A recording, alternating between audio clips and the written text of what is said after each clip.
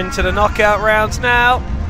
This is day 4, live from the capital city of Chisinau in Moldova for the 3rd annual Euro 2025 Soccer Cup. And Moldova, the hosts, have got an early start today. Game 1 for them. They're up against Portugal, who have the eldest side on average than all the sides, and they played late last night, the final game, and they're back out this morning in the hot sun. National anthems.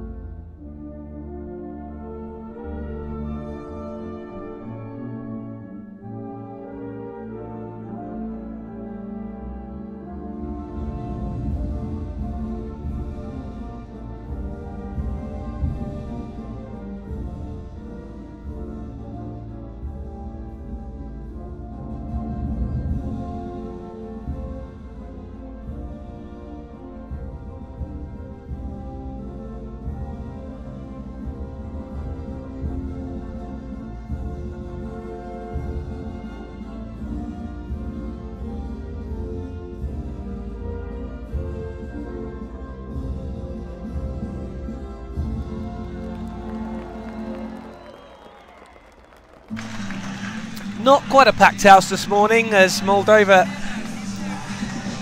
start in the first game of the day. They have been fixtured at 8 o'clock each day so far in the evening, and it has brought a really full stadium, but not quite so many up early on a Saturday morning for this fixture. Still a decent spattering though, and there is the full allocation of the Moldovan side, led by captain Plamadeya.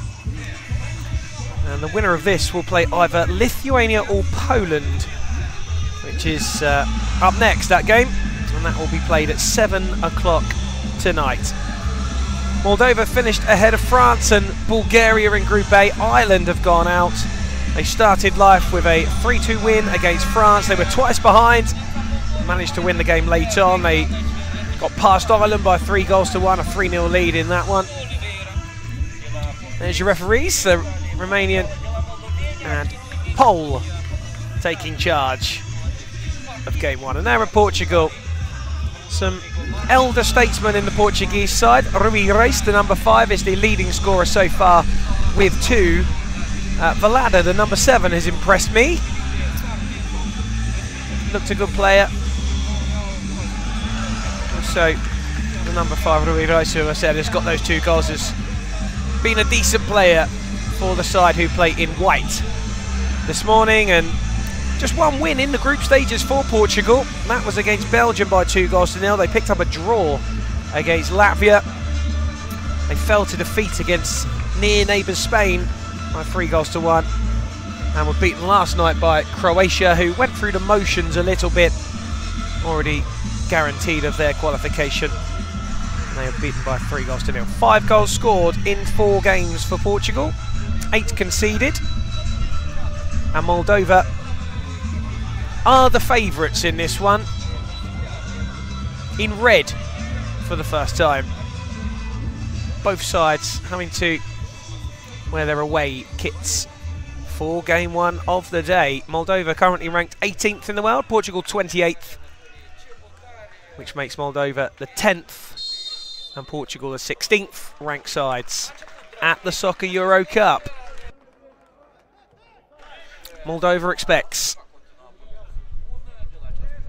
another warm day here at the Orange Arena in Izvor Park.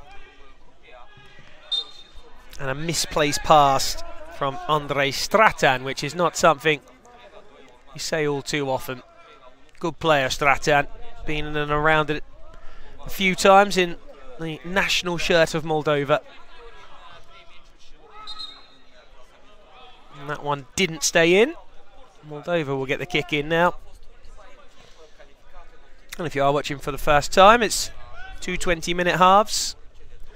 And if this game does tie after the 40 minutes, no extra time, straight to soccer penalties, which are taken from the halfway line.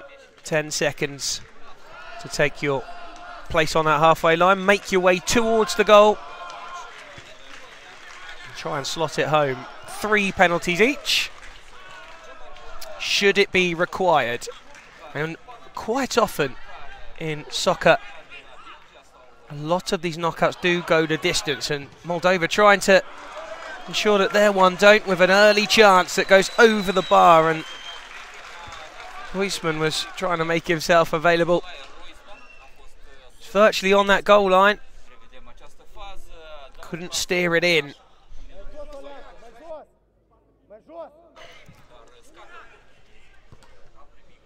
There's Rui Royce, who's the man with the 2 goals for Portugal. Valada and Galvão, the other 2 on the score sheet for the Portuguese so far in this tournament.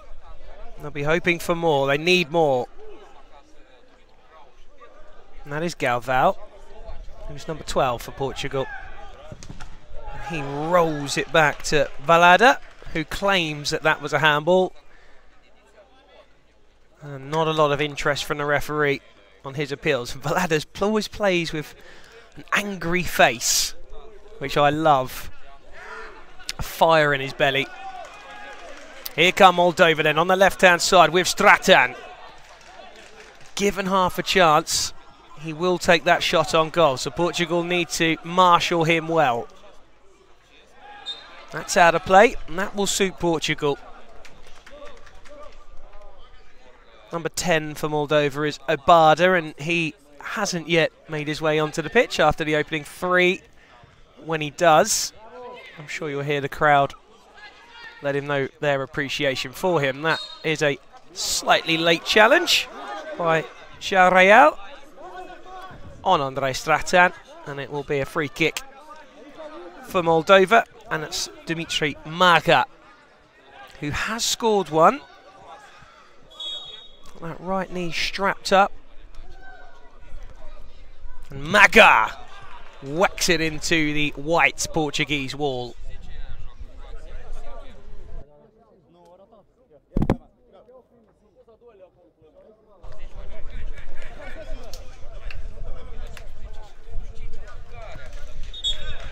Oh well, Vasilevsky's not going to get away with that. You're not allowed to step onto the pitch when you take the kick in, and he was planted firmly inside the parameters. Having a conversation with the referees a little earlier on, and it always surprises us just how many times players, no matter how long the soccer tournaments go on, will still find themselves on the pitch doing that. And the placing of the balls, which has to be immediately in the corner, touching the 2 lines, you still see the players moving it a yard or so in from the line, or just off to the side, and you won't get away with it. The referees will ensure that it is taken in the right place. That's a really good challenge. And Portugal trying to thread the eye of a needle through Rui Royce. It was a brilliant tackle from Valada.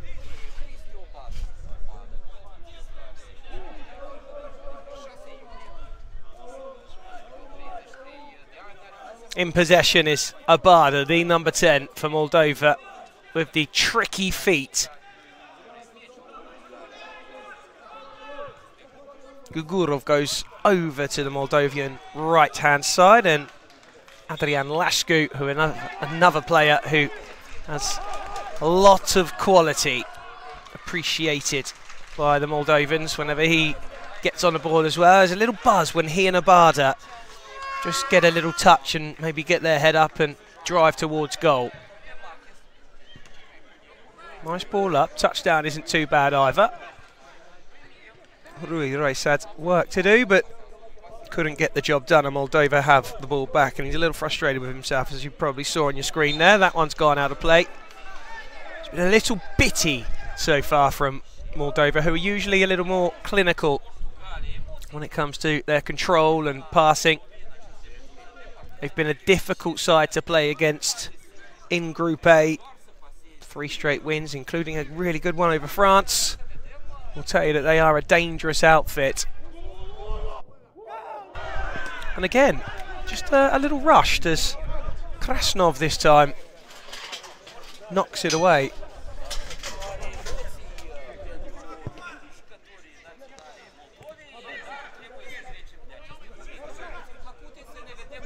And that's a push in the back from Vasilevsky, who's just started the opening 6 minutes a little sloppy.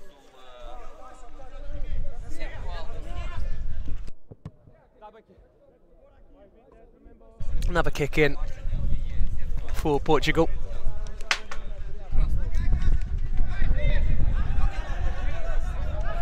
Marquez, who got the ball back when he wasn't allowed to, and he hasn't quite worked out what's happening here. But it's going to be a free kick.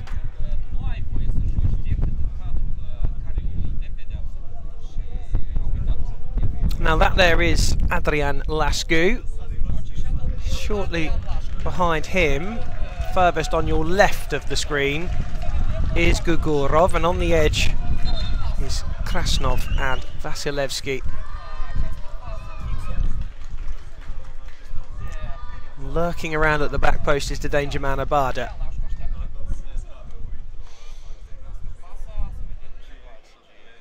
Looks a tight angle for a shot. Lascu does pull it back, and it's struck into the keeper and cleared away, and the keeper was slightly off his line. The keeper in goal at the moment for Moldova in green is Victor Buga. And this is where Abada can be dangerous. He'll look to cut in and shoot, and that's what he does as well. He twists and turns in and out, just tries to free up a yard of space to get his head up and lash towards goal.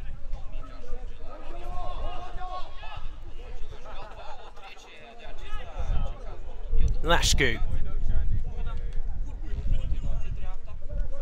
Gugurov. Portugal keeping the Moldovans at bay.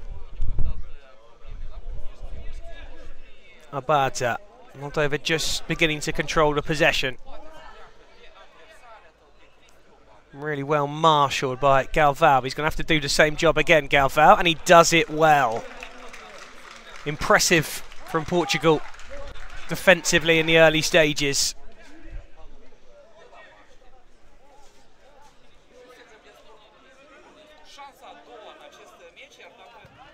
Valada goes long, but that's far too far for Rui Reis, and Moldova back in possession with Lascu. Abada, and again Portugal do really well.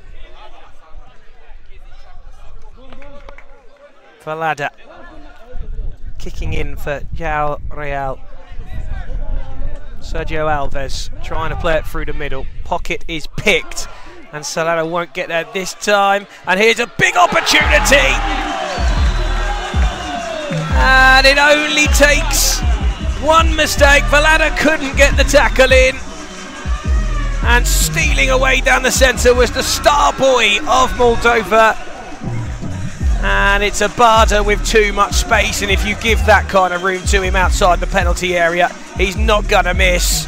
And there was absolutely nothing that Marquez could do about that one.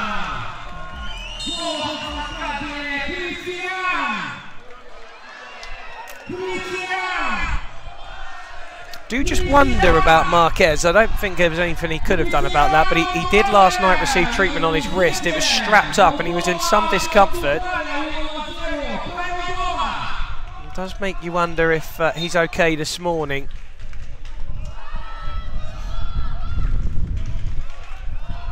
Wasn't able to test it out after Abada smashed it towards the top left corner. And within the first quarter of the game, Moldova lead in the knockout rounds for a place against Lithuania or Poland. And Poland will be the favourites in that one, but Lithuania are a very good side. Don't really concede many. Very, very organised, tough to break down. They're always a good side, Lithuania. So that one is certainly by no means cut and dry. Lithuania, who finished second in Group B, and Poland, who finished second in Group C. That's out of play as the pass goes forward from João Real.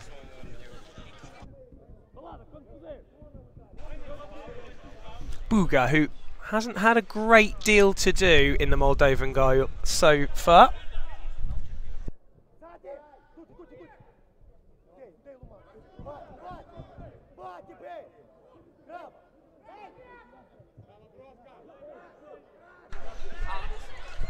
And there's a shot that goes parried away. And another for Moldova. Well, Portugal are in big trouble now. A minute and a half after the hosts of the Soccer EuroCup took the lead, they've doubled it. Took an unfortunate ricochet. That is goal number 2. And Moldova are too hot to handle in the blistering morning sun.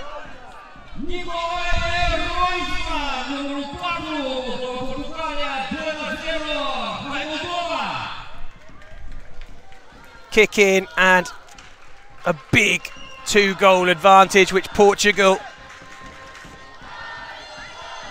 got an enormous job to do now, because 5 goals in 4 games for Portugal would suggest that getting on the score sheet is always a difficult task, and particularly against Moldova, who have looked strong defensively as well as in attack. And this rejuvenated Moldovan side really do look like they mean business in the EuroCup this year.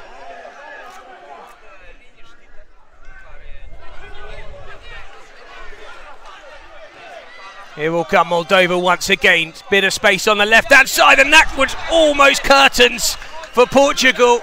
And Roisman really should have made it 2 there at the back post. Portugal have a bit of a let-off.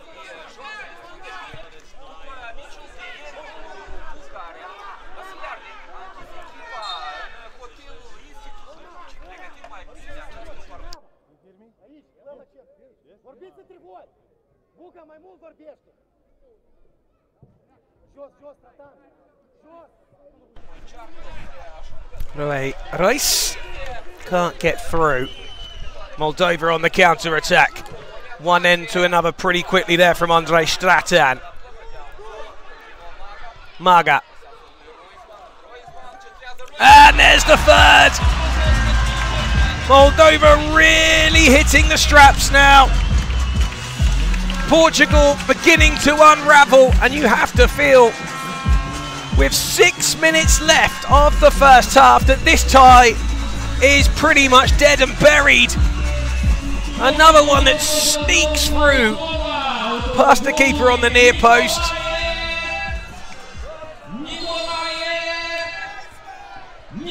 (3-0).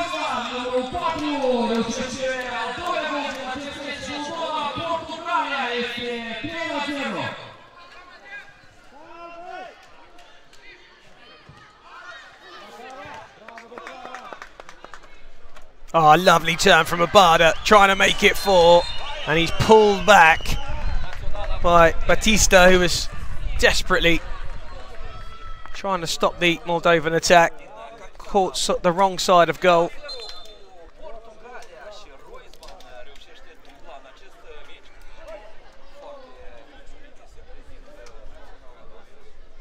Changes made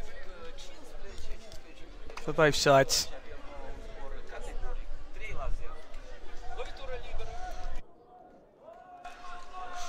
Abada is, in fact, no, it's not Abada. That there is Adrian Lascu at the top of your screen on the far side.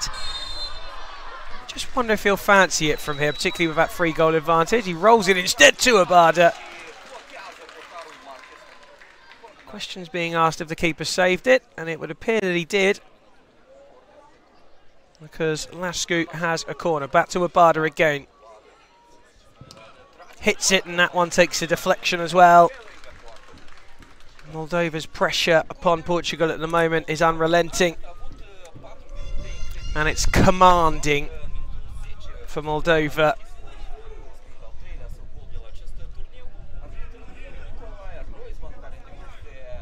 Abada for Gugurov. Free kick. Foul by Rui Royce.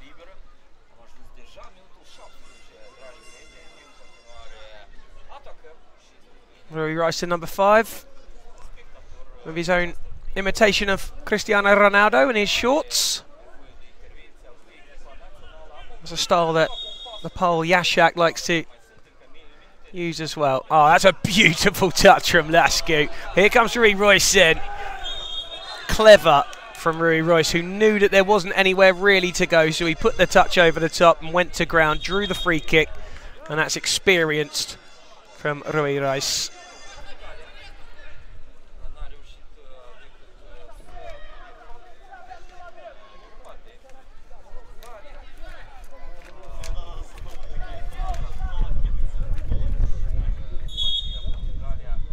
Jakub Olitski making sure the ball is placed in the appropriate position for Portugal to get us back underway.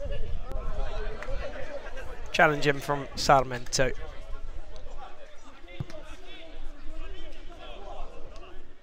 Lascu to Abada.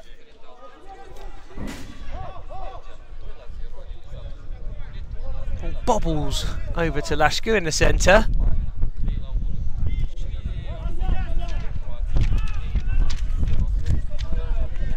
Abada just edging slowly towards goal. That's a lovely ball, Fred. Through.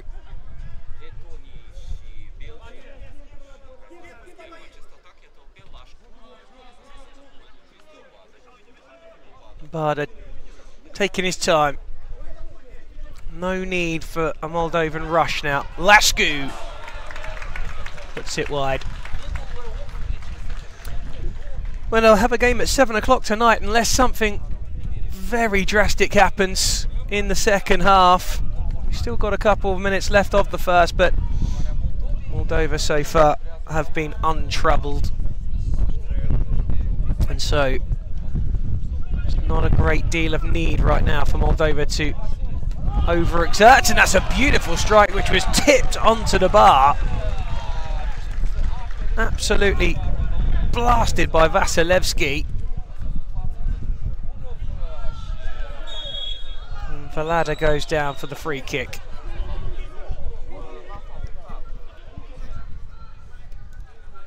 Where's the inspiration going to come from?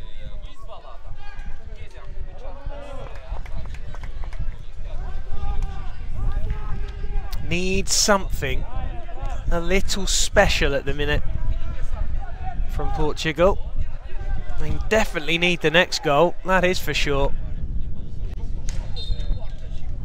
And stepping onto the pitch will mean that Moldova's kick in.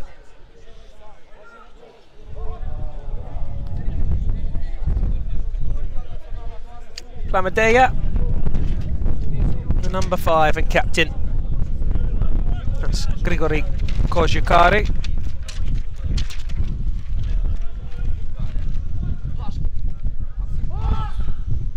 Sandu trying to find a way to go.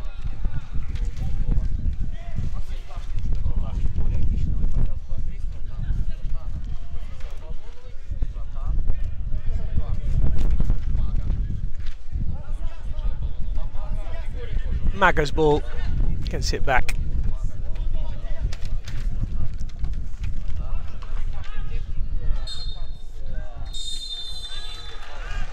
Well, that's a half-time whistle. Moldova have been well in control. The ball has spent most of its time inside Portuguese territory. Portugal have failed really to find any way to the Moldovan goal, and Victor Buga has had an extremely easy first half. They might bring Kapseman on for the second half. Portugal will need to make sure that he's tested far more than Buga was. And that's it, half-time. Game 1 of the last 16. Moldova lead by 3-0.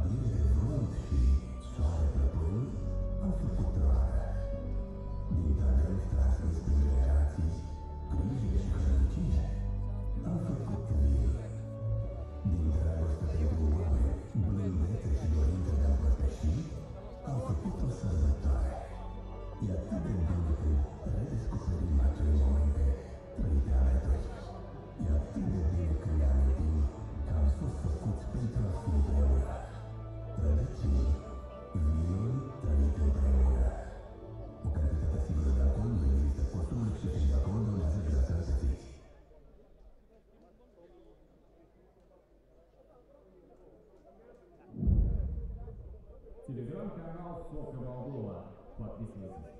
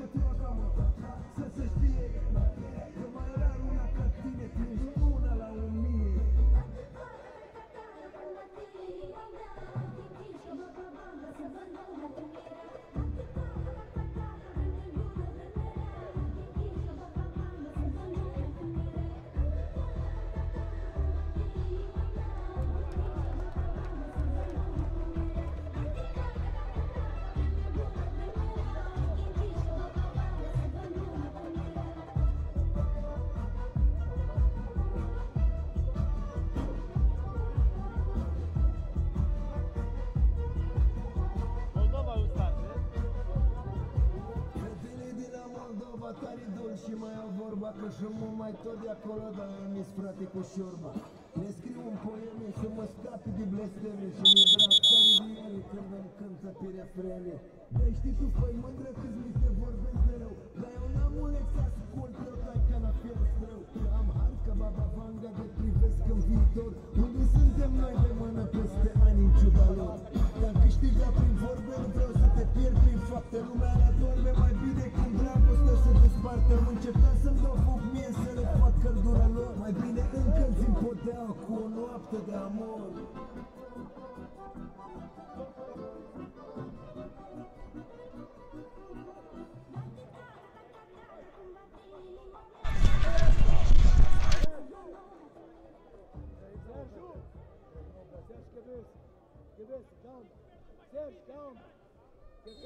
A big 20 minutes required for Portugal, who are 3-0 down. Ruisman with one, Abada with one, and an own goal from Galval has been the difference so far. Moldova on top in the first half.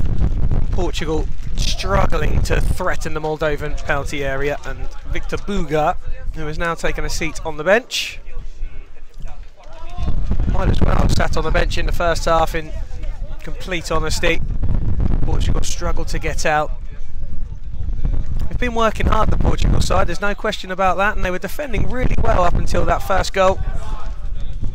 They breathed life into Moldova, and that's a wonderful bit of skill and a ball that looked a decent one from Rui Reis, but it goes over the top of Galval's head, and Moldova back in possession.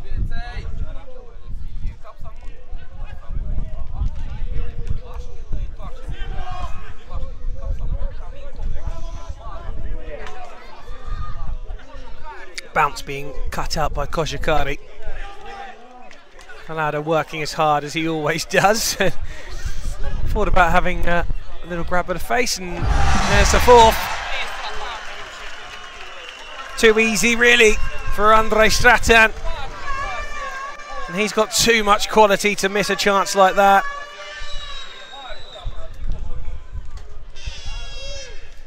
And they have to feel that that is going to be that, with a whole half left to play virtually. And again, just too much space there. Valada had stopped to grab his face and then realised that he wasn't going to get the whistle, and by the time he'd realised that, it was too late to try and get back onside.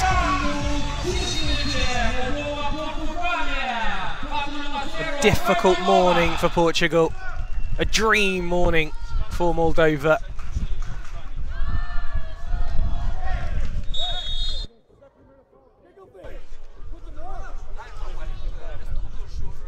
Free kick for the hosts.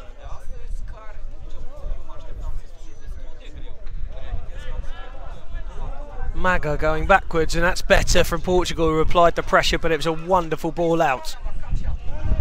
Blamadea wasn't an option on, has to go wide but gives it away, and Moldova once again in with a chance, and that's a wicked hit from Maga.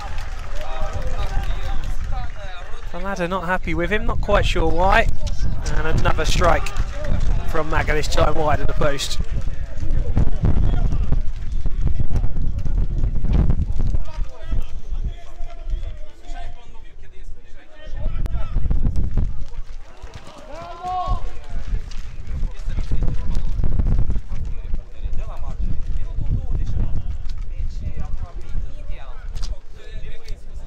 Well, this one almost decided with so much time left. Lithuania, Poland up next. That followed by Croatia, Serbia. That's going to be an interesting one. Free scoring Croatia, as they quite so often are, against Serbia, who have got bags of talent and have struggled a little at times. Germany with a perfect 4 wins from 4 in the group, up against Hungary. Euro champions, 2-time Euro champions, back-to-back Kazakhstan, up against Georgia. And that's pulled back, and once again not taken correctly, and so it will be a Moldovan goal kick.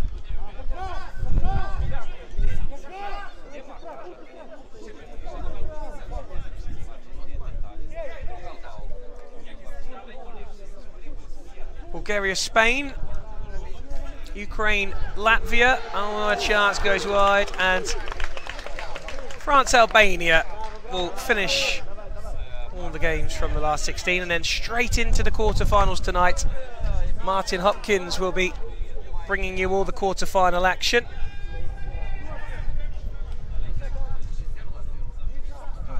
That was a nice touch from Sarmento. Valada can't get through, stays down Valada. Sandu, oh, that is unlucky. Blamadea, nice from Blamadea, and it deserved the goal, that little turn in itself onto the left foot.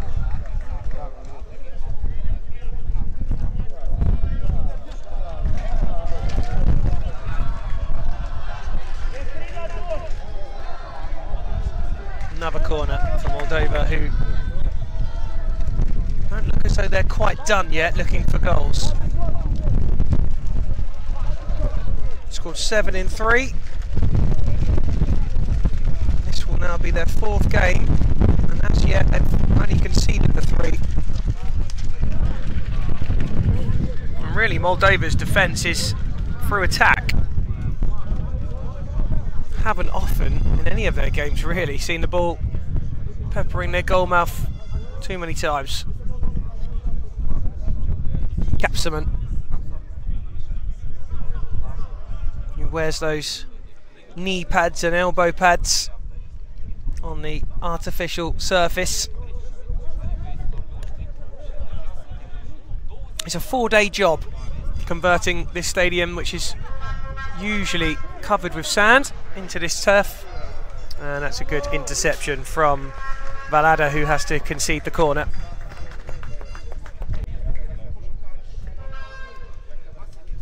Couple of changes for Moldova, oncoming Vasilevsky and Gugurov. And that is Gugurov there. That one's not going to trouble Marquez.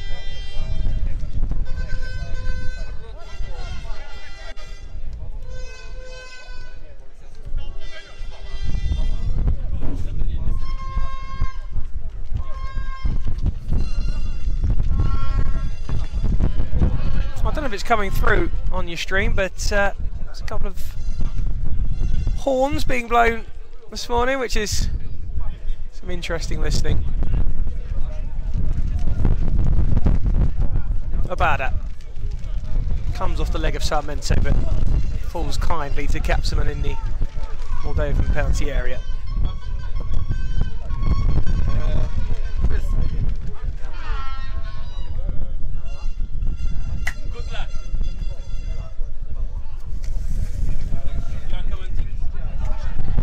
Lashku goes down and no whistle blown. Valada gets it over the halfway line, and really good work from Vasilevsky just to ease his man back off the ball.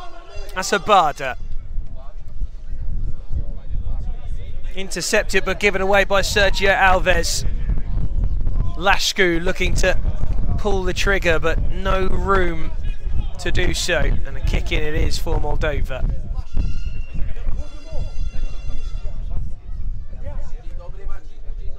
Vasilevsky to Abada. Couple of touches through, keeper has to push away. Marquez at full stretch down to his left hand side.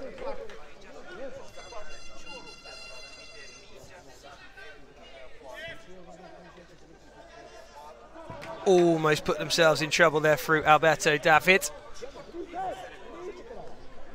Portugal forced to smash it long and out of play. And they'll come again, Moldova. Lashku.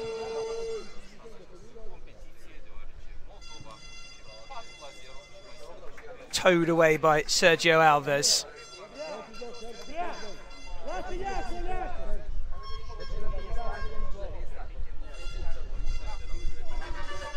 Well, it's Lashku territory. And it's in! Adrian Lashku sneaking it in at the near post. Marquez couldn't do enough to get behind it. And Moldova are adding to Portuguese misery. Keeper a little unlucky as it took a couple of ricochets off the post onto his back. He desperately tried to claw it away.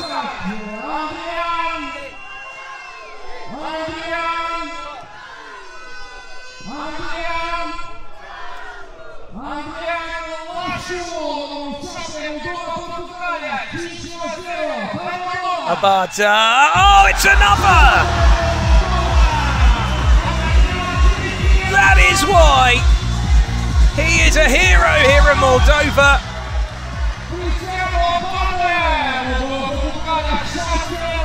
That little wriggle is a trademark of Abada.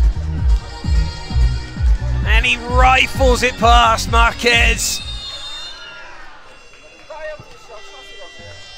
Shot over the bar.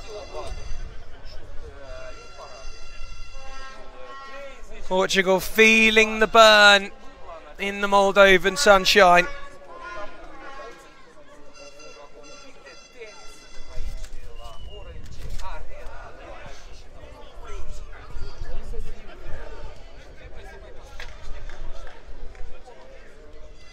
Kick in for Moldova. Portugal haven't really laid a glove on the host. Another shot that's flashed past the post, this time from Grigori Koshikari.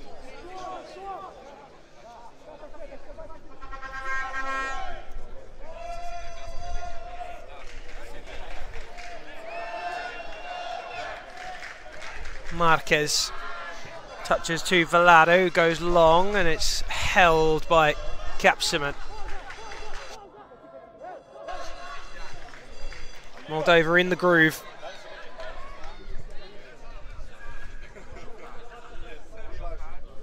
Sandu.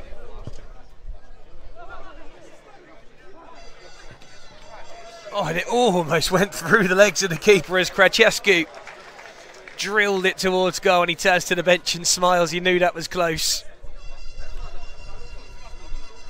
All the way back for Capsiman inside the penalty area for Moldova.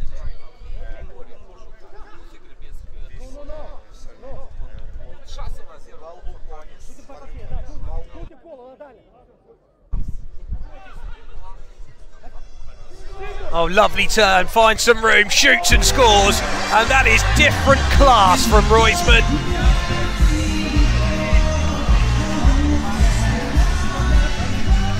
Well, we all know what that means, and so it's a double celebration for the Moldovan number 4.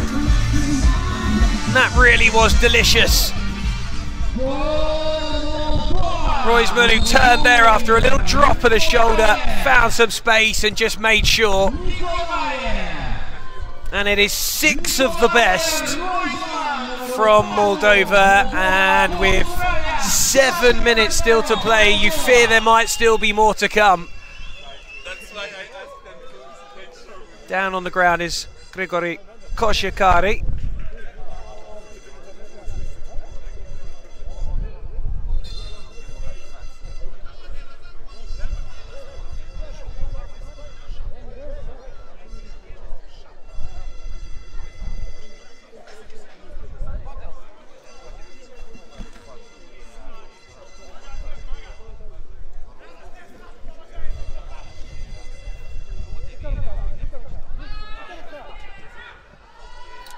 Play on, well, Sergio Alves could have played on, but instead he waited for the whistle and he took it.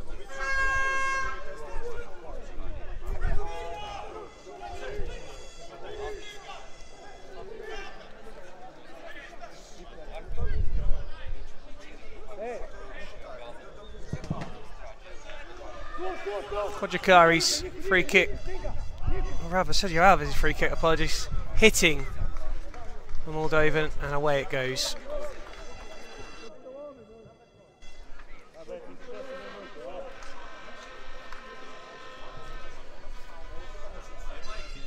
Kept him well there by Ion Sandu. Moldova kicking again. Portugal, who's had to really work hard to get to the last 16. 7 goals behind.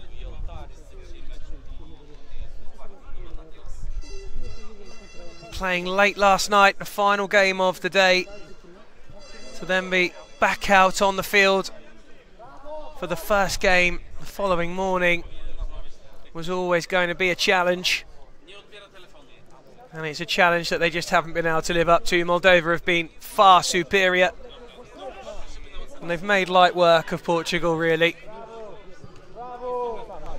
Lovely football. Here's Sandu. Great feet from Sandu. Still he goes. And it was a tricky one really in the end for Marquez to get, because it took a couple of little touches here and there. It bobbled around and had to watch it all the way.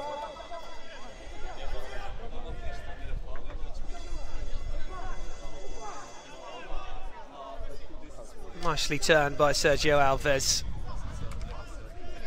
Sandu. Roisman. Sandu once again with time. Oh, and he picked his spot, and he almost picked it perfectly. Blasted against the post. Out for a Portugal goal kick. Lashku asking if there was a touch off the Portuguese keeper's hand. But no is the answer. The Polish referee saying no. Polish referee being Jakub Orlinski.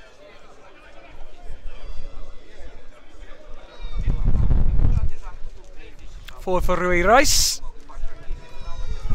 Shot blocked by a red Moldovan wall. Obada. Wasn't waiting for the ball to come back. It just drifts past him out to the left-hand side. That will do, though. Oh, Portugal have a chance, perhaps, but that's nicely dealt with. Played back by Vasilevski and cleared away by Kapseman.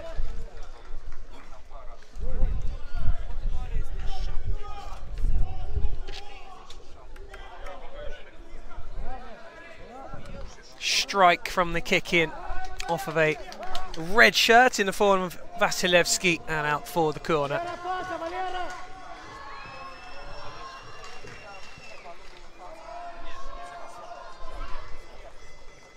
Calmly dealt with. On the turn is Lasku. Wide left is Abada. Lasku once again. Try to roll it in, but Valada dealt with it. Obada pouncing and driving. Ah, it's beautiful from Obada. And Valada trips him, takes him down. Free kick to Moldova, and there are 2.5 minutes of regulation time to play, and I think Portugal will be grateful for that full-time whistle now.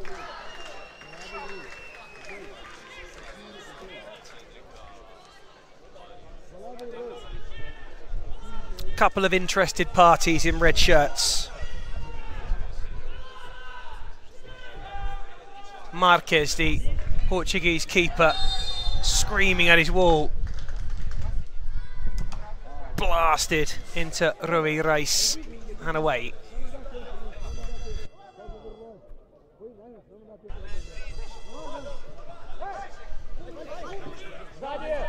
Abada. Marshalled by Valada. Lashku finding Gugurov. Vasilevski. Intercepted. Chance perhaps for Portugal just to get one goal in this last 16.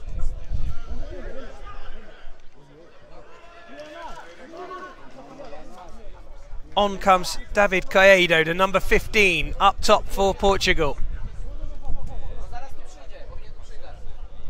Takes the last minute or two. As Portugal are set to bow out of the EuroCup for 2025. On the turn note, come Moldova, chance for another perhaps. Lashku to the back post, and it wasn't a decent enough connection in the end for Roisman. In fact, it was 14 Gugurov. Marquez will have the goal kick.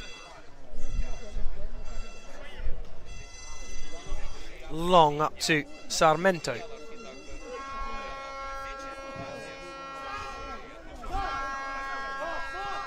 Lashku to Krasnov, and then Obada. Krasnov again. Did brilliantly just to find himself a bit of room for the shot, and it was saved well, and he has another go, Krasnov. And he pile drives it past the upright.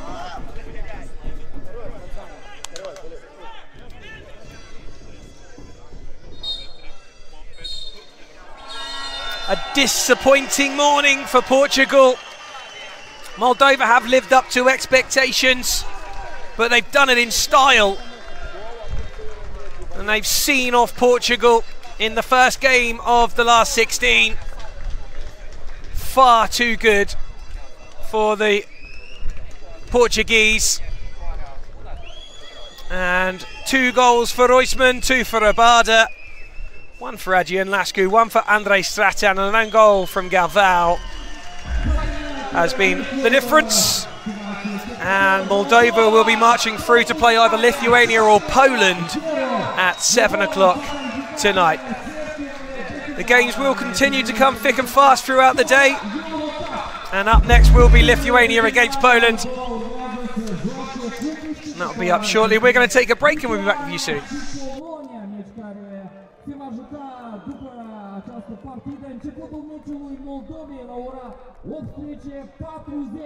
Vă așteptăm la Orange Arena pentru a susține Naționala Moldovei, meciul din cadrul sferturilor de finală. Felicitări pentru Moldova! Bravo Moldova cu această victorie! Hai Moldova!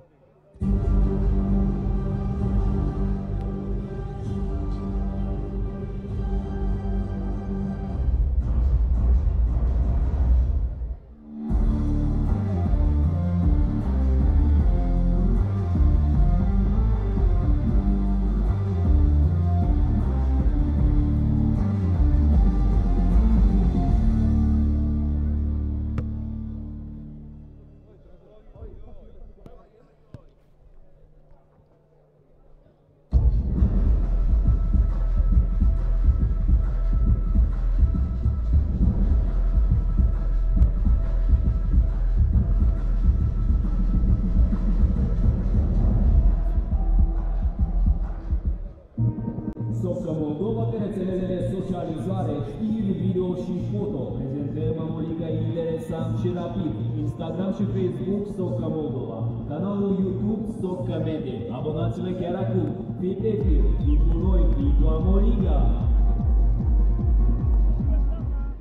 De secole întregi, totul pe ce au pus oamenii în mână a trecut printr-un proces de transformare. Din pământ de rost, abia de vânt și soare plăpând, am făcut roadă. Din talent transmis prin generații, grijă și hărnicie, am făcut vin. Din dragoste pentru oameni, blândețe și dorința de a împărtăși, am făcut o sărbătoare. E atât de bine când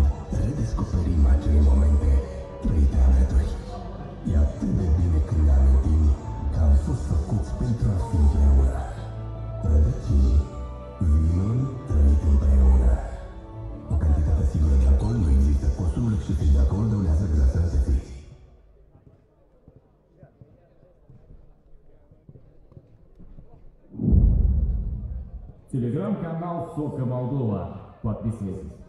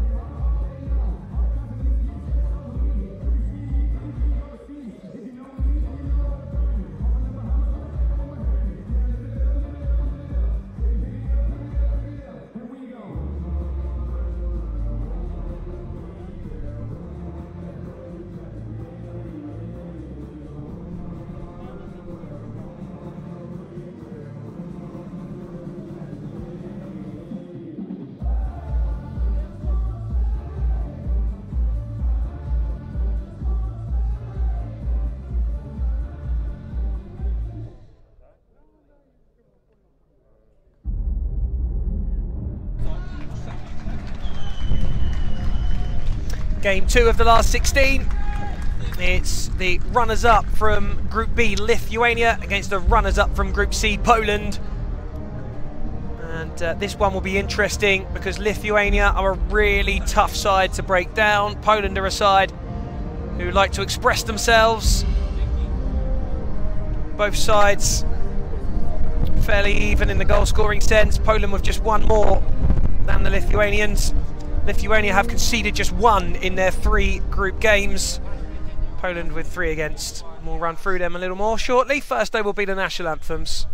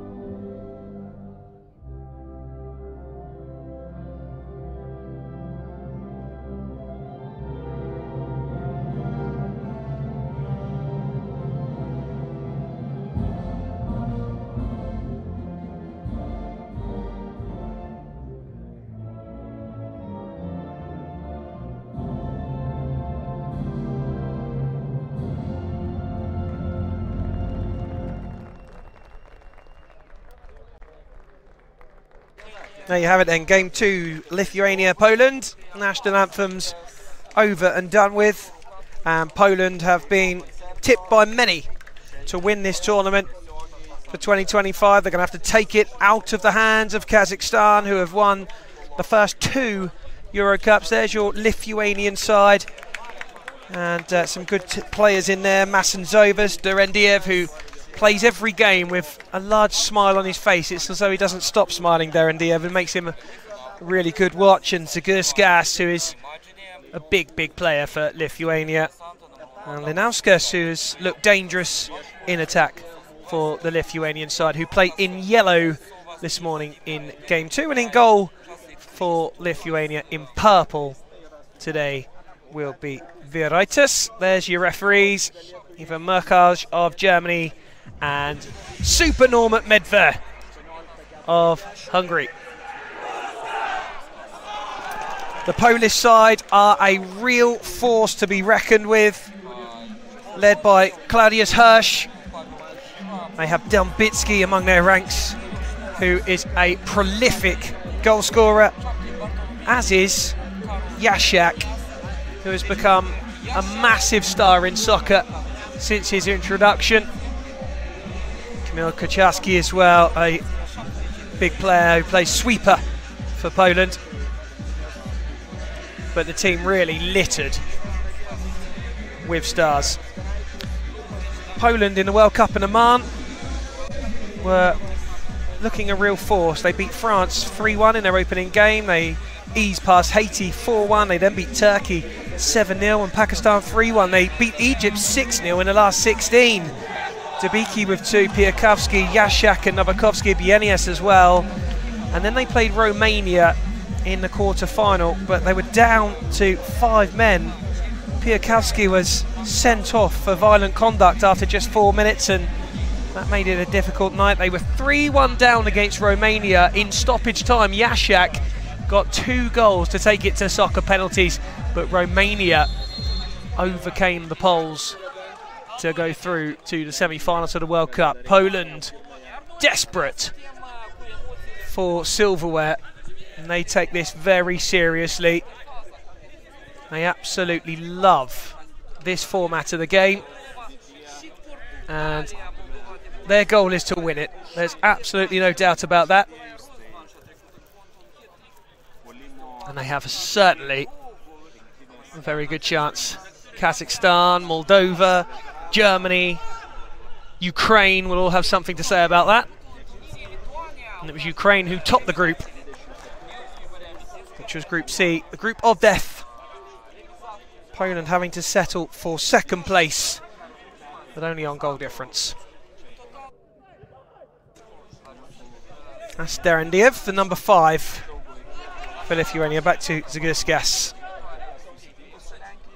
who is the captain of Lithuania. He's a good player.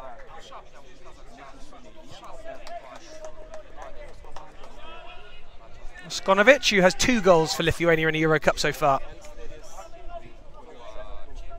He and Derendiev are the leading scorers for Lithuania.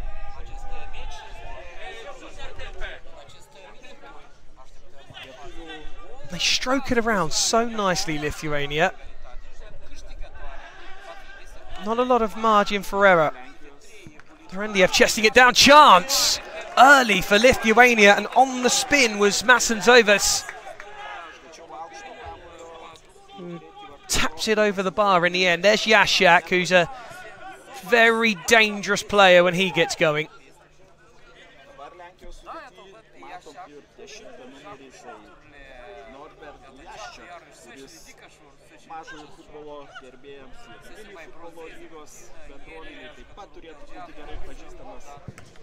Staneski hitting one.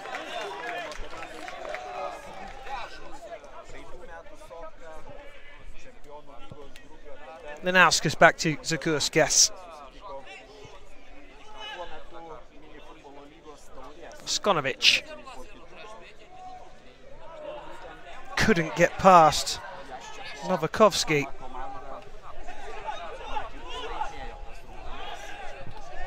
Dumbitsky running into 2 yellow shirts.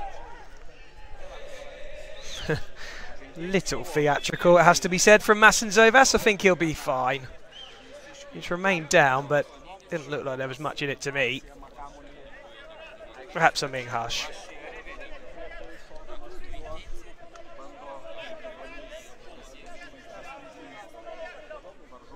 Well, he'll take a little break anyway.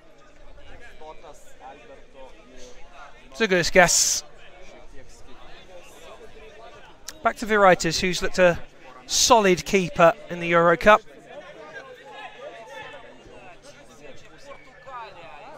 Derendiev. Linauskas.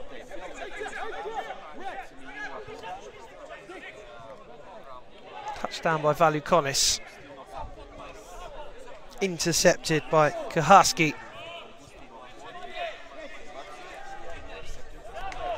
And not messing about, Voskonovic. He scored an absolute beauty against Kazakhstan to level up the game. And then 1-1 draw.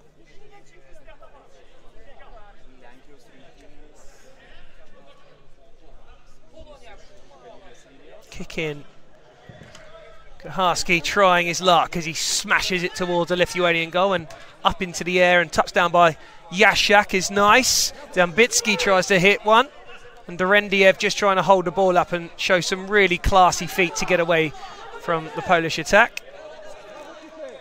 Kaharski looking for a souvenir there as he pulled on Boskonovic's shirt.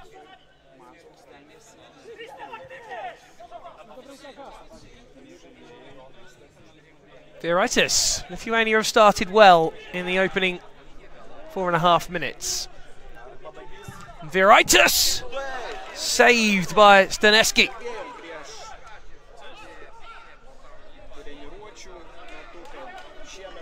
Dambitsky, 47 goals in 60 Poland appearances going into this tournament. What a player. Yashak. No surprises to see him pulling the trigger and hitting the target. Yashak with 4 goals in the EuroCup so far. Makes him the leading scorer for the Poles. And there he is again. Yashak still.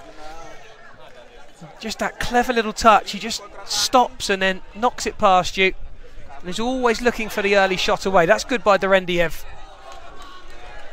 Loses out to David Linka. Staneski to Kaharski.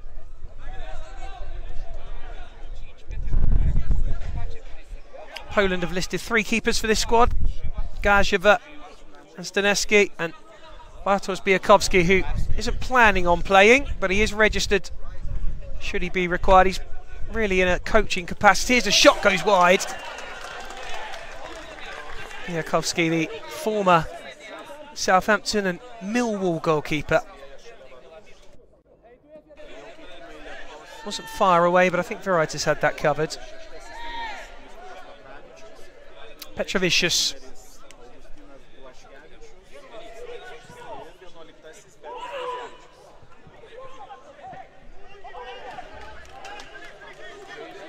Kick in for Lithuania.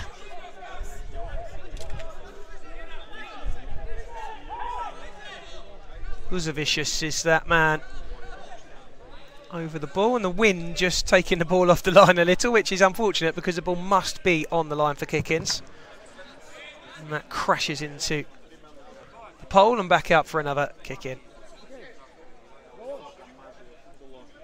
Wanted a bit more room, and that was fired towards the top corner. I think Staneski would have got there, but certainly Kaharski was not to know that, and he couldn't take a risk and had to head it away, and he finally puts his hand on his forehead. I think he felt that one. It certainly was a powerful strike.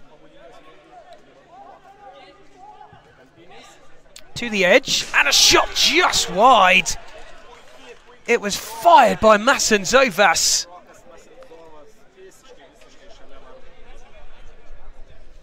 Well, Lithuania have started brightly in the first half. Poland too, though, have had a couple of chances at the other end. An open game. Two good sides.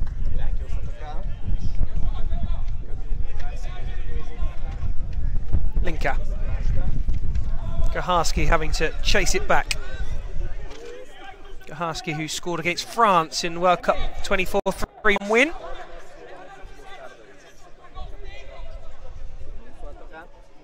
Vieraitis. Get us back on the way. Misplaced pass. Kaharski wriggling onto his right foot. That stays in. A touch off the leg of Petrovicius.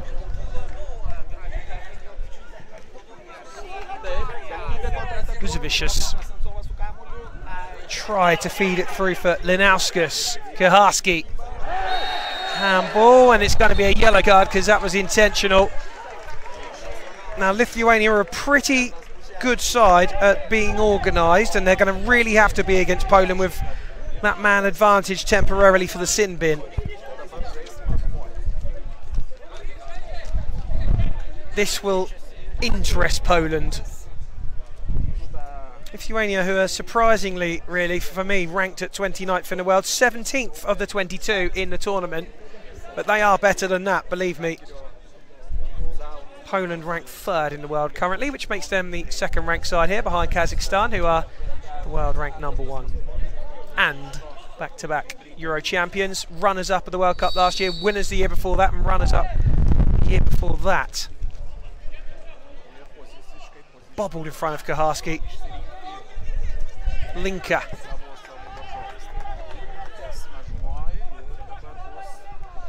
Poland spreading themselves to try and stretch Lithuania with the extra man. Linka. Kuharski. Try to thread it through, and that's a brilliant effort from Viraitis, but he couldn't keep it out. And the corner is given.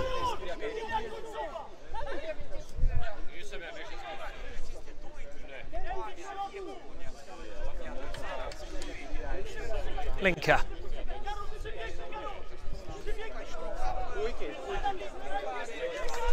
Kuharski wanting some movement.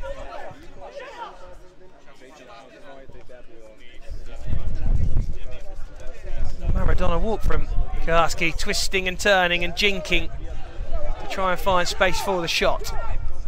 Oh, beautiful! Top stuff. Kuharski, who worked and worked and worked and waited and waited and waited. And eventually he finds Dambitsky in the right place at the right time, as he so often is. And he is now just 1 goal away from 50 goals for Poland, Dambitsky, the captain. Lithuania will now have to chase from a goal behind, and the yellow card that led to Lithuania having 5 men on the pitch has done for them. Poland, who are a really smart, shrewd side, making Lithuania pay for the handball that led to the yellow. Lovely dink to Jasiak, who has got space. Defended really well in the end though by Linauskas, who worked back and worked hard.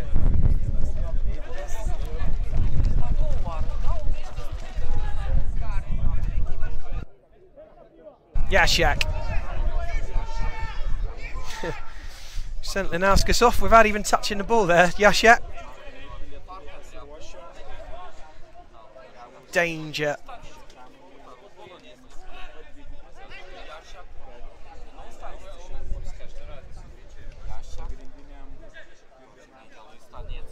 Sinetsky.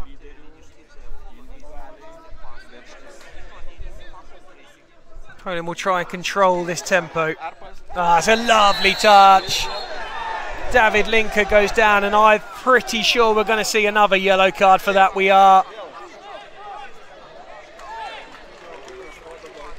Well, Poland made Lithuania pay for that earlier sin bin, and it wouldn't surprise you if they did that again. 2 yellow cards already for Lithuania, and there was no doubt about that. David Linka did really well. Free kick for Poland, but more important than that, an extra man on the pitch once again. Lithuania restricted to 4 outfield players once more.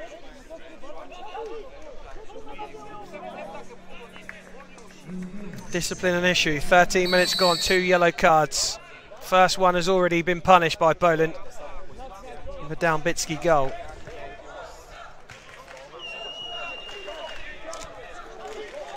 Kuharski. To the back post and into the side netting this time. Al's not a man, trying to steer it towards goal. Linka brings it under. Challenge from Petrovicius is given as a free kick by the German referee. Lithuanian bench didn't like that one. Jasiak. Jasiak striking. He wasn't happy with that strike. It wasn't a bad one in my eyes. Only to the standards he sets himself.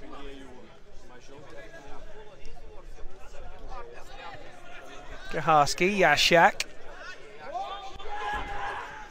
Laid off, and Linker's shot. Pushed away by Viraitis off the boot.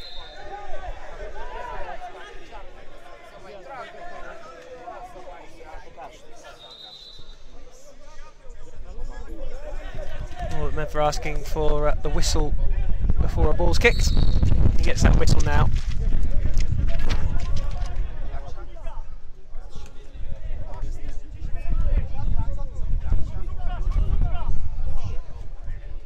Jasiak to Kaharski again. Jasiak getting his body in the way to recover that.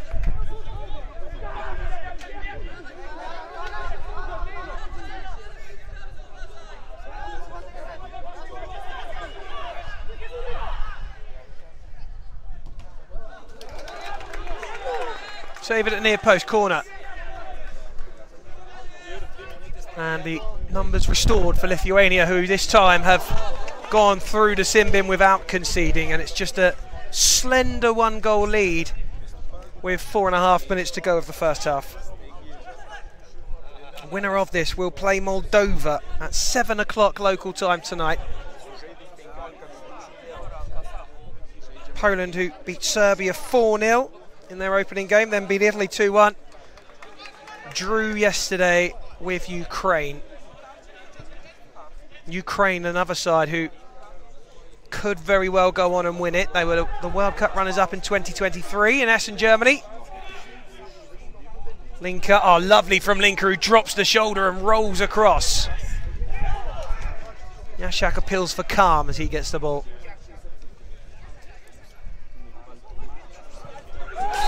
Fired wide, and another corner, is it, or is that a free kick being given? I think it's a free kick. It is.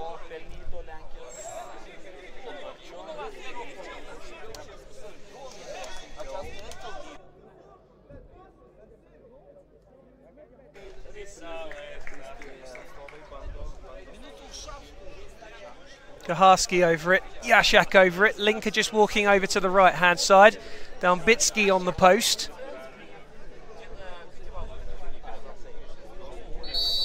Plenty of options for the keeper to have to think about. Kaharski hits it, and Viraitis saves it. Jasiak having to get the header to go all the way back, and does enough to get it into the hands of Staneski, who haven't really touched the ball very much in the last 5-10 minutes. Kaharski! Lithuania lose it. Dambitsky. Lithuania get a free kick. That's clever work from Zagurskas.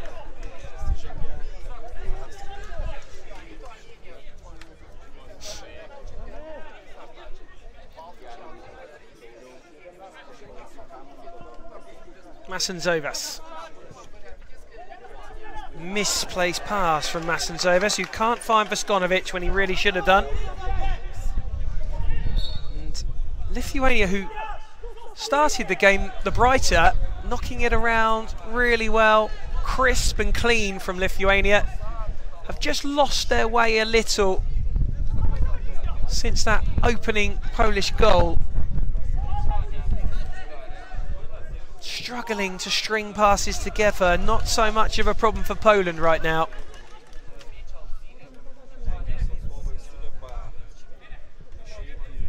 Poland dictating the pace of the game as well. They've slowed it down a little. Just knock it around effortlessly, really. That's not quite so effortless though from Kaharski. Driving through as Voskonovic cleared away by Jakub Hatt.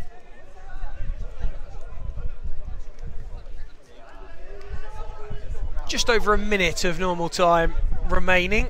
Might get a minute or two of added on time on this one. Zagurskas. Zagurskas shoots, and Staneski does enough with his foot. Looks as though he hurt himself there, though, Staneski's been grabbing his knee a little bit since that save.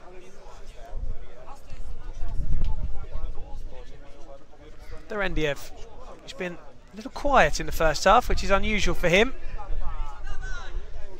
It's been a real focal point of everything good that Lithuania have done. There he is now, that's better.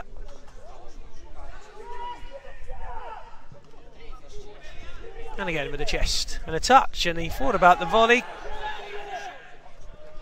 Makes amends, he does well there, doesn't he? Derendiev again. Do feel as though him being on the ball is important for Lithuania. Just takes a little touch, will knock it off, try and play make. Here come Lithuania then. That one is lost, but Derendiev trying to feed it through. It's cleared away. Out comes the keeper, Viraitis. Derendiev on the turn. Whistle blown. Half time. Derendiev saying that he wanted a couple of minutes there, and he's not particularly impressed that the whistle has been blown this early. And Derendiev, who usually has a big smile on his face, not quite so happy there. And still he argues on the touchline out of shot that there should have been some more minutes on the clock for Lithuania. Well, Lithuania went down for a sin bin off handball, and that led to Poland with that extra man. And that meant that Dambitski could find some space from Kaharski's ball through. He turned it in for a 1-0 lead, and that's how it stayed ever since. Just the one goal in it then at half time, and it's Lithuania 0, Poland 1.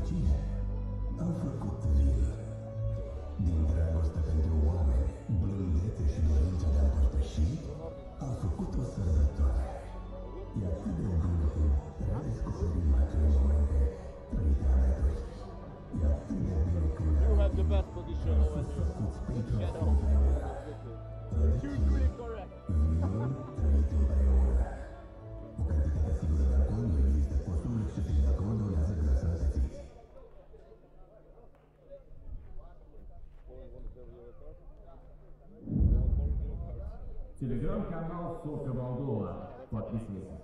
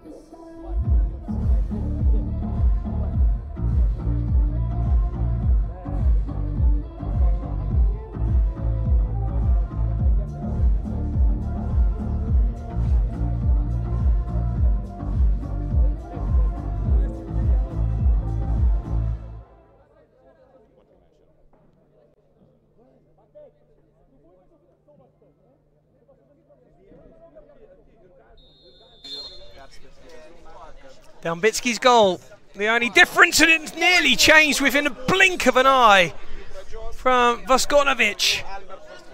But it does remain Dambitski's goal that is the difference. Wow, that would have been some start from Lithuania, who just caught Poland a little cold there. Staneski was at full stretch down to his right-hand side to try and deny.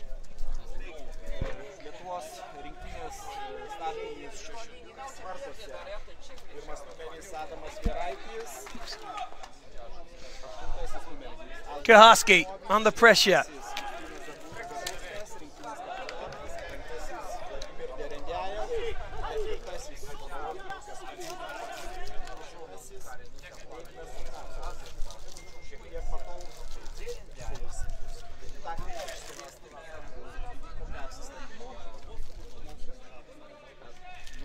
Voskonovic. Kaharski away.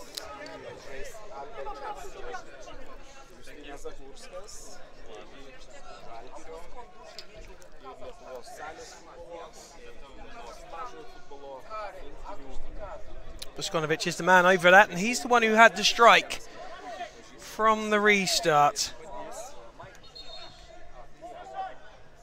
To Guskas.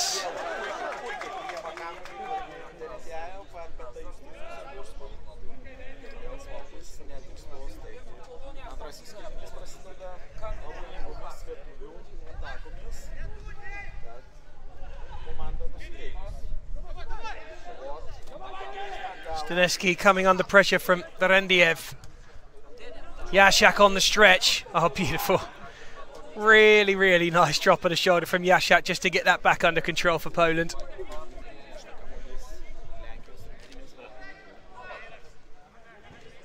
Jasiak, the golden boot at the World Cup 2024 with 8 goals. Here's Kaharski.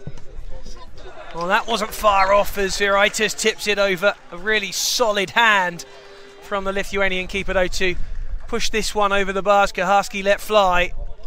In control, the Lithuanian keeper.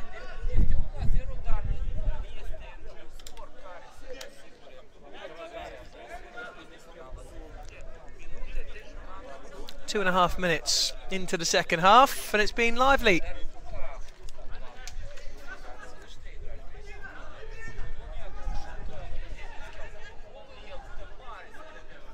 Kaharski just poking it past the post.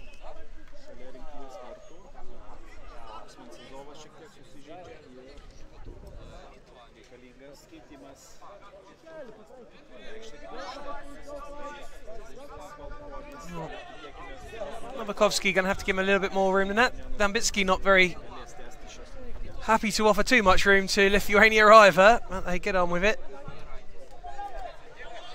Long ball in search of Baltrimavicius, but Staneski holds Jasiak.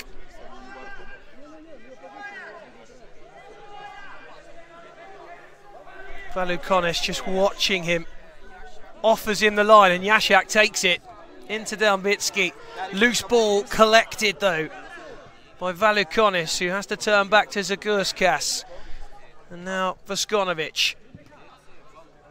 That's better from Lithuania. Nice controlled ball out, and that's a lovely little dink in from Zagurskas, and he can't quite believe that Valukonis didn't go for that.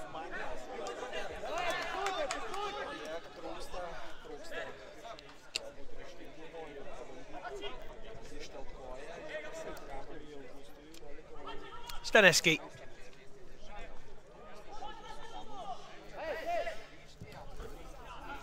searching ball. Viraitis able to grab it. Zagurskas to Terendiev.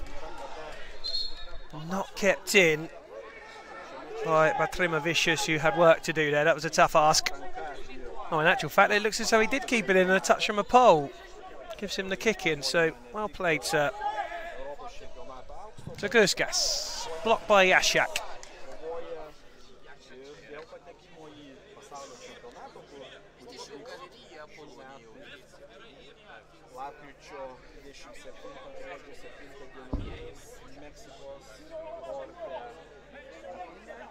Terendiev asked to come onto the pitch. Zagurskas wasn't happy about something. Terendiev hits it towards the back post, who wants a corner.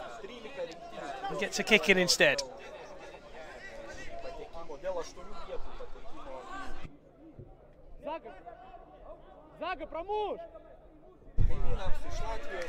Zagurskas is the man who's come across.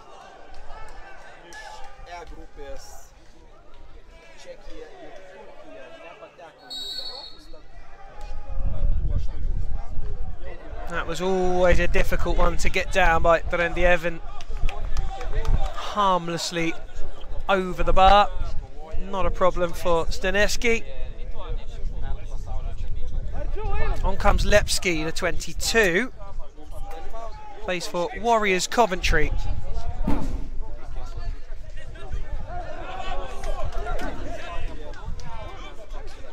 Kick in for Lithuania.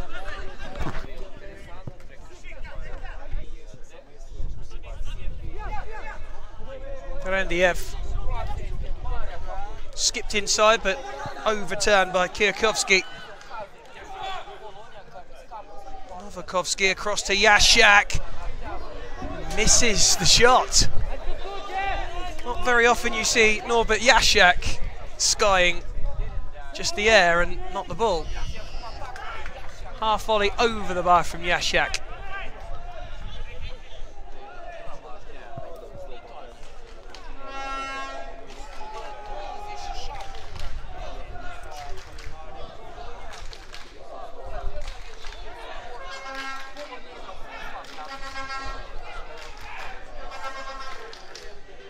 Kaharski.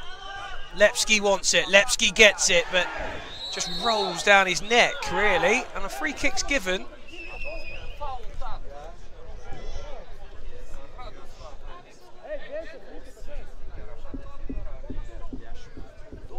Stays down. Radoslav Lepsky, who is a striker.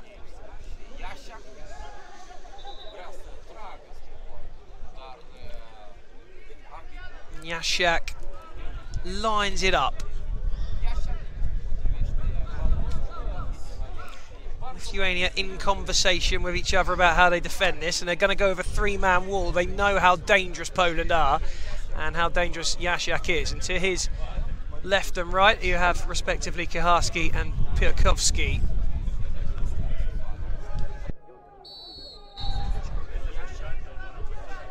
Piakovsky! Saved by Viraitis. Strength from Jasiak is too much.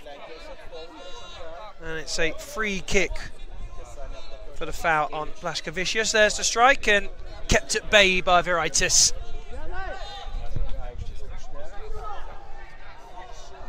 Kuharski looked up. Just think he wondered if the keeper was off his line or not there. Just for half a second. I reckon he was lining up the chip, but the keeper was firmly in his goal. Stanesky to Jasiak. Not been tested enough though, Stanesky. That's the only problem from a Lithuanian point of view at the moment, but it is only 1-0 at the moment. But here comes Jasiak, who might change it! And whistles it past the post. Oh, that's a few shots from Jasiak in the last few minutes. They can't keep giving him shots because he will strike it onto goal and into goal eventually.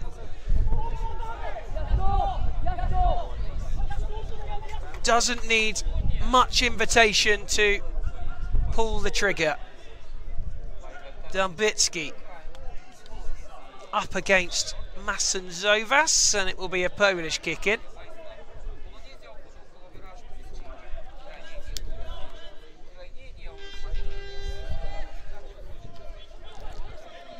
Linker across to Hat. Hat, who scored against Turkey in their 7-0 win out in Oman. Oh, Kaharski sends him for a hot dog. Corner.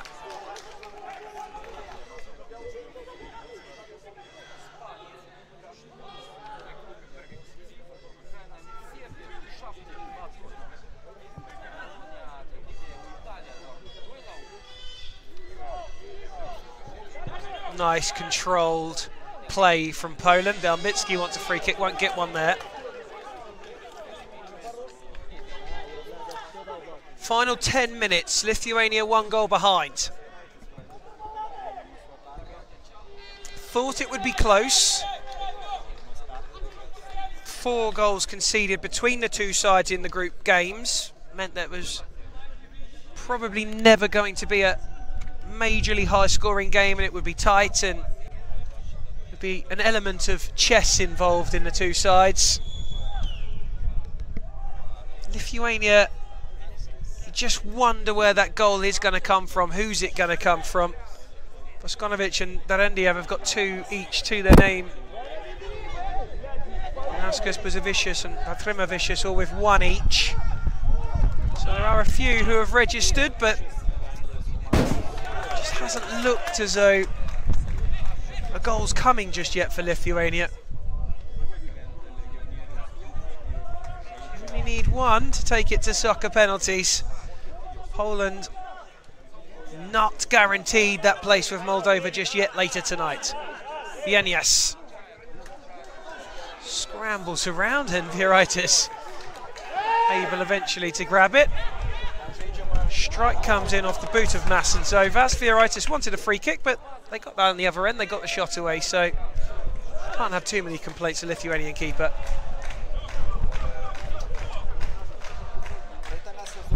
That's Petrovicius down there in the corner.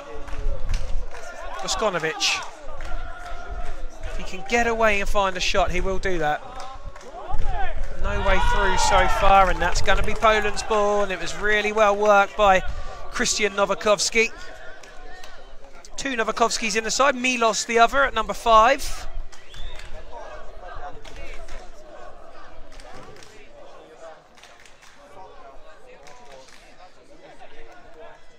Oh, lovely feet! And almost a goal that David Linker would have deserved with that bit of skill. Referee says get up to both as the 2 players go to ground, and it's a goal kick for Poland.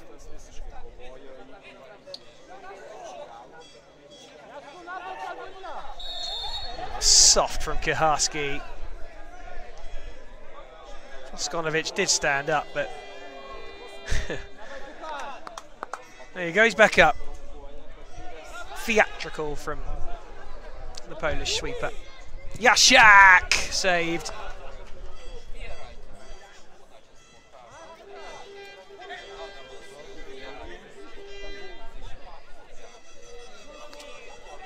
Into the final 7 minutes. Poland, as it stands, heading through. Corner for the side in red. In fact, no, it's not. Linker thought it was. He's asked to move the ball back. Kaharski.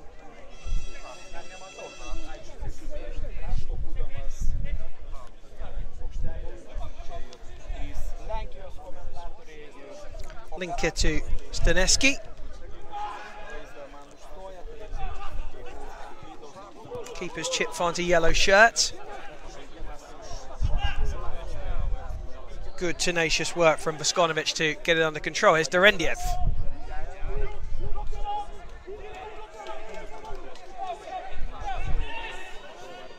Vieraitis. Nearly found a way through. Patrimavicius was trying to get a touch on it as well.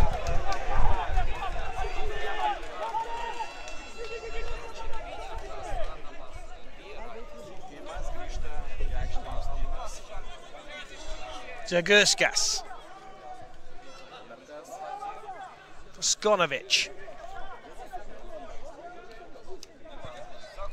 Derendiev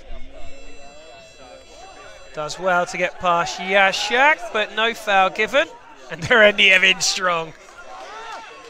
Good response.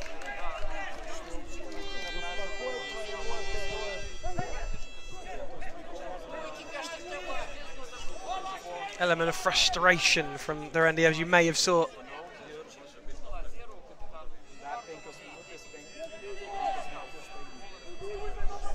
Approaching the last 5 minutes of the second game in the last 16.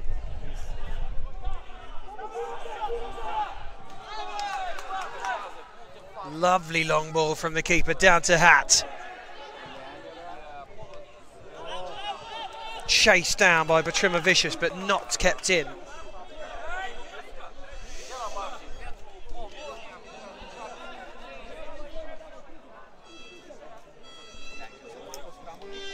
Linker and Kaharski linking.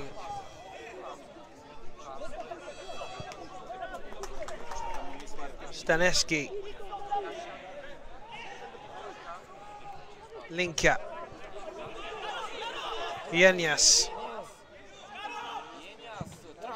On the right foot, wide.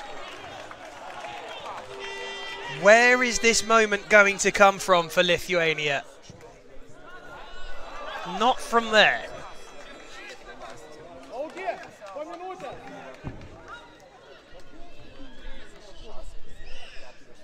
Yashak having to step over the LEDs to retrieve the ball.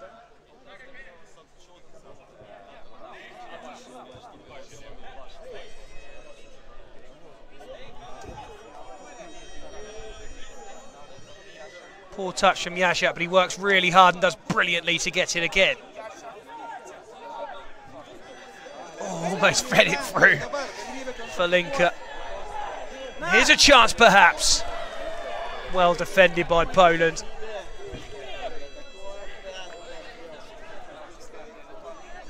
Linker. Kaharski drifts past Vaskavicius into the area. Big chance for Poland. And Derendiev gets there, gets it away. That looked like it might be it. Derendiev to the rescue.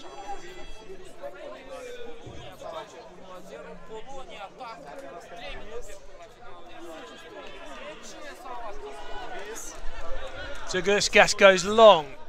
It's not a bad ball. Out though comes Staneski quickly. Skonovic to Zagurskas. Derendiev. Up towards the edge. Tries to get the return. Derendiev goes to ground. Lithuania want a free kick. Nothing given. Zagurskas. Derendiev. Zagurskas again. Good feed. Zagurskas! You wondered where it was going to come from. They needed a moment of inspiration, and they found it from their skipper, Zagurskas, who linked up brilliantly with Derendiev. And there's his trademark celebration. Just 2 minutes left to go. And Lithuania have pulled back level against Poland. And it looks like it might go to soccer penalties. And you can guarantee now that Poland will throw the kitchen sink at this. They won't want a shootout, no way.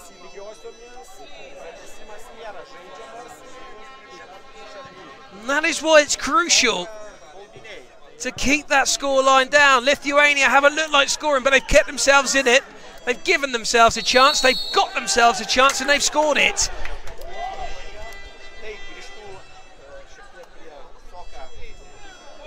Poland haven't really been brutal enough attackingly against Lithuania, but Lithuania, as they always are, so difficult to penetrate. Derendiev keeping out what looked like it might have been a match winner just a minute or two ago, and then at the other end he links up with Zagurskas, who equalises. And we are into the final minute, and Lithuania have a free kick. Vaskonovic will be interested because he can hit one. Those 3 red shirts, though, are going to narrow that angle significantly. Moskonovic off the foot of Piakovsky and out for the corner, and Lithuania have a good chance to win it with 30 seconds of normal time to go, with the ball at the over end in the Polish territory. Zagurskas taking his time, asked to hurry up by the German referee. I think they're just trying to find some room outside so that perhaps Voskonovic could whack it, but they've taken it back, Poland, and here they come, the side in red. Shot comes off of a yellow shirt, cleared away hurriedly by Zagurskas, the captain and equaliser for Lithuania. Staneski. Jasiak gets past Derendiev, and Jasiak can so often be the man in those kind of situations to light the touch paper. Delbitsky, Kuharski in added time. Kuharski. Jasiak will strike one, and he will strike it wide. Edging closer to soccer penalties.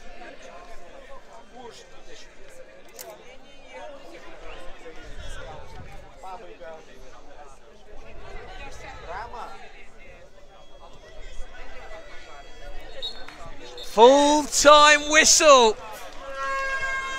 Lithuania will be really pleased with that. All credit to them.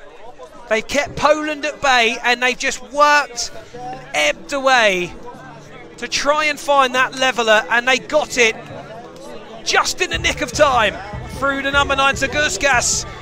There's no extra time in these knockouts. This one's going to soccer penalties. Lithuania and Poland will be back on the pitch shortly to take those, both with a place against Moldova at stake.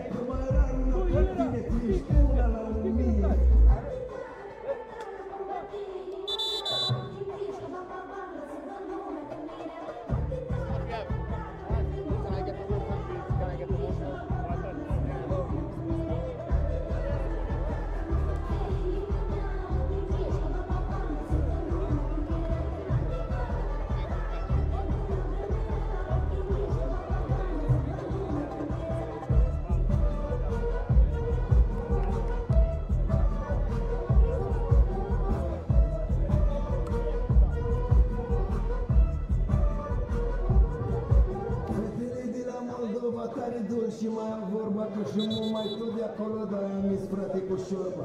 Le scriu un poem să mă scapi de blesteme și mi-e drag tare de ele când îmi cântă pe refrene. Dar știi ce fac mândră câți câte vorbesc de rău, dar eu n-am un exact să mă plătai ca la ferestră.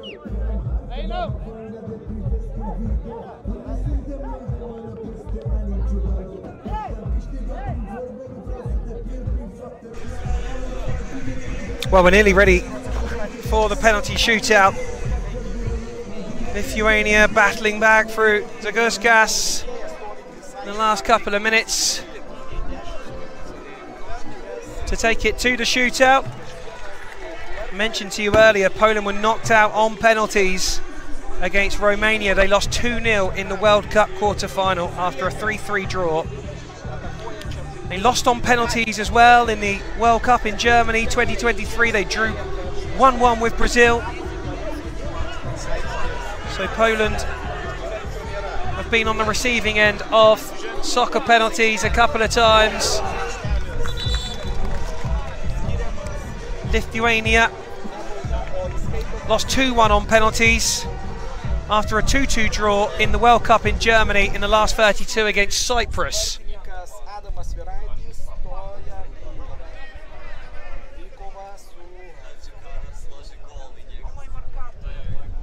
Poland are going to be stepping up first. Now it's the best of 3 penalties, 10 seconds.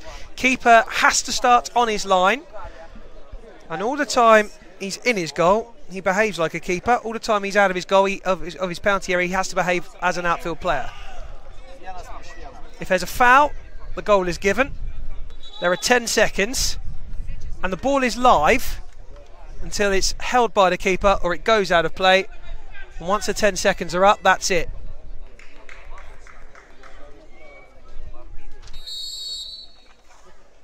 It's David Linker who nets. Perfect start for Poland. And it's interesting because so many times in soccer penalty shootouts you see misses, but in the EuroCup, more often than not, the soccer penalties so far in the group stages have been scored.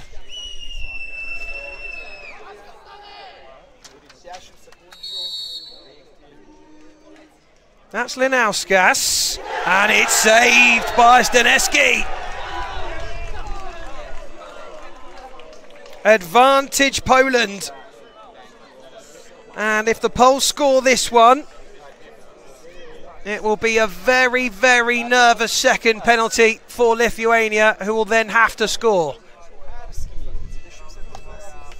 Kucharski is up next. Plenty of experience for Kucharski. But plenty of experience from Viraitis, who stopped Kucharski, and Lithuania now have a chance to pull it back level at 1 apiece. Now Voskonovic can take the lever off of a ball. Is he going to try that with this one? Or will he try and take it round, maybe place? Staneski saved the first. And he saves the second. That is magical from Staneski, who got up and stretched out beautifully. It looked as though Voskonovic had got around his man. And Poland are now just a kick away from the quarterfinals. Voskonovic misses, and did Linauskas, thanks to Staneski in the Polish goal, who has saved both.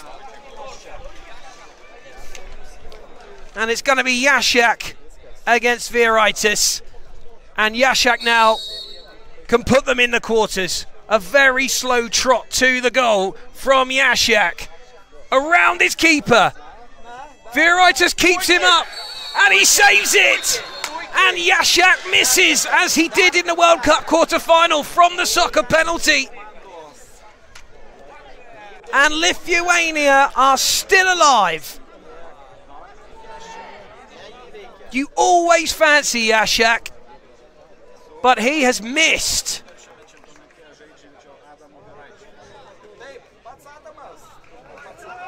Well, you know what? It looks like it's going to be Viraitis, the keeper.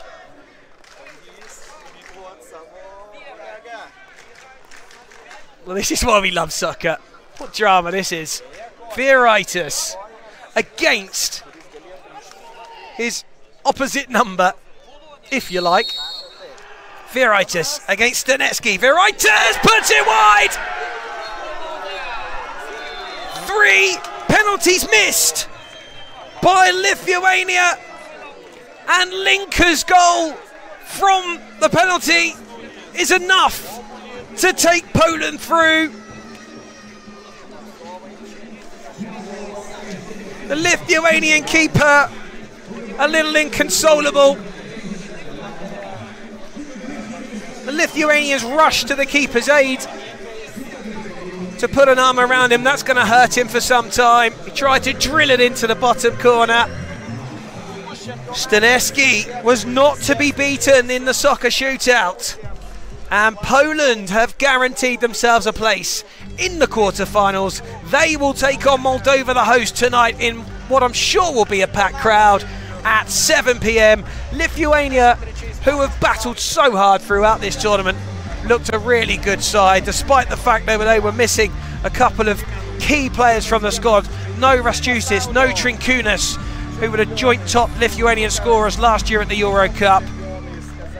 But they bow out. They've worked tirelessly, Lithuania. They can be very proud of themselves and their performance in the Euro Cup. But it's over, and Poland march on through to the quarter-finals. Next up, Croatia and Serbia. And that one could go any which way. We look forward to that soon.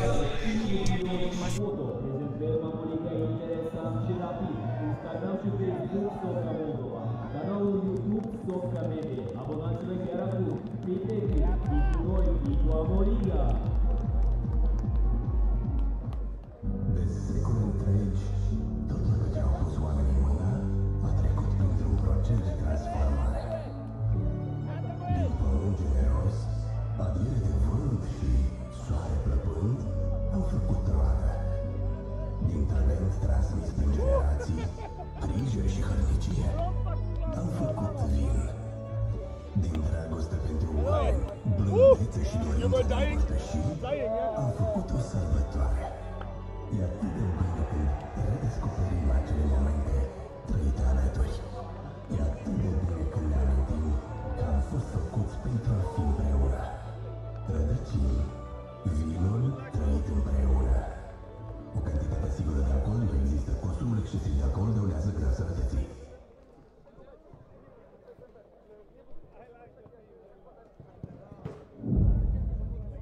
Телеграм-канал Сока Молдова.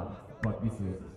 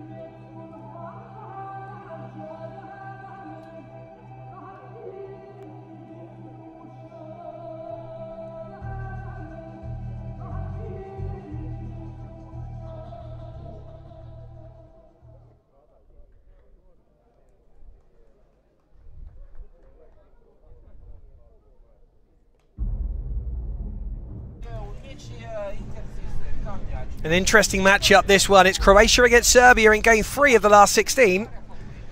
Croatia, who have been free-flowing and free-scoring. Serbia with 2 defeats in their group games, but I just get the feeling that Serbia are going to be better today. Strong side. Smaller squad than Croatia, and an older squad than Croatia, but quality aplenty in the Serbian white. And we'll run through them shortly after the national anthems.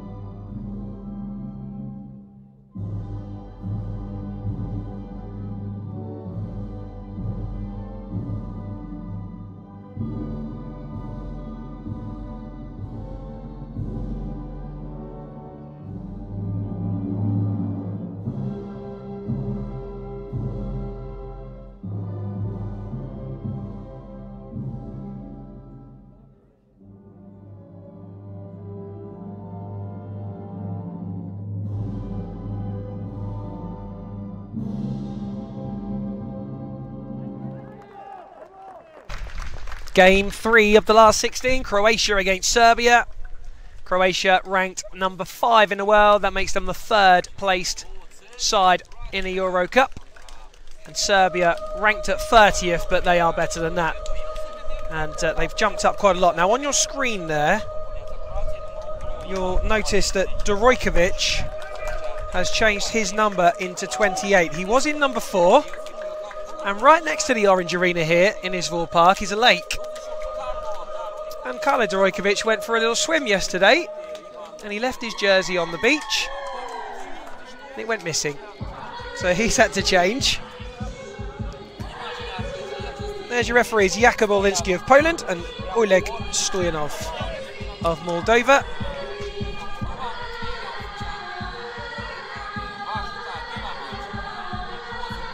Serbia at times have looked really good, and to be fair, the scoreline against Poland 4-0 and Ukraine 7-2 doesn't quite tell the story.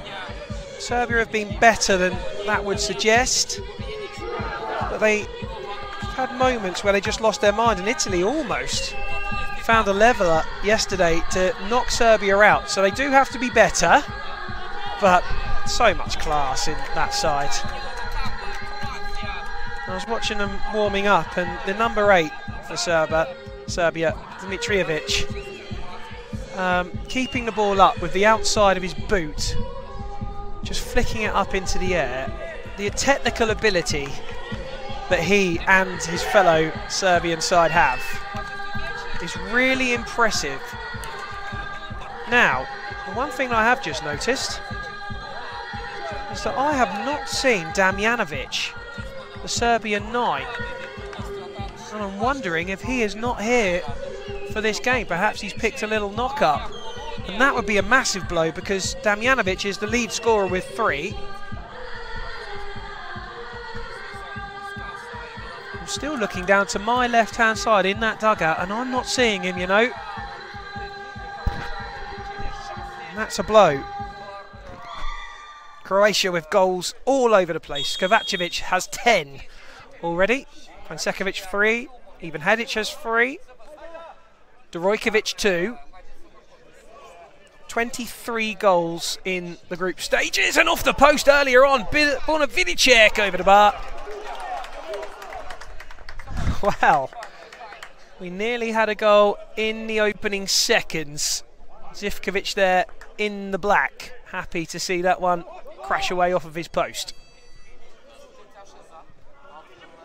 Up it goes, and on the spin there was Mikic. He almost found a way. Now in the goal for Croatia, Klancic. Even Kovac has been mostly the preferred keeper so far. And a change for Dino Kovac, the head coach, as he puts Klancic in to start.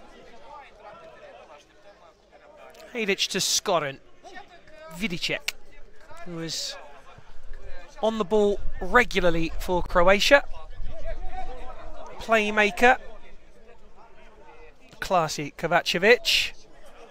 Wriggling inside and shooting. Kovacevic is a top player. Zivkovic saving. That's what he does. He just twists in and out. Tries to find a little bit of room on that right foot.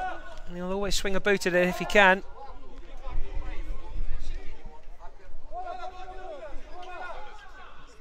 No, Zvonimir Filipovic, who's the best man at Hajduk Split players, Filip Uramovic,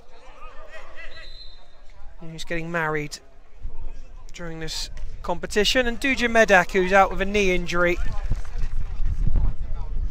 who scored 11 in last year's EuroCup, 6 against Luxembourg. Not here. Hopefully will be recovered in time for the Mexico World Cup at the end of the year. Says he's getting there slowly on his road to recovery. And of course we wish Duja all the very best. A really exciting, classy player as well for Croatia.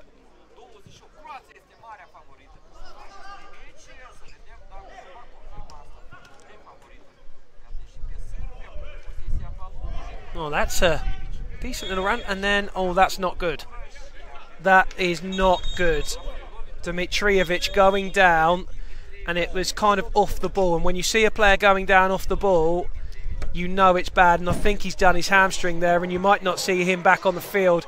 Now, the Croatians were offering some assistance. Dmitrijevic just shrugged that off. But I don't know if he's going to shrug off that injury, and that is a real shame, particularly, as I mentioned, Damjanovic not out there either, and this is a thin, threadbare squad, and Baronin suggesting that that's a tear.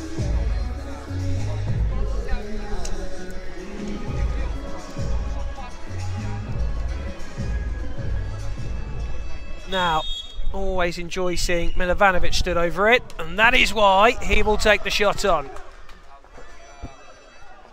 He's got a really good, strong shot on him, Milovanovic.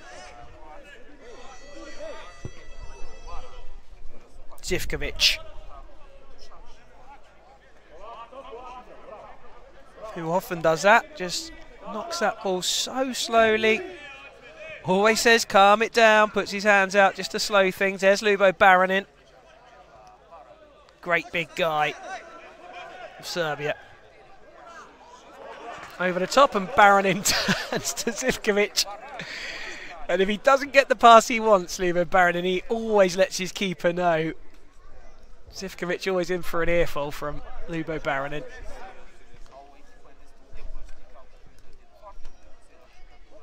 Francekovic. Skorin to Vidicek. Nicely played across to Kovacevic. Vidicek again. Back for Skorin. Hejdic. Good strength from Hejdic on Mikic. Baranin turns back to Zivkovic, who knocks it usefully down to Mikic on the right-hand side, but can't get past Skorin. Vidicek towards the halfway line. Francekovic shot his pass. I'm not quite sure which it was, but whatever it was, it came off of Popadic, and it's a kick in. That's Skorin again. Vidicek turns.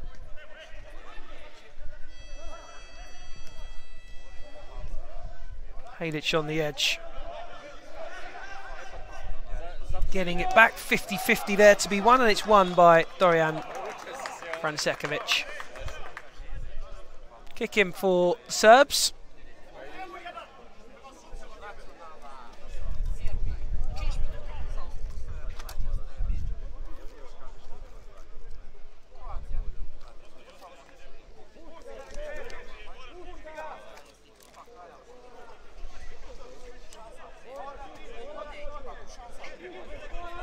Serbia had a really good surge in the rankings in the last year. They moved up 24 places.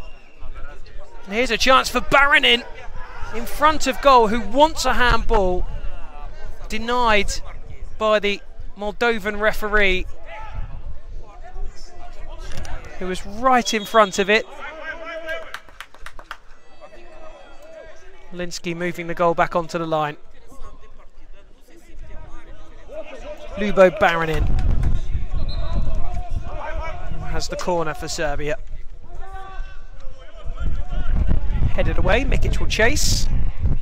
Zivkovic will collect. Baranin trying to turn, but Skorin was fastest to it, who picked Lubo Baranin's pocket. Popadic with a goal to his name in the tournament so far. Back to Zivkovic.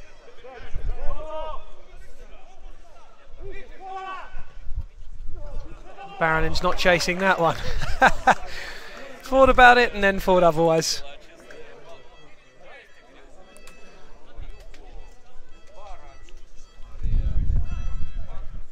Vidicek. Over to Doroikovic. Flashed it across the face in the hope that he might find Shoyak. Corner.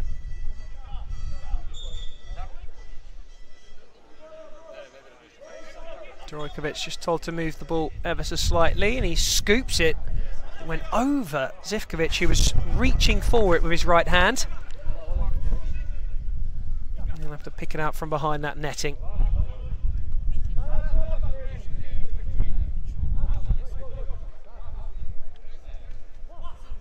Long ball. Makes its way through. Vidicek just about gets away with that. Free kick Croatia. Smart from Kovacevic.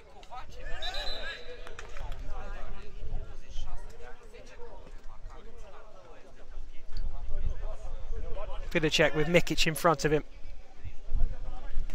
Across the face, chance for Croatia perhaps. Doroikovic trying to get the swivel on it. Up to Jelic. Looking for Mikic, header. And then a control and a clearance from Kovacevic. Battle won by Vidicek in the air. Good strength shown by Popadic. Mikic on the spin. Jelic right next to him there.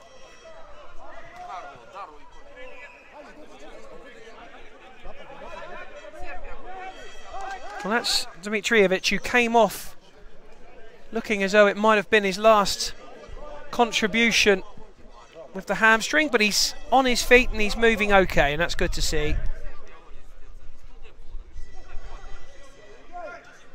Parandeya. Zivkovic.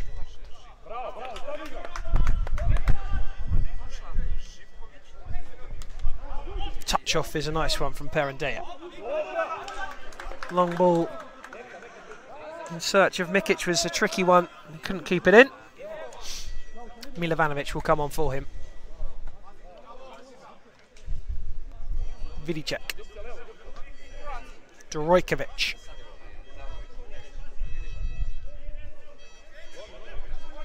Drojkovic getting past his man, but it's really well recovered for Milovanovic. Worked hard there. Opens up a touch, but they couldn't get the shot away. And that's into the side netting. So 10 minutes in to this game. And it's fairly tight.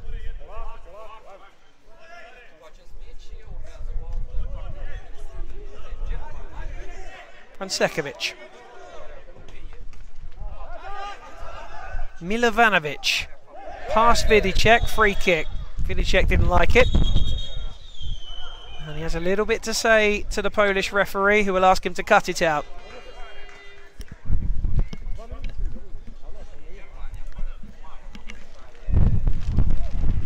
Not someone really born a Vidicek who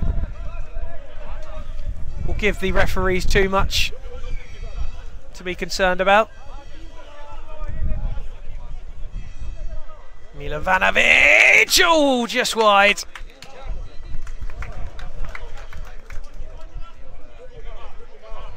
On that halfway line.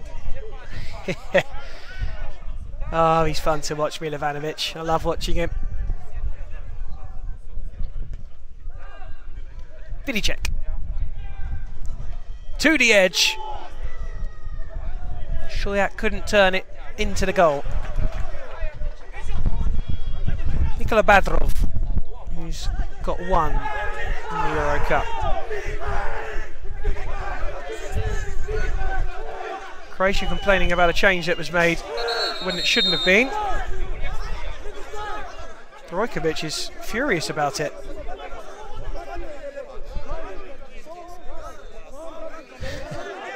Now the conversation is being had. Dino Kovac speaking to the Moldovan referee.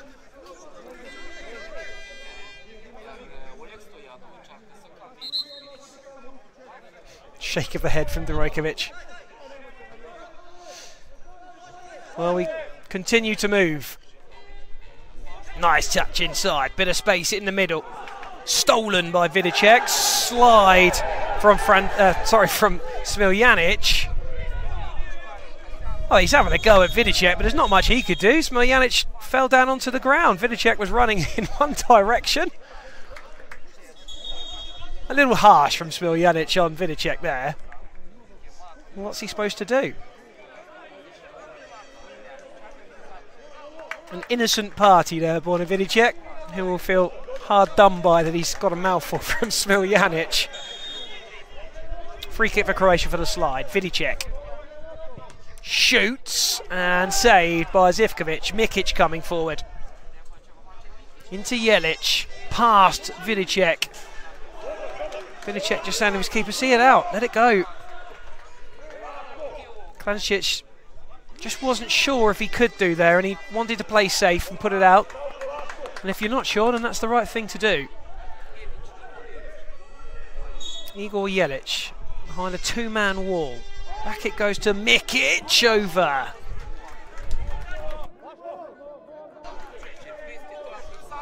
Klancic for Hurasic. In fact, that's Drojkovic, pardon.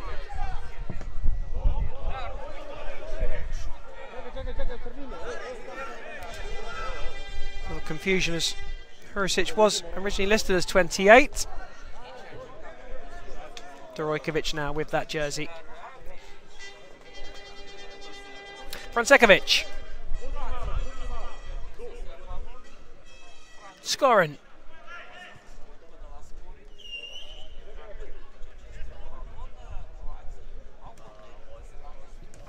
Baronin away. Badrov backwards. Pushed out to Skorin. A fight between Baronin and Hajdic, who are both very big, strong men. Oh, that's good from Serbia. It's been better today. That not quite so good. It's a little loose from Jelic, but once again, that fight in Serbia.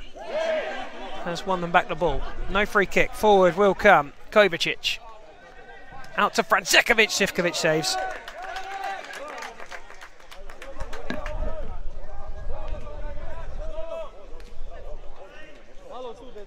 Five and a half minutes roughly left to go. And it's incredible how, as soon as it gets to knockouts, just how tight and close these games become. With a lot on the line. Milovanovic to Mikic. Both teams claiming that that's their ball, but Serbia have been awarded the corner. And it's Milovanovic there who will just slowly walk over to the corner to take it.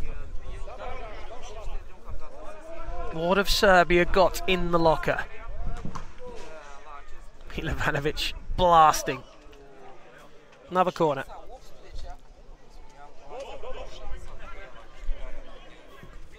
Chips it this time, Milovanovic, and that volley goes into his full park and out of the orange arena. Haluska. Kovacevic wants the free kick, doesn't get it, gets the ball back though, gifted to Kovacevic. You don't want to be giving him the ball. Serbia lose it again. Strong tackle from Smiljanic, who is wearing the armband. And there he is. Haluska is wearing the Croatian armband.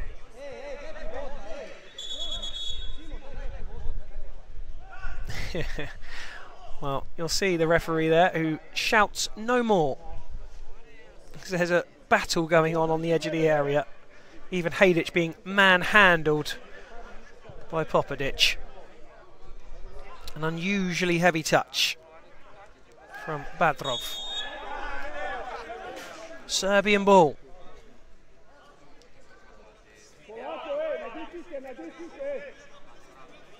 It would be considered an upset if Serbia beat Croatia, but not in my mind. I think these two sides are both very, very good teams.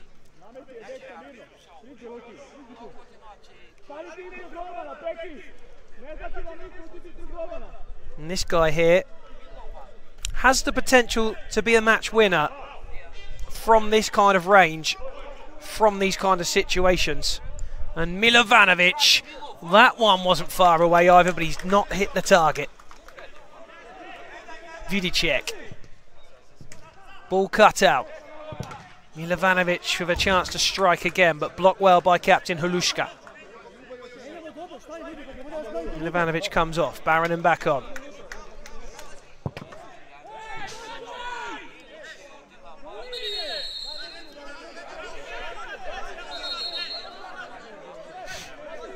Well, Baronin there on the bottom left is asking for a yellow card.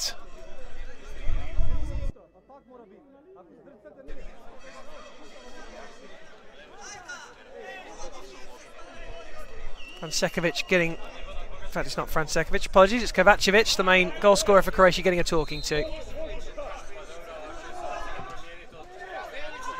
Baronin!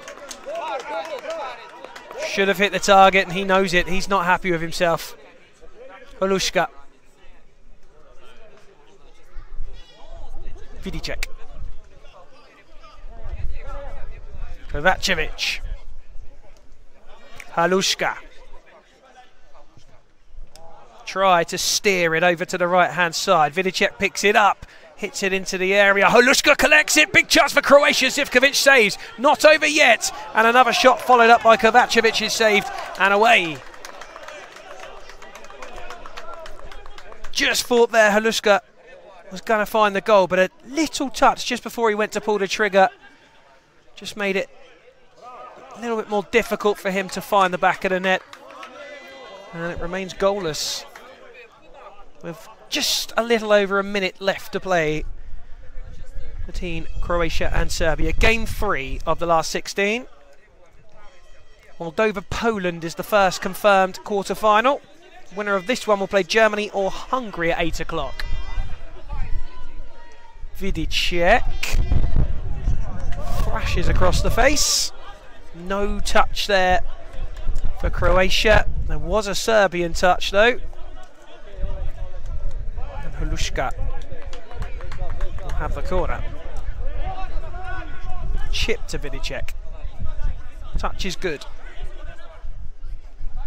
Rolls it into the area. Hadic trying to find some space. Gives it to Kovacevic. Kovacevic away from Baronen. To the byline. Good work from Kovacevic. And the kick in is his reward. Tried to do it early. And again it's blocked this time by Perandea.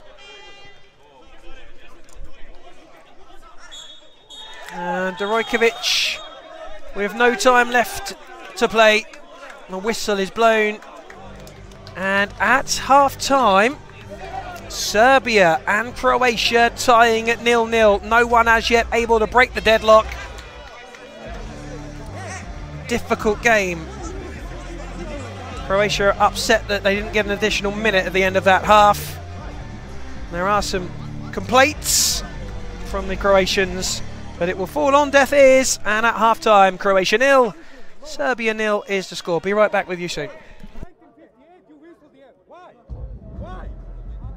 What's the problem? 1958. Take my word.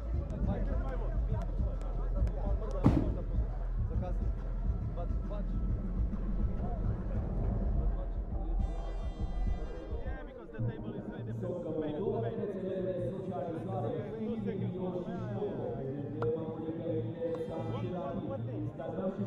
When you provide the action, you are first. Because they want to shoot. Put 15 meters.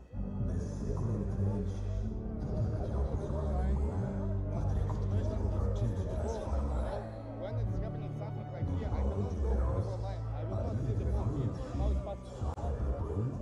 Here is a dribble. Look. No, stay here. Stay here. Don't go. You provide action. Yes. The guy is here.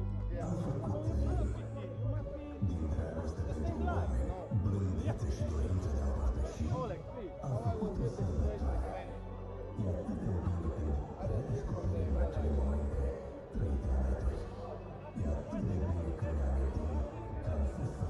You are here. Yes. I'm here. Yes. And the guy with ball is here. Yes. Like going. Yes. You must be here. Or I will not see anything. Or in the line. Or no possible to see the contact. Go to goal line. Go to goal line first. From the background, it's much more better to see from. No. I am from the line. But you are on another line. Yes, but you must go to the line. Of course. Of course. You must go to the line. If we shoot and the ball is out the ball, no one knows. You must be on the other line. All the time on the other line. And you must be on the line.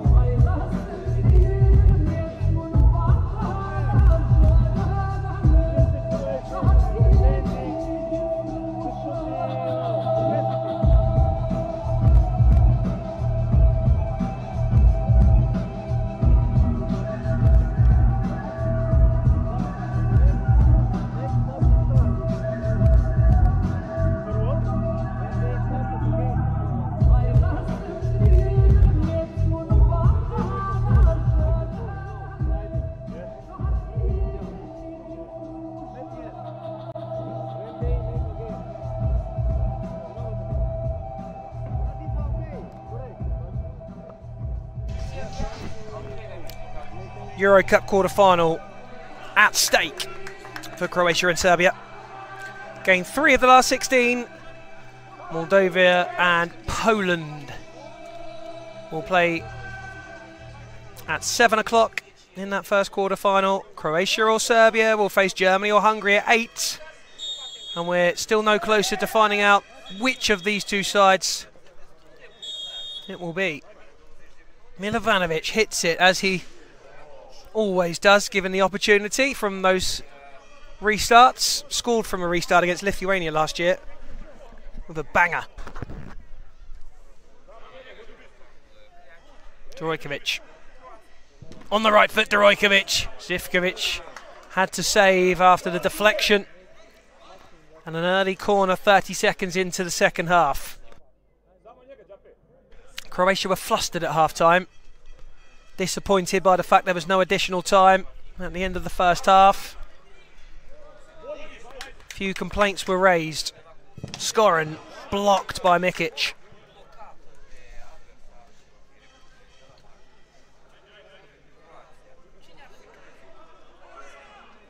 Dvorkovic strikes into Baronen. Good challenge by Mikic once again.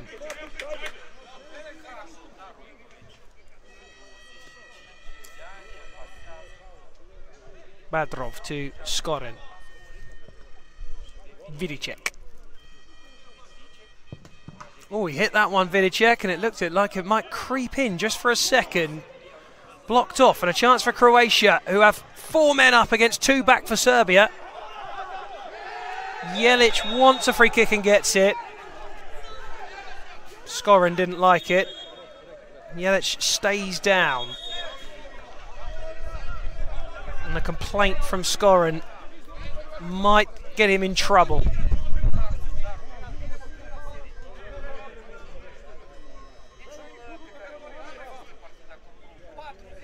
Referee asking for calm.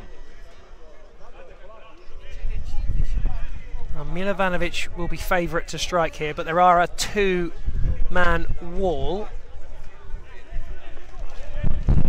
And it's little and large in the wall. Milovanovic hits the wall, it does its job. Dvorkovic and Šojak making sure. Baronen. Cross to the number 5, Popadic, and back to the number 1, Dusan Zivkovic, who as usual just puts those hands out, calm down, soft and gentle touches, edging forward. Baronen gets it. Can't get past his man. There's a little moan at his team for it. Badrov.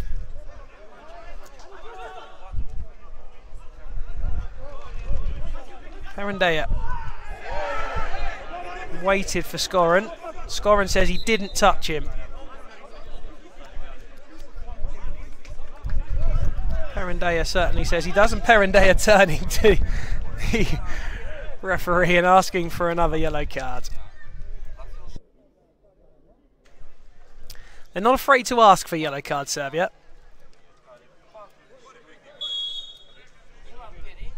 Skorin.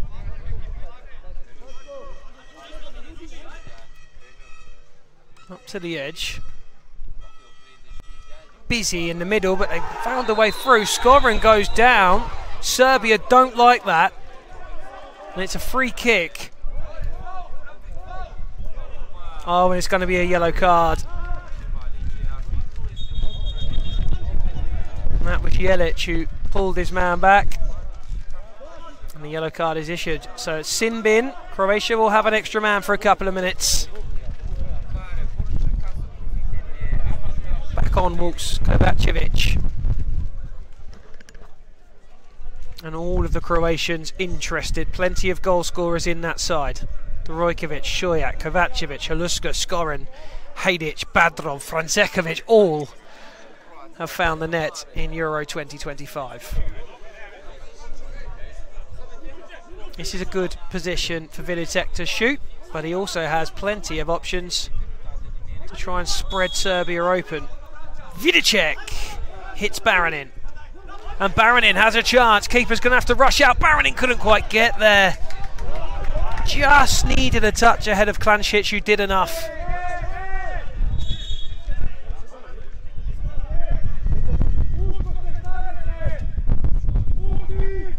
Baronen fizzing into the side netting. It took a touch. Vidicek having to defend. Corner. Serbia will take their time in getting to that corner, and the referee hurrying them along. But of course Serbia with a man light, just trying to let that clock tick away until they're back, until they're full allocation.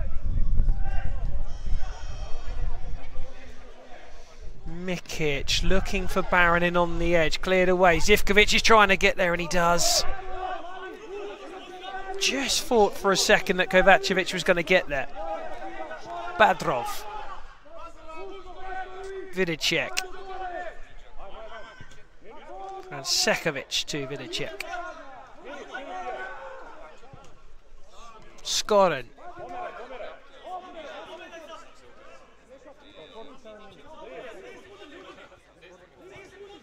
Skoren's been found. Laid it into the pass of Francekovic. Here is Francekovic again, wide. That was close from that man there.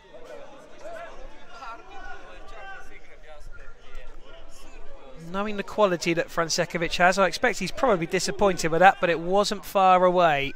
Baronin trying to flick the header on from the long ball.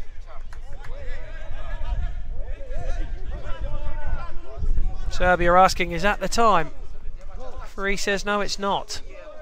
Milovanovic does come on. Serbia back to 6.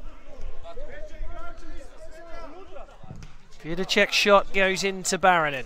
It's been a really good display from Serbia, who have defended resolutely. And this is more like the Serbia that I'm certainly used to. Last couple of tournaments. Didn't look as disciplined in a couple of their games in the groups. This is a much more Serbian performance.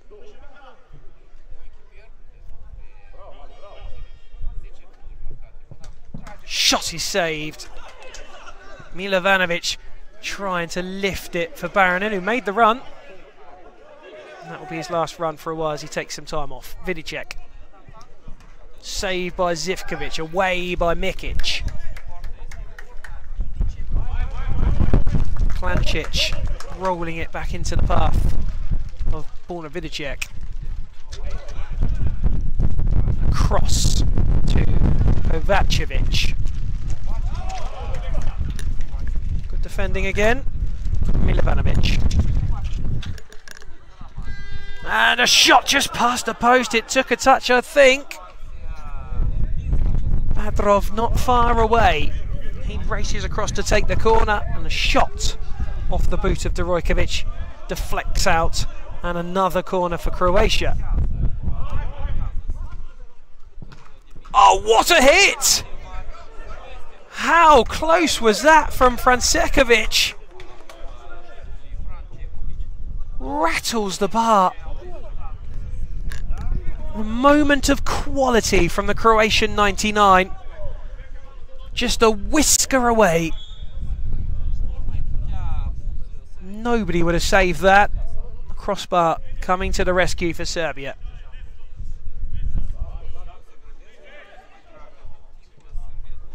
Mikic can't find Smiljanic. Croatia kick in. 1 minute away from the half-hour mark.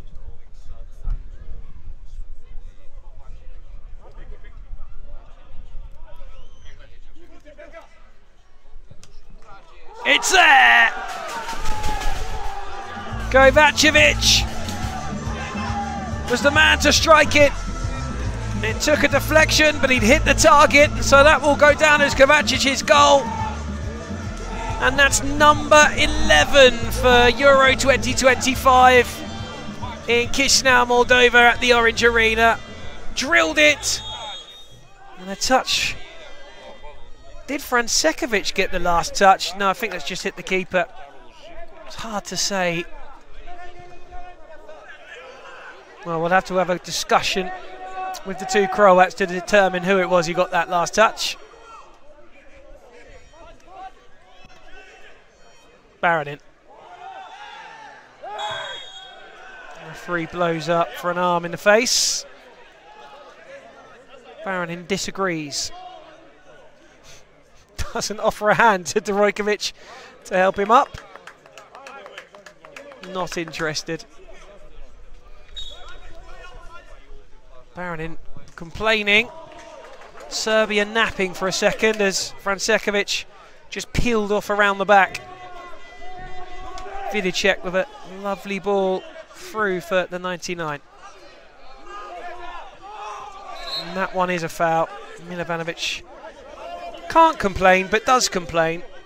That was undoubtedly a free kick.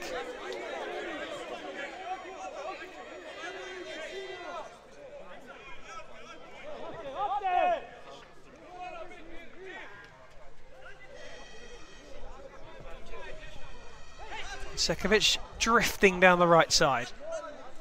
Kovacevic into the leg of Perendea.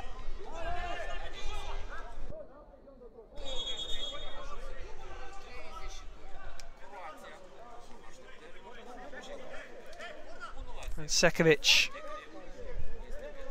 looking up. And hitting Lubo Baranin.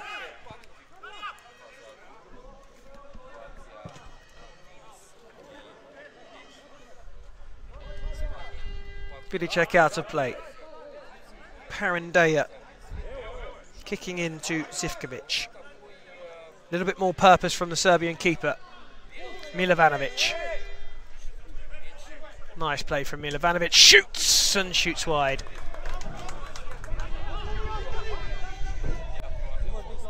Haven't hit the target enough, Serbia, so far.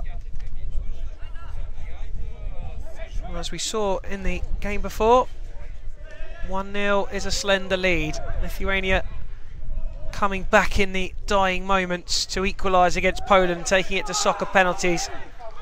Here's Baranin, big opportunity, but his touch is just a little bit too heavy. He was on the stretch for it. It wasn't an easy chance to take down. Baranin just found a little yard of space in behind the Croatian defence. Jelic, now he does like to strike one. A wink from Smiljanic to the Serbian bench as he was expecting Jelic to blast it in his direction. With a smile back from the Serbs. Smiljanic told to go back a little further, and again he looks to that bench. I think he's getting a bit of a talking to. Oh, Jelic hit a beauty there. Handball. Another free kick.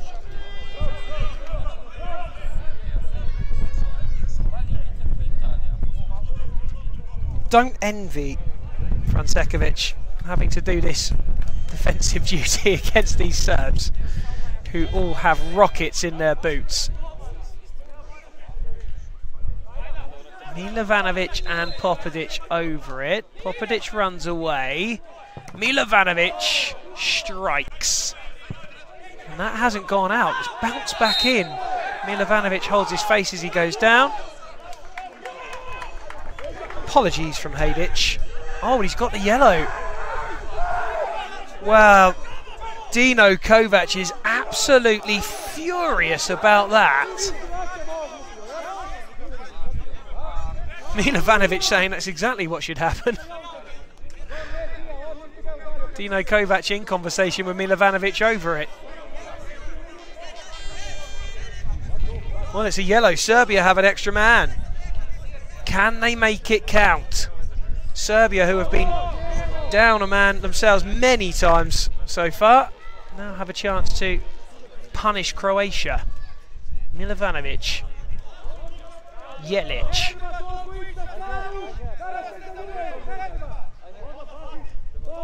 Mikic.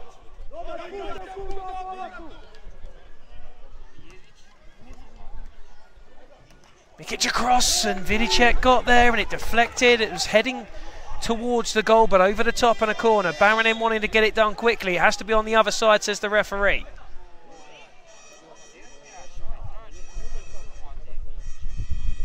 Mikic. Jelic. Lovely ball. Mikic into the side netting. Dino Kovac screaming and his players to organise the 4 outfield red jerseys. They go long, Zivkovic holds, in fact he flaps. Surprising from Zivkovic, he was just trying to pop it down to Popadic, but Serbia, who have got that man extra, don't want to be wasting time like they have done there. That will suit Croatia down to the ground. Last 4 minutes. Second will probably do it. Skorin hits the first defender, Popadic.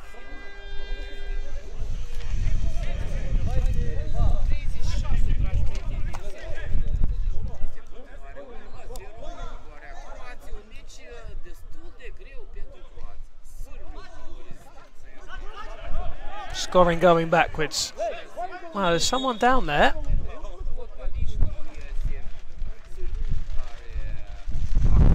Not entirely sure what happened. It was off the ball. Mikic is down, he's holding his face.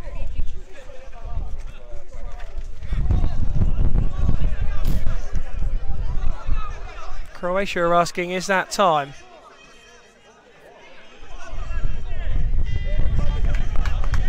There have been a few disputes between the two sides and the referees.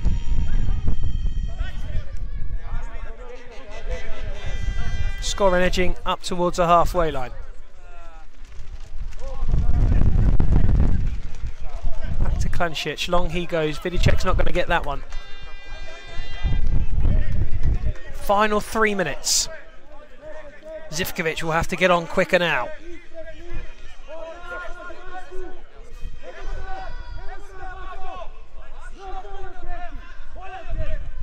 Threaded through, open goal, Zivkovic gives it away, Borna Vidicek across into the centre, Croatia almost find the second, Zivkovic was back just in time. I felt he went down the wrong direction there, he went through the middle, Milovanovic was free on his left hand side and Zivkovic gave the ball away and had to get back as Vidicek rolled it into the path of Badrov and just enough off the left boot of Zivkovic. Badrov. Shujak.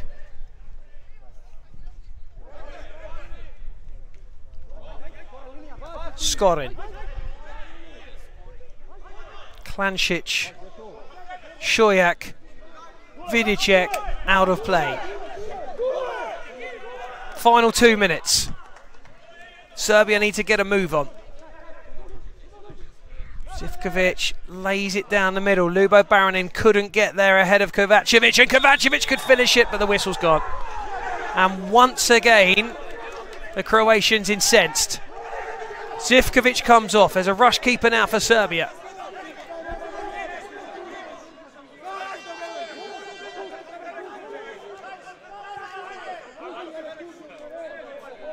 That's Smiljanic, who's now taken the bib to become the rush goalkeeper for Serbia. Milovanovic has to run into that half to grab it. Baranin! Close for Baranin. Saved by the feet of Klancic. 1 minute to go. Baranin going close.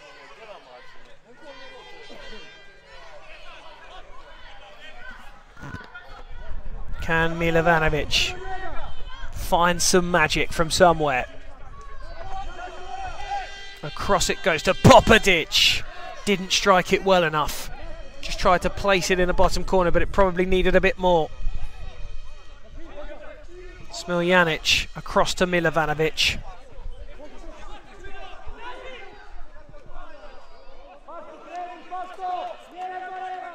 Smiljanic edges forward. 20 seconds of normal time to go. That's not a good ball, but he's got there. Mikic. Mikic driving. Mikic shooting. And Mikic putting it wide.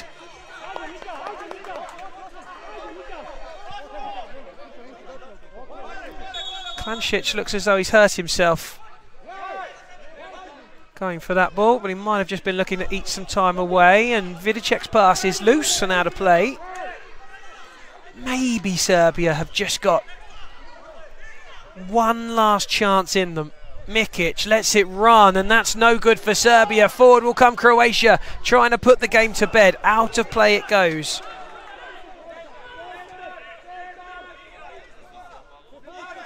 Just felt this one was going to be tight, and it has been.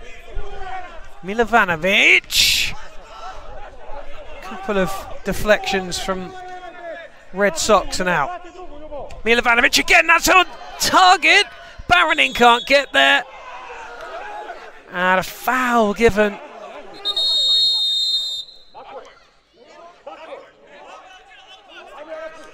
Oh, and there's a yellow card on the Croatian bench, which means they're going to have to take a player off from the field. Dino Kovac being told by the Moldovan referee that there's too much dissent.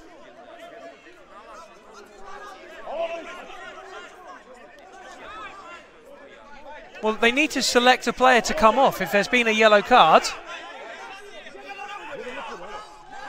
And that's the point that Serbia are making. There's been a yellow card, there has to be a man removed.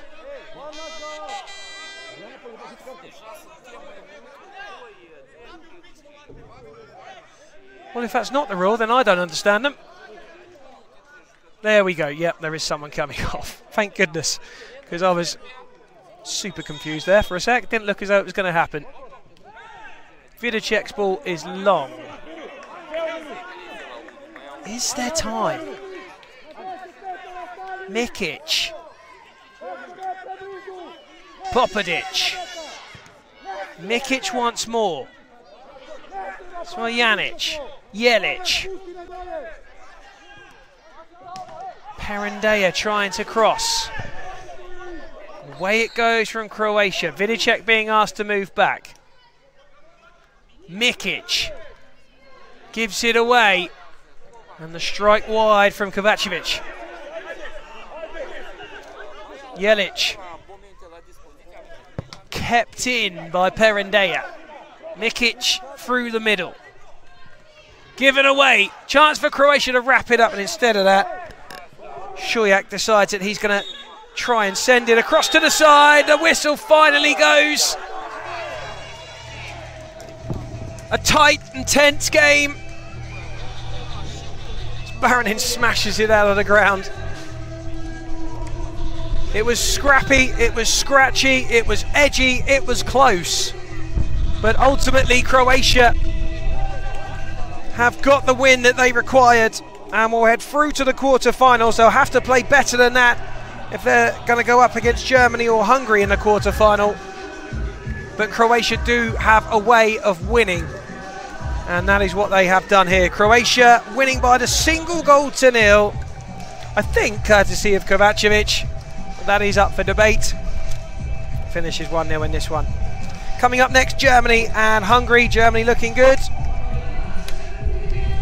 Hungary can cause surprises, and it's the Jabos usually who can cause damage, as well as Tibor Sodon.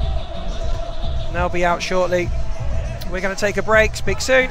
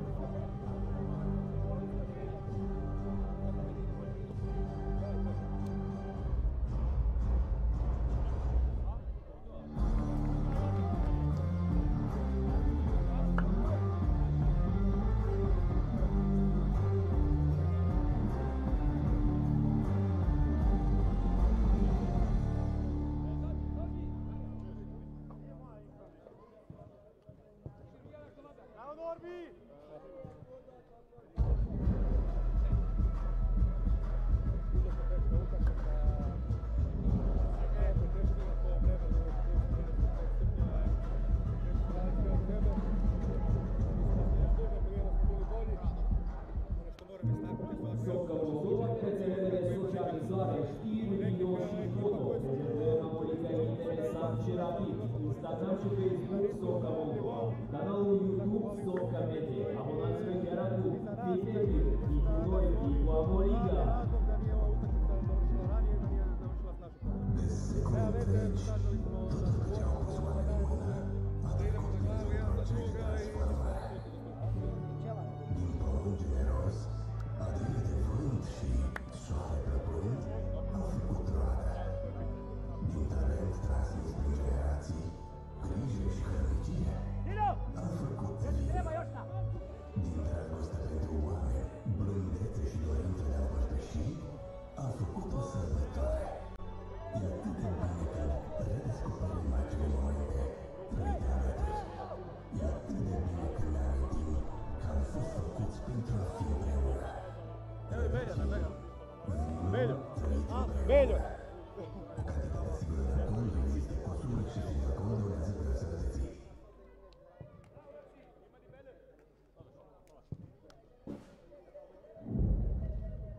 Телеграм-канал Socca Moldova. Подписывайтесь.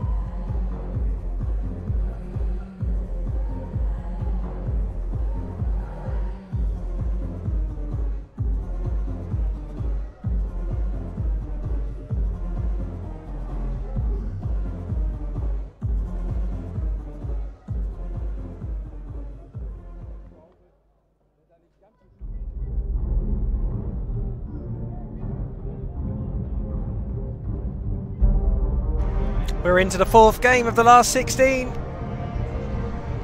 One of these two sides will play Croatia later tonight at 8 o'clock after beating Serbia by a single goal to nil. Germany, who have won all 4 of their group games. Hungary were in a 4-team group, so they played the 3. Germany will be favourites, but Hungary can cause a shock. They've got the quality there, but Germany have looked good, as they so often do in soccer tournaments. National anthems first.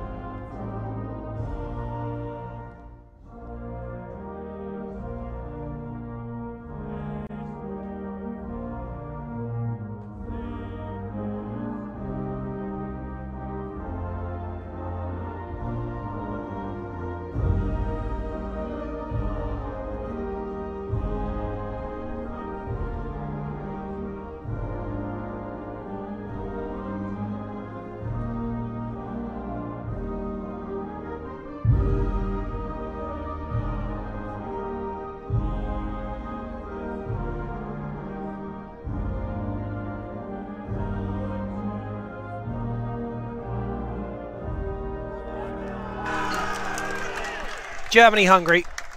Germany, the 4th highest ranked side at the EuroCup for 2025. Hungary, the 7th. Germany, number 6 in the world. Hungary, number 15. And there is Malte Frulich's side. Giardini is the top man for Germany at the moment in front of goal. He's got 6 in the Soccer EuroCup. Fruits has chipped in with 3. Heitz, Winkel and Wurm all have 2 apiece. Grunberg and Becerra, Chandra have got 1 to their name as well. So plenty of goal scorers amongst the German ranks. They'll be looking to add to that tally. 18 scored in the group, which was Group E, and they were the table toppers. Adin Hasic of Croatia and Kostas Koutsianos of Greece taking us through this one. The referees in the black. And Hungary, who are led by Ronnie Ribeiro da Silva, have got 3 Jabos in their side. Marcel, Benche and Donat. All 3 have netted. They have 5 of their 6 between them. Rocco Tolnay, the other man there, number 10, with the other goal. For the Hungarians, who finished 3rd in their group, only 1 win and 2 defeats in their 3 group games, and it was a 5-0 win against Cyprus that got them off and running. They were frustrated by Lithuania and found it very tough to break them down, as most sides do. And they were narrowly beaten by the current EuroCup holders, Kazakhstan, by 2-1, but they got enough with those 3 points. Cyprus forced to exit the tournament. And Hungary, who have played some nice stuff at times, but need to improve off the back of those 2 defeats, turn that form around to beat a dominant Germany, who got past the Czech Republic, Georgia, Albania and Turkey, conceding just 4 as the early shot comes in from Marcel Jabo, who is a very passionate player for Hungary. And he will celebrate tackles just as much as he celebrates goals. There's Lucas Betts back in the goal after Mel has had a little bit of a run in the German side. Tobias Heitz, the captain. Heitz by name, height by nature. He's a big man. Anand threading it through. And it very nearly got the touch that it required from Becerra.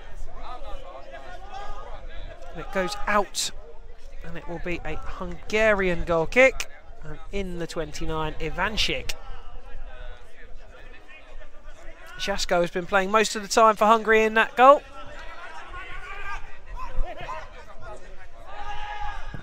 Marcel Jabo trying to strike. Becerra feeding it for Anand. Pop back into Becerra, and they've started pretty quickly, Germany, in the opening 1 minute. Anand with some beautiful feet has dazzled us at times with his pace and skill. Heitz with an unusual miscontrol. Not something you hear too often when the name Heitz is mentioned in soccer.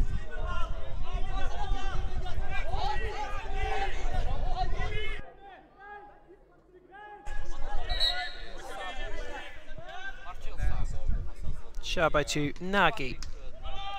Interception in the middle, but taken back again by Marcel Jabo, who started brightly and hits it beautifully.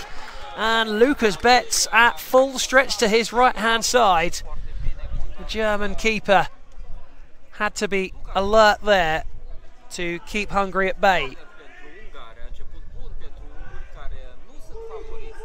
Marcel Jabo again. That's Daniel Husti, the captain for Hungary. Nicely done on the left-hand side. It was good work from Rocco Tolnay. He flashed it past the upright. He's got a little bit of a limp there, Tolnay. I don't know if maybe he felt something on his way through. Moving better now, though.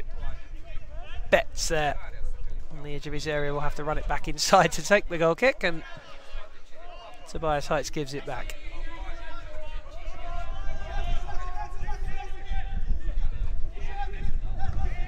Grunberg. He will bomb down the line if he can, Grunberg. He likes to take people on, the German number 4.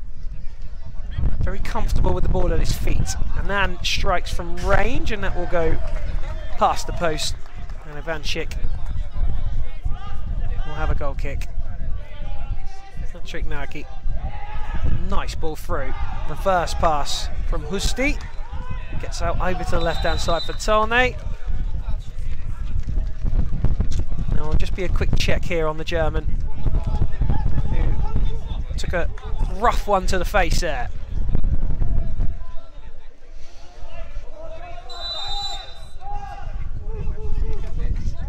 Now, shoot on sight is the order of the day for Hungary so far in the opening 3.5.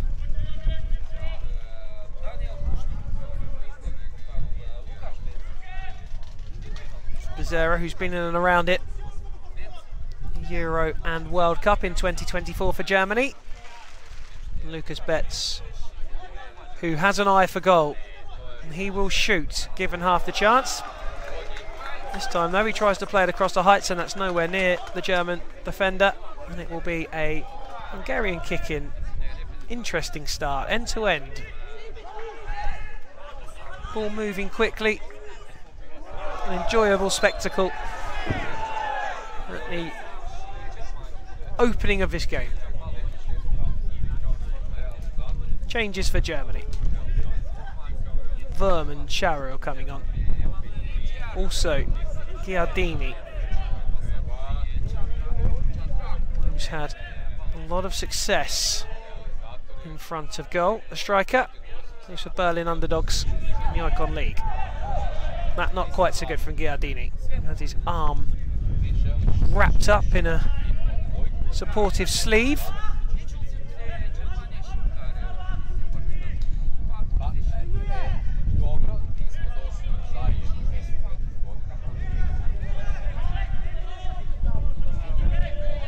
Vanchik to Marcel Jabot. Nice scoop, nice header, foul on Rocco Tane from Verm, who doesn't like the decision.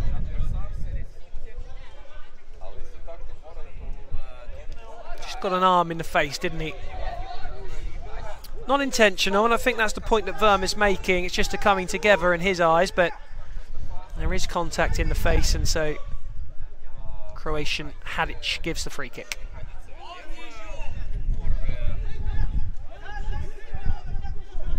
And he'll be a happy man. He's just seen his side progress through. And he'll be finding out in this game who his nation will be playing next in the quarter-final.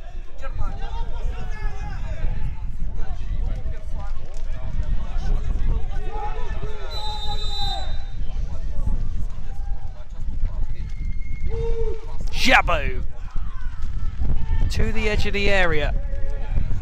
Cleared away. Here's a chance for Freud. He's got some pace, but he doesn't have enough. It nearly got turned in by Daniel Husti, who was trying to lay it back to his goalkeeper.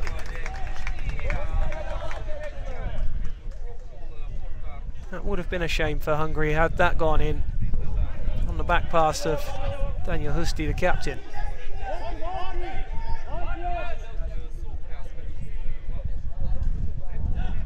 It's Chandra in the penalty area and cleared away. And you see on the LED boards there the soccer app being promoted, and if you want to keep up to date with scores, highlights, squads, upcoming games, you name it, you can go to the App Store. International Soccer Federation is the name.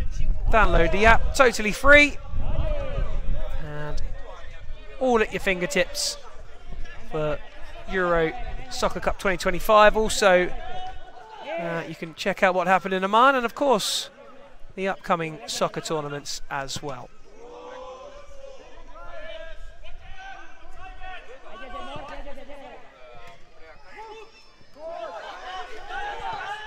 Vroom trying to play it down the middle.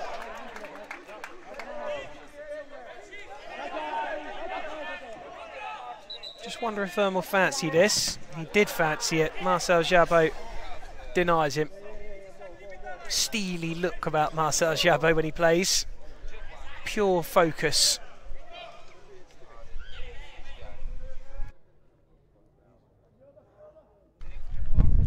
Winkel this time again is denied by Marcel Jabot.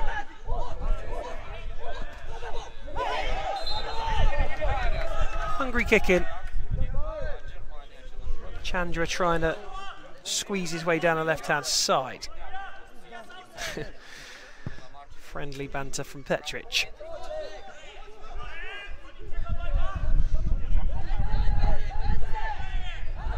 Ivanchik with time and space just to drift forward, and he hits it. Germany clear, but only as far as the penalty area as Donat Jabot tries to get there, and he's out-muscled nicely by Chandra. Betts smartly scooping it back. Calmly done by Germany. Boom.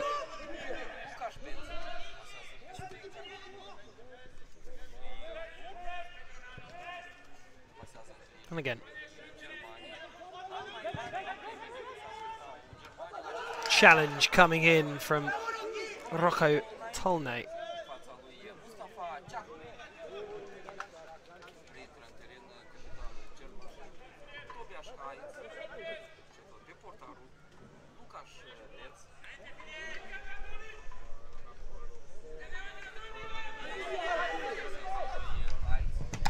Heights smashes it into Donat Jabo, and the Hungarian bench enjoyed his endeavours. Again, Donat Jabo making himself useful for Hungary, and there's a bit of a chance to shoot, and they do through benches. Jabo didn't get hold of it properly. Back on comes Nagy for Hungary. Gaspard and Annan on for Germany. Heights. Becerra. And Betts.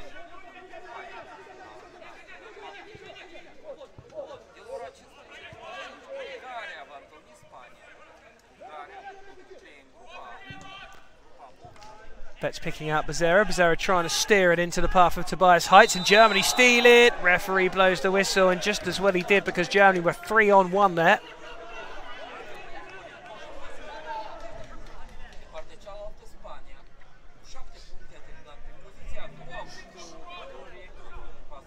Well, we've had 3 games, 2 of them very tight indeed.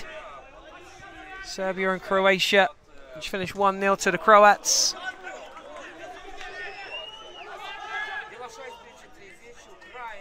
And we had a Poland-Lithuania soccer penalty shootout after a 1-1 draw. Moldova, though, made light work of Portugal in game 1 of the day. Nagy. Lovely feet from Nagy. Hits it! Saved by Betts.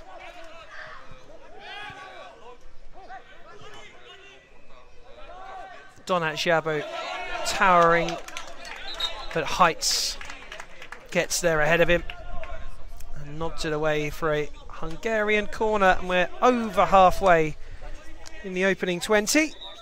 Germany 0, Hungary 0 is the score. And if it finishes level after 40, it will go straight to penalties. Long way from that, though. Couple of deflections on its way through there, and it'll be another Hungarian corner. Volley just wide. Great technique there. Keep that ball down. It was Nagy who hit it, and he has to slide to poke that one out of play. German kick in.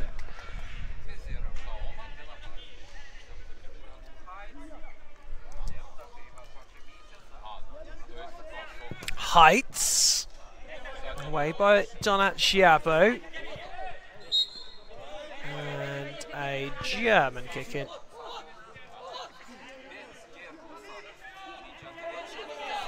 Betts to Grunberg. Forward comes Grunberg, past his man, beautifully done by Grunberg, who's still trying to go past that Hungarian defence. They've got it away and will settle to try and clear. Oh, that's a beautiful pass, really nice. Donat Jabo, good feet from him, still he goes, Donat Jabo. Annan takes it, free kick given. Germany don't like that.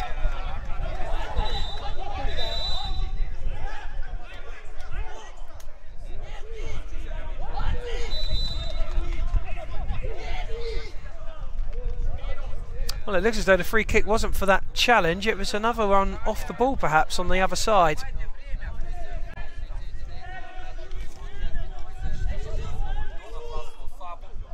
Jabo with 2 in front of him.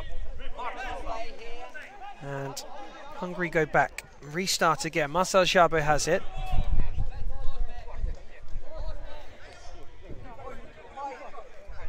Petric.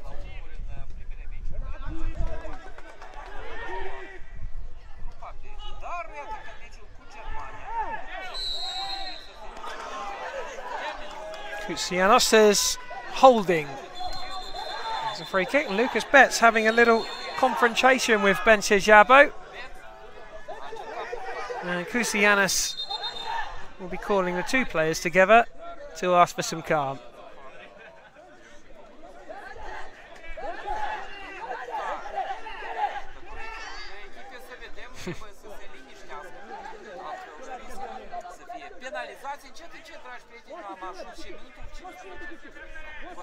Off we go.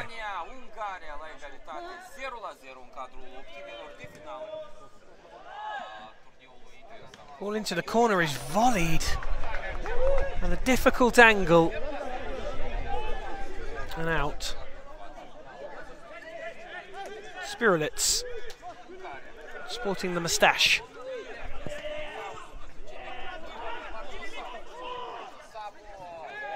Marcel Jabo wants a foul, he'll get one.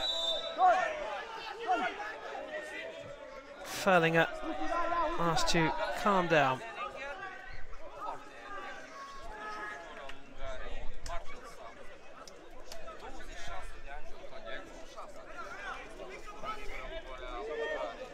And that's Daniel Husti.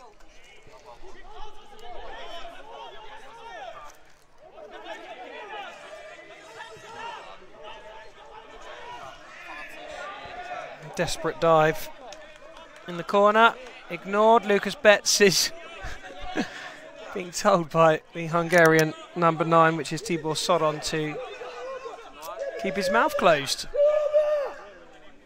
Lucas Betts didn't take much notice. Grunberg.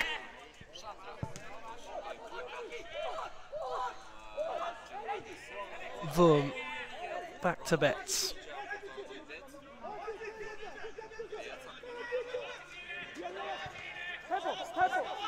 Grunberg. Oh, he does love a run, Grunberg, and that's nicely done into the area. Hungary appealing for handball, and it's given against Gaspard Fellinger. Got 7 goals in the recent Baller League. Hasn't scored yet. That man has, the number 6 for Hungary, Marcel Jabo. And he was looking to add to his tally.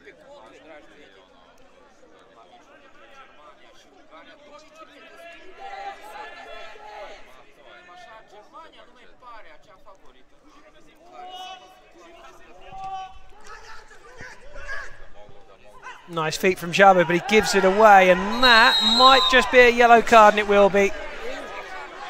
Now, the argument from Nagy is that he didn't touch him, but the intent was there, and if he hadn't jumped over the top, he probably would have fouled him, so there wasn't a lot that Anand could do about it, and I don't think there was much of a decision to be made for Koutsianis other than the one that he did. So Germany with a man advantage through the sin bin.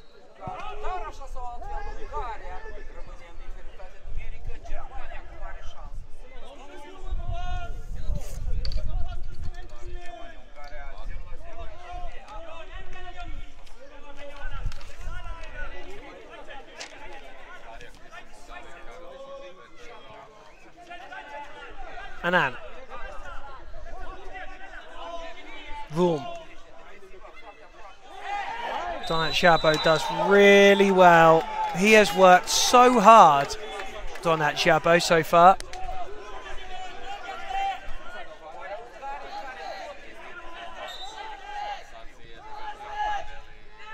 Up to Benches Jabo, trying to spin.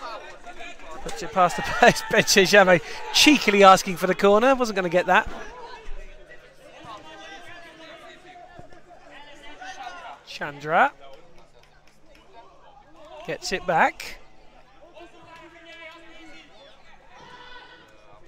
Miscontrol from Charo, had to stretch a little. Charo, who did play in Oman in the World Cup. Fruis, who has been a good player for Germany through the group stages. He's been a little quiet so far in this game, approaching the half-time whistle. Bencha Jabo trying to touch it down, but touches it out of play. And Koutsianis is just letting Bencha Jabo know that he needs to keep a little lid on his vocal side of the game. Over the bar from Winkel of Germany.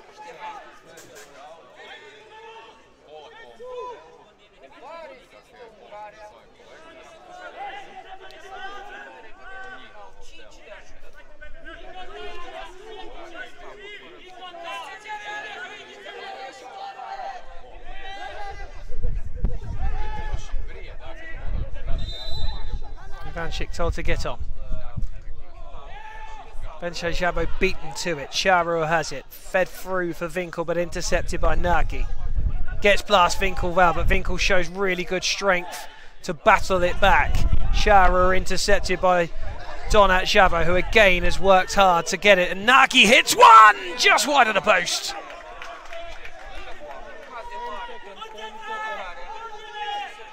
Hungary showing really good aggression and desire at times, and it's that aggression and desire that almost got them an opening goal here. And that is the half-time whistle. Hungary will be happy with their first half performance. Germany will want a little bit more. We're 20 minutes away from the conclusion of the game, and as things stand, we still have no idea who it is that will be going through to play Croatia at 8 o'clock tonight. Still all to play for. Germany 0, Hungary 0.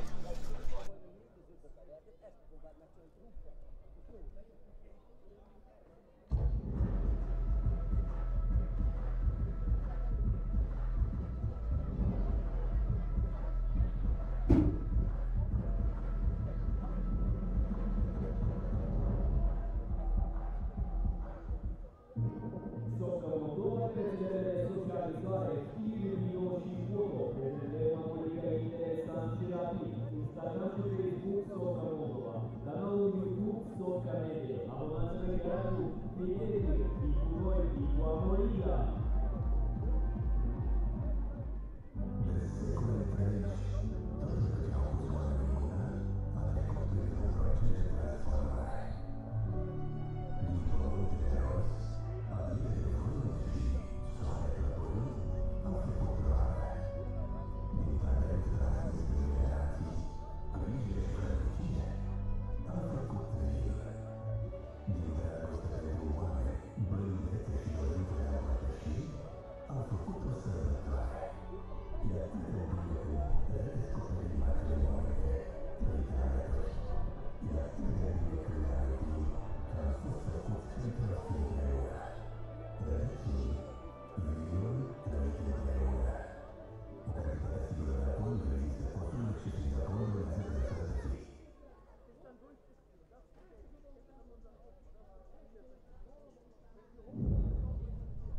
Телеграм-канал Сocca Moldova.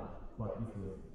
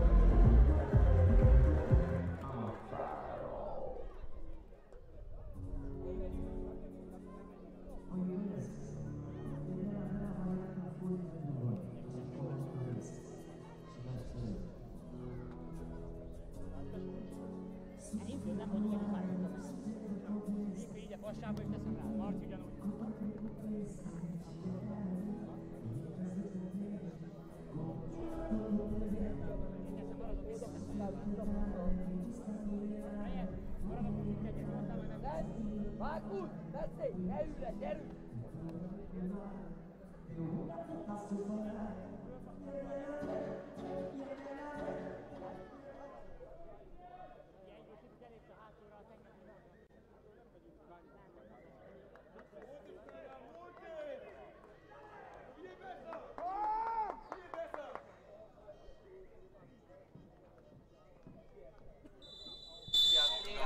20 minutes for Germany and Hungary in game 4 of the last 16 to find a way to the quarter-final at 8 o'clock tonight.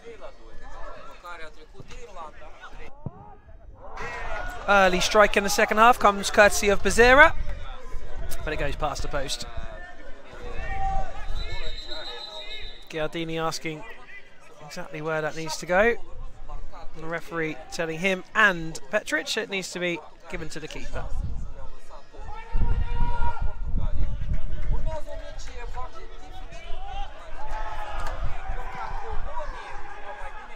Nice touch from Ivancic. Made that look effortless. Did come at him fairly quickly. Ivancic's going to go forward. He might shoot Ivancic and it goes over the bar. We always enjoy watching the keepers shoot in this small-sided soccer. Lucas Betts at the other end for Germany. Scored 2 in one game for Germany in the World Cup. And there's Heitz. And he shoots as well. Might have just been trying to guide it towards the back post for Giardini. Germany will be hoping that this doesn't go to soccer penalties. They've not had a good time of things in recent times. Becerra. Ivancic just gets there ahead of Giardini.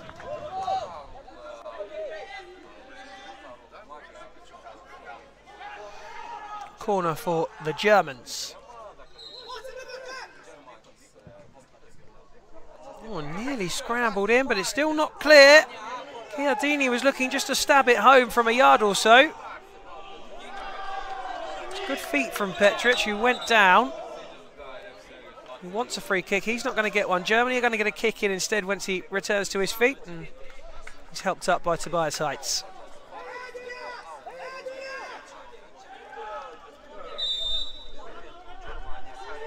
Heitz over.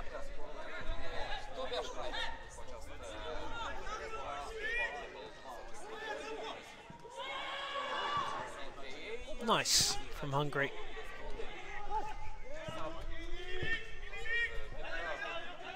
Tolne.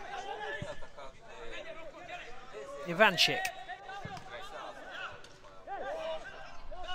Good defending. Annan. Heitz. Grunberg. He's a tricky player, Grunberg. Takes on Marcel Jabot. Can't find a way through. Annan. Still he goes, Annan. Oh, that was nice from Annan. And just helped on its way by the Hungarian keeper.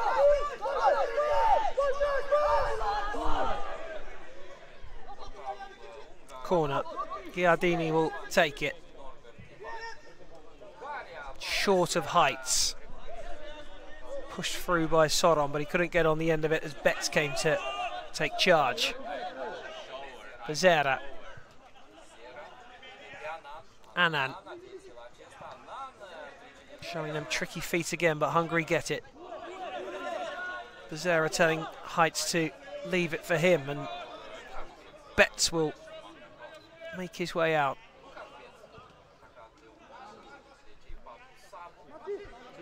Stylish Grunberg.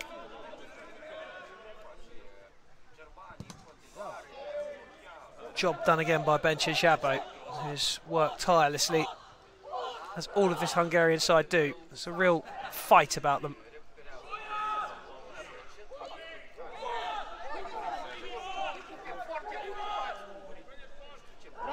And there's Marcel Jabot doing what he does. Fights for everything. He's going to take a break. waiting for a replacement. Finally comes, and it's Nagy. Chandra to Betts.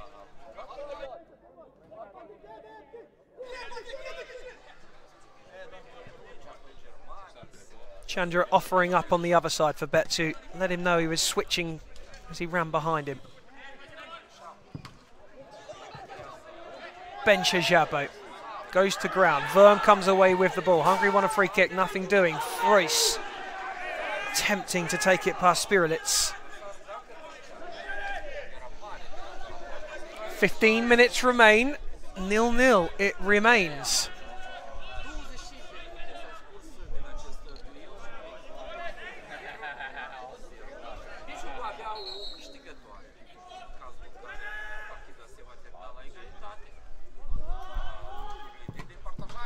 Blasted by Fruys. A winner of the German Icon League.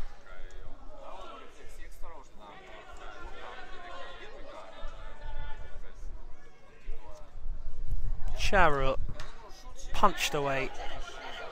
Vroom back to Betts. Calm player, Lucas Betts, as he gives it back. Ferlinger.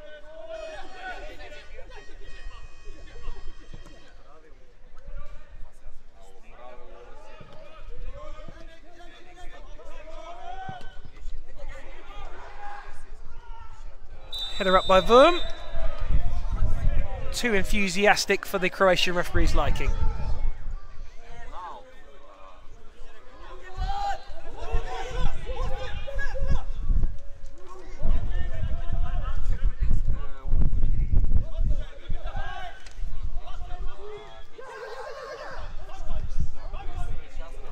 Hudsti being pressurised by Fruys.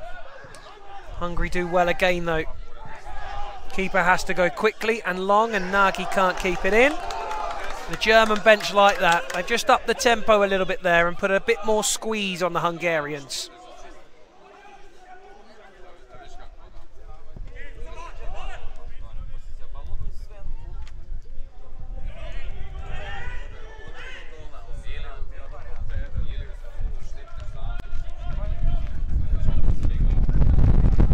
Boom. A tricky one to manage. Spirulitz did well. Ferlinger was trying to get on the end of it. Charu are told to wait.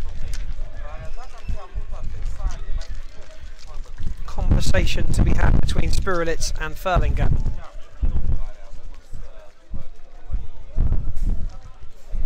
And the gist of that is cut it out. And that tussle continues on the goal line.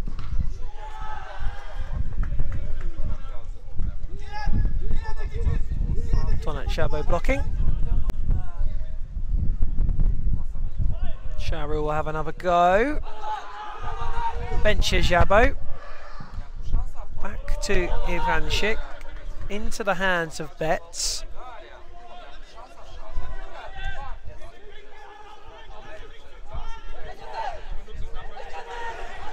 Tonat Jabot has the foul given against him. Hungary unhappy with that.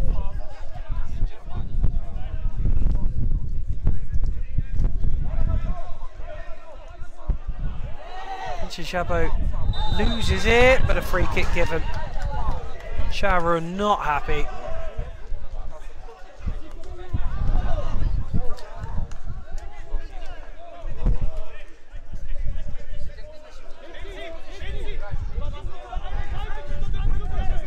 Ivanchik.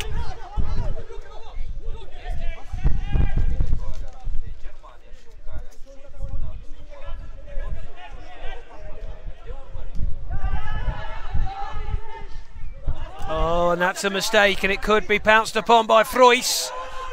Keeper gets in the way. Still the danger not over though. Germany pouring forward. Bencha Jabot has the ball taken off him by Vroom. Illegally so, according to the referee. Free kick to Hungary. Let's have a look at that.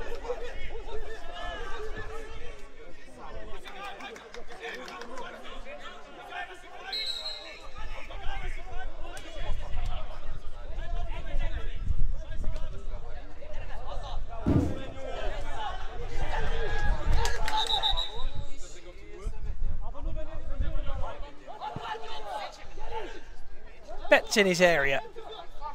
Half an hour gone. Still 0-0 in game 4 of the last 16. Wurm.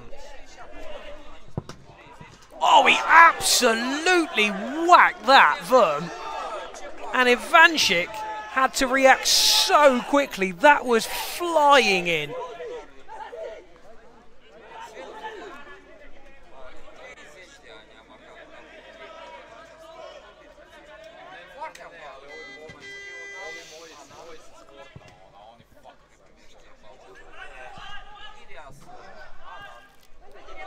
Cleared away by Petric, who has by far and away the best footwear on the pitch for this game.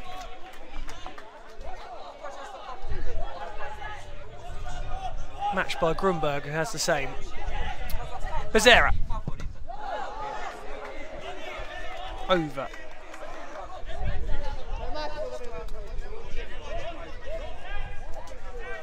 Germany slipped down 1 place in the rankings this year. They were 6th in 2023. They moved up to 5th last year and now back down into 6th.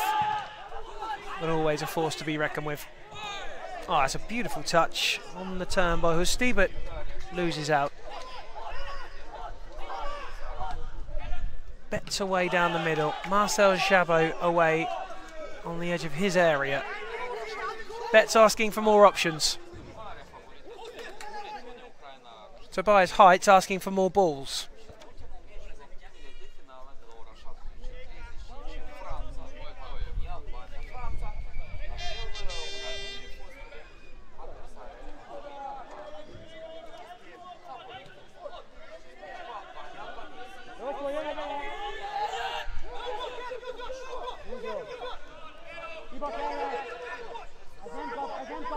Will Betts strike? He does! Lucas Betts! Wow! Superb strike and another really good save. Lucas Betts has that in his locker. Ivanchik, again athletic.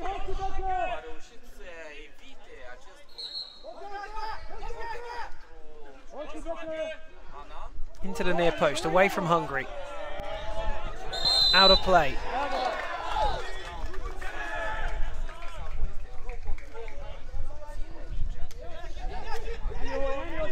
Grunberg into Annan. Becerra. Annan again. Likes these kind of positions where he can try and drift in. Gives it out wide this time. Hungary defending solidly again.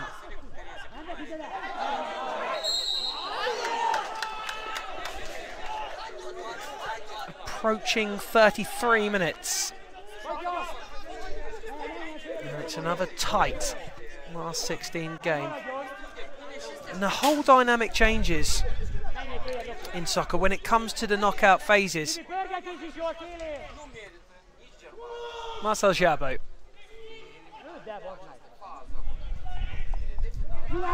Tone. Strong from Grunberg. Annan, pacey, into Grunberg. Chance for Germany perhaps if he can slide it across, and he does, and it's away off the crossbar this time. And a strike at the other end. Another fantastic save, this time at the other end from Lucas Betts. Crossbar to the rescue, and then on the counter-attack, shot comes in from Dukai. In fact, it was Rocco Tolne, and Lucas Betts was equal to it. And he enjoyed it. He got back up on his feet and celebrated it. Marcel Jabot's effort over the bar.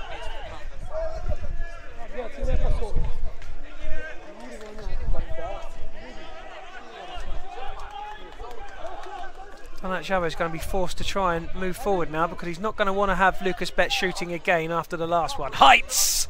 Saved by Ivanchik.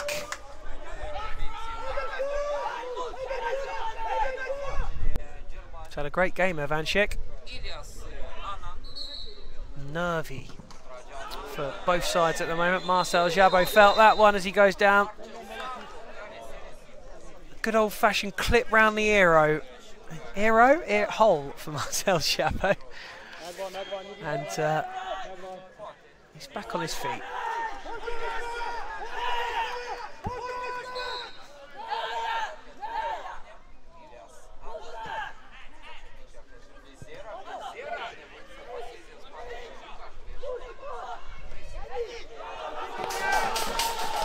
loose from Betts. The advertising hoarders get smashed by the Hungarians in the dugout as they enjoyed that. Ivancic. Fruis closing. Ivancic forced into making the error.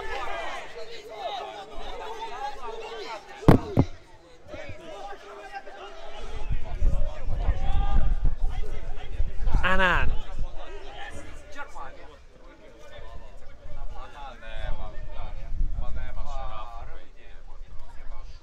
Betts.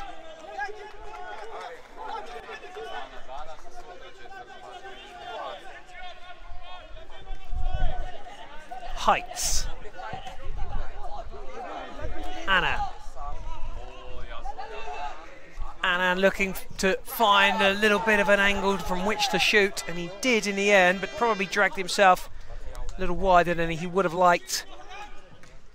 Made that angle difficult to hit the target.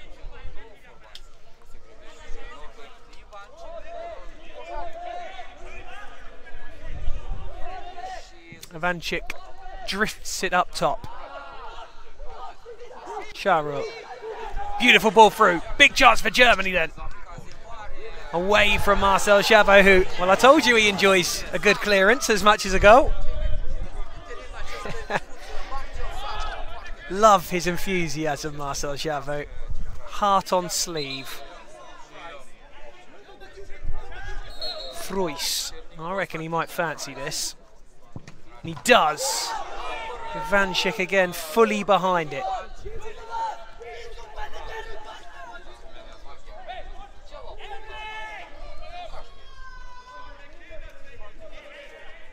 Chandra.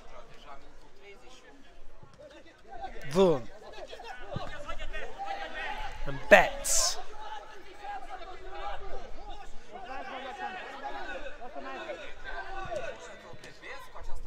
Fruis trying to turn Donat Chabot, and now Marcel Chabot comes in for a nibble. Fruis does well though. Out of play. Well, all involved working tirelessly there. Fruis battling away, but as is traditional, Hungary doing so also. Nicely done by Husti. Spirulets goes back to Ivancic.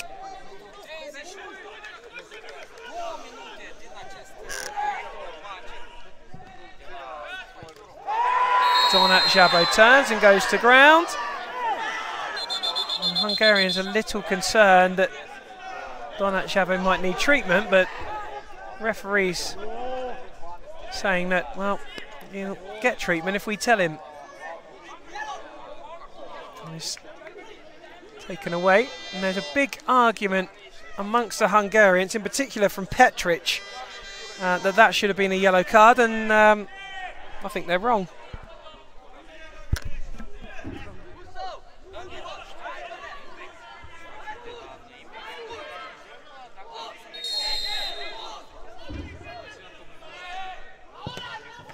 Whacked goalwards. Betts has to stretch to grab.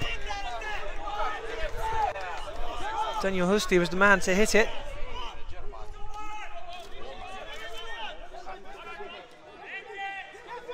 Five goals at last year's EuroCup, Daniel Husti. Played in the Hungarian second division. Boom.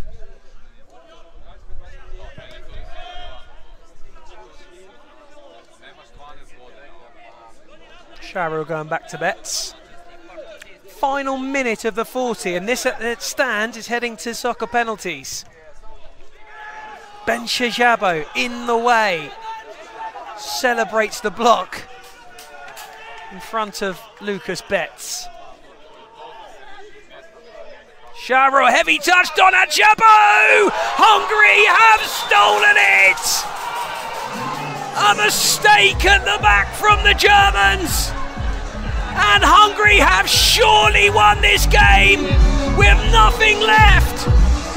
Unbelievable! What were they playing at there? Hungary worked and worked and worked to keep Germany at bay. They've waited for their moment, and Donat Jabo has delivered.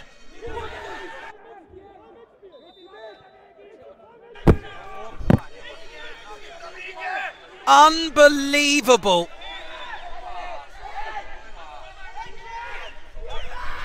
Germany are going to have to work fast now. Hebecker can't keep it in. In fact, that was Grunberg. Hungarians delighted as they watch that ball out of play. Not going to be much left on the clock here. Bencha Jabo trying to get it down for Donat Jabo. Germany in a hurry. Betts. Chandra booted away by Bencha Jabo.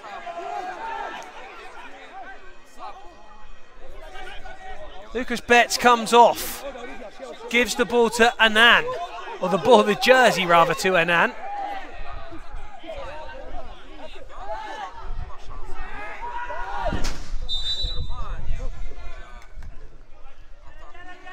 Is there one last twist? Into the area! They're wanting a penalty! They get the full-time whistle instead! Hungary have knocked out the Germans! Late on! In the Soccer EuroCup last 16! That one is the first big knockout of the tournament! Hungary are absolutely delighted! Germany are heartbroken once again! What a win for Hungary! So much determination, so much effort, desire, endeavour from Hungary. They were rock solid against a fluid Germany who could not break them down. They waited for their moment in the sun and they got it. And Donat Jabo sends Hungary through to the quarterfinals. They will play Croatia at 8 o'clock tonight. Germany will have to watch from the stands. What a game! It was heading to soccer penalties. They don't need them. It's been decided. Germany are out. Hungary winning by a 1-0.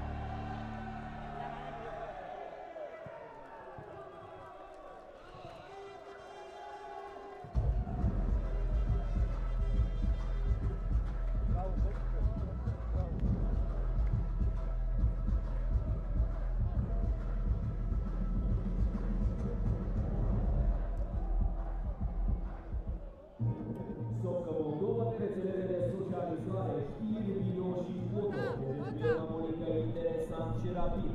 Instagram și Facebook Socca Moldova. Canalul YouTube Socca TV. Abonați-vă chiar acum. Fii tehnic, fii cu noi, fii cu Amoliga.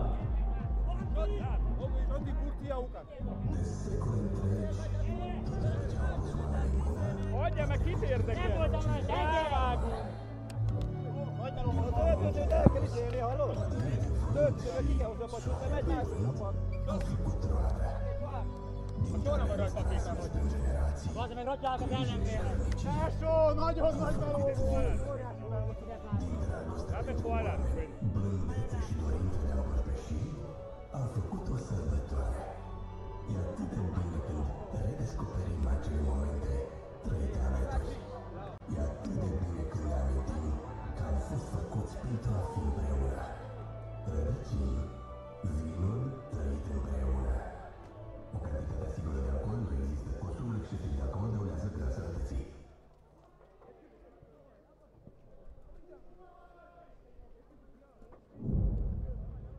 Телеграм-канал Сока Молдова. Подписывайтесь.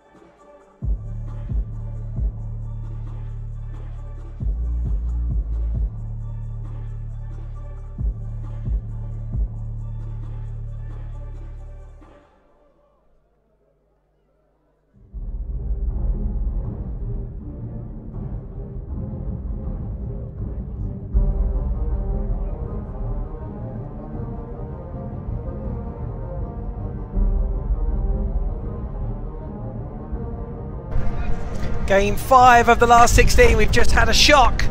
Germany knocked out by the Hungarians in the dying moments. A shock in this one would be Georgia beating Kazakhstan. Kazakhstan runners-up in the World Cup 22, winners World Cup 23, runners-up World Cup 24, and back-to-back winners of the EuroCup since its creation 2 years ago. National anthems.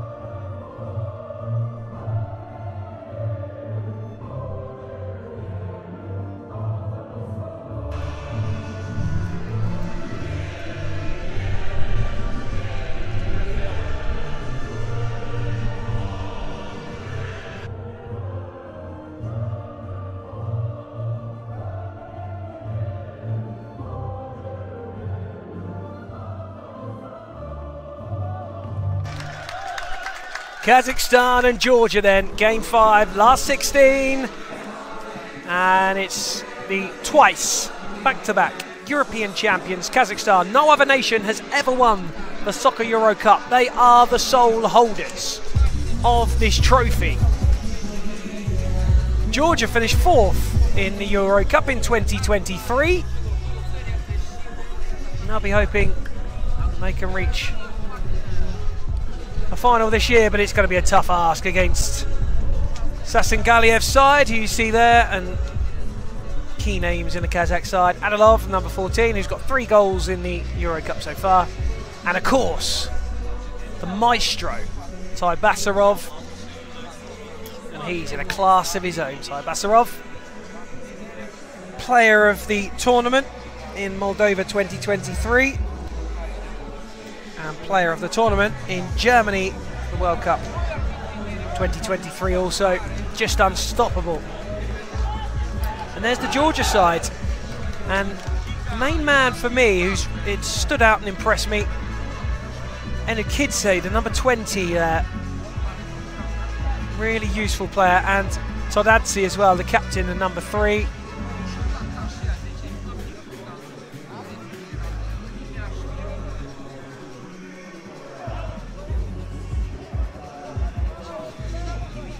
Georgia going through their final preparations.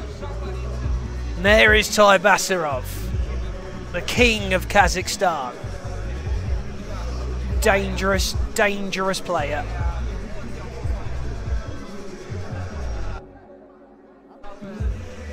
Oh, that's Todadze there.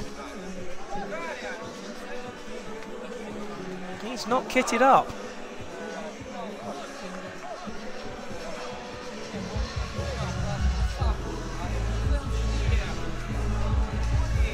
And the surprise of the day, Germany beaten by Hungary. Germany just couldn't get away past Hungary, and that is absolutely Hungary's game plan.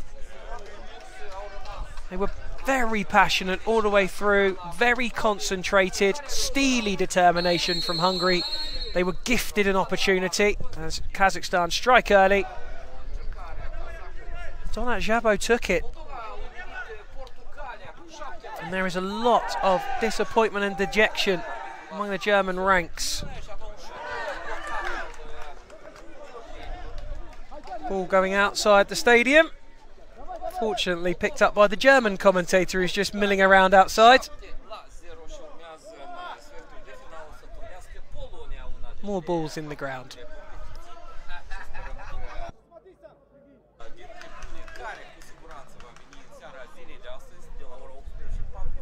Klimiashvili.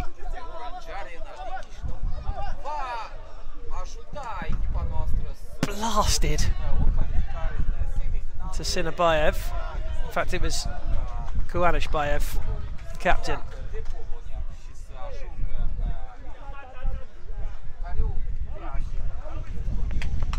Kazakhstan began the tournament with a draw against Lithuania. They went and beat Cyprus 6-0, and Hungary, who just played against Germany, they edged past them by 2-1. Kuanishbayev to Olas Taibasarov. Corner.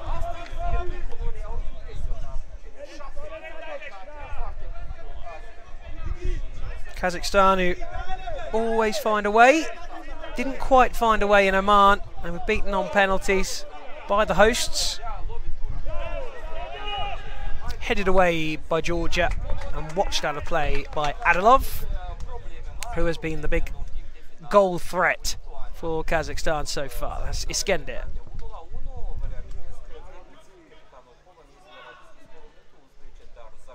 To Mirzabayek, who has 1 goal to his name. Taibasarov, who has 1 also. Adilov waiting for Taibasarov, and again! That is why he is the king of Kazakhstan. Taibasarov, in the opening couple of minutes, had it on the halfway line, gave it to Adilov. Adilov held it up really well, waiting for the arrival of Taibasarov. And the number 8, at the second opportunity, tucks it away. Not the start that Georgia wanted, that is for sure.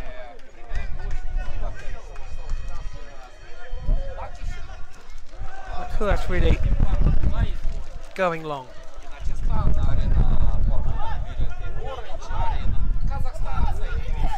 Kick in for Georgia.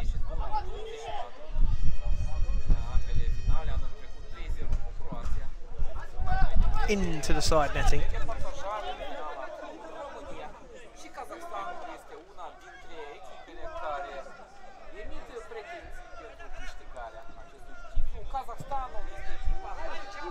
Adilov again, making himself a nuisance up around the penalty area. Away this time though by Napishvili, to the feet of Enukidze, who has been a pleasure to watch at times for Georgia.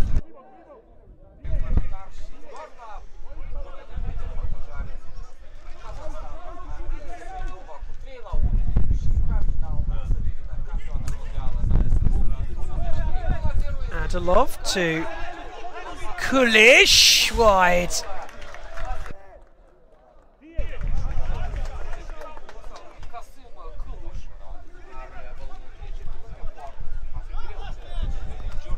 Not the best of clearances from Bakuatashvili.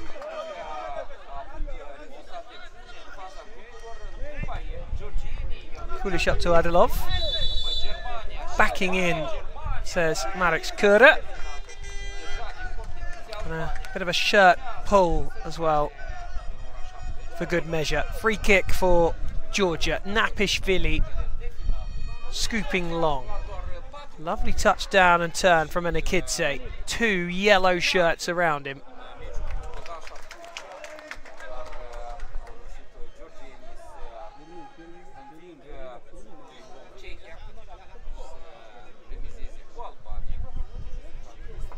Corner ball.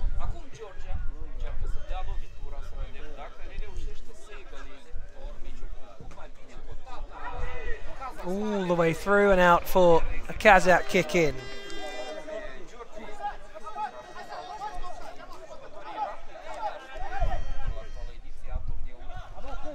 It was Mazhitov and Yelemazov who top scored for Kazakhstan in the last EuroCup with 5.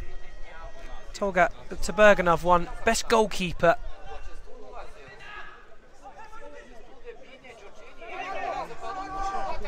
Kiknadze. Oh, really good work to get that from Rukaya.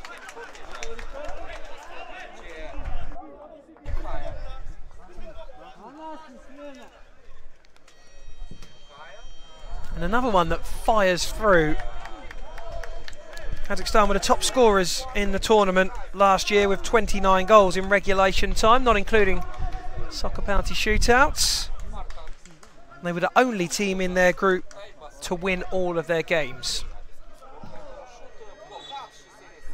And they also had the most amount of players of any squad to score in the tournament last year. 13 Kazakhs hit the back of the net. And they beat Romania in the 2023 final. That goes back and out to the ground, high over the top.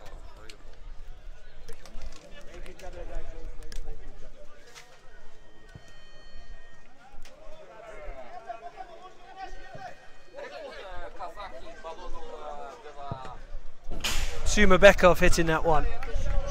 And it zooms past the post.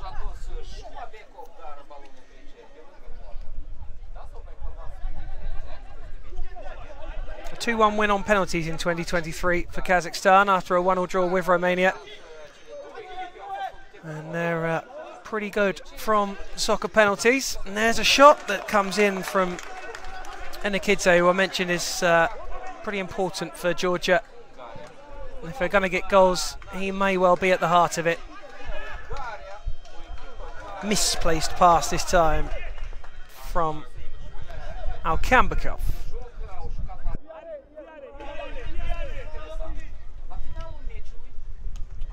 Rukaya to Anikidze.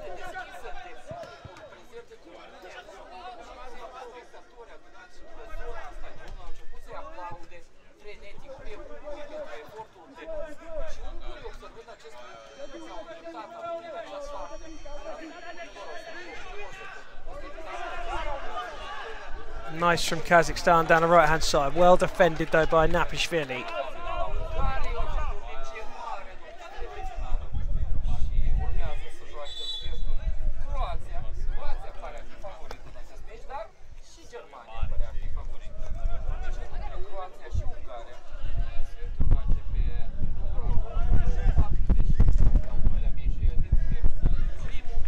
Deflected through.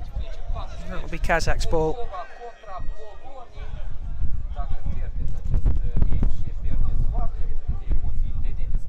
Dazzling EuroCup last year from Kazakhstan. They beat Italy in the first game.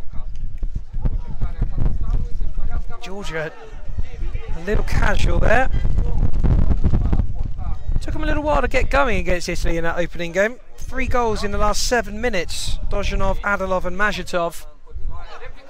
Here come Georgia. Good shots, good save. Not yet clear, is now. And Alkambakov had to do the work. Close from Georgia though. Encouraging. Blasted towards the near post and palmed away.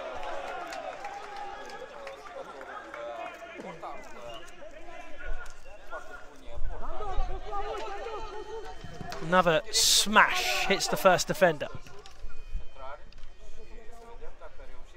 Can't keep it in this time. That was Kiknadze. Just one win at the EuroCup last year for Georgia. They beat Turkey in their opening game. 3-1 winners, deserved winners. Salamidze, Navalovsky and Napishvili scoring for Georgia on that day. They drew against Portugal. They were behind just before half-time. Jose Alfredo with the goal, but an equaliser from a set-piece from Georgi Navalovsky earned them the point. And they drew 2-2 with host Moldova as well. They went 2-0 up with 5 minutes to go in that one. Couldn't hold on. They were beaten in the last 16 by Serbia. Georgi Yinkashvili with the only goal, but they were already 4-0 down at that point.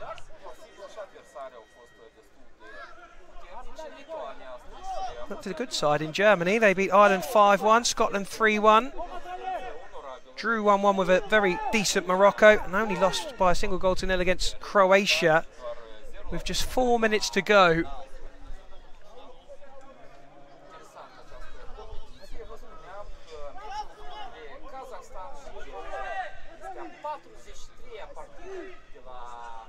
Napishvili asking for more space. He fires it over. And Levan Chakradze of Georgia was the Golden Boot winner in Euro 2023.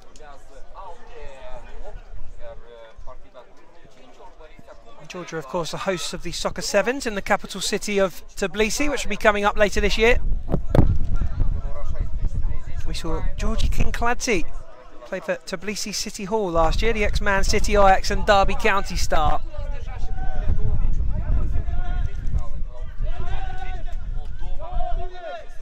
Kazakhstan probing on the edge, but Georgia defending well. Kaka Kiladze as well was there. He was the mayor of Tbilisi. He played for Dynamo Kiev 104 times and AC Milan 284 with 83 Georgian caps, and he graced us with his presence in the Soccer Sevens. Ty Basarov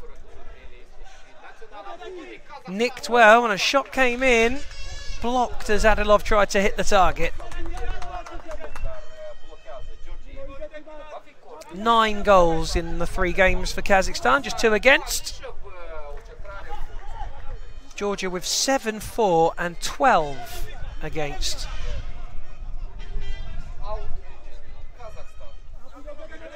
And the winner of this one will play either Spain or Bulgaria at 9 o'clock tonight in the quarter-finals.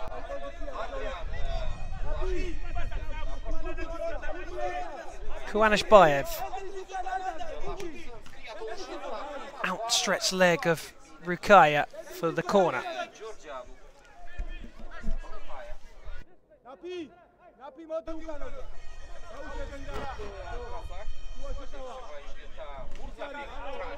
And another corner for Kazakhstan. They just always seem to go under the radar, Kazakhstan. They make final after final. No one ever really talks about them winning. As it stands, heading to another quarter-final. Only 1 goal in it though. Georgia can certainly make a dent in those hopes. Strongly played by Rukaya.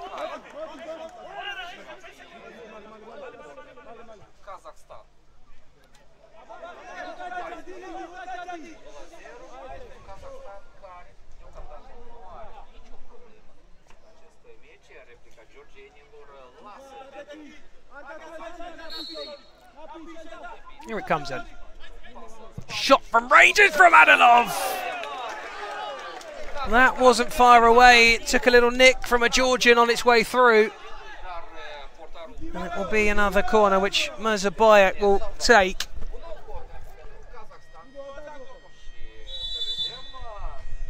And volleyed way into the stands by Eskender, but the whistle had already gone. Bakutashvili wants a ball. He's made that pretty clear, I would say.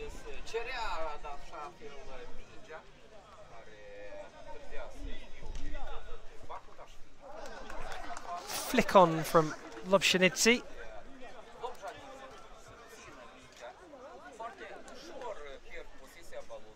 Mirzabayev will go to retreat. Here he is. Up to the edge with Adilov.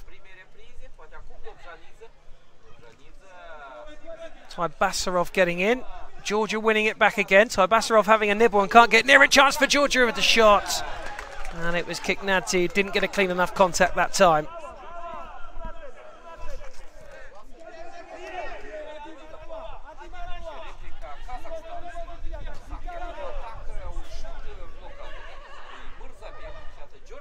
Break on, scoop through for Rukaya, who was screaming for it, the captain, as he ran down that right-hand side.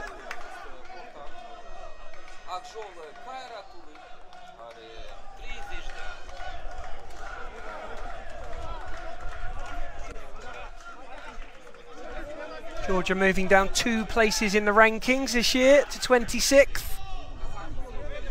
There's a nice ball. In fact, it wasn't quite as well steered as initially looked it would be, and there's a chance at the other end, and the chest down wasn't clinical enough from Klimiashvili. The keeper's caught in the net there.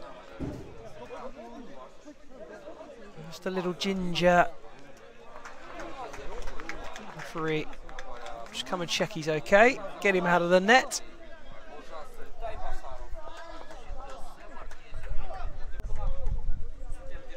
Well, there's been action at both ends. Georgia very much in this game against the Euro champions.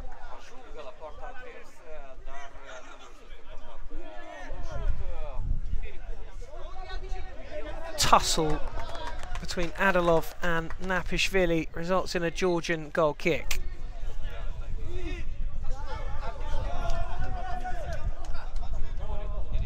Bakutashvili away and out for a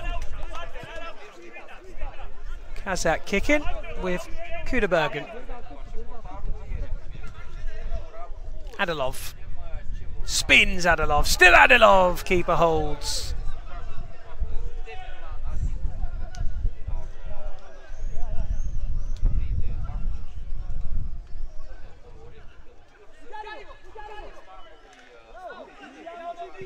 Shot from range blocked as Kuanashbayev tried to guide it towards the Georgian net. Adilov.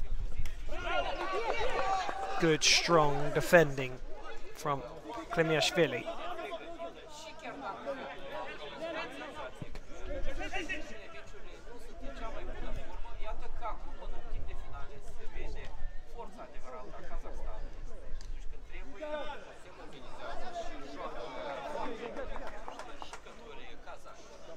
Kick in with 2 and a bit minutes to go.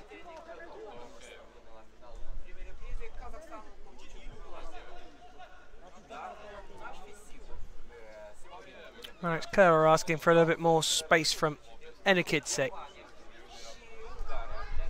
Kulish. Taibasarov.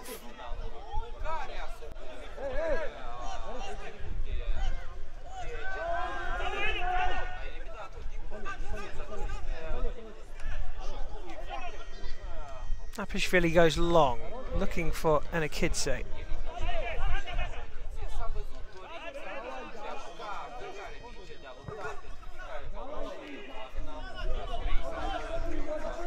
Frustrating for Georgia. Kazakhstan will be happy with it. Goal kick.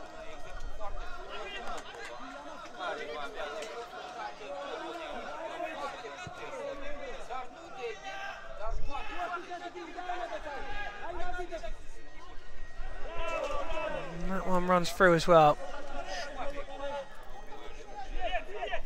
Just the one goal then after Kazakhstan took a very early lead through Basarov. Heading into the last minute of the first half. Georgia won't be too displeased with it. It gives them an excellent chance in the second half, unless they can find a late goal in the first half now. Kazakhstan, Georgia back in possession, over to the left-hand side, but cut out by Kuderbergen.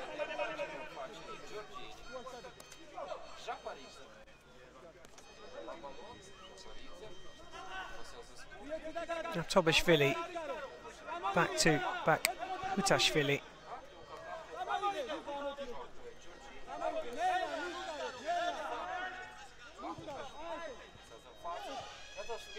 On the turn is Enukidze, taken off him though. Forward comes Umabekov. Georgia working tirelessly though to stop that Kazakh attack. And nothing added on. Whistle blown. Just the one goal in it. That goal courtesy of Basarov early in the first half. And at the break it's a Kazakh lead, 1-0.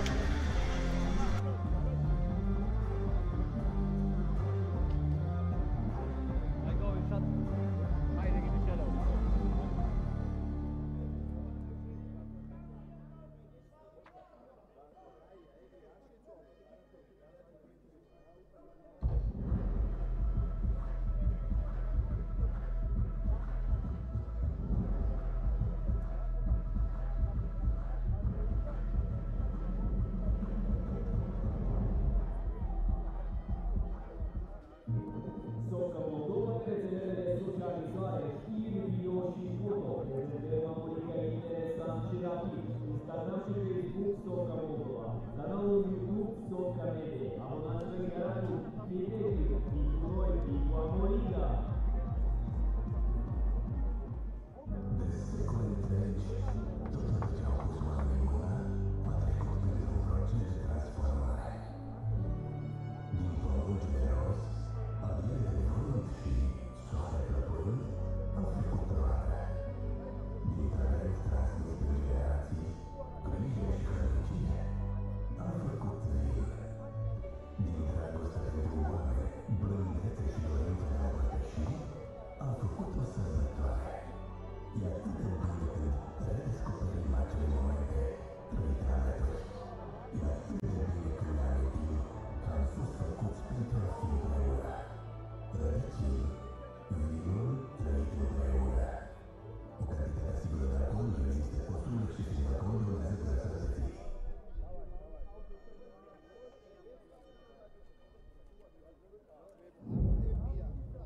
Телеграм-канал Сocca Moldova. Подписывайтесь.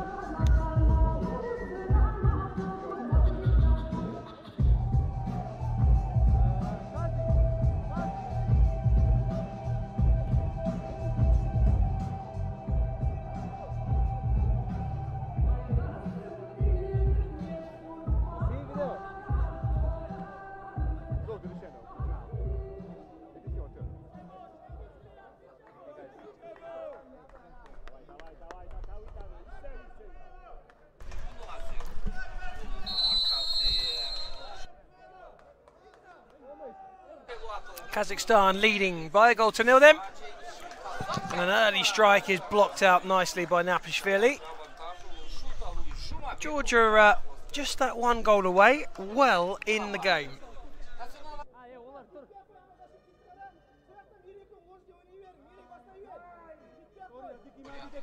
Sektaganov rolling it in.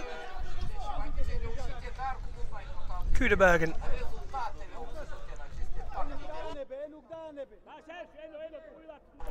Kiratula to Alkambakov. That was nicely played. Down to ground went Sinabayev. Wasn't asking for anything.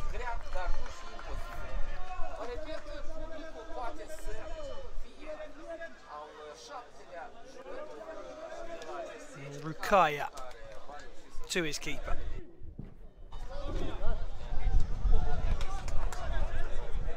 Kiknadze with not a lot of interest in chasing that one as the long ball came through. Bakutashvili giving Kazakhstan the kick in.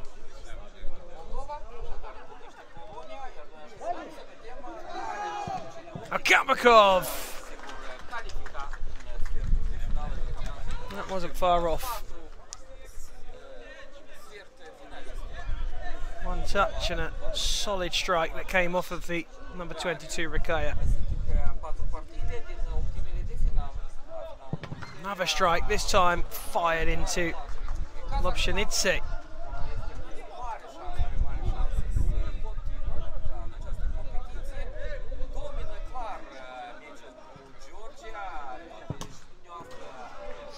Over the top from Sektaganov. Ty Basarov's goal, the only difference at the moment.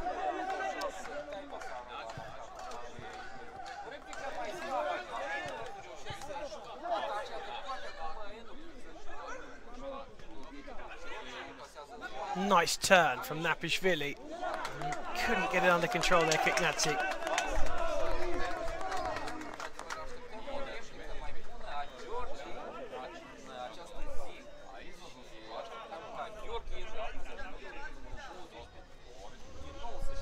Zabayek giving it back to Kiratula in the Kazakh goal. That's him in the red. Ty Basarov. Didn't quite weight his pass enough for Kulic to be comfortable.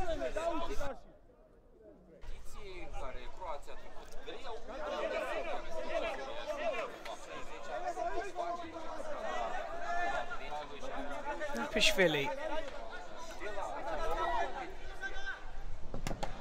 whacks it straight into Mirzabayek, who stood up tall, took the brunt of the Georgian kick in. Might have another go, Napishvili. Does have another go and gets the same outcome.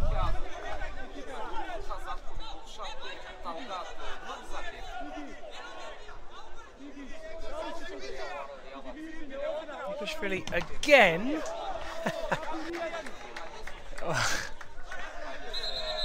Bayek has asked for a moment just to give that leg a rub, because that's three he's taken straight in the same place.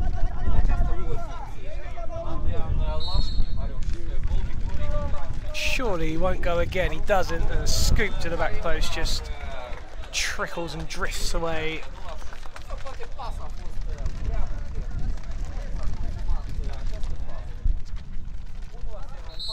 Long from it was Kuanishbayev. Basarov gets a foot in to put it out. Georgia have a kick in, and it will be Rukaya to give it to Bakutashvili. Another misplaced pass from the Georgian keeper.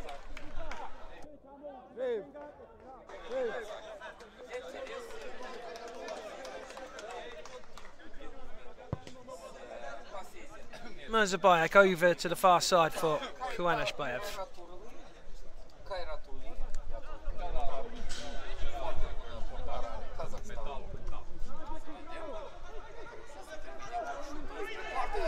It's a beautiful steal from Enukidze, and still he goes Enukidze. Couldn't feed it into the area, and here's where Kazakhstan are dangerous on the counter-attack. 2 against 2. Adilov and Taibasarov up. Taibasarov shoots. Probably had the better option to his left-hand side as Kuanashbayev was waiting in the penalty area.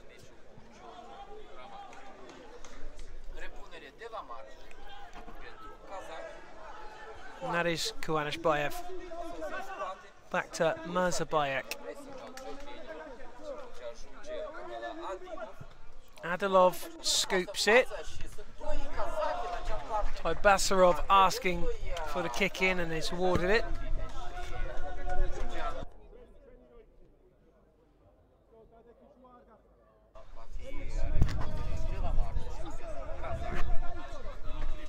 Ball finally retrieved.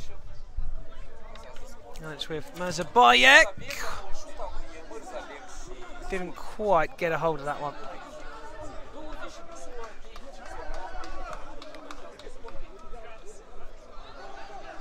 Poor from Georgia on this occasion. Haven't really said that too often about Georgia in this game. It's a corner for Kazakhstan.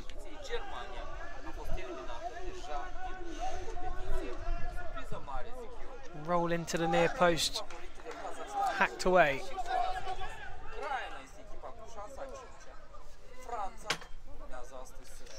Taibasarov. Adilov. Kiratula.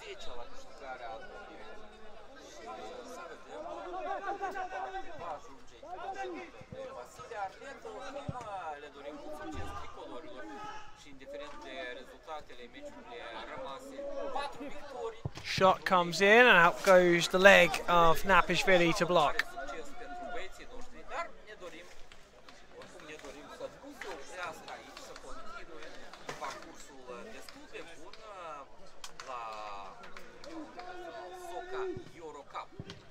Shot on the edge, came from Mirzabayek on the swivel. Bakutashvili saves. Gives it to Taibasarov though. Here comes Olash Taibasarov. Still he goes Taibasarov. And he's gone down and that didn't look good. And he's still on the ground, Taibasarov, off your screen at the moment.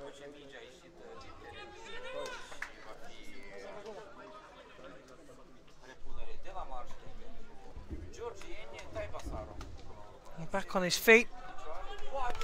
I do not want to lose Aldash Taibasarov. Giant figure in the Kazakh squad.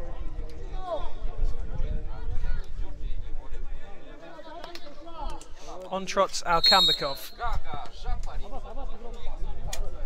Out it goes. Kiratula will get the goal kick.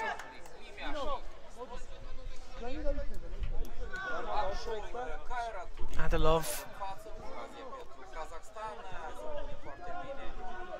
One back by Georgia. Here's a chance perhaps.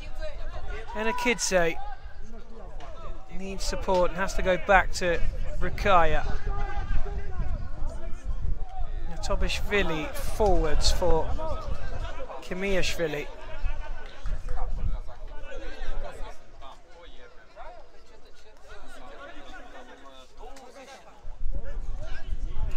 Haven't rotated quite as much as they usually do this year, Kazakhstan. Substitutes usually come thick and fast and they make wholesale changes, but it hasn't happened in the EuroCup for 2025. 1 or 2 substitutions used more this year. Here come the Georgians then. Yaparidze to Enukidze. Couldn't get it out of his feet. Good work from Enukidze. Adilov goes to ground, gets a free kick. Enukidze doesn't like it.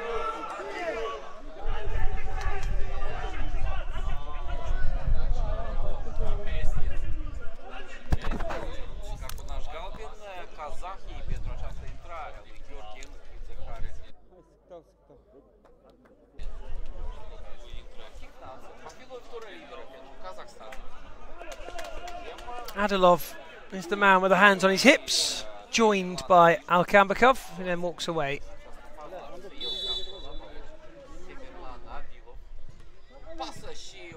Oh, and that is unlucky. A typically Kazakh move. Kurda Bergen at the back post.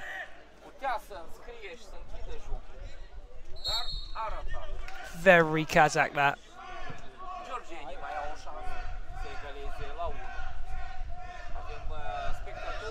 Well, that looks about as clear of a push as I've seen all tournament from Lobshanidze.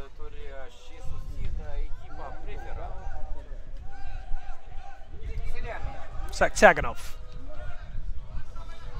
Alkambakov.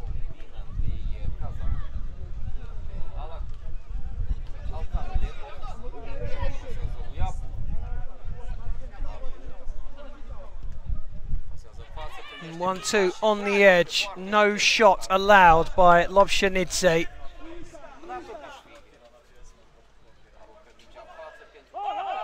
That looked like a little push as well from here.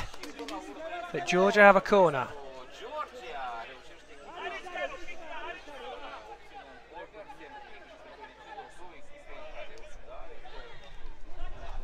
Clip to the back stick, headed away. Foot race on, won by Georgia and Lobshanidze. Now Tobishvili. Keeper gives the ball to Kazakhstan. Should get that, but the whistle's gone for something. Well, it's because of that man at the bottom of your screen who's gone down to ground. Alkambakov.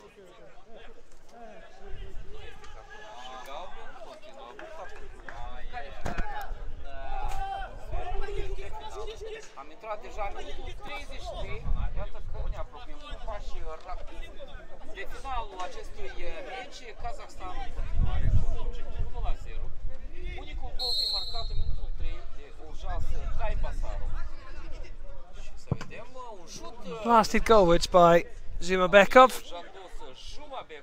Keeper behind it.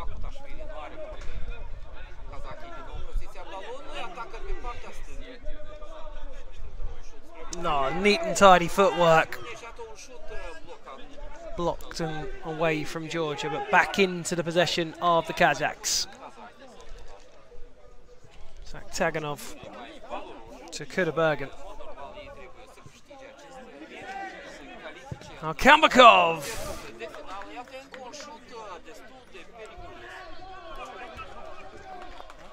Goal kick.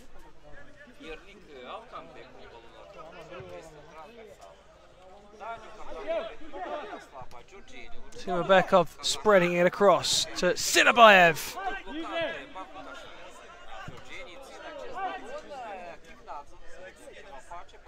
Kiknadze to Rukaya, and now Lobshanidze.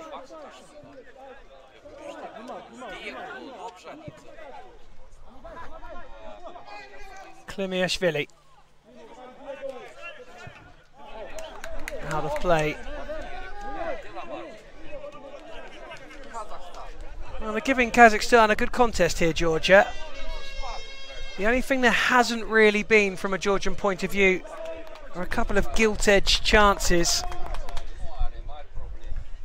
Kazakhstan haven't had many themselves, but they've got the goal.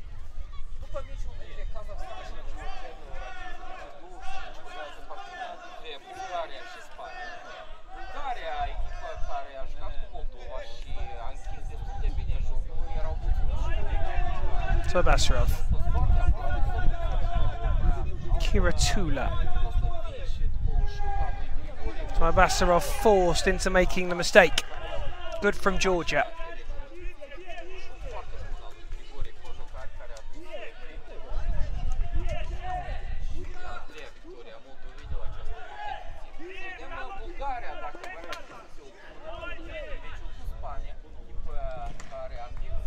Blocked off from the kick in again. Kazakhstan have done that well. Keeper had to be there this time. Rukaya to the number 20, EuroCup.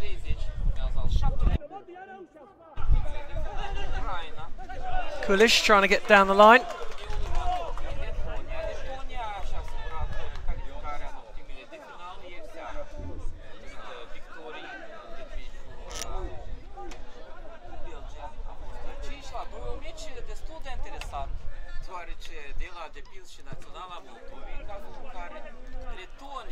Muzabayek.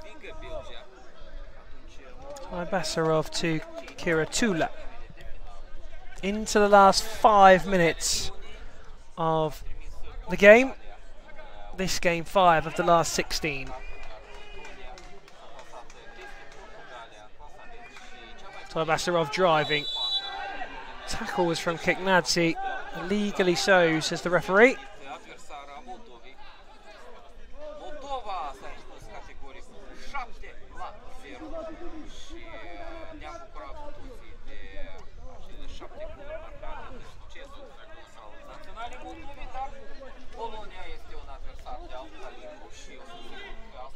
Adilov. Kiratula. Long searching for Muzabayek, but he was well off. Georgia trying to get that ball back as quickly as they possibly can. Rukaya will have the kick in. So Basarov heads away.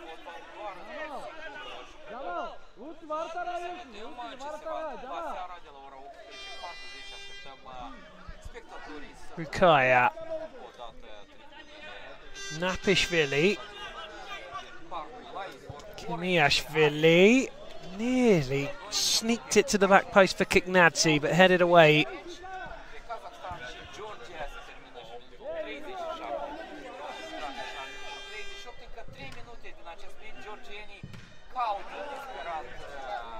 Struck it hard, Napishvili, but he didn't strike it on target.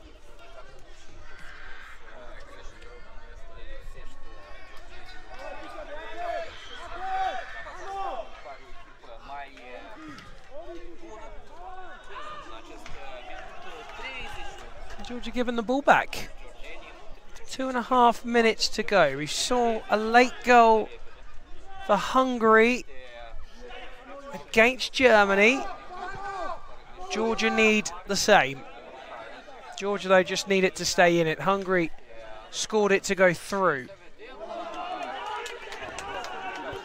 Cleared by Muzabayek.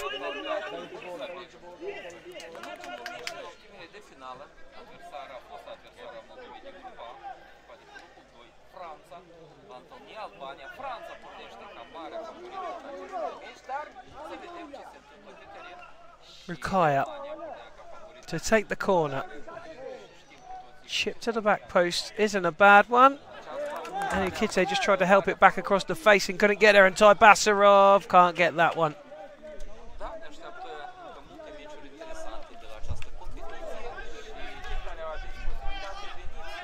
And that's Nyatobishvili, who's now taken the goalkeeper's jersey to play outfield. Try and give Georgia a man advantage.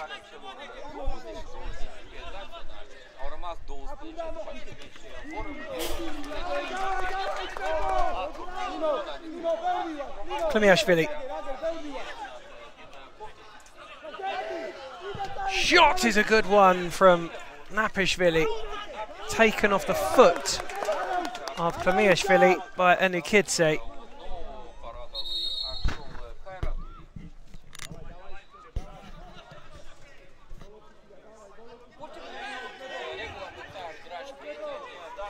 Adilov nods on. Claimed by Nyatobishvili.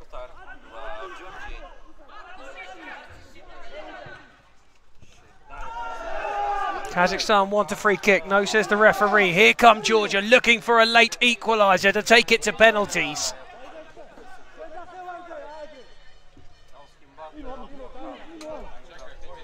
Napishvili, down it goes. What a save that is at the near post. Venomous strike. And Kiratula, when called upon, was there. That's out of play. Georgia going mightily close with not much left to play.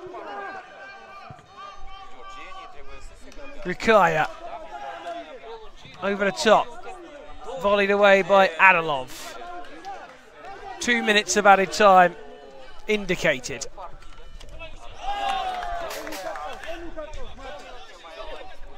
Can Georgia do it? Enakidze. Seen off by Adilov.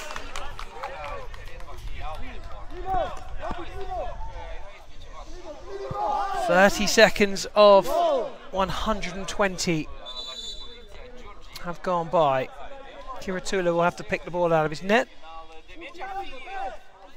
but his sheet remains clean.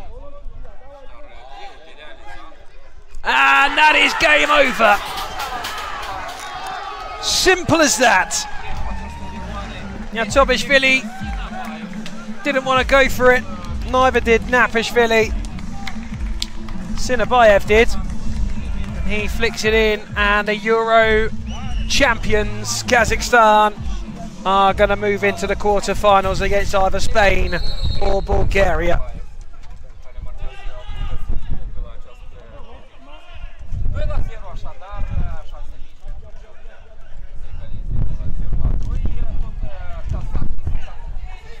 Oh, that's a good challenge. Enakidze, Napishvili.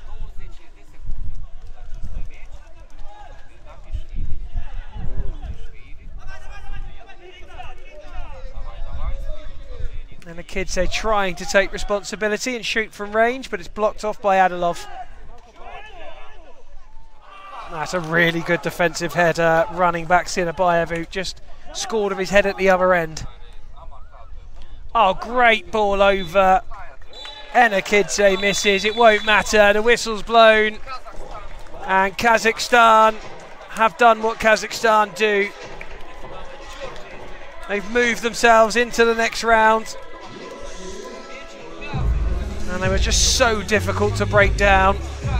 So many sides before them have found out, and Kazakhstan go marching on through. But who will they play, Spain or Bulgaria?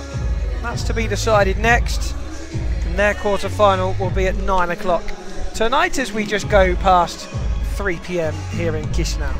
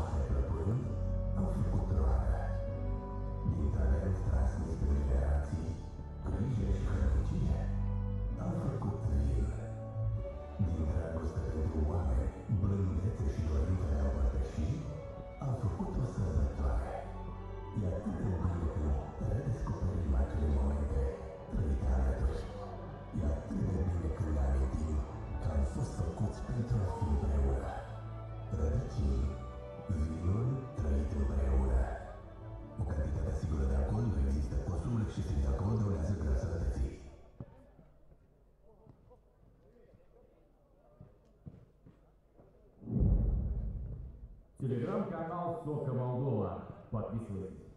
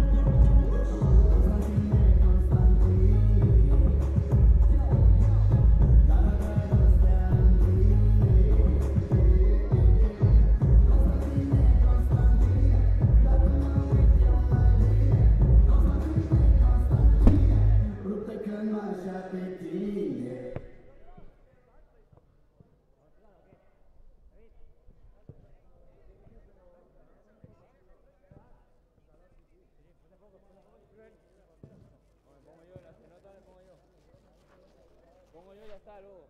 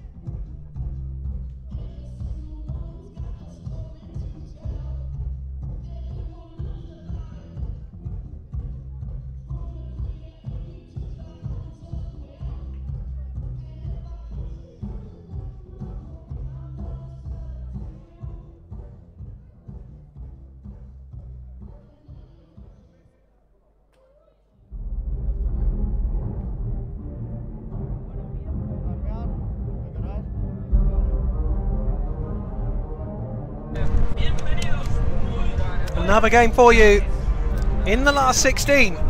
This one is Bulgaria against Spain for a chance to play Kazakhstan. Kazakhstan, who won by 2-0 in the end over Georgia. It wasn't an easy game for them. They scored right at the start of the game and right at the end of the game. In between that, there wasn't much separating the two. Spain will be the fancied side here out of the two sides, but Bulgaria looking to cause an upset with a couple of decent players among their ranks. First up, of course, as ever, will be the national anthems of Spain and Bulgaria.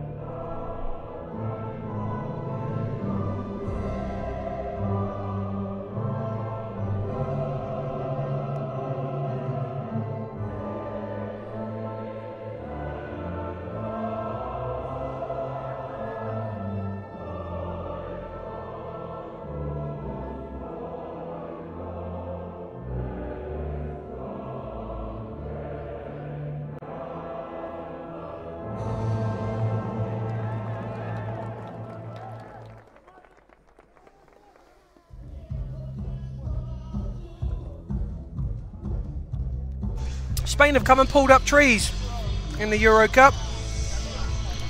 No one quite sure what to expect from Spain, but going on previous tournaments, not a lot was expected.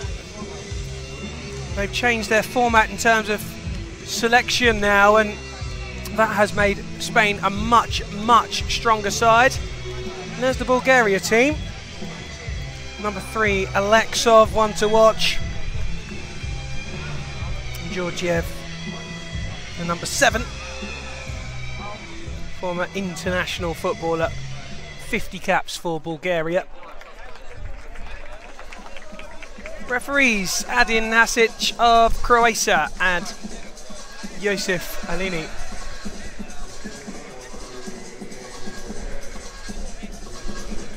A couple of Cervezas in the Moldovan sun.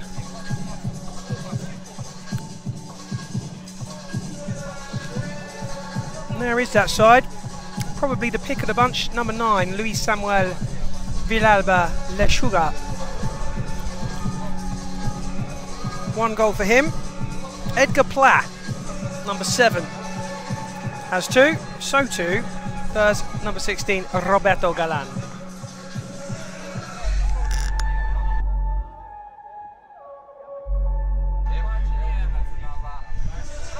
And there's a few out here today. Just behind the stadium is that lake. People taking a dip. It's blistering hot. There's another Moldovan on your screen. Young, handsome Moldovan referee.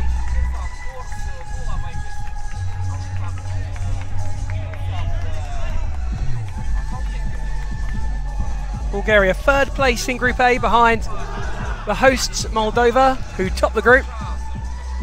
France came in second. Bulgaria going through with just a 1 point after a 1-1 draw with Ireland. They made it through thanks to goal difference. Ireland were hammered by France, and that did for them in terms of that goal difference.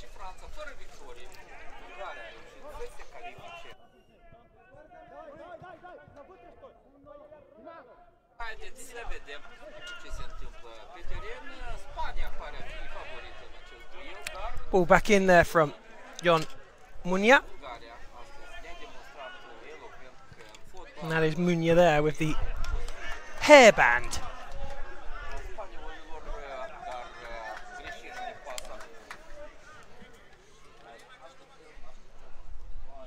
And either of these sides, whichever one gets through, will have to play the Euro champions Kazakhstan. The competition created in 2023, hosted here in Chisinau 3 consecutive years, has been won by Kazakhstan on both occasions, and they are into the quarterfinals in an attempt to make it 3 on the bounce, and that would just be a magnificent achievement. Germany crashed out earlier on today against Hungary. A goal at the death sent the Germans out, and they come here to win competitions. They're not here to make up numbers, and they haven't done well enough. It's as simple as that. Some real disappointment amongst the Germans. And they will have to lick their wounds a little after a shock result against the Hungarians, who played really well.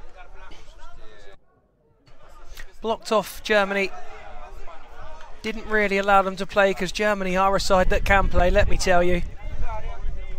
And they just broke them down. Wore Germany away and just waited for one mistake. They only gave them one chance, Germany. But Hungary took it. Donat Szabo was the man to get it. Moldova, earlier on, they were up against Portugal. Now, Portugal, the oldest of the squads at the EuroCup, and they played the very last game last night, which unfortunately for them, with the way that the structure is, meant that they played first thing this morning, and they were beaten 7-0. It was too easy, really. Portugal never stood a chance. At any point in the game, Moldova were just too good, too strong. Took their chances well. A couple from Roisman, a couple from Abada, as you'd come to expect. Andrei Stratan was on the score sheet as well, as was Adrian Lascu. All the usual suspects for Moldova, and an own goal for Gavau as well.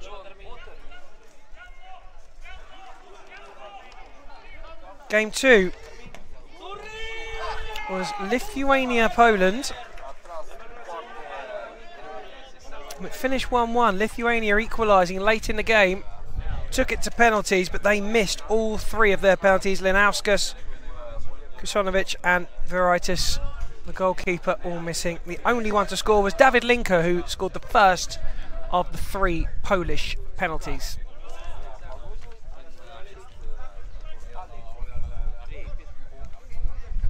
That's Stankov. Down the line looking for Alexov, who is a really useful player. Very tricky feet. Causes problems. Croatia read past Serbia earlier on. That was a tight game, the third of the day. Kovacevic with the only goal. We weren't quite sure up here who got the last touch, but we had it confirmed to us that Kovacevic was indeed the man who got that goal. Here comes Spain then. Just a little bit too much of a stretch. And back at the other end comes Alexov. Has to turn around though, as he got his head up and didn't see anything really coming his way.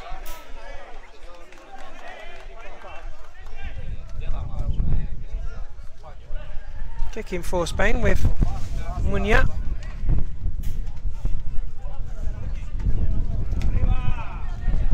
It goes across, but Two Spaniards not on the same wavelength there as Altamin made a run forward and the ball just runs behind him and out for the kick in.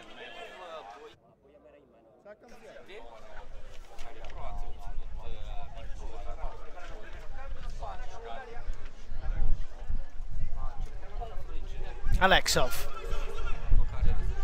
trying to force the 1-2 with Valerian.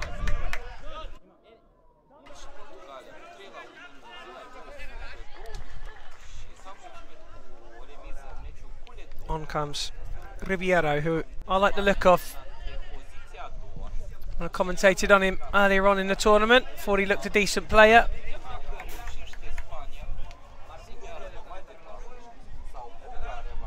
Cusco, joined by Ribeiro.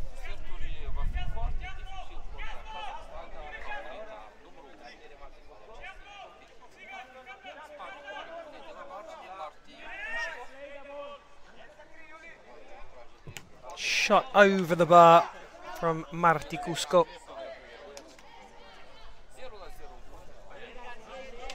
And 0-0 after 6 minutes of play.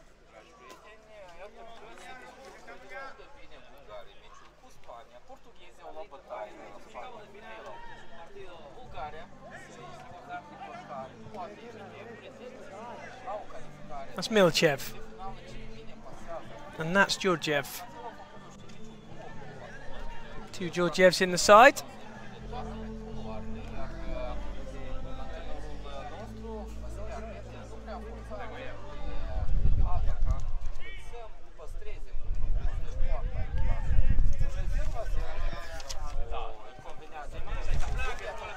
Pla goes to ground, as he so often does. He gets the free kick. Asks for a yellow card. More chance of getting one himself asking for that. Good player, Pla. Only thing for me I don't like is that he does spend a little bit too much time dropping down on the ground. Doesn't always align with the spirit of soccer.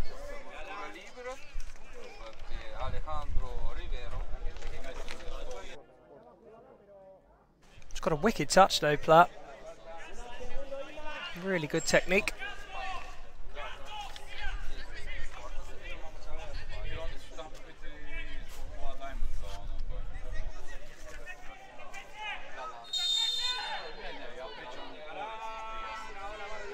Oh, took a little nick on the way through, but Milchev was down.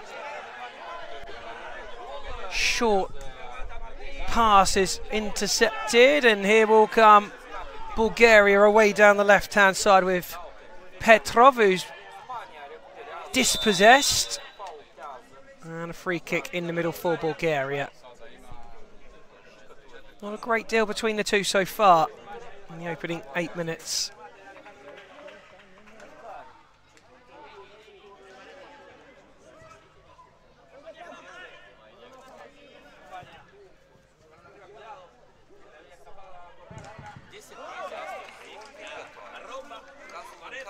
Well, that's a corner for Bulgaria.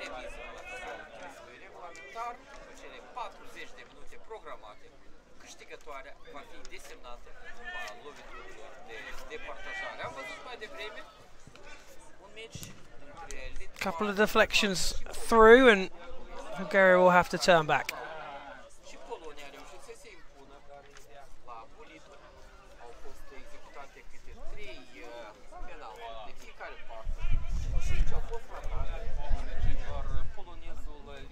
Bit of a slow tempo to start things off. Probably did expect that from Bulgaria, not quite so much from Spain. But a new side assembled, perhaps not willing to roll the dice too early, get a feel for how these knockouts work.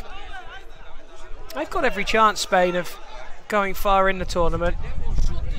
Shot though, coming in is parried away.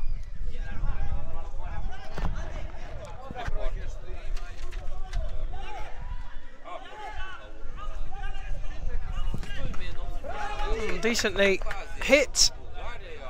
Valeriev It was Stankov, I think. Yeah, it was 15 Stankov.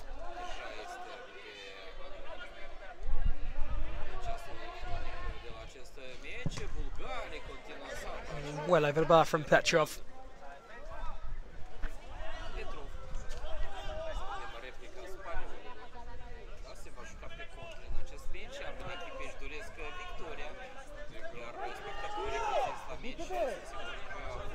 Arumbre playing into the centre. Down goes Samuel Bialva. Free kick.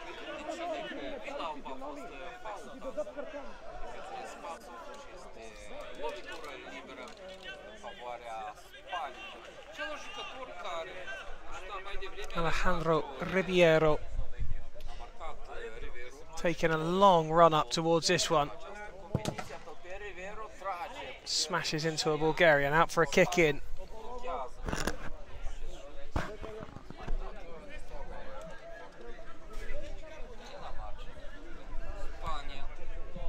Kusko.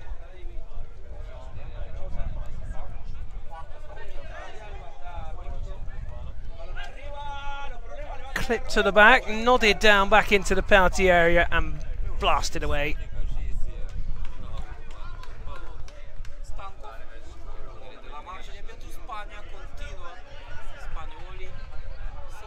Marti Kusko. Good ball forward, lovely turn on the edge. Shot came in from Petrov, blocked and away from Spain.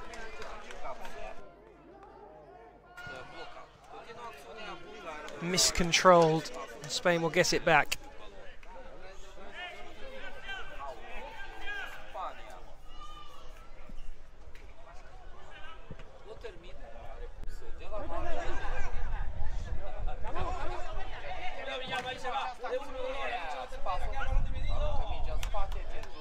Nice, cool, controlled football from Bulgaria. That quite so cool on the right-hand side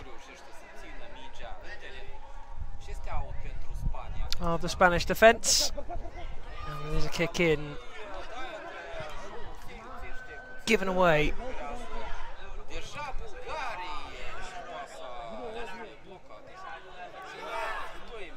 Bit of frustration out there. Lacked any quality yet. This game from either side, 12 minutes gone. Spain have showed some real glimpses of quality through the tournament. Little trembly from both in the opening 12.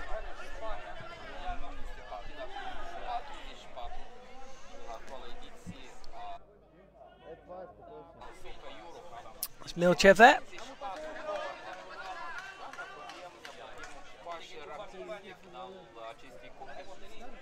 Stankov to Valeriev. Back to Pla. Hits it, Pla. Comes off of a Bulgarian.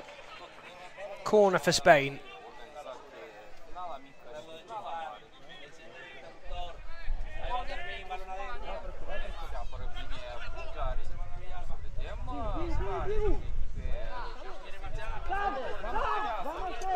Here come Bulgaria. Chance then, touch into the penalty area, goes to ground. There's a Spain free kick. Arumbre takes and gets it back.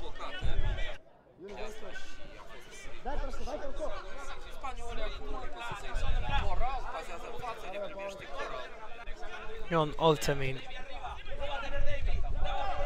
Shot outside the area! Came from Juliana Doria. It's a Spain corner.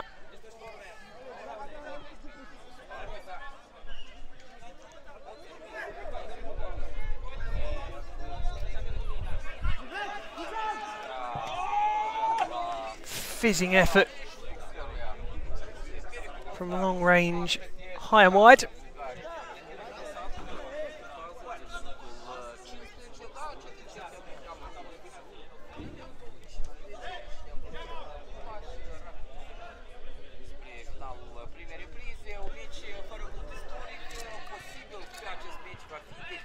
And that can only be nodded out of play for a Spanish kick-in. Just a little over 5 minutes left of the first half and we are still goalless between Bulgaria who finished third in Group A, and Spain, who finished second in Group D.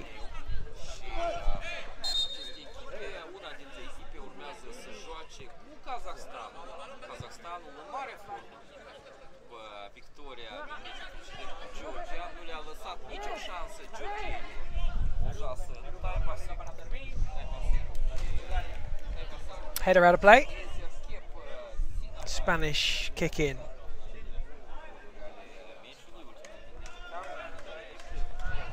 Tamin again with a responsibility from the kick in.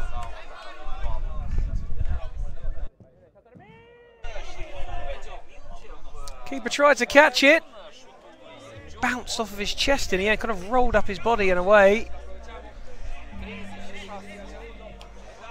And another one which is fisted away this time by Georgi Milchev.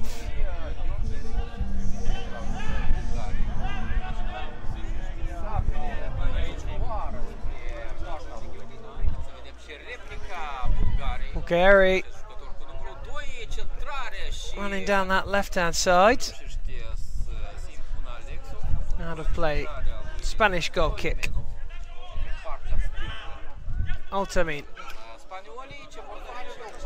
That's nice from Spain. Oh, it deserved a goal.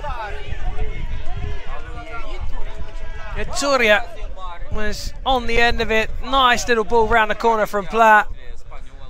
And Ituria just couldn't quite guide it on target.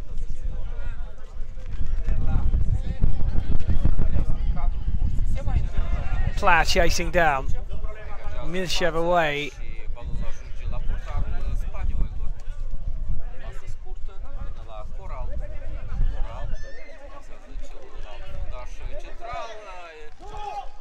Give it away, chance for Bulgaria, it's in! On a platter for Bulgaria. A deadly mistake. Picked up and whacked early.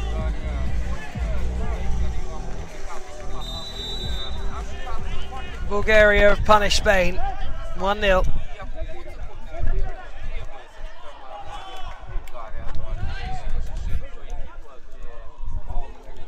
Well, that's a surprise. Lack of experience for the Spanish squad at this level in these tournaments. Perhaps that just showed there a few minutes from the half-time whistle.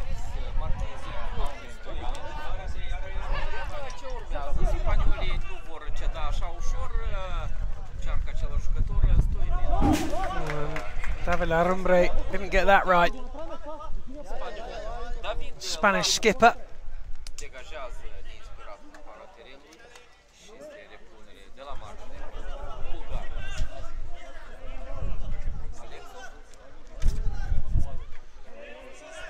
Alexov hits John Altamin. Quickly taken. Out it goes again.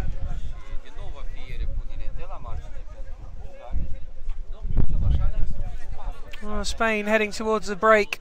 A goal behind and not showing us exactly what they're capable of so far. Here come Bulgaria.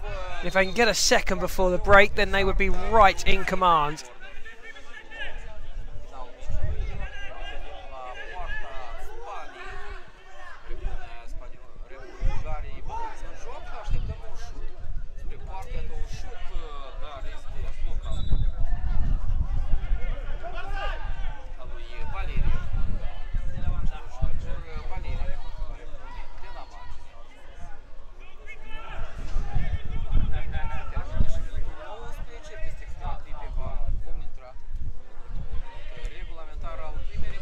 Valeriev.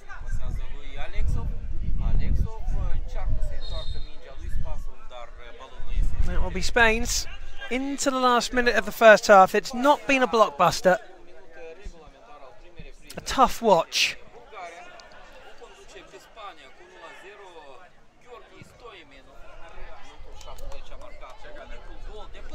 David Larumbre struggling at the moment with his accuracy.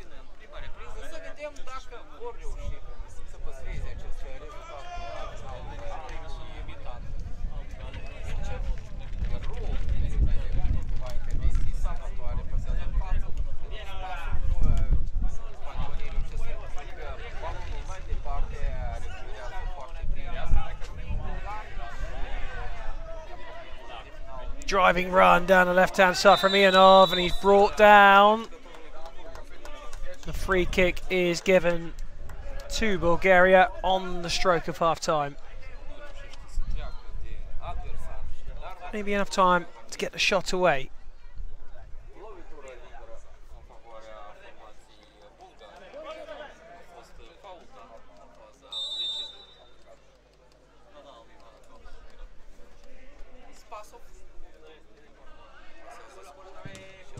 Shot saved by Larumbre, and a chance for a counter-attack perhaps for Spain right on the stroke of half-time. Won't materialise. And Bulgaria leading over Spain at half-time in the last 16 for a chance to play Kazakhstan in the quarter-final. Spain with work to do. Bulgaria will be happy with theirs. 1-0.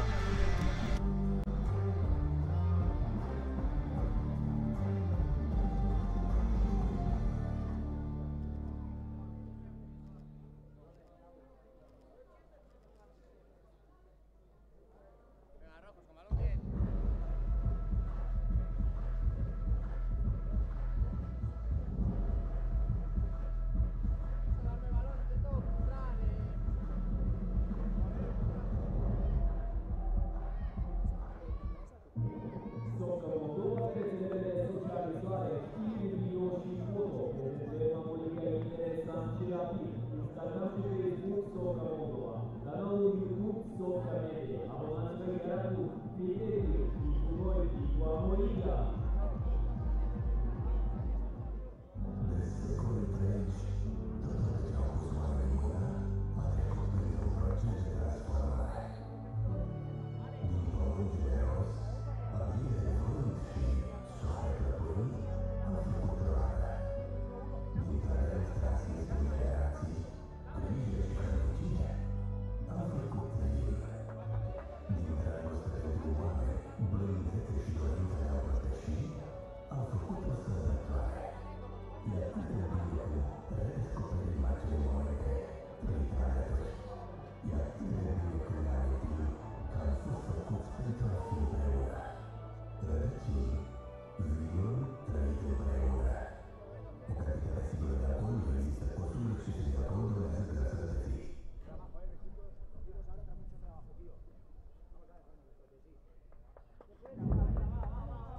Телеграм-канал Socca Moldova. Подписывайтесь.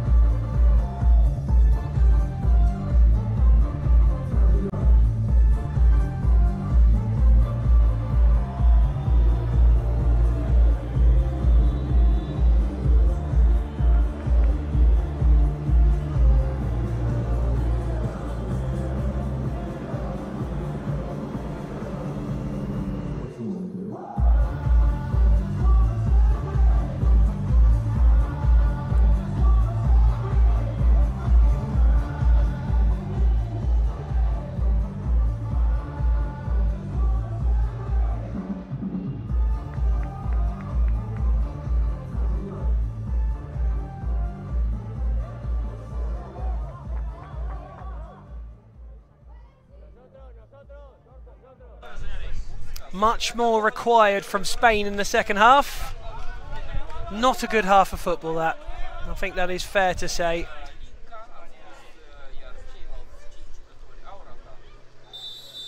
Bulgaria did get us off and running, but we'll have to do so again. Spanish player inside the Bulgarian half. Milchev.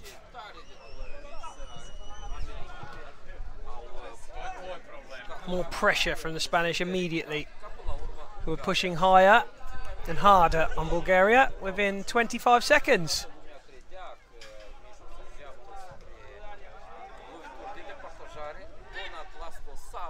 That's Georgi Milchev. Cut out, chance for Spain. Oh, and an own goal! Well, he scored for Bulgaria earlier on. He scored for Spain now. He couldn't have hit it any better. He wasn't trying to do that. Ribeiro, who was about to take the strike on, didn't have to. 1-1. Spain back level immediately in the second half. 1 minute or less it took for Spain to draw level.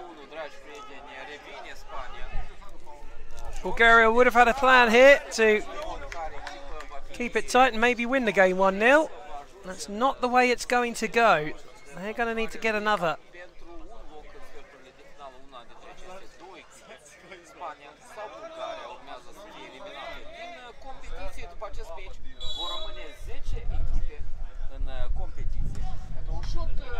Shot through off of the Spanish shirt.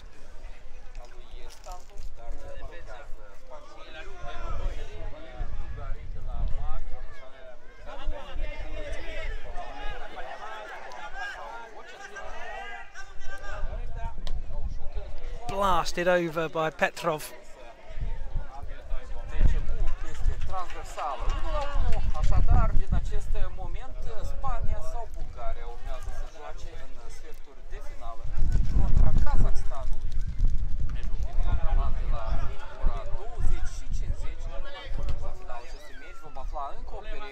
Oh, wasn't bad play that from Bulgaria. Spain had to nod away.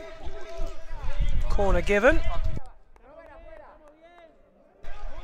Valeriev will take it. Back it goes. Shot comes in towards the edge of the penalty area. Tidied up at the back, but given away.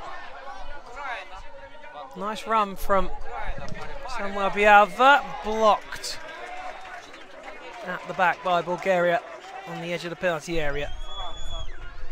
That's Spasov.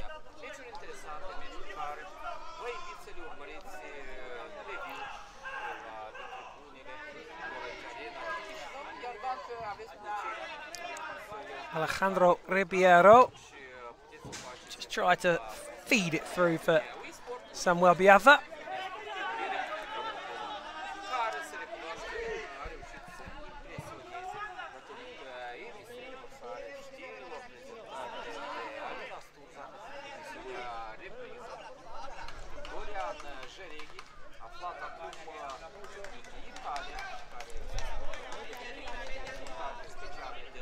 Long ball flicked on onto the Spanish left. Worked into the area. Milchev grabs it.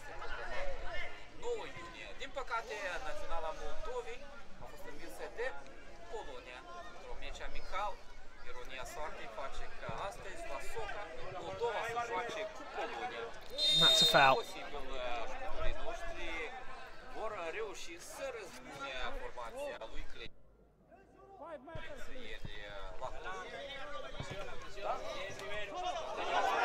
Here comes Spain on the break. Shot slides off of a Bulgarian boot. Stankov with the last touch, and Spain will get the corner.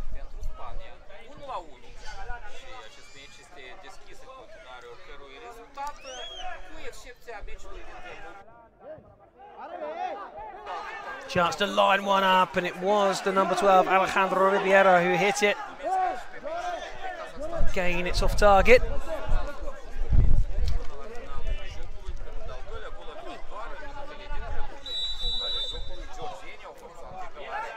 And given away, Pla almost snatching that.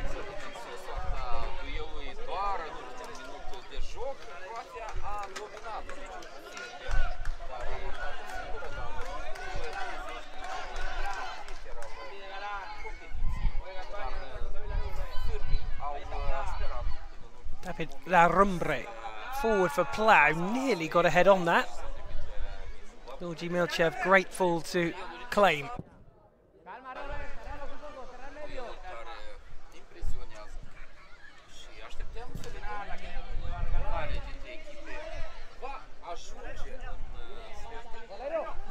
Another warm old day here. Day 4 of 5 in the capital city of Chisinau from the Orange Arena in Isfor Park. Moldova hosting for the 3rd consecutive year in this impressive mini stadium. Capacity of around 1,200.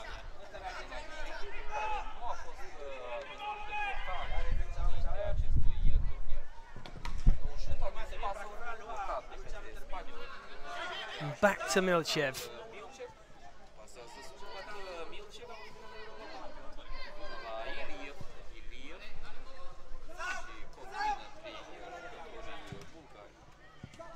Through the middle, flicked on. Alexov will give chase. Smartly ushered out of play by Marti Kusko.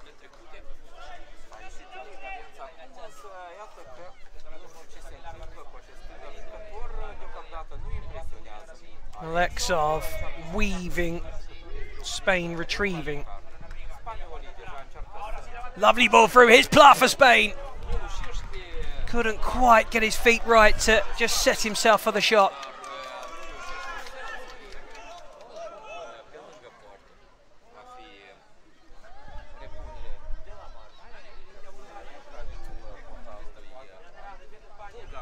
Seven minutes of second half football. Spain hitting back early for an own goal a minute into that second half after Bulgaria had taken the lead.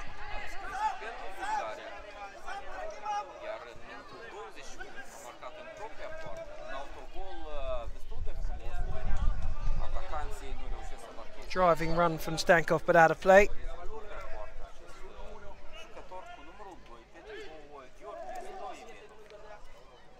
Bulgaria were here last year. They got a win against Spain. A single goal to nil was the score. Pavlin Kuzov scoring after 27 minutes in Euro 2024. Long ball. Pla trying to get on the end of it. Milchev does well. Bulgaria asking for handball. Waved away and the shot over the bar. Also recorded wins against Luxembourg by 9-1 Bulgaria. Angelov and Agyushev getting 3 each. Shalamanov, Christov and Videv also with the goals. And they got a really good draw with Croatia as well. Went 1-0 down, 2-1 up and then 3-2 down. Pavlin Kuzov, Stanimir Minchev with 2. And they lost in the quarter-final against Oman after taking the lead through Dimitar Videv. And they had a half-time lead in that one as well.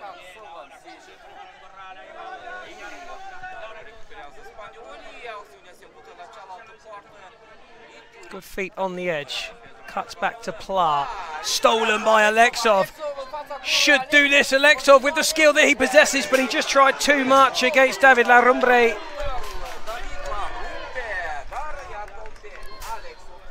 And you would have put money on Alexov there to finish the job off, but he couldn't find a way through past the Spanish keeper.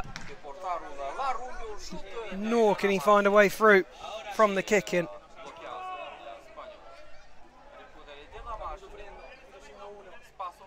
20th in the world now, Bulgaria, dropping 4 places from last year in the rankings.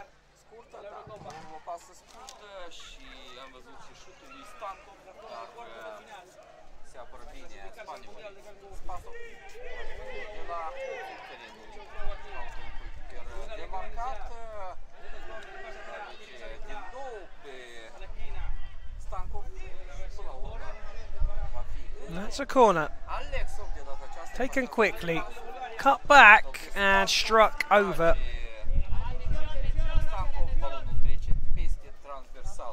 Spain lost in the last 16 last year. Beaten by Kazakhstan. And it was the best they played all tournament, that one, against the Euro champions. Came with a really solid game plan, but Kazakhstan were too much. Mario Santos Fuentes with a 43rd minute goal, but it was too little too late. Alexov back heels it. Valeriev. In fact, it's not Valeriev, that's Ianov. And Spain dropped 9 places in the rankings in a year. 32nd, the lowest rank that they've had.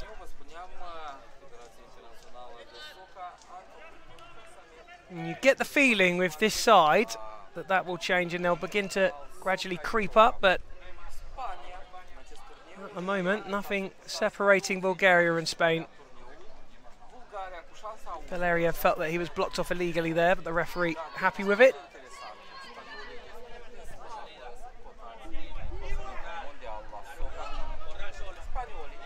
And here comes the drive down the centre, challenge comes in from Bulgaria. What do I mean?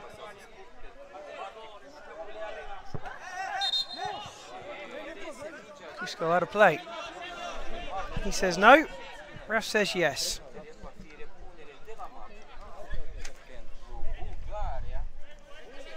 Petrov.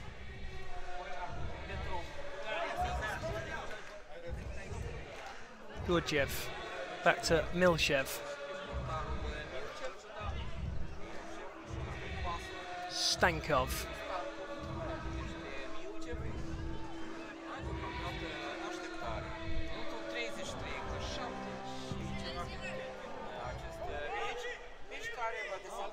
Alexov trying to get on the end of it. Couldn't quite get there.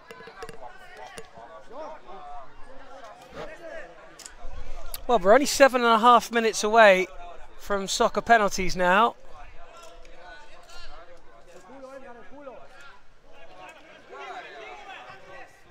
Keeper blasts long. Pla's not going to get there. Milchev will gather, give it to Georgiev. Pla working well there. Tracking back for his nation.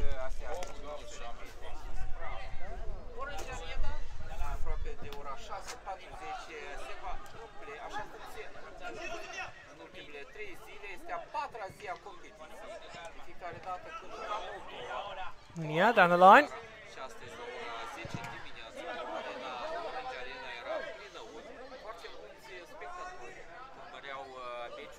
Kick in from Bulgaria. Not going down as a classic. Has the potential to, though, doesn't it? With the scores level, not long to go.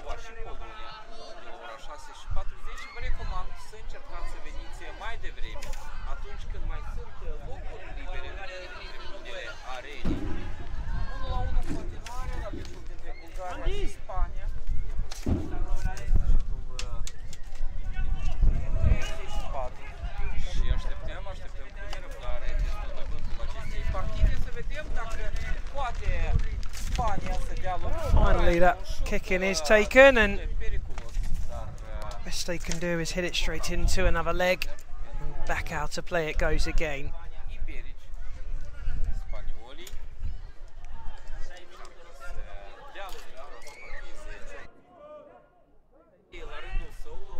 To the edge, over the bar and over the netting, which takes some doing from that distance. Roberto Galan, who does have 2 goals, putting it over the bar.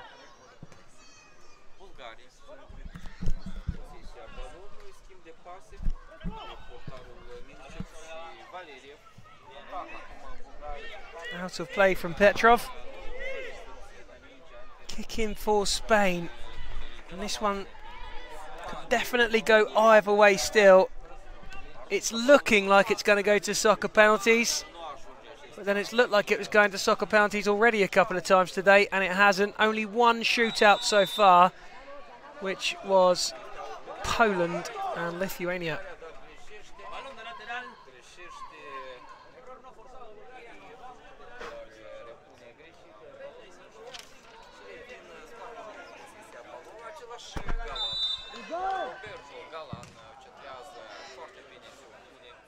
Ball towards the edge of the area, cleared away by Julian Spasov.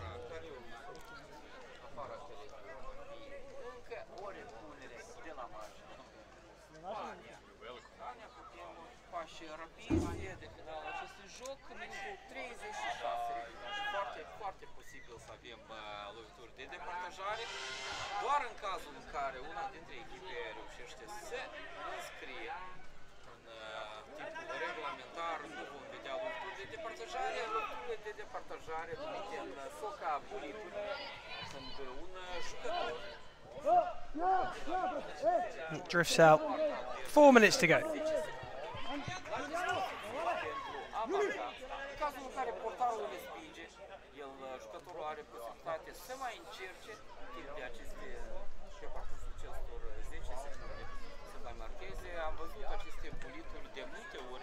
Milchev getting the ball and giving it straight back. Valeriev. Milchev.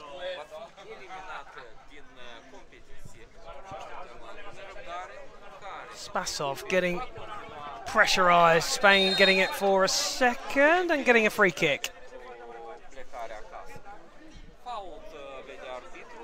Maybe here is a chance for Spain to find the winner. They've not led yet. They only need to lead for 1 second. Cole to the top corner. Bialba hit it.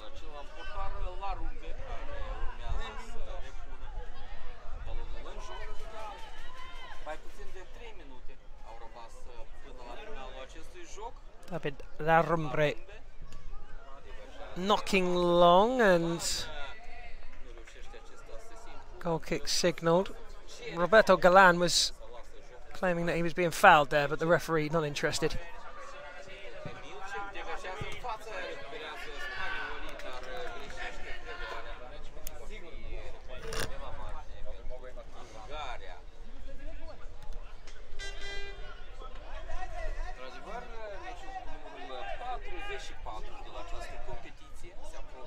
Kick in back to Milchev again.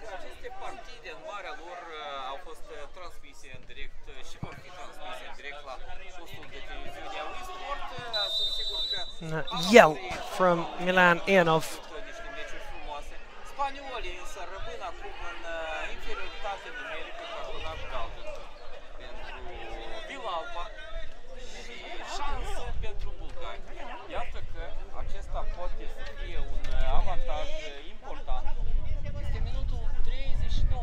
Minute and a half left to play. Bulgaria have a free kick. Have they got a little something worked out here?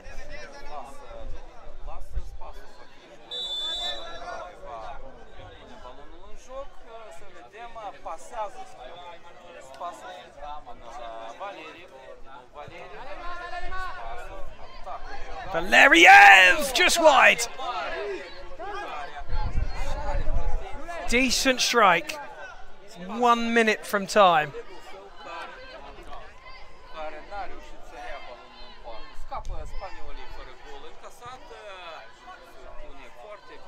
Well, that's going to give Spain a corner for the last minute.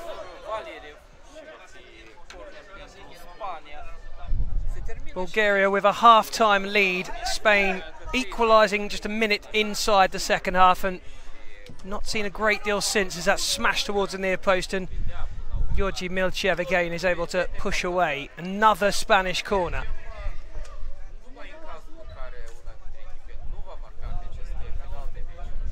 In fact, it's a kick in just a few centimetres in from the corner. Might as well be one. And that's into the side netting. Milchev sends it out to the right-hand side. Over the halfway line comes Ianov. Challenge goes in from Julian Toria. Toria being asked to move.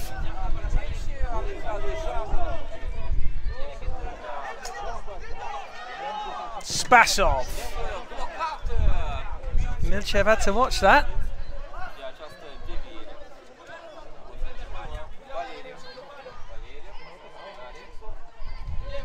Alexov just trying to send it through the legs of the Spaniard. Kick in for Bulgaria. And struck wide, and that might just be it. And it is. Well, it won't go down in soccer folklore. That was a tough watch. Bulgaria, who had the lead, had it snatched away, and the Bulgarian who scored in his own goal went on to score in Spain's by trying to make a challenge on the edge of the area. Blasted it in, as you've just seen there on your TV screens. And there was very little goal math action. This man here on your screen had this chance. That was the best one to put them back ahead. It was Alexov, but he couldn't get round David Larumbre. And so it will now go 2 soccer penalties. And we're certain of more drama in the soccer shootout than we've had in those 40 minutes. And we'll be back very soon.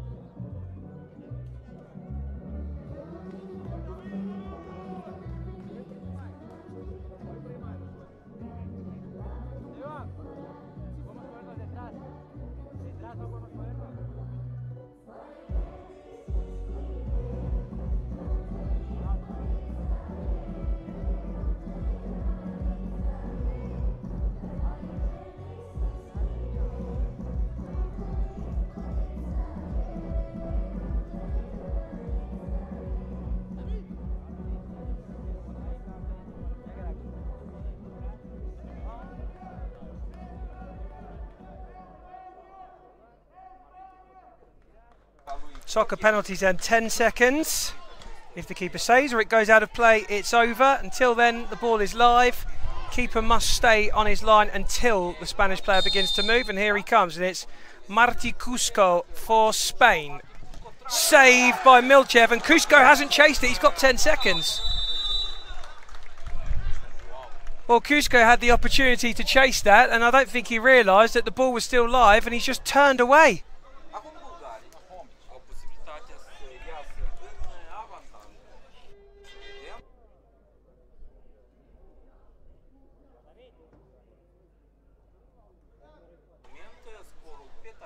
Bulgaria with a chance to take the lead, and it's Valeriev. In fact, it's over the bar. It's not Valeriev, it's Ianov, but either way, it's no goal. And the first 2 takers have missed. Ianov never really looked comfortable there, did he?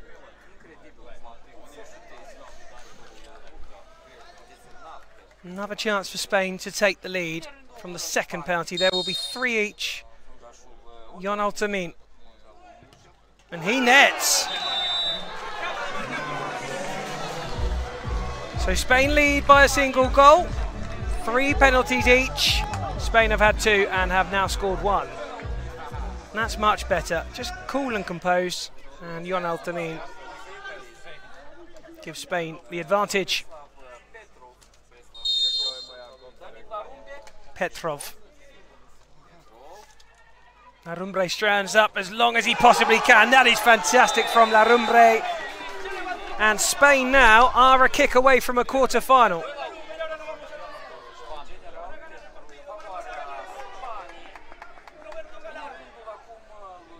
Roberto Galan will be the man tasked with sending Spain into a Soccer EuroCup quarter-final.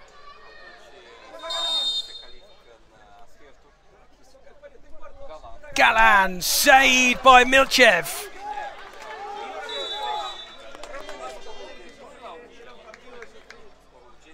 And Alexov now knows exactly what is at stake. He must score. If he does, Bulgaria are still in it. If Alexov doesn't net here, then Spain are through. Alexov squeezes it in.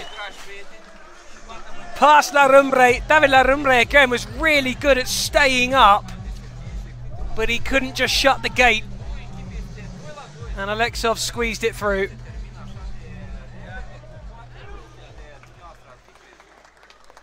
Now this is Bialva, who is regarded as Spain's best player.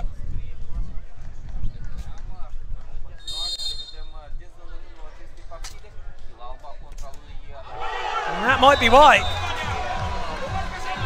Sudden death now. Spain have scored.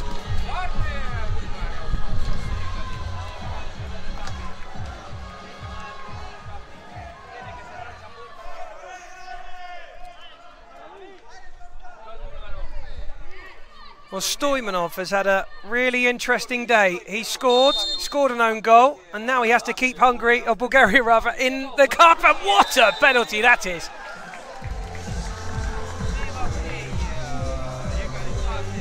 And so we rumble on.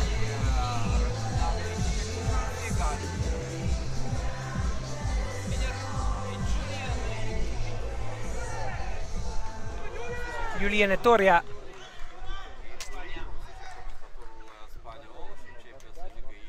Who now needs to score again in his sudden death, I remind you.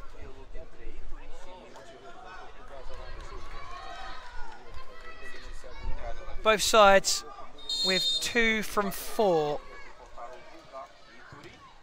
Oh, off the post. Well, advantage Bulgaria.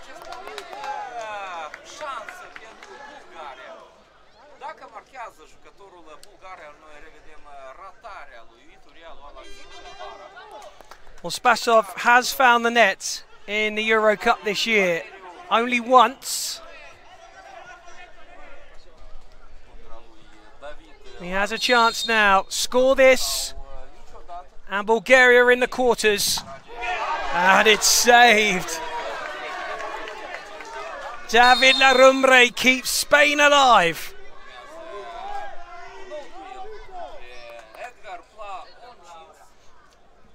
And it will be Pla now, who has 2 goals in the EuroCup. Up against Georgi Milchev of Bulgaria. Edgar Pla. Oh, he's lost it. And Milchev holds. Disappointment once again for Spain. Advantage once again for Bulgaria, who find themselves again 1 kick away.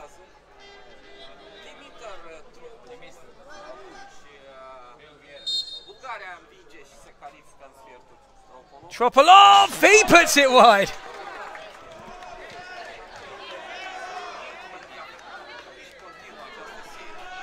Well, there's a final forecasted for tomorrow. We might still be in soccer penalties in this one. come the kickoff. Alejandro Ribeiro.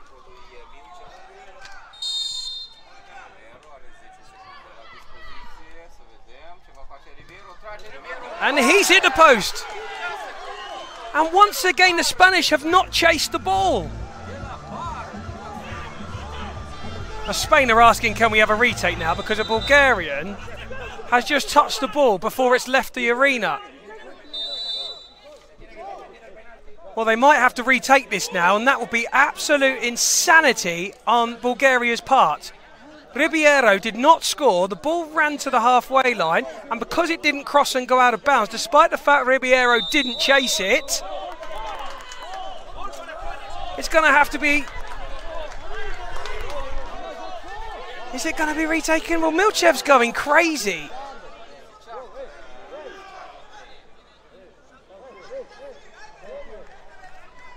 Well, they're going to let that stand. I can't work out if a goal's been given or not now.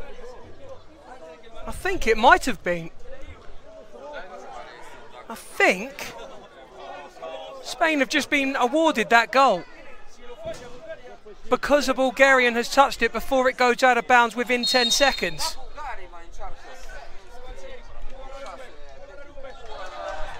And that's going to knock them out. Oh, Bulgaria have knocked themselves out here. Oh, that is the cruelest way to go out of a tournament. An innocent mistake from the Bulgarian staff, but he's just given Bulgaria a nightmare because Spain have qualified.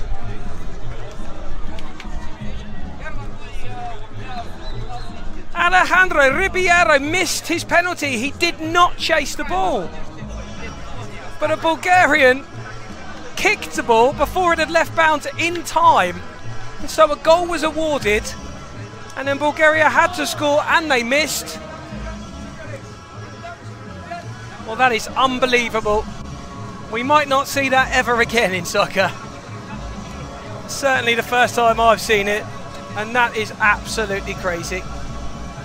Well, I'm going to have a lie down. I'm going to leave it in the capable hands of Martin Hopkins to take you through the rest of the day. He's got last 16 followed by the quarterfinals for you to come. Oh my goodness.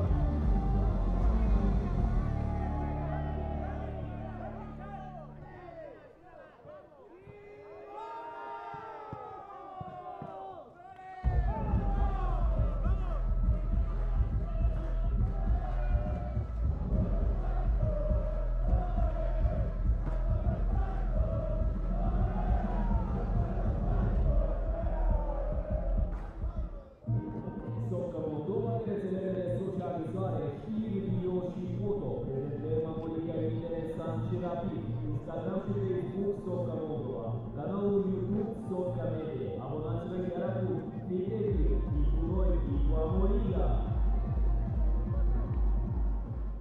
De secole întregi, tot ce au pus oamenii în mână a trecut printr-un proces de transformare. Din porunci de rost, adire de vânt și soare plăpând au făcut roadă. Din talent transmis prin generații, grijă și hărnicie au făcut vir.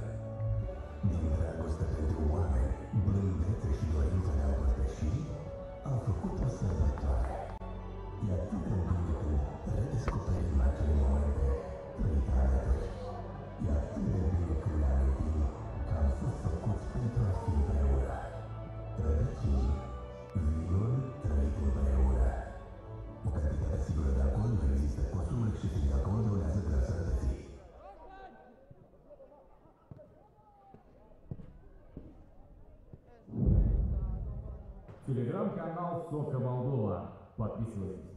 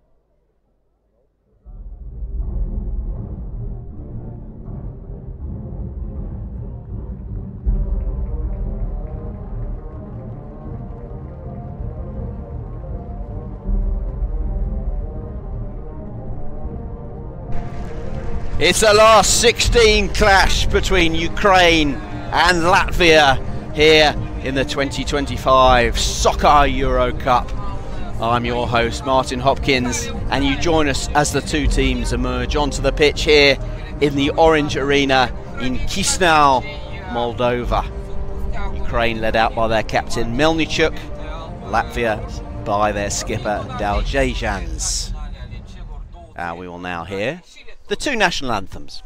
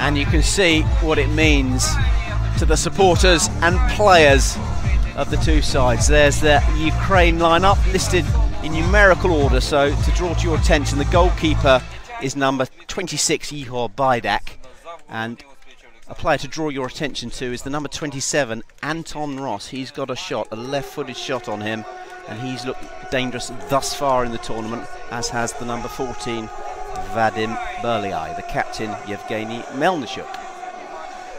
There are our officials over on the far side, Kostas, and on the near side, Robert Medved. Two skippers in the centre circle, smiles all around. These two sides are ranked 5th and 13th respectively for this tournament in the favour of Ukraine. So Latvia performing above expectations, arguably. And here's the Latvian side. Artūrs Seirois is the goalkeeper. He wears number 1. And up front, watch out for the little and large partnership of number 20, Yanis Pakalns, giant 6'6" striker, and Marco Kure. And he is just 16 years old. But the two of them have formed a dangerous partnership. Also to look out for the number 19, Christians Korsaks. Plenty of support here. Ukrainians well represented. Don't forget they've been World Cup finalists in the past, so a strong side, missing their captain Klesnikov, a defender who commanded the play, but plenty of other commanding figures in their lineup. So the favourites here have to be Ukraine, who've scored lots and lots of goals, 6, 7 and a 2-2 draw with Poland. Latvia have won one of their games, and that was 5-2 against Belgium. A couple of draws and a heavy defeat against Croatia. Ukraine all in blue to our left. Latvia, white shirts, purple shorts and white socks away to our right.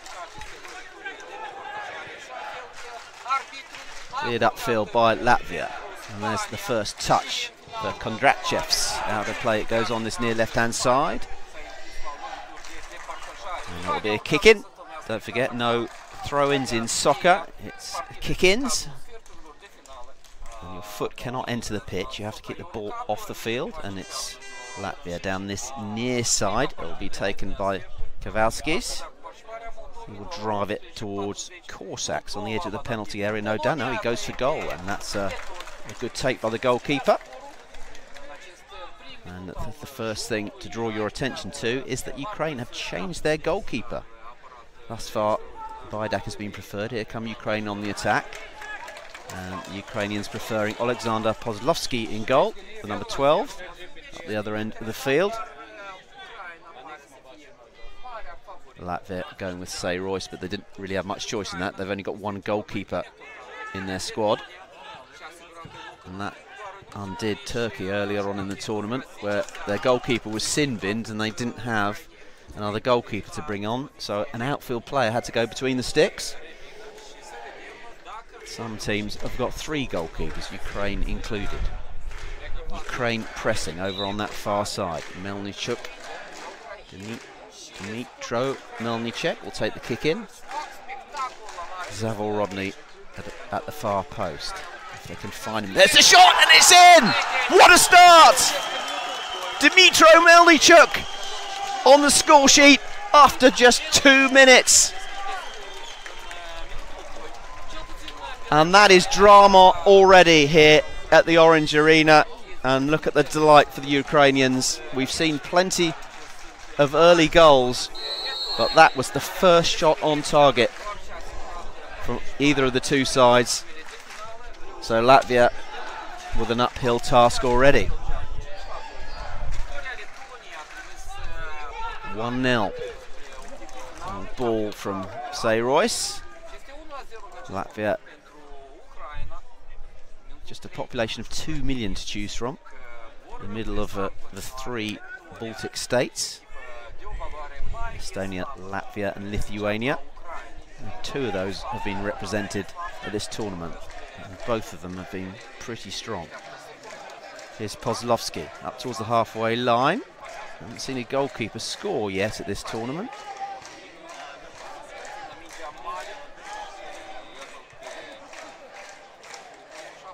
Here's Bukanovic, who was a late addition to the Ukrainian squad and has looked a useful player. Out comes Pozlovsky.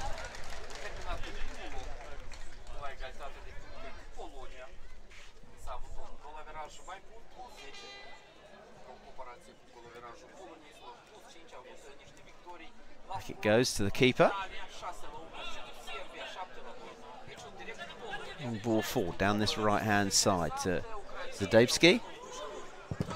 Left-footed shot from Burlia. He's got a shot on him. Ball cannons out of play on this near side. And it'll be a kick-in the favour of Ukraine. Very, very strong, tall side. Completely overpowered Italy in the opening game of this tournament. Here it comes. Opportunity for the shot, blocked. Nichai was the man with the shot.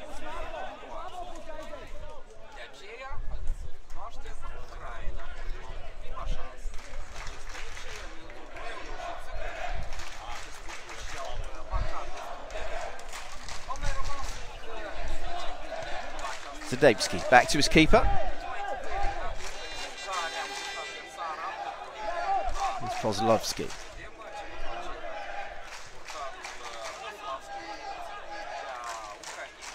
Bukanovic back to his keeper. Pressing from the Latvians. Will things open up at the back? That's a good challenge there. And here come Latvia down this left-hand side. Ball cannons out of play into the Ukrainian dugout beneath us. 1-0. Ukraine lead. Dmytro Melnichuk's goal after just 2 minutes. Evgeny Melnichuk is the captain. There's the shot, parried by Pozlovsky. Now Berlia might break here. Man free on that right-hand side. If he can find him, goes for the shot. That's a great save from Royce. Really good stop. Good shot. Keeper equal to it.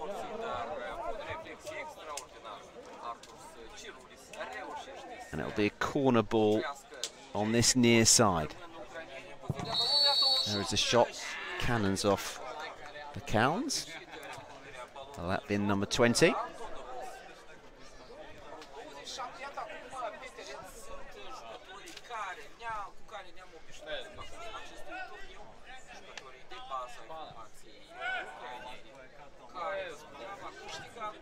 Latvia building at the back. Let's say Royce clears upfield. There's young Kure bombing forward on this left-hand side. Might fancy his chances.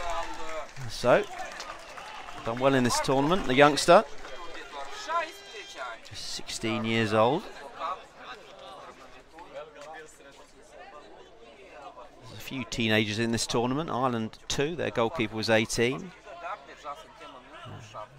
Another Ryan Lynch, 18 also. Great experience of international football. And that took a touch. Not sure if it was off the keeper. That goes behind. It's the first Latvian corner of the afternoon. Keeper didn't look wholly convincing there as it travelled across the penalty area.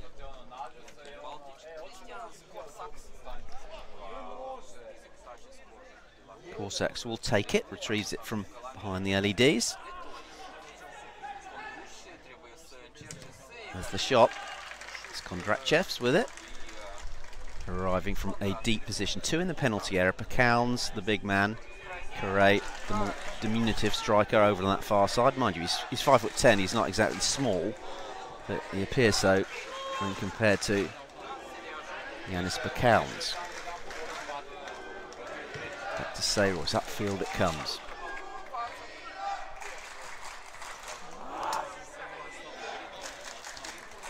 Kick in the right fullback position for Ukraine, who started this tournament in blistering fashion, scoring after just 20 seconds. And it was that man on the ball now who did the damage. And Italy just didn't recover from that, losing eventually on Wednesday 6-1.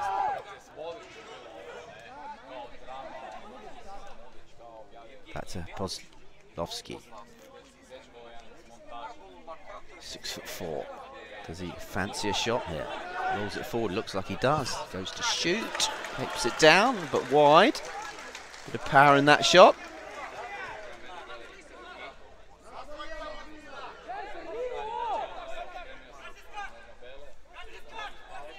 Back with Royce. Ooh, could played himself in a bit of trouble here. And some hasty defensive action there from the Latvians. And they've won a kick in the left full-back position. Ball played back to Sayros, this time upfield. Gathered by Sandetsky. Survivor of Ukraine's World Cup final appearance in 2023 in Germany. Is Kowalski's. To his keeper. Sandetsky presses the keeper, who just plays it out into touch. And wholesale substitutions from the Ukrainians. You do see that in soccer. And remember, it's blisteringly hot conditions here. 33 degrees here in Chisinau, Moldova. So Ukraine using their resources in their 15-man squad judiciously. Here's Pozlovsky. He looked like he fancied a shot. Out it goes to Bekanovic. Berlia trying to get forward on this right-hand side. fouled by Cossacks. So free kick in a promising position here for Ukraine, who hold the advantage thus far, the goal coming on 2 minutes.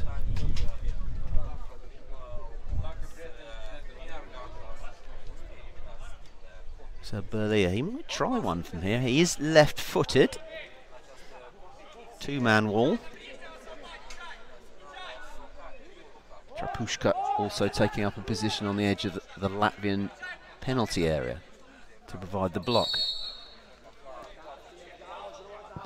Here's Berlia. And a shot there from Sologna. Berlia's preferred foot is his left. Ukraine pressing.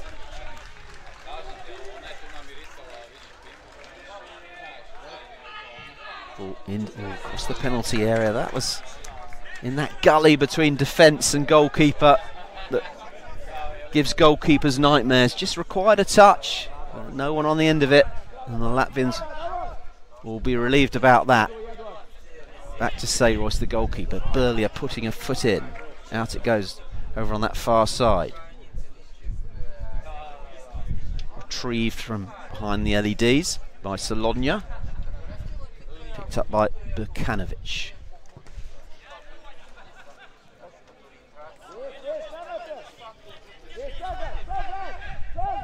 Sologna advancing forward.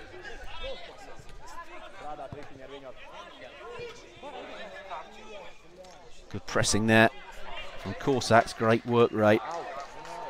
But still Ukraine have it. Their fans like that play.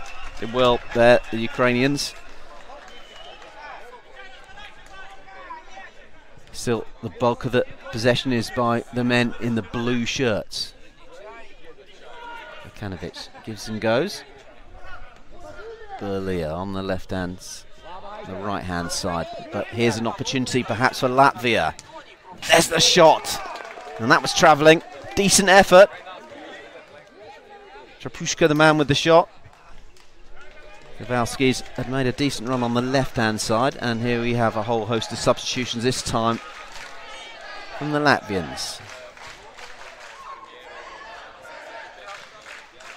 It's down near the corner.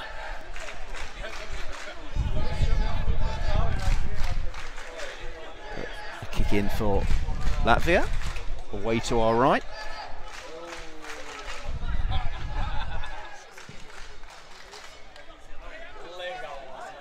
Gathered by Kozlovsky. Forward from Anton Ross, who's been used sparingly thus far. And number 27, forward to Pekauns. Flicks off Sandetsky.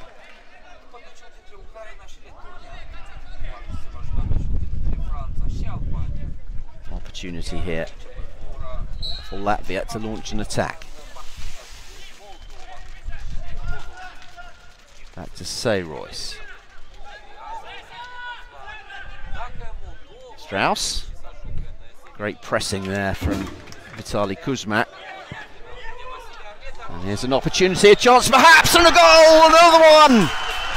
A second goal for Dmytro Melnichuk. Really good control and a right-footed strike. And the Ukrainians now in a commanding position.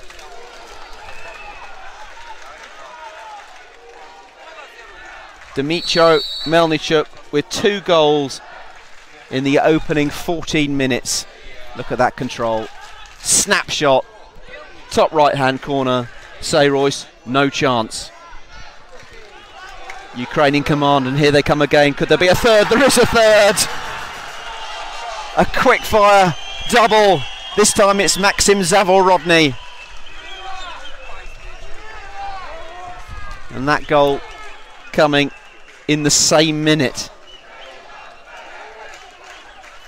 Dmytro Melnichuk with 2, and then Zavorodny with a third. And you'd think that is it for Latvia. Had made a decent start. They hadn't cleared their heads after the second goal, and then there was a quick fire third. Latvia with everything to do, and they don't want to concede any more before half time.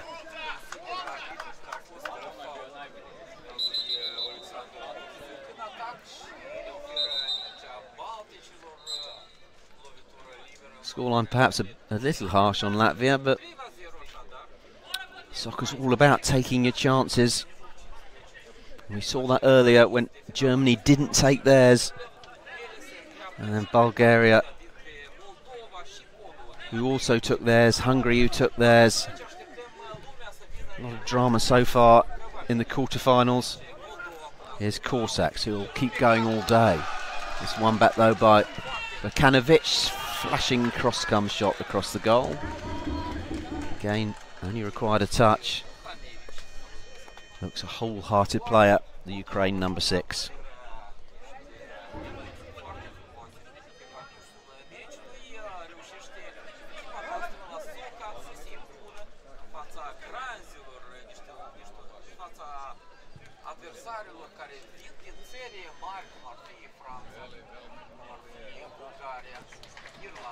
Ball out of play over on that far side.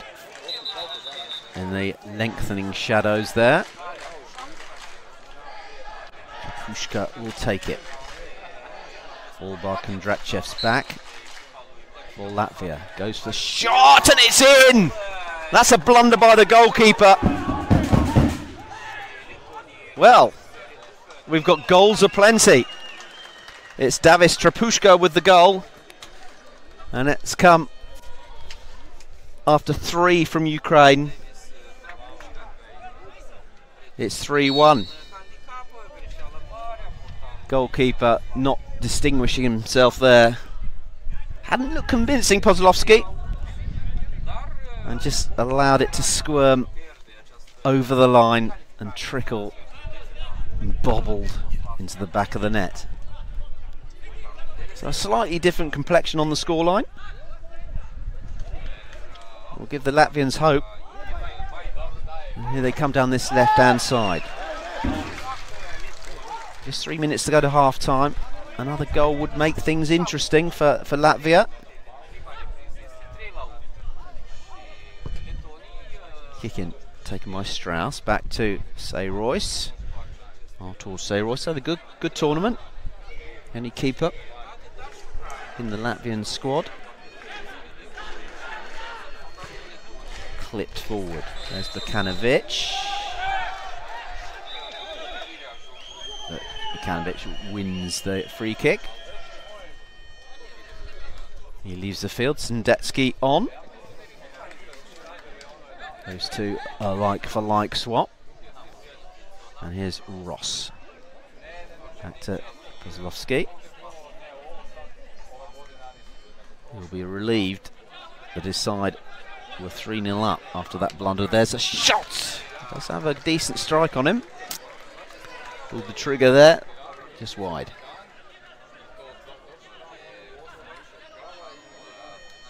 Here's Strauss. Back to his keeper.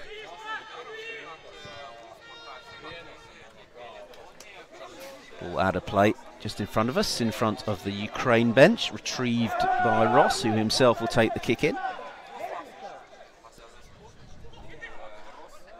We've got one more last 16 game after this, then it's the quarterfinals. Anton Ross with a left-footed shot. We've already had 6 the last 16 games. This one and France, Albania next to go. Then we're straight on to the quarterfinals. This arguably the most exciting day, arguably, of any soccer tournament. All the last 16 and quarterfinal games are on the same day. So stamina and staying power, the facet of the game. The games come thick and fast. A 5-day tournament, of course. We started on Wednesday, the finals tomorrow. Off the base of the post. That was the captain, Yevgeny Melnichuk. Ross heads clear. 3-1. Ukraine scored after just 2 minutes. Dmitro Melnichuk got a second on 14, and then Zavor Rodney got a third in the same minute. 3 minutes later, Davis Trapushka got one back for Latvia. And that is the scoreline as we approach the 20-minute mark and half-time.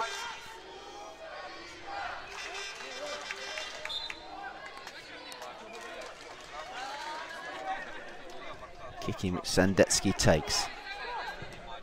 On-range shot. And there is the half-time whistle, blown by the referee on the far side, Kostas.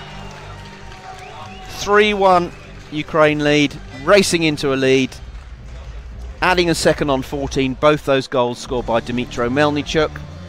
Maxim Zavorodny got a third, but then a goalkeeping blunder from Alexander Pozlovsky gave Latvia a goal back. That scored by Davis Trapushka. 3-1, the half-time score.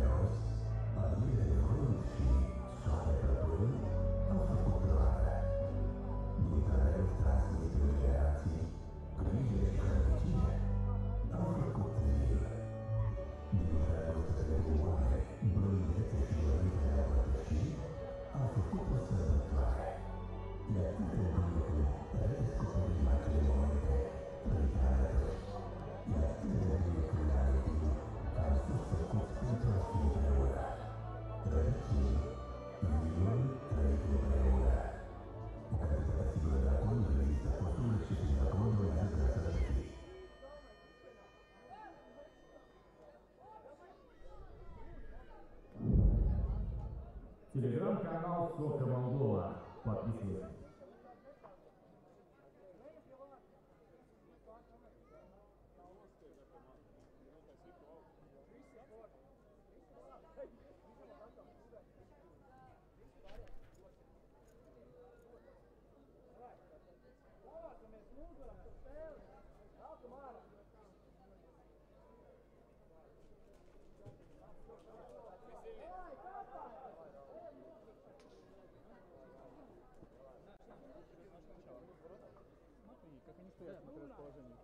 Сдева играет, Сдев. Может приздануть ворота?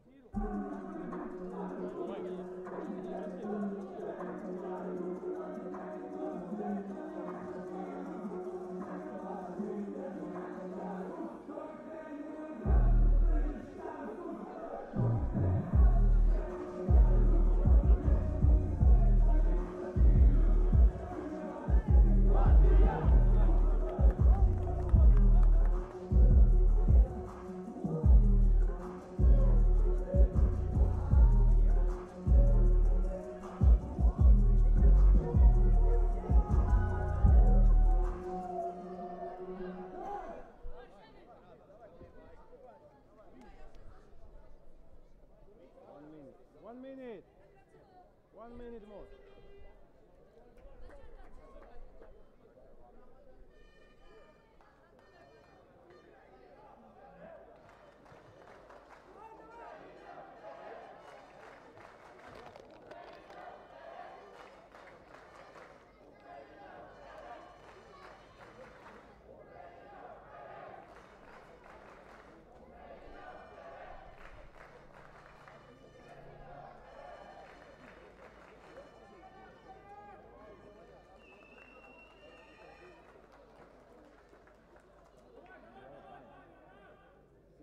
So the two teams out ready for the second half. They're a little early. We just heard the referee say there's 1 more minute to go. So they're putting themselves needlessly in the sun for a minute longer than they actually had to.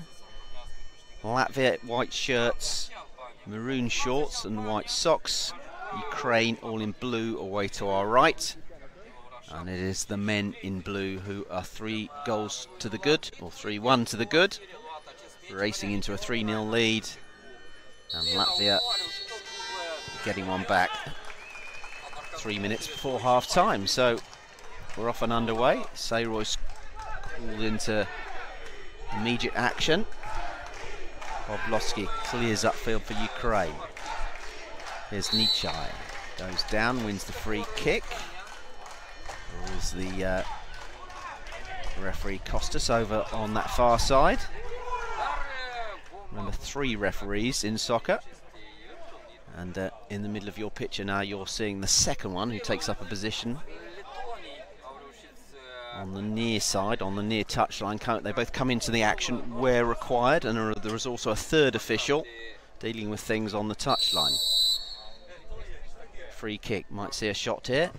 Straight blasted into the wall by Zdebski, picked up Bekanovic. Back with Pozlovsky.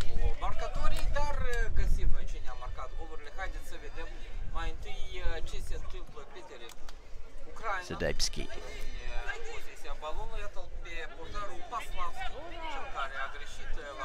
Pozlovsky. I thought about it. To Bekanovic, he's got a shot in as well. That's a decent move from Ukraine. Really good football, that one. Zdebski was the man in the penalty area who received it, but a nice little move down this left-hand side. And there is a second bite at the cherry for Alexander Zdebski. That one wide, perhaps he might have done a little bit better. In a really good position.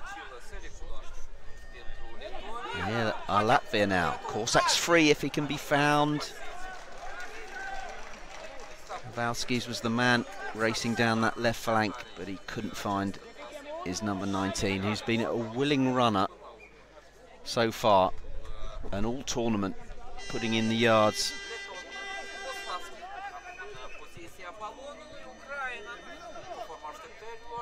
That's Morozhuk to Bekanovic. That's a great ball. Here's a chance, and it's a 4th goal. Alexander Zdebski's got it, and it's 3rd time lucky for the number 17, and it's right in front of their fans, and it's come on 23 minutes, and you'd think that that would be enough.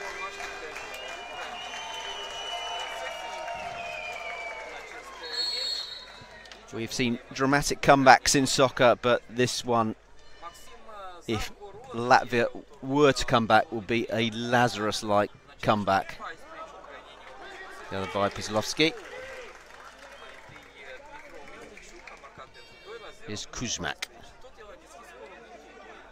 So just 3 minutes after the restart was all it took for Ukraine to get another one. 4-1.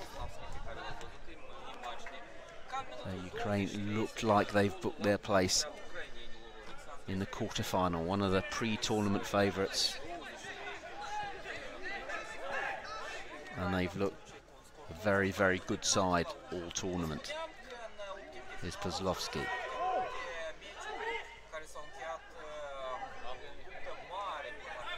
Evgeny Melnichuk, the captain, making himself available. And Dmytro Melnichuk back to his keeper.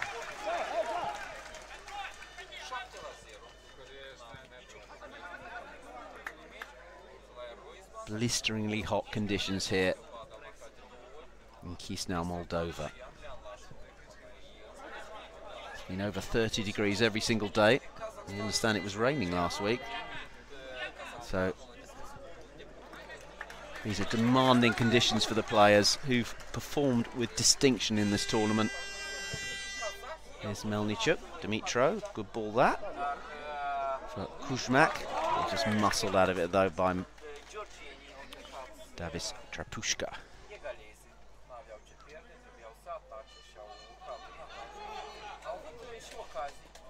Here's Kure, who's been a willing recipient of the ball. The youngster always made himself available, getting up and down that flank. Plenty of movement from him. Down goes Kowalskis, wins a free kick for his side. All about character now for Latvia.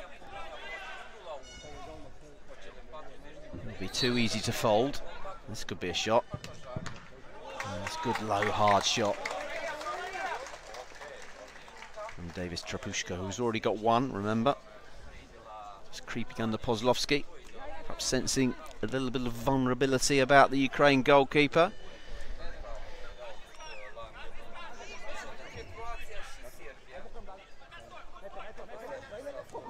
Outfield it comes. Back by Sandetsky.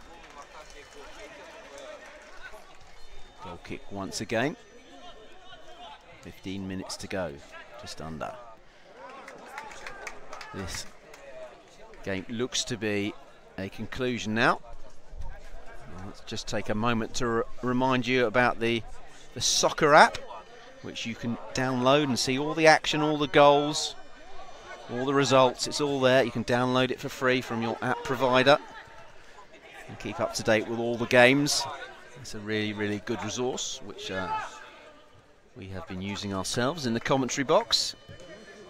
I know the staff work hard to keep it updated, and it's very much appreciated. So do take a look if you would like a synopsis of the other games, and there's been plenty of drama. And there was some incredible drama in the last game, which was won on penalties by Spain. And there was a dramatic moment as it goes back to Pozlovsky. Closed down by 3 Latvian players. Well done. Keeping going. Spain in the soccer penalty shootout missed their penalty. The ball was still alive on the pitch. One of the Bulgarian staff touched the ball whilst it was still alive, and the goalkeeper, the Bulgarian goalkeeper, was absolutely furious. And I think, we're not quite sure, that drew it to the attentions of the Spaniards, and then the referees had to confer, and the goal was awarded, or even though they'd missed the penalty, to Spain. So Bulgaria shot themselves literally in the foot, and it ended up losing 3-2 on penalties. Other games earlier on today, we started at 10 o'clock this morning, remember, 7-0, Moldova won against Portugal. Poland-Lithuania was 1-1, that was 1-0 on penalties to the Poles. It was Croatia 1, Serbia 0, a hard-fought game that. Germany 0, Hungary 1. The Hungarians took their chance when they got it right in the last minute. Here come Ukraine again down this left-hand side. Put out into touch. Ukraine kick in. Ukraine on the attack once again. Kure helping out his defence. There's Corsacks, flicks it away. Picked up by Berlia.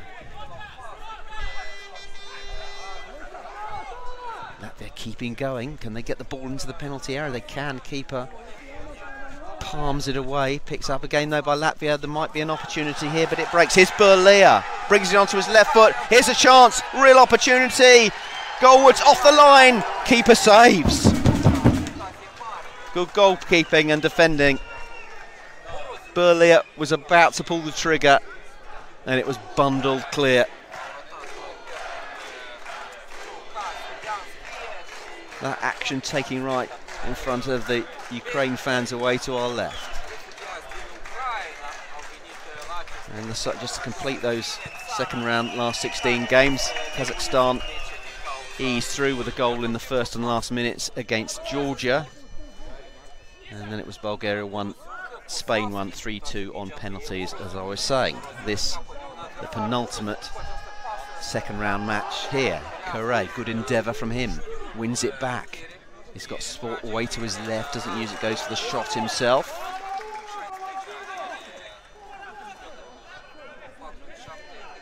The bulk of the possession has been for the men in blue shirts into the side netting. A second goal for Latvia would make things interesting. But you'd think at 4-1 there is too much work to be done. Here's Sayros.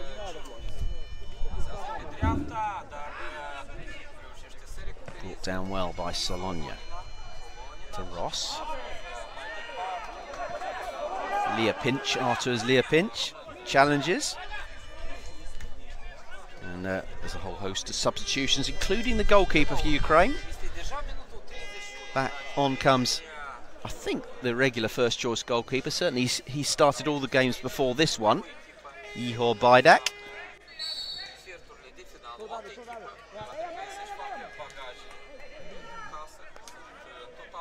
And if Podlazowski is his understudy, he's got some minutes under his belt.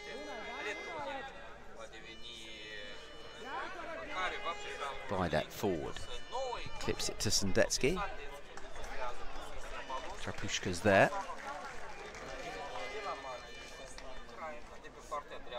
Idyllic setting this, the Orange Arena for football. In the lovely Izvor Parkul Park. It's got a lake behind us. There's lots of people. This is the weekend, of course. Swimming in the lake. And there's a gentle breeze coming off it, which provides a respite from some of these really, really hot temperatures. And there's a little beach as well there. And some of these players have been taking advantage,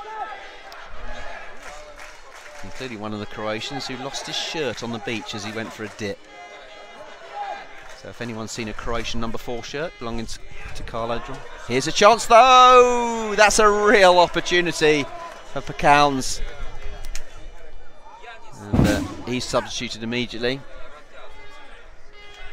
If anyone's seen a Croatian number 4 shirt, please return it to Carlo Dorikovic. He had to change to number 28. Ukraine once again keeping going with Vitaly Kuzmak.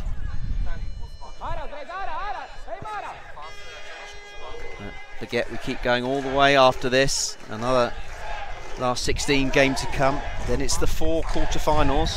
Sendetsky with the shot. Ukrainian fans urging their team on for more goals. There's Ross, rising shot. And they've seen plenty of goals, the Ukraine fans, in fairness. Starting off with a 6-1 win against Italy. One better against Serbia. Here's Sendetsky, here's a chance, pokes it over. Started with the 6-1 win against Italy, then on Thursday it was 7-2 against Serbia. Then they drew 2-2 with Poland. Got a late equaliser there through a soccer penalty. And here they've got 4 more, leading Latvia by 4-1. And started off the scoring in the 2nd minute.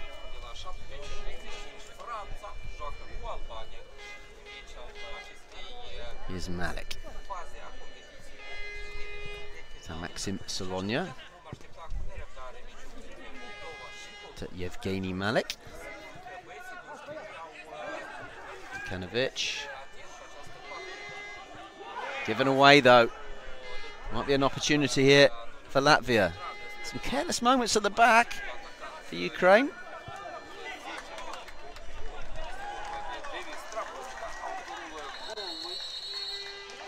And Bukanovic gives chase. He thinks it's a corner. And it is. And Yevgeny Malik will take it. Number 13 hasn't seen too many minutes in this tournament, but he's getting some now. Back to Bukanovic, brings it onto his right foot, then goes for goal, and that one wide.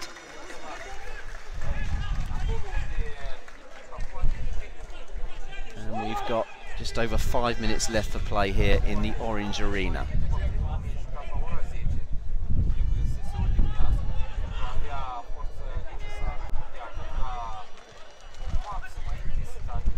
Great credit to the Latvians, keeping going. Ranked 13 in this tournament out of the 22 teams. And reached the last 16, so they've performed accordingly to their ranking. Started off with a 2-2 draw against Portugal, then lost 6-0 to Croatia. They've issued a few tonkings themselves. Drew 1-1 with Spain and then beat Belgium. I have to say, a quite weak Belgium by 5-2. And it looks like they are exiting the tournament at the last 16 stage and are currently losing by 4-1. But they haven't capitulated, they've kept going. Kowalski's wins the free kick in the centre circle up against the opposing number 13. Here's Strauss out into touch.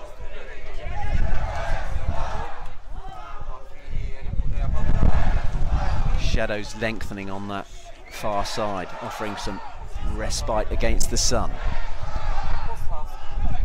Out comes Vidak. Goes for goal himself. Decent effort. Kept down creditably. Haven't seen too many disappear over the roof of the stands. We'll yet see a goalkeeper score.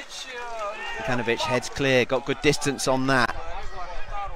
Couldn't quite set up Maxim Nietzsche.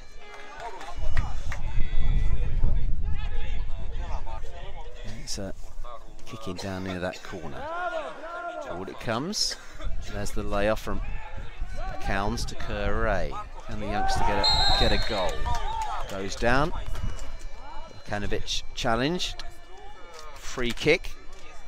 Rules the official Costas over there on the far side. Just comes onto the pitch a few yards from his touchline position.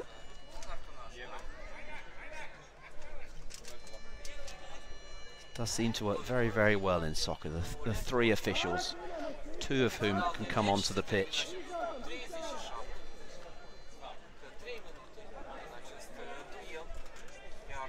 So is there going to be a training ground move here? Curray on the edge of the area, blasted into the wall. Follow-up effort is disappointing from Kondrachevs into the stand. And it's a goal kick. This game done and dusted really, and has been since the 23rd minute when Ukraine got their fourth.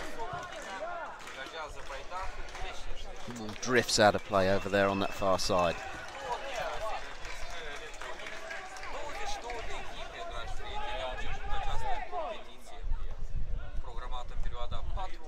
Forward to Pacowns, foot in from Ross. Shot from Corsacks.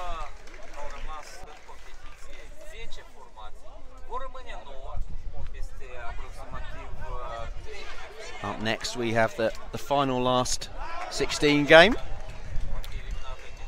France looking to book their place in the quarterfinals, but they're up against Albania, who are always strong. So that one's going to be an intriguing encounter. Remember, France put 7 past Ireland, as the Irish sadly just fell apart at the end. And it was goal difference that put them out in the end. They had a point from a draw against Bulgaria, and that was Bulgaria's only point, but it was enough to see them through in 3rd place in the group. Here's Corsacks, whose endeavour would deserve a goal. Here's Curray, similarly, picked up by Kuzmak. Out to that far side it goes to Yevgeny Melnichuk, the captain, tries to bring it onto his left foot. Picked up well by Ross. Here's Kuzmak, tries to curl it into that top left-hand corner. And we enter the final minute here of this last 16 game, which has meandered to a conclusion after that damage done in the first half by Ukraine, which set them up for the win, which they are surely now going to achieve.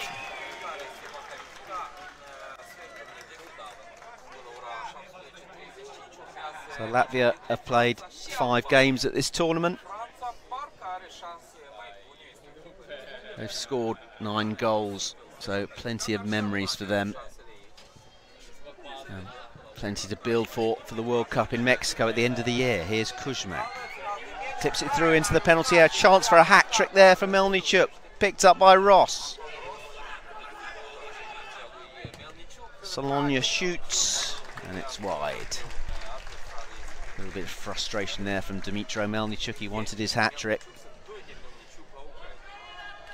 He's going to have to go some to beat Ante Kovacic. His total there of 11 goals so far in the tournament. And there is the final whistle. Ukraine through to the quarterfinals. The bulk of the damage done in the first half. Dimitro Melnichuk got the scoring underway in the second minute. He doubled the advantage on 14, and it was 2 goals in a minute when Maxim Zavorodny got another one, 3-0.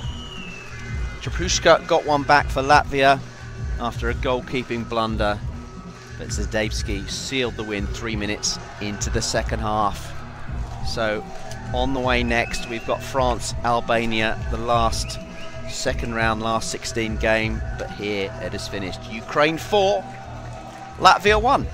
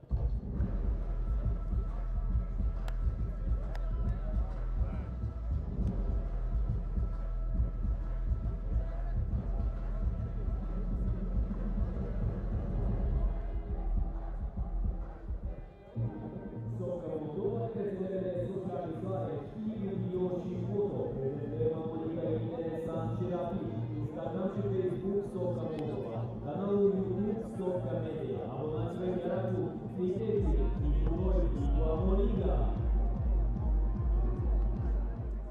De secole întregi, tot ce au pus oamenii în mână a trecut printr-un proces de transformare. Din pământ generos, adiere de vânt și soare plăpând, au făcut roade.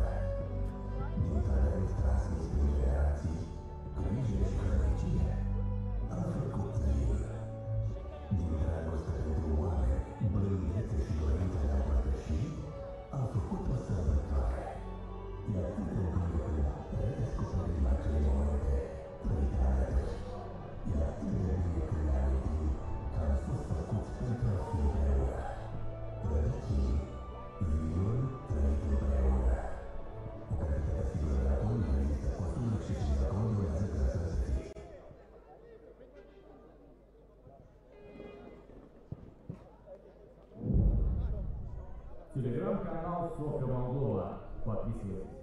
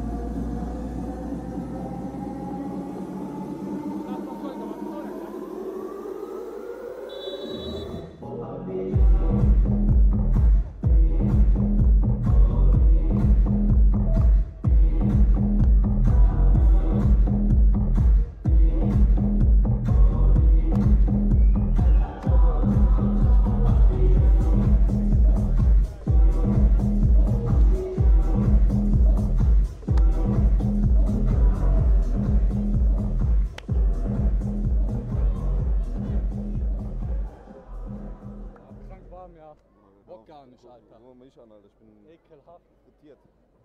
Kommando!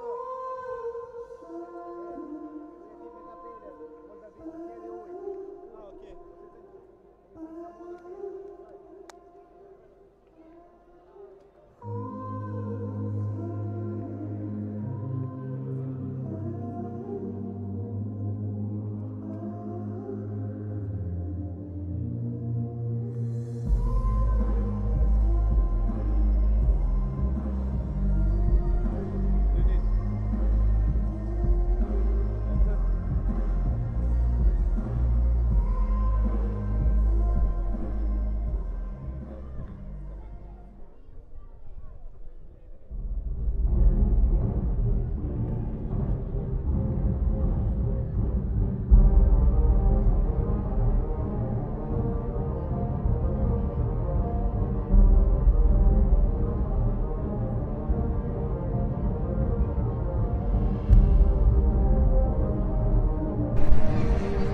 It's the final last 16 clash here at the 2025 Soccer EuroCup. This one between France and Albania. I'm your host Martin Hopkins. You join us as the two teams emerge onto the pitch here in the Orange Arena in lovely Chisinau, Moldova. First of all, the national anthems.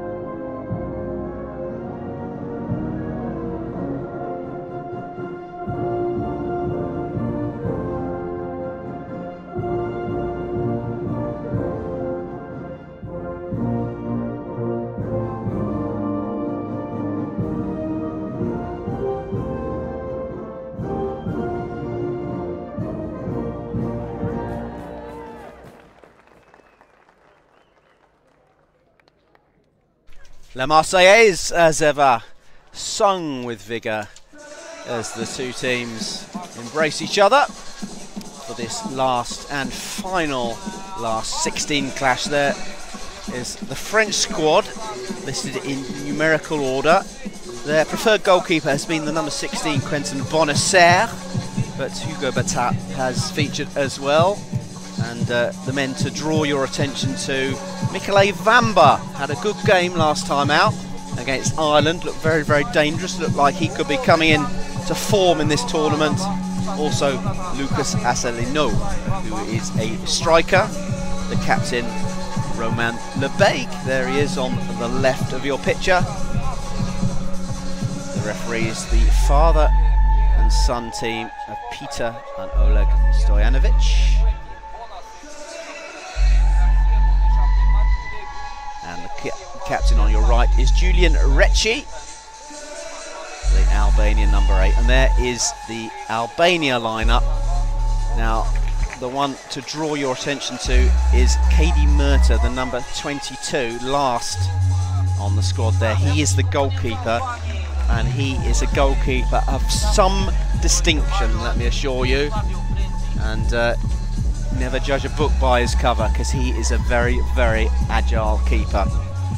And their forward Stephen Kodra has been amongst the goals. Penny, for your thoughts, who's your money on for this one? Two teams go into their pre-match huddles. France, the favourites arguably, ranked 6th in this tournament. Albania 8. Very, very experienced outfit in soccer circles. Population of just 3 million. Southern European, Western Balkan side. France, a population of just under 70 million. So Albania punching well, well above their weight, as many of the Balkan sides do. Albania away to our right in the red shirts with black shorts and socks. France wearing a light strip, an off-white colour with white shorts and white socks. And it's France who are in possession first with Alec Bendali down this right-hand side, policed by Kodra. Kodra did well there, kept his eye on the ball, just shepherded the player and ball towards the byline. Upfield it comes. And Murta gathers, just adjusts the goal. They're not staked down, these goals, which is a surprise. And it is Batat who is preferred in goal, the number 1. So France rotating their goalkeepers, as we saw Ukraine do earlier on, with some success. Vital to give all squad members some minutes if you want to progress in the tournament. You never know when you might need the players. And Omar Hassidou will shape to take the free kick. Left-footed strike, the ball pings off the number 44.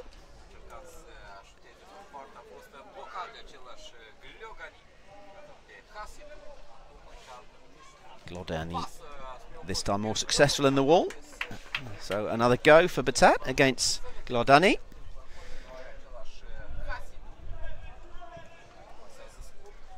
Back it goes to Bendali. Quiet start to this one. The final last 16 game. Not cleared by Albania. The white shirts of France pick it up. Jastier, a few yards inside opposition territory. To Hassidou, brings it onto his left foot, shapes a shoot, and then shoots with his right.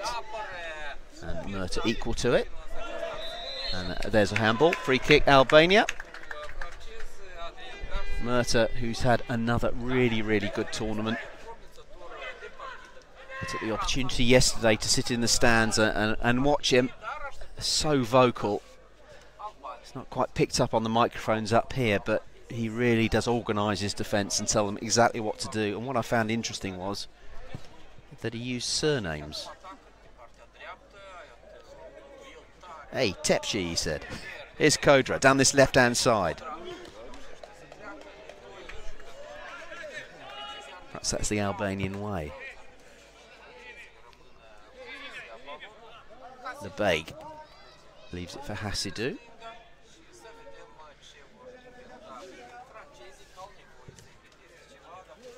France building. Shot there from Garcia. Slashes that one wide. Albania have done well. They have been shorn of the services of their best player, their conductor-in-chief. And that is slack from Murta. Put that one out into touch. Hendrik Kassa unavailable for this tournament, and that was a big miss for the Albanians. So an opportunity for some of the other players to step up to the plate, which they have done so. Julian Recci captaining the side in his absence. Here's Duki trying to fire it out to Glajani over on that far side. Who's kept us busy with his squad numbers. Changing to 44. It's Ben Dali down the right hand side wearing number 92.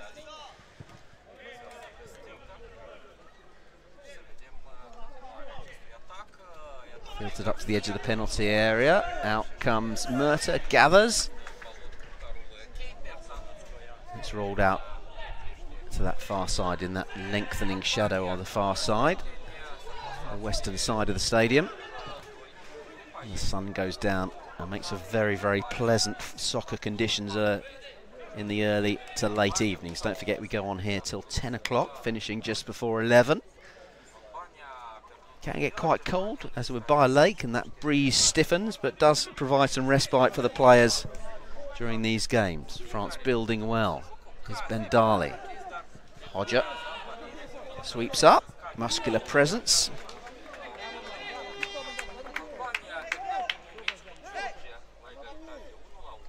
Here's Hasidou.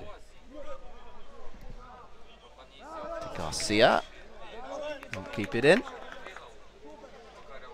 So don't forget, this is the last 16 game, and straight away we go into the quarterfinals, and that quarterfinal lineup is also complete, largely complete. We've got 7 of the 8 teams. The 8th team will be one of these two. There's Glajani. What's the referee going to do here? Play on, he says. Marek's down this near side, the referee. Brings it onto his left foot, right foot into the side netting. Has to do with a chance there. Good skills. Went one way than the other. That was a dangerous moment for Albania. The veteran striker Omar Hasidou there showing his skills. 0-0. And we've played 6 minutes here in the Soccer EuroCup 2025 as Murta's laces are done up by one of his defenders. All part of the service. Our man Gappy, the man doing it. And here come France down this right hand side. That's a good cross come shot. Murta making himself big. Obscuring the goal to the forward. It's clipped forward, headed away by the French defence. France lost their opener. 3-2 against Moldova.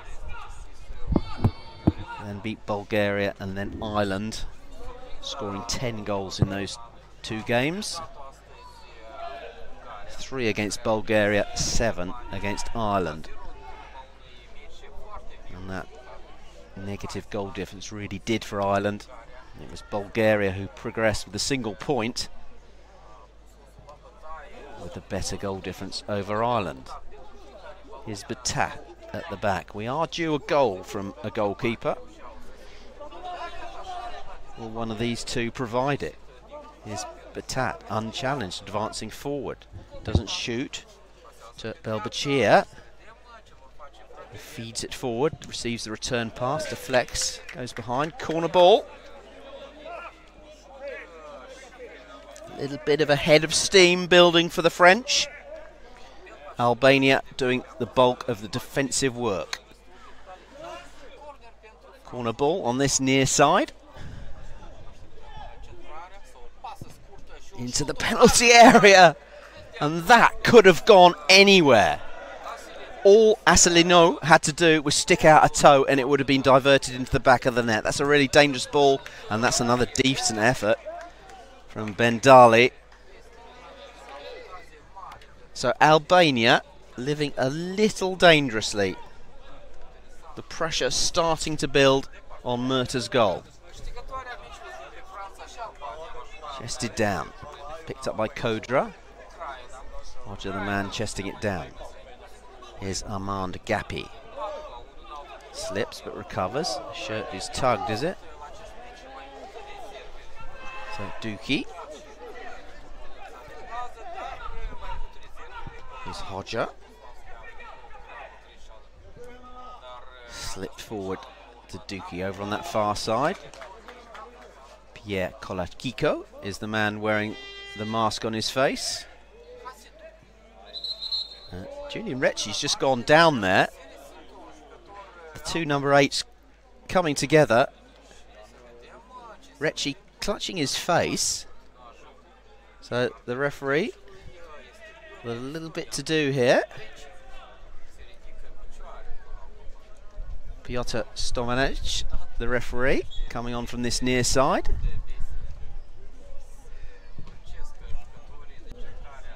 Ball drifts out of play on this near side.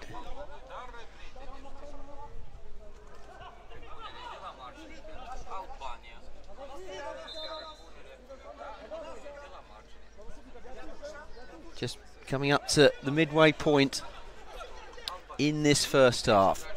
0-0. But France enjoying the better possession.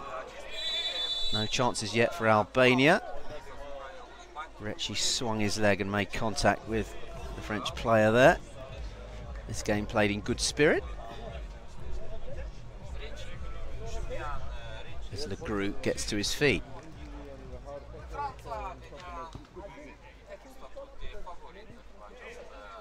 There's Jonathan Cafe.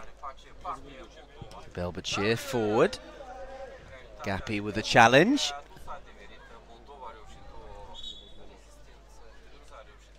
Kick in front of the official there, over on the far side.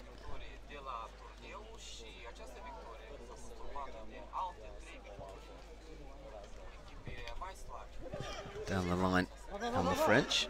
Recci clears up, clears his lines. Aimed towards Mehmet Hodja. Great team spirit amongst the Albanian squad. Saw them warming up on, not the beach, but the area next to the beach behind us.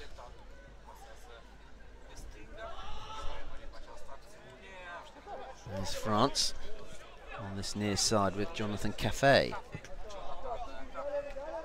To Kolachiko. Slight miscontrol from Belbachir.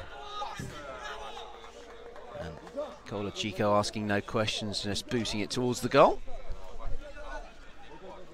And we have some substitutions made. On comes Adrian Garcia, striker. So regular substitutions from the French as the ball is lifted high by Murta. Referee over on the far side spots the infringement. Simon Grelec. Free kick on the edge of the French penalty area.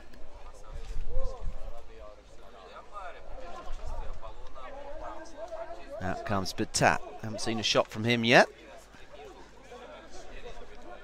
Freezing onto his right foot, goes for goal. And there's a save from Murta. That was a decent effort. Felt there was one coming from Batat. Things opened up for him there. Murta equal to it. Glorjani on for Albania. Called immediately into action to do some defensive work. Albania working hard from the front. Out comes Batat again, unchallenged. This time doesn't shoot, slips it out to the left-hand side. Low ball comes across from Jastier. Back with Batat, who again advances upfield towards halfway line. He will shoot again, takes a deflection, goes behind. Goal kick. Came off his own player, Garcia. Some good sighters there from Batat. And it slipped out to Julian Recci. Great confidence on the ball from Murta. Here's the captain, Julian Recci. Down the line, this looks promising from the Albanians. Here's Glajani, finds a little bit of space. There's Gapi with the shot, first one from the Albanians.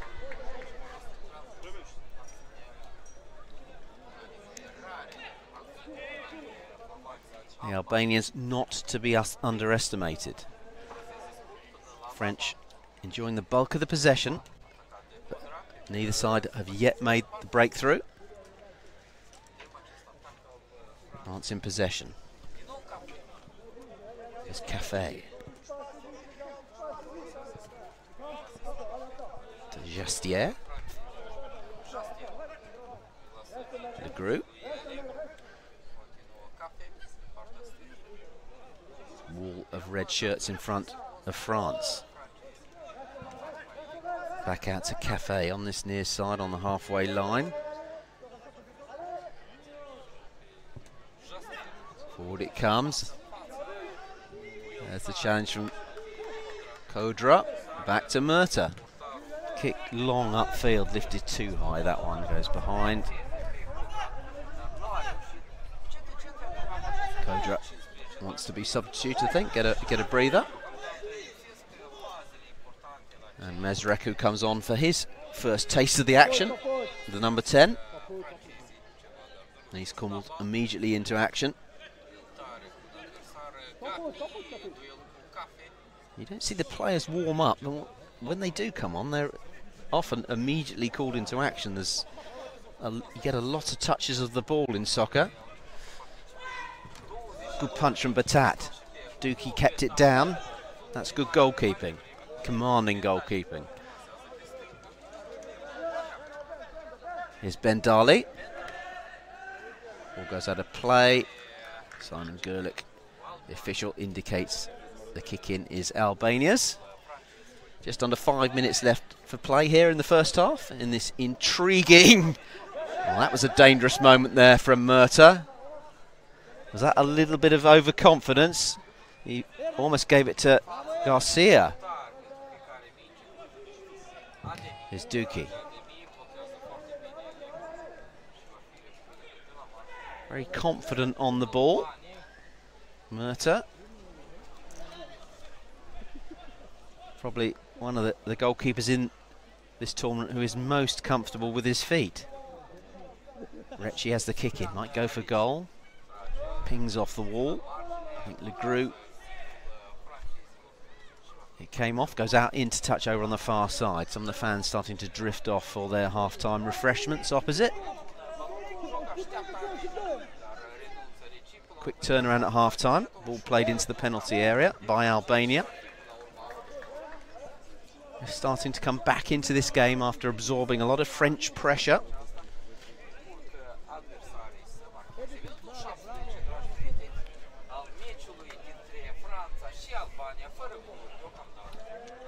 Sixth ranked team away to our left, France against the 8th ranked team in this tournament.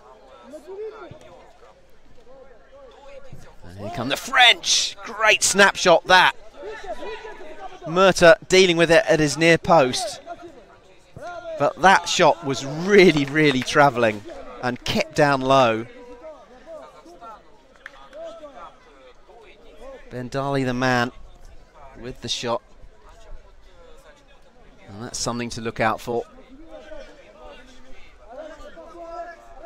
Kick in on this near side, down beneath us. One back well by Albania, but illegally, says the official here, for the hand.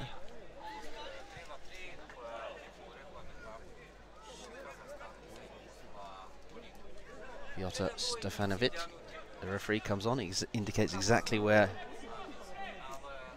he would like the free kick taken. Hasidou obliges. Great refereeing again at this tournament. Here's Hasidou with the free kick. Murta partially unsighted. Well, the big man in front of him, but that one behind. A little bit of a buzz starting to build around this stadium. Moldova in action later. Here's a chance for Recchi off the woodwork. Great effort. I think Batat was beaten there, you know. Recchi getting his shot in, went for goal and hit woodwork. 90 seconds to go to half time. Here comes Batat. Will he have a final shot? Yes, he will. Look, goes for goal, deflects, comes off Garcia, I think. Kicking goes France's way, though, on this near side. Headed behind. Mazreku, the man. So a bit of defending to do in this last minute of the first half for Albania. Murta directs operations, indicates exactly where he wants the man. Blocking the ball coming in. It's a kick in, not a corner. And it's cleared by Albania. Referee blows his whistle. Piotr Stoyanov, the man blowing his whistle. And Murta will take the free kick. Ball forward, chested down. Hodger picks it up, uses his strength, and he's got a lot of it. Hodger. France build again. And we should hear the half-time whistle go soon. One opportunity here for France, perhaps. And there it is. There's the half-time whistle in this final round of 16 game. It's between France and Albania for a place in the quarter-final. A lot of possession for France. Half chances for them. The best chance for Albania was when the captain, Julian Recchi, hit the post. And so here, in this last 16 game before the quarter-finals start next, it's France 0, Albania 0.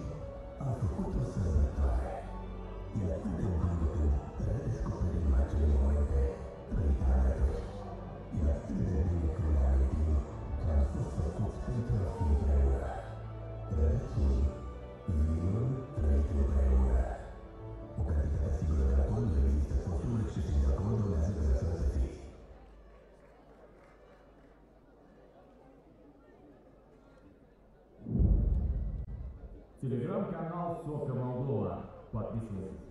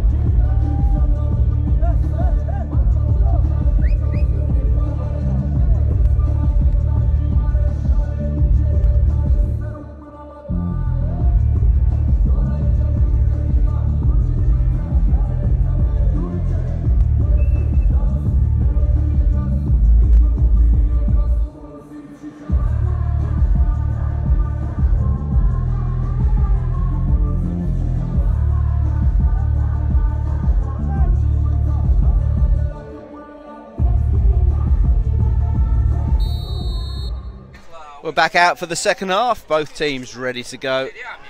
Ball played forward by Albania, 0-0. Tight affair this one, cagey affair. There's just a lingering feeling that it might get even cagier as things go on. We've seen a big upset already, of course, with Germany going out of the tournament, beaten by Hungary. The latter waiting patiently for their chance, and they took it. Are we seeing a similar sort of game unfolding here? France coming forward, defended well once again by Albania, away to our left, wearing red shirts. France with the pale grey shirts. I think that's how best to describe them. Off-white colour, perhaps. Unconventional choice for them. That was a chance, wasn't it? Lebeg there. Could he not just stick out a leg and strain every sinew to get on the end of that? That was a good ball into the box. It's Murta forward. Lebeg forced into some defending, the French captain. It goes behind. As the afternoon stretches into the evening, soccer action coming thick and fast. As the stands slowly fill up, and that tells you there's a slide in there from Bengali over on the far side. He did strain every sinew to try and get on the end of that, unsuccessfully though. Moldova up next in the first of our quarterfinals, and they will play Poland, two of the favourites for this tournament, and that's going to tell us a lot about the quality of those two teams.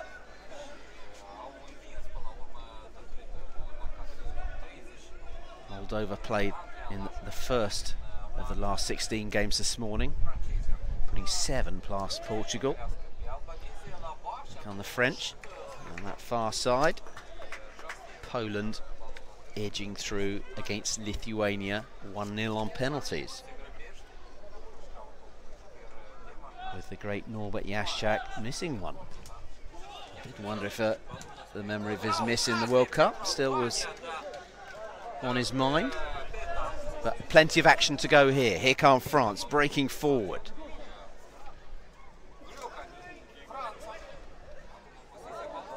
Foot in again.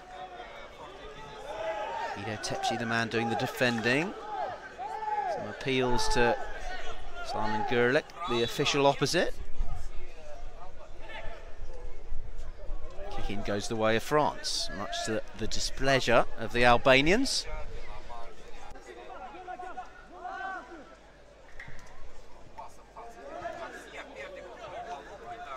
Can Albania break here? Back to Batat. Kodra giving chase.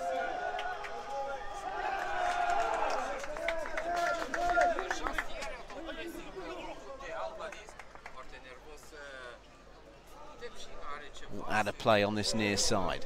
Down beneath us. In front of the Albanian bench. We wait to retrieve the ball for the kick-in. Recci will take it.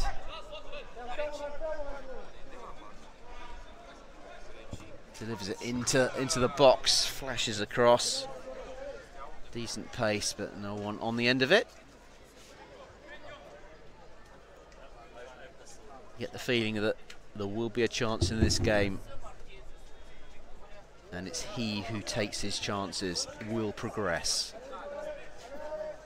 So often these tournaments, as things progress, here comes Batat, slide rule ball forward to him, aimed towards Belbachir, decent ball into the grateful arms of Murta. As the tournaments progress and the games come thicker and faster, it becomes all about stamina and mentality, with the group games a distant memory.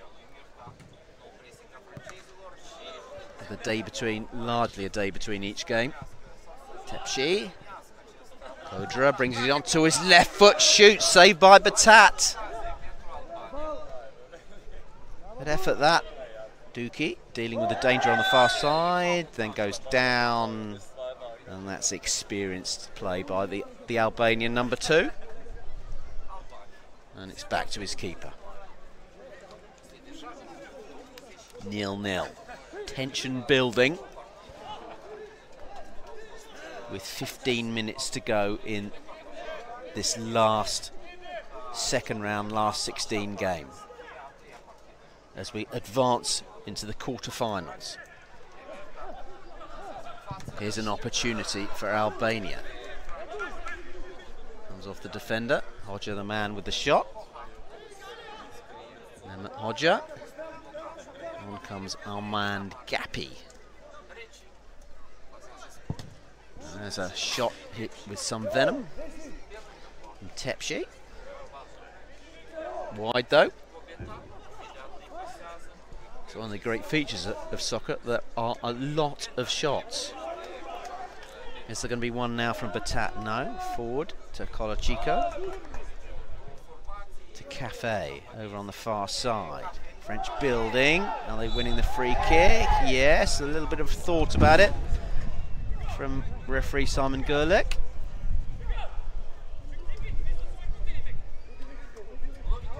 Discusses the decision with the Albanians. Don't think they're pleased with it, to say the least. As the shadow cast by that stand opposite reaches halfway across the pitch. As we move into the evening session. We'll call this game the last of the afternoon games. Then we're into the evening and the quarterfinals. But danger here for Albania, two-man wall. And there's a shot left-footed, hit with power, rising over the Murta's bar.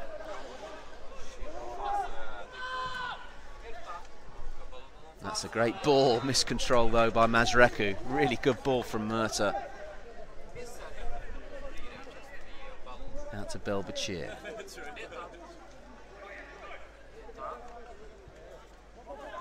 Bendali. Up against Tepsi, shoots, great save that on the follow-up as well. Albania doing really well to keep it out there. A double save and some last-ditch defending. Really gritty stuff from the Albanians. Colachico there, right in front of Murta, causing all sorts of problems. But more agility from Murta. Here comes Batat, who hasn't been as busy. Just doesn't look phased, the Albanian goalkeeper, at all. Kick in for Albania, taken by the captain. Forward it goes. That's his down. Picked up again by Recchi, back to his keeper. Those two exchanging passes. Down the line. And there's a bit of know-how there from the Albanian. He lost possession and then made sure he won the free kick. Helped to his feet by Alex Monde. There were some experienced players in this tournament. Tepsi's one of them. Just made sure he got that free kick. And there's a chance for a shot. Julian Recchi standing over the ball. One-man wall in front of him. Curls it and it produces the save from Batat. Perhaps Batat's got the sun in his eyes. I think he has. So he did well to keep that out, Batat. 0-0. And we've got just over 10 minutes left for play here in this second half. Final quarter-final place up for grabs. Here's Cafe coming forward. Into Monde. The ball goes out of play. It will be a France kick in. Deflects, goes behind. That's a corner, so a decent opportunity here. France pressing. Bendali will take it. Hasidou's an option if he needs him. 2 in the penalty area.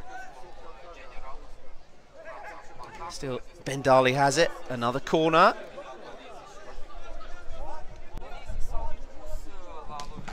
shot. Down goes the keeper. Tepsi in the way. In fact, it was Hodger in the way. Another opportunity. Quick succession of corners for France. Similar move. And was there a foul by Legru there? If so, Hodger was the man that won it. And Pyotr Stoyanov is called into action to have a discussion with the French bench. Doesn't take any notice, any nonsense, Pyotr. Forward to Mehmet Hodger down this right-hand side. Good defensive work there from Hasadou. Clears upfield. Monde chasing it, and it's back with Batat.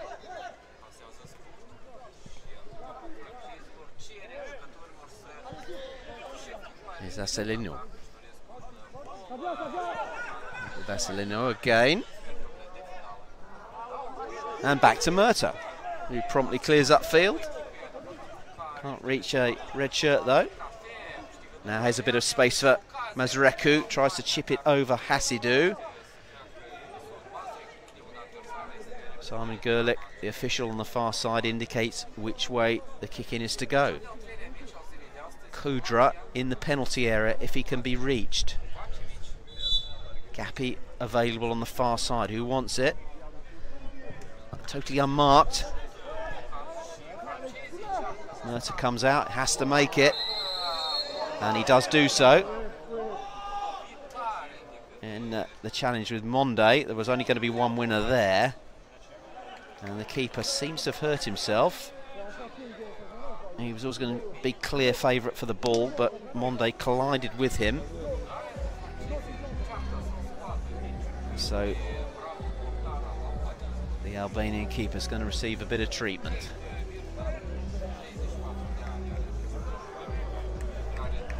Out comes the magic spray onto the right knee. I think he's going to be all right. As we edge towards 40 minutes. We've got 7 minutes left for play.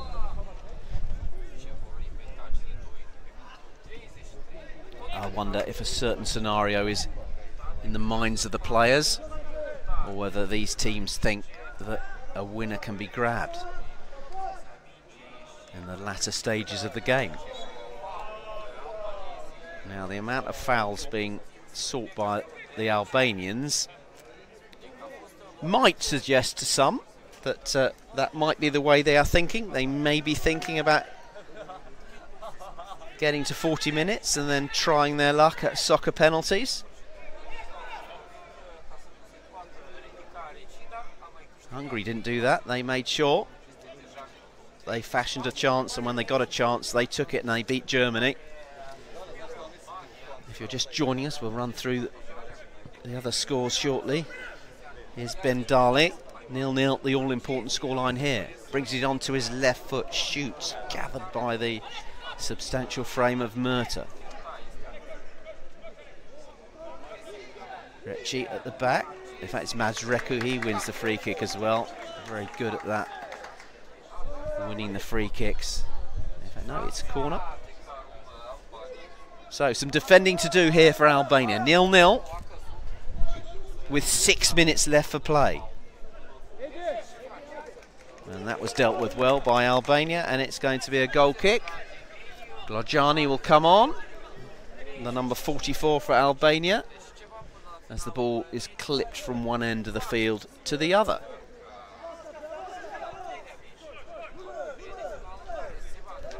Ooh, challenge there from Glojani.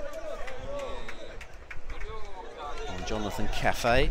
The latter goes down. Free kick France.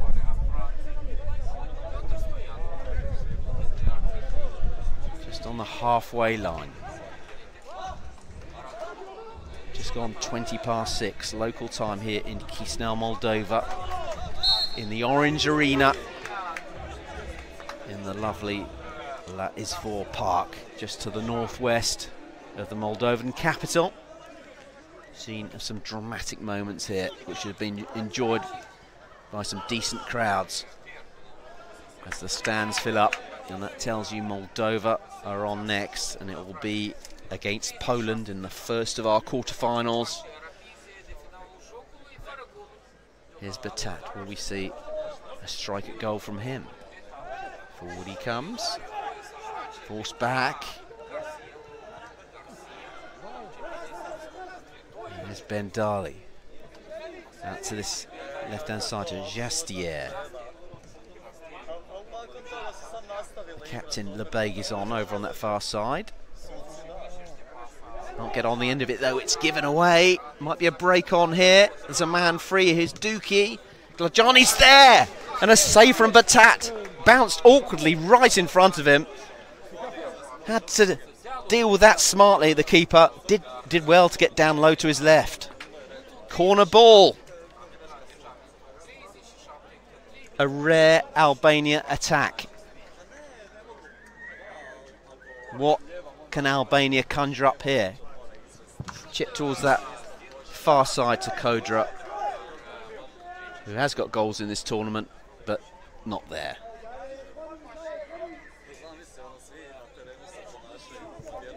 There's Ben Darley.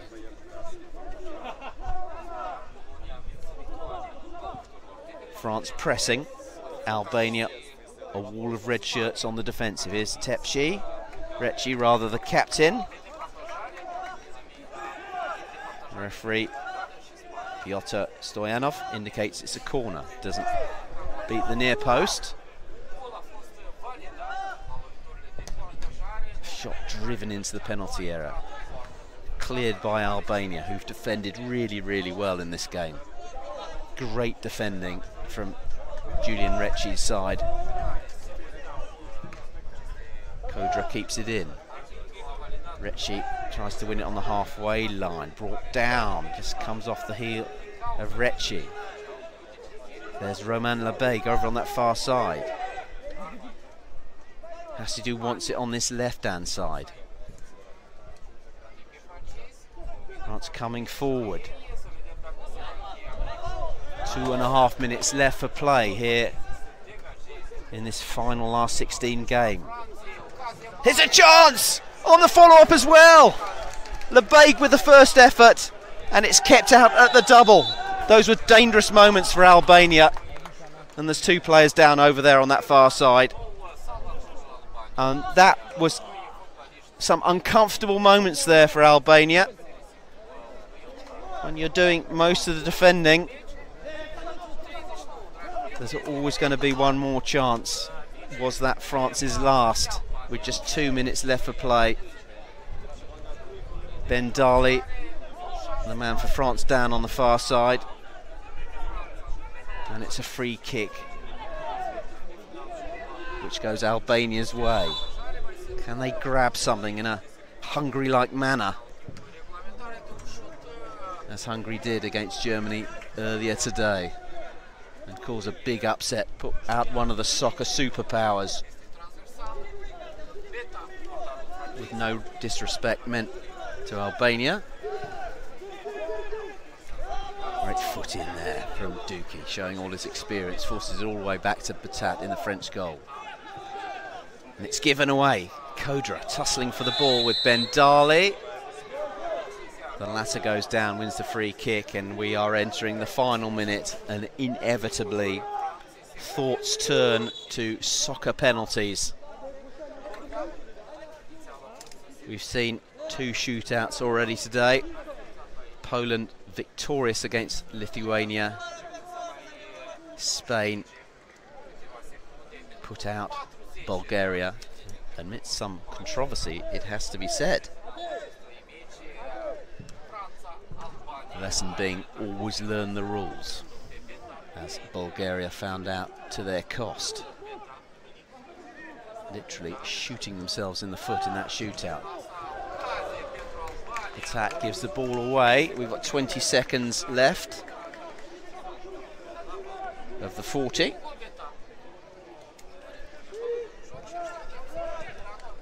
Here's Ben Darley. To Batat. Flipped forward to that far side.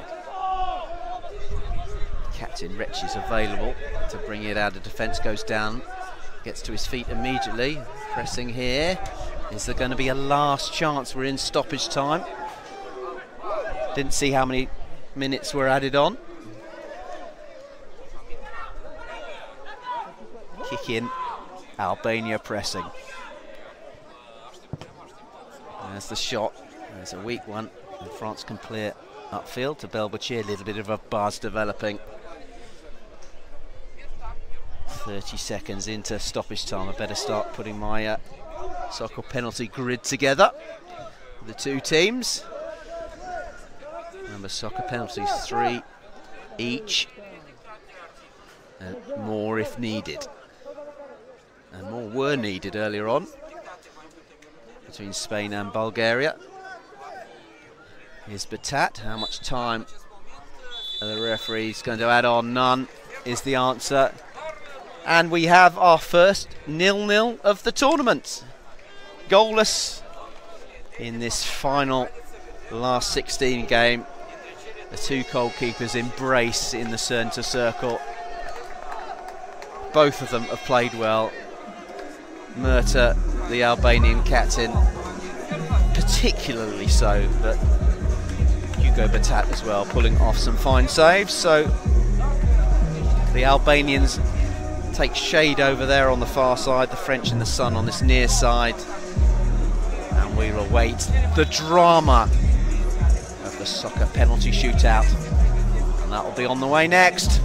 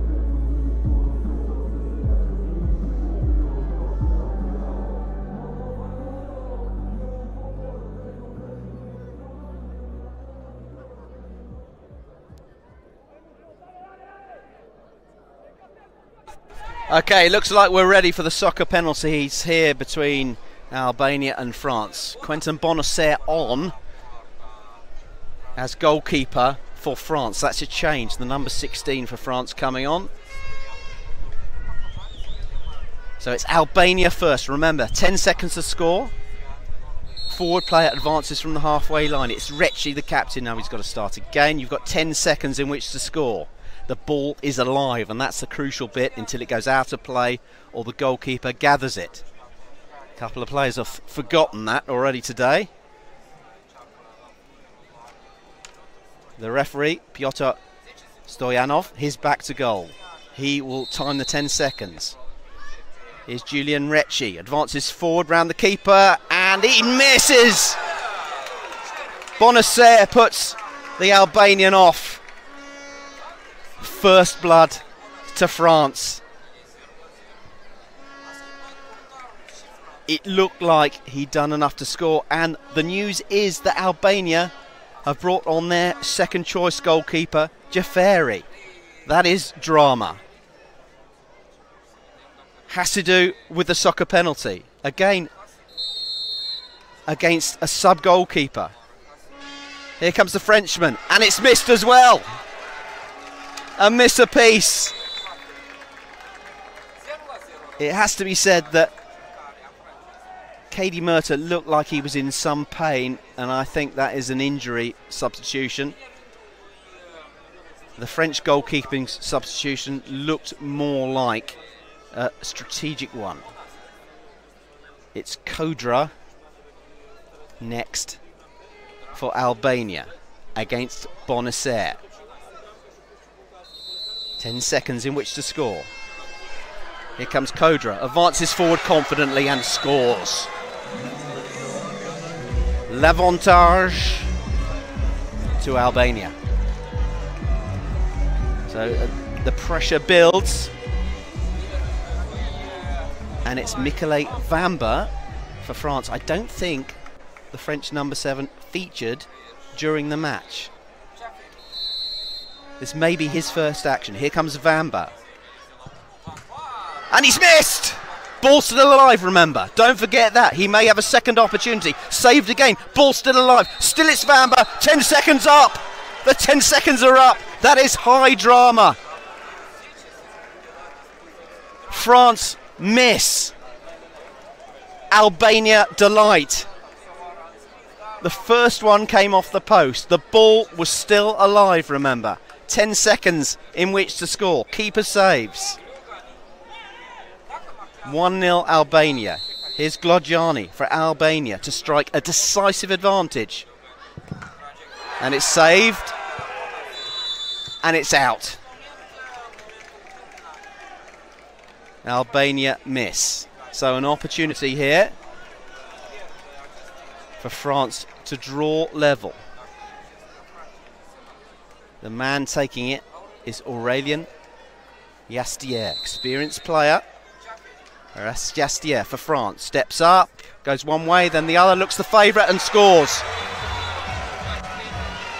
France level on soccer penalties, 1 apiece.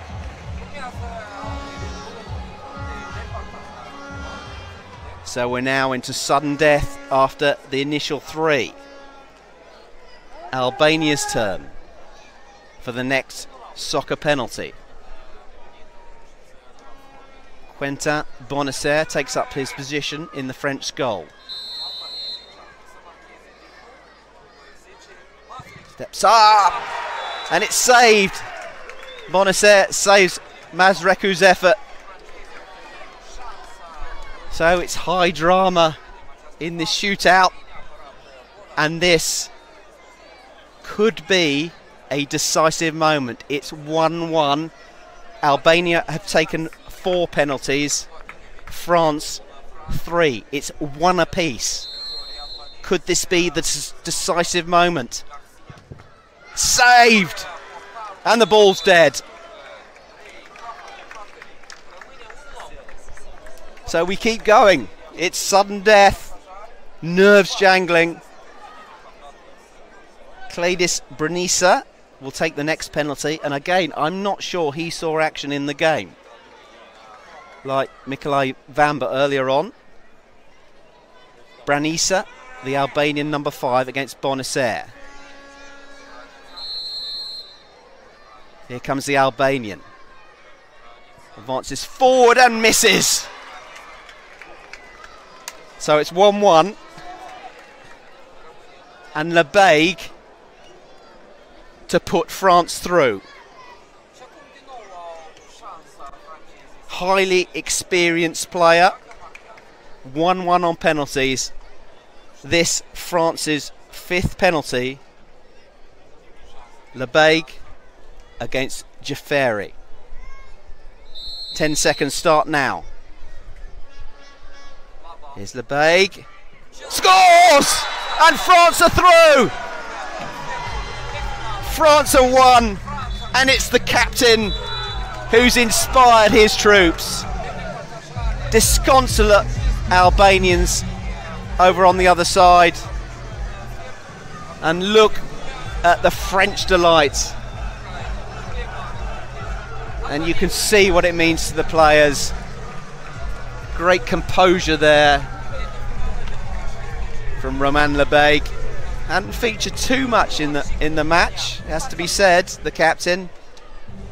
And you have to feel some sympathy there for the Albanians. So that is the round of the last 16 complete. That's the final one of the 8 matches. Moldova 7, Portugal 0, Poland 1, Lithuania 1. Poland through on penalties. Croatia 1, Serbia 0, Germany 0, Hungary 1, Kazakhstan 2, Georgia 0, Bulgaria 1, Spain 1. Spain through 3-2 on pens with some drama there.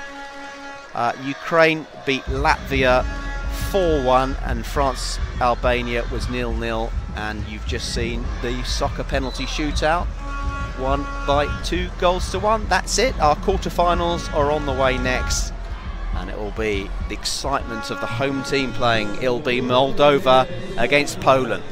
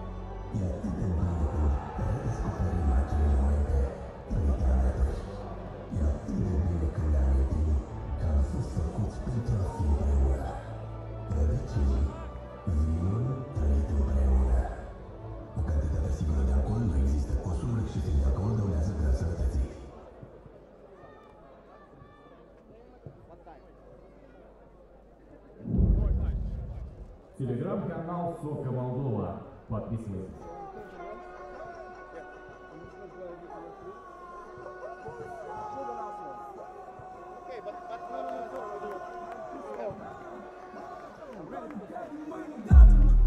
I can say whatever I like.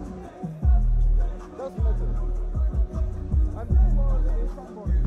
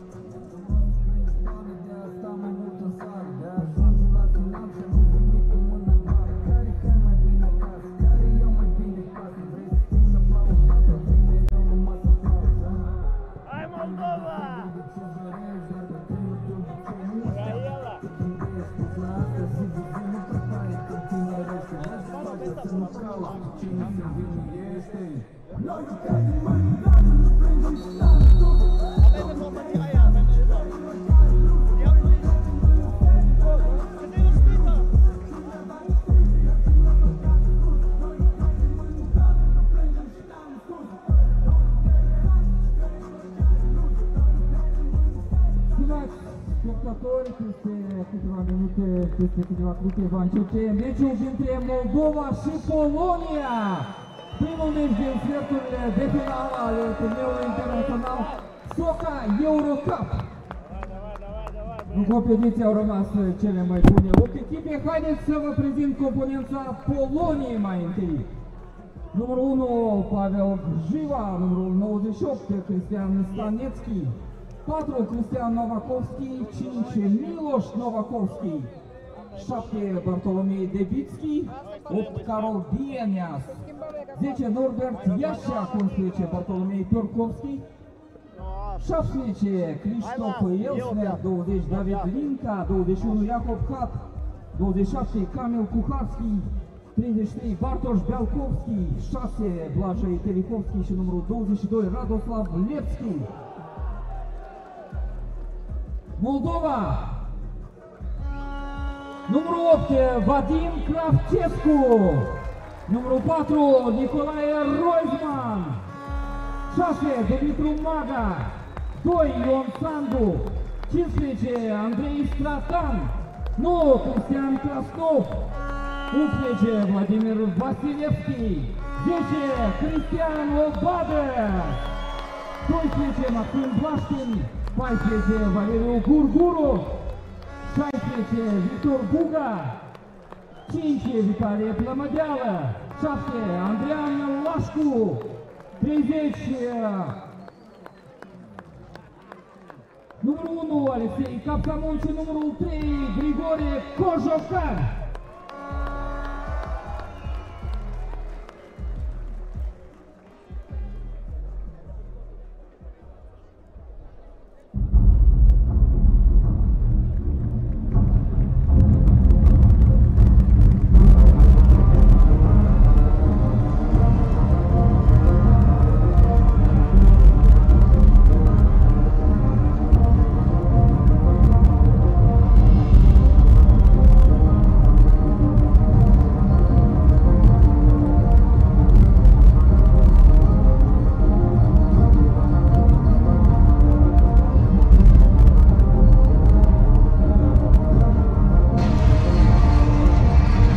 Quarter-final time here in the 2025 Soccer EuroCup. Our first quarter-final, and it will be between Moldova and Poland. First, the national anthems.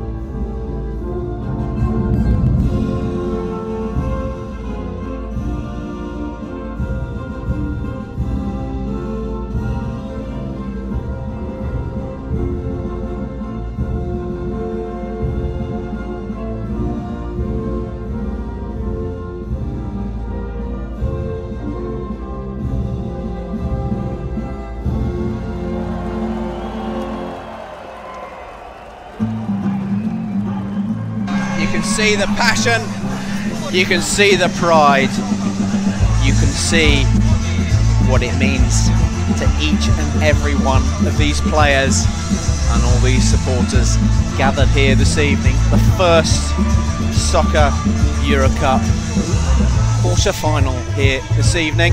There's the Moldovan lineup. Alexei Kapsamum, the goalkeeper. A 15-man squad to choose from. The man to draw your immediate attention to is Christian Obada, the number 10, whose birthday it was yesterday. He is the main creative force for the Moldovans, and upon whom a nation's hopes are pinned. But quality all around the squad, plenty of goals. Remember, they scored 7 this morning in their last 16 game. And there is the Moldovan captain, Plamadila, with his opposite number, Delmbitski. Norbert Medved from Hungary on the far side, Josif Eleni on the near side. Your officials, and don't forget there's a third official as well. There's the Poland squad.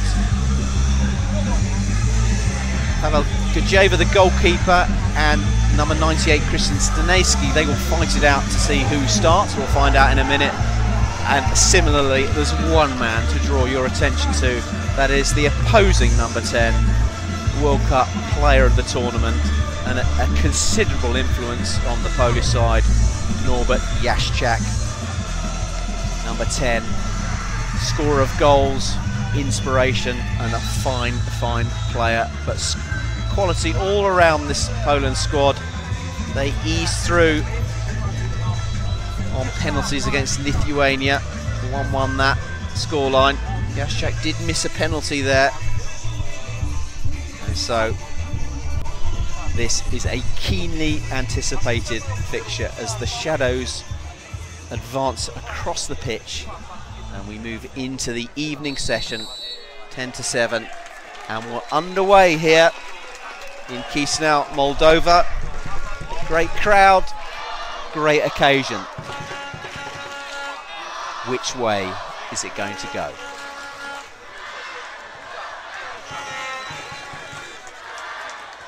Moldova in the yellow shirts, Poland all in red. Ball goes out of play behind the goal,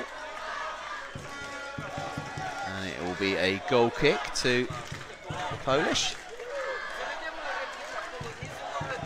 Here's Linsa.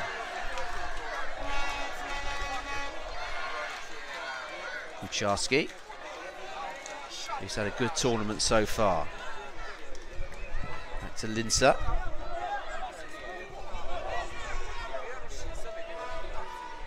Kucharski again. Comes in onto his right foot. Gets his shot in. Kapsamum saves. Applauded by the home crowd.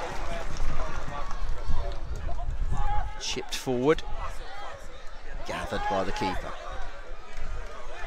Stanecki puts it straight out into touch though. He's preferred to Paweł Gajeva. So it seems like Stanecki is the number 1 Poland choice in goal. They have 3 goalkeepers in their squad nominally, although one of them might be considered the coach. Here come Poland breaking forward and scoring! Delmbitski's got the goal! Left-footed shot in the 2nd minute, and we have high drama already here in Chisinau. But Delmbitski, the captain, has scored a really good finish past Kapsamum in the Moldovan goal. So for the first time, Moldova are behind. And it's Bart Delmbitski.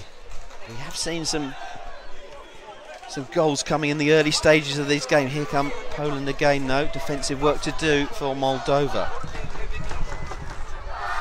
Obada hasn't even got on the field yet. Good cross that. Great effort. Still it's alive, it's a chance. Bundled clear by the Polish defence. And Moldova opened up the Poles rather impressively there. Great run forward by Nikolai Roisman on the right-hand side. Did really well to cut it back. The home support not deterred.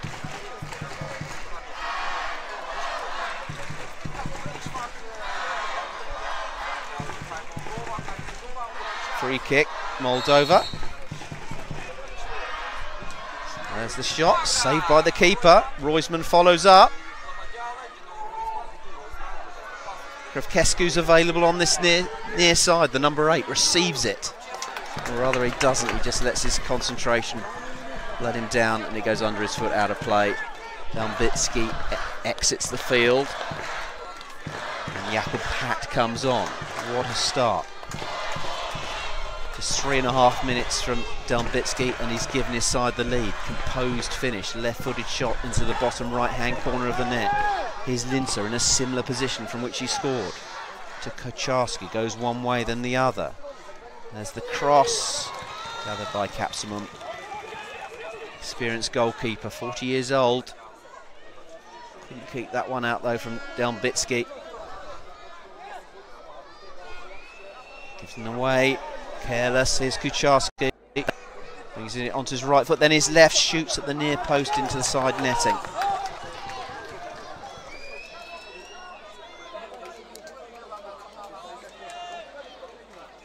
Nervous moments for the Moldovans, some early substitutions for them. Gugurov on, he's been in danger in the games that he's played, the tall number 14.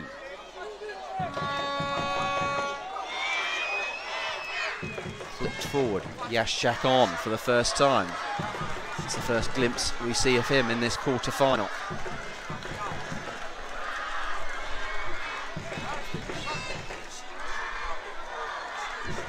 All out of play on the far side, Lashko will take the kick in. Gugurov, the number 14, in a near side position. Blocked by Hatt.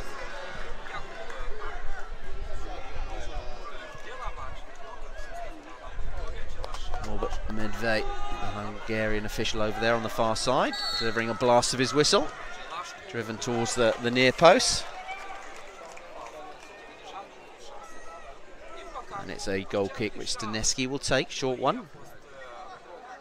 And here is Jaschak, first time we've seen him in that left withdrawn position from which he likes to launch attacks. This might open up here. That's a good ball. Linzer with a chance and the second! Really good move from one end of the field to the other, and it completely opened up the Moldovans. And again, it was this left-hand side from where the danger came. And it was a really, really good finish from Linzer, curling it into the net. Kapsamum beaten again. It's 2-0 Poland.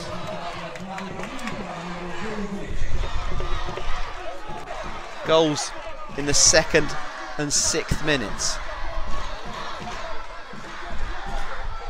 And Obada on at last, but is he seeing his first action too late with his side already 2-0 down?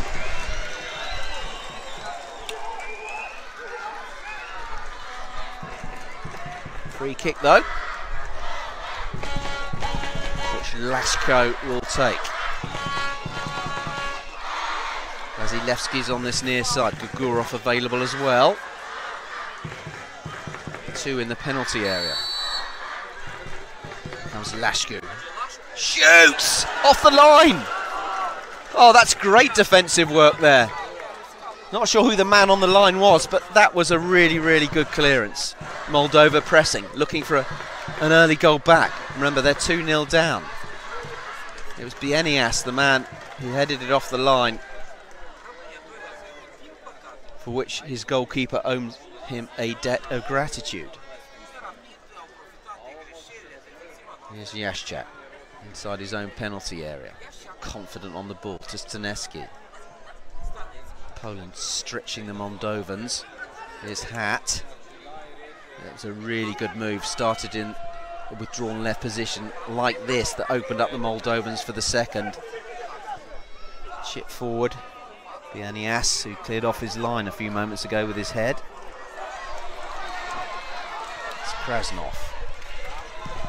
As it goes to that far side. And there is Obada, who likes to receive the ball similarly to his opposite number 10 in a left withdrawn position. Here's Obada, brings it onto his right foot, shoots, only just over. It was his birthday yesterday, the Moldovan number 10, for which he was presented with a big cake on the pitch after the game. He looked absolutely delighted with it. But for Moldovan hopes, let's hope he didn't have too much of that cake. Clipped forward, aimed towards Delbitsky, scored the first goal, gets a header in.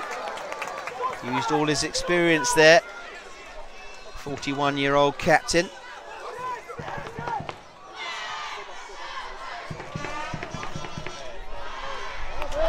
Given away. Here's Jaschak, shoots! And the crossbar's still quivering now. Such was the power of that shot. He pulled the trigger, and we can't quite see it there, but it smacks against the crossbar. And Poland seeking to put this game to bed in the first half. And we only in the 10th minute. There's Bianias, and it's going to be a bit of a respite for the Moldovans, who look capable of opening up the Polish defence. 2 balls on the field. Here's Kapsimov.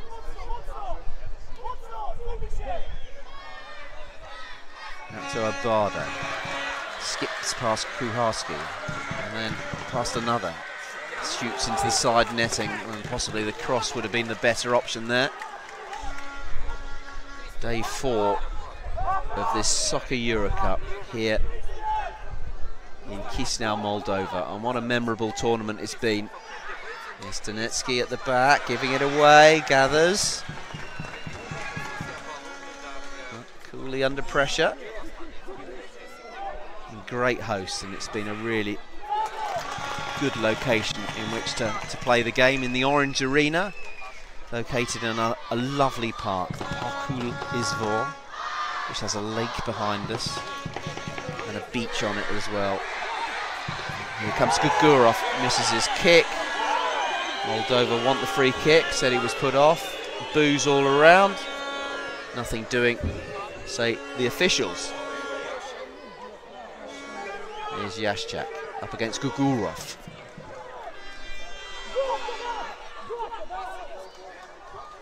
Here's Delbitsky, opening up the defence. Hats there. Good opening counter this. Really good game. More excitement in this game than the previous, the first 0-0 draw in the tournament. That was between France and Albania, which went to penalties.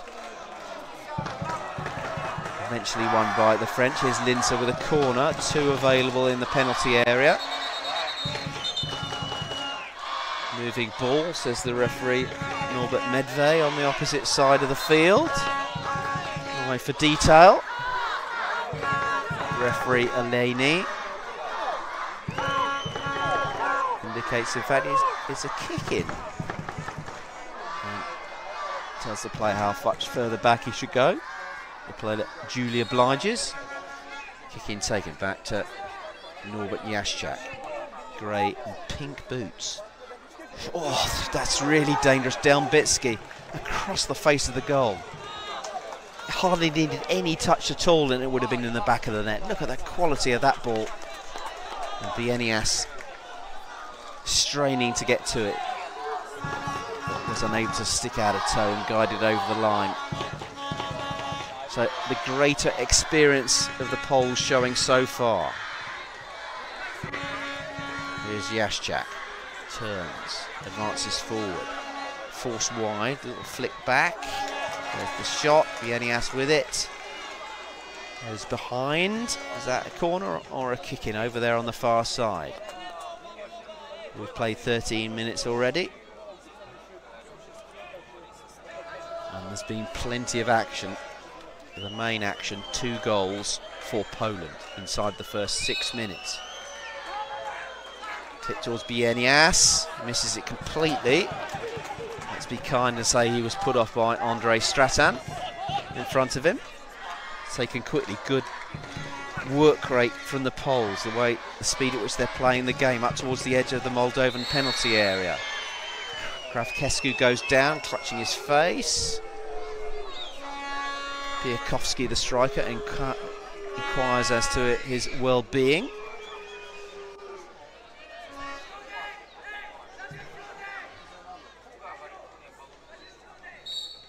Free kick will be taken by Capsimum.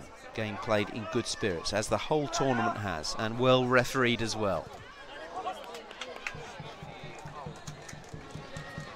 The referees have brooked no dissent, and in fact there was a booking on the Croatian bench earlier.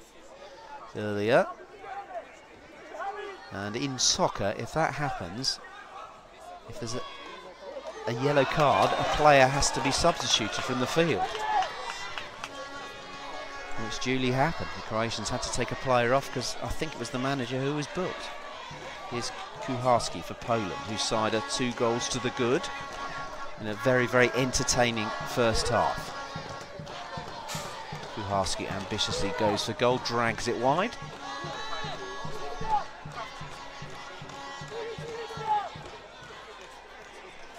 And Moldova can build here with Stratan, the winger, over on the far side. Roisman is available on the right. Barda's gone off. I'm not sure that Moldova are using Obada as much as they might. This Plamadila does well to bring it out at the back, does well in the challenge, then out to this right-hand side. Things might open up here. Off it came from Linzer, goes behind, corner ball. That's better from Moldova, attacking the goal away to our right. They have a corner, 5 minutes left to half-time. Good time to get a goal back. And that's a great shot from Maga, great power behind it. Good defending from the Poles. Again, into the penalty area, and it's in! It's in! At the near post!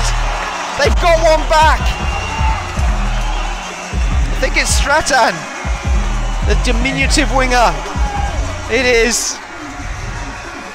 And that is perfect timing from a Moldovan point of view.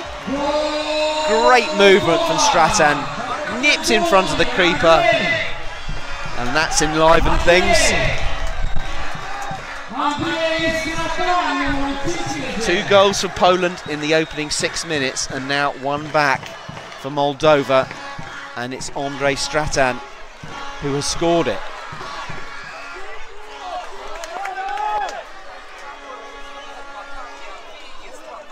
Good set piece that from the Moldovans. Stratan getting right in front of and across the goalkeeper. Here come Poland once again. No questions asked about the clearance from Moldova. Straight into the crowd at the other end of the field.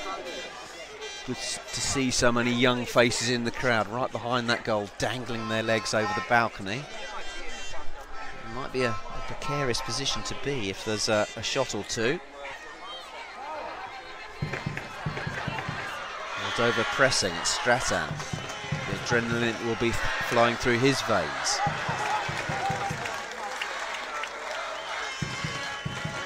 Great atmosphere.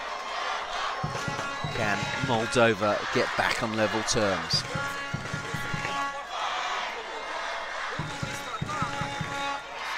There's Jaschak though, aiming to do something about it, gets towards the dead ball line, pulls it back.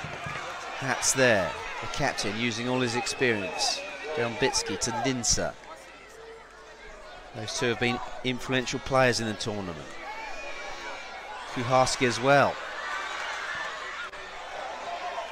And you think that if Moldova are to get back into this game, they've got to get Obada involved as much as possible. But not expect too much of him. And here is Obada up against Linzer.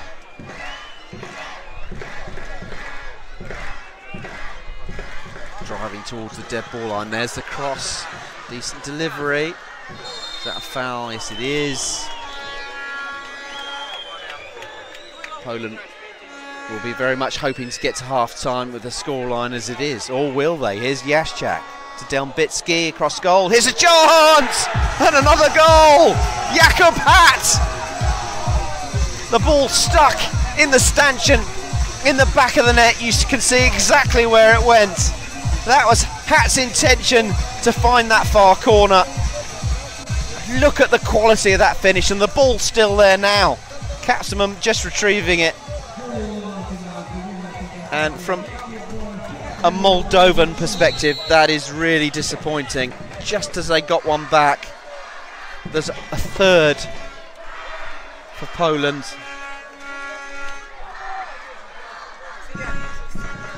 Moldova 1, Poland 3. Here's Stanecki with the goal kick. Jaszczak. There's Bienias. Delmbicki. Stanecki rather. Ball goes out behind us. Here's the Conghorse behind. So it's going to be a kick it in on this near side. Now we're in the last minute before half time. Not this time though from Moldova. And here is Obada. Obada against Novakovsky over on that far side. Gugurov available on that flank if he can find him. Seems to take on all the responsibility himself, and he's giving it away. Here's Bienias advancing on goal. Here's a chance, and it's just wide. Really good chance. Barda was trying just a little too hard then, when the pass might have been the better option. Here's Krasnov out to Barda. He seems to need to beat his man. It's Bienias over there.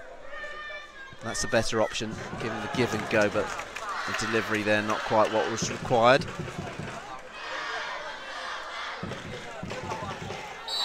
"20 minutes up, and there is the half-time whistle, is it? No. We're in first half stoppage time.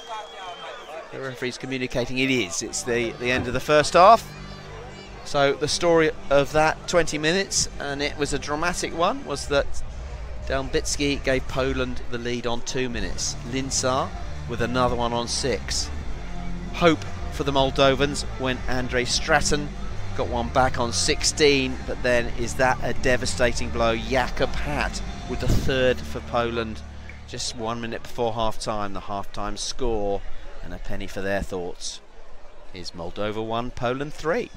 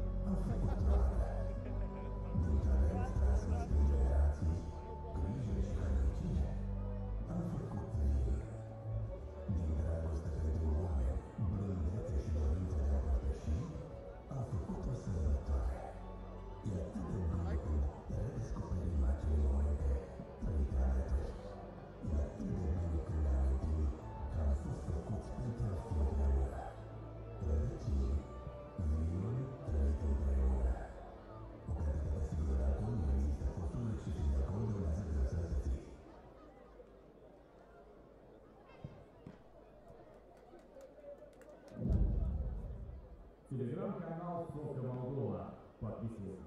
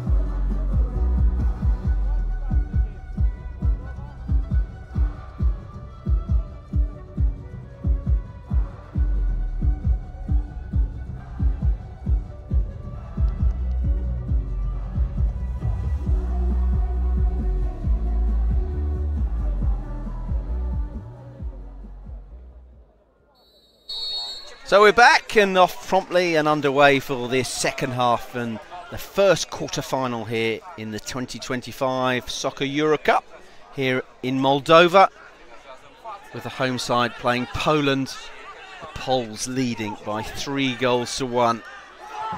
If you're just tuning in, it's been a drama-filled affair, as it always is in the knockout stages of these tournaments. Plenty of thrills, spills, controversy, drama and talking points. It's the Poles who are all in red in possession now, away to our left. Moldova all in yellow. Novakovsky always on the end of that ball. Long diagonal ball forward. Bounces up in the air, down it comes. 3-1 Poland lead, having taken a 2-goal quick flyer blast to get off to the greatest of starts. One back for Moldova and then a third just before half-time for Poland. That's the story of the game. But the home side on the attack now, driven, that's not far away at all. That was a really good effort, that one from Maga. The left-sided defender, only just over Donetsky's crossbar.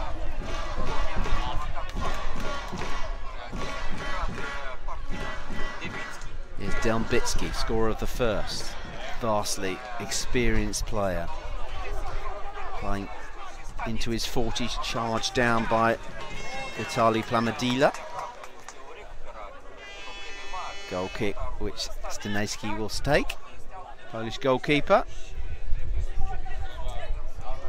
And Gajeva, who wears the #1 shirt, have been vying for to be Poland's goalkeeper. Here's Delbitsky. Such an elegant player. And Kucharski, who's been really, really good in this tournament so far. Such a good engine. Bienias, who, remember, headed the ball off the line in that first half. And you think that if Moldova has to make a good go of this, they need to get a goal soon. Obviously, that goes without saying, but to get the crowd behind them, make the most of that home advantage. There's Plamadila on the right-hand side. Quality needed in the delivery. Cannons off the defender. Out of play over on that far side. Referee Medved indicating exactly where it should be taken. It's a corner. Roisman at that far post, that sweet spot. All the way back it goes. It has to be said though, in the Oman Soccer World Cup there were plenty of goals picked up with players drifting in at that far post. We haven't seen as many here as one might think. That's good play from the Poles.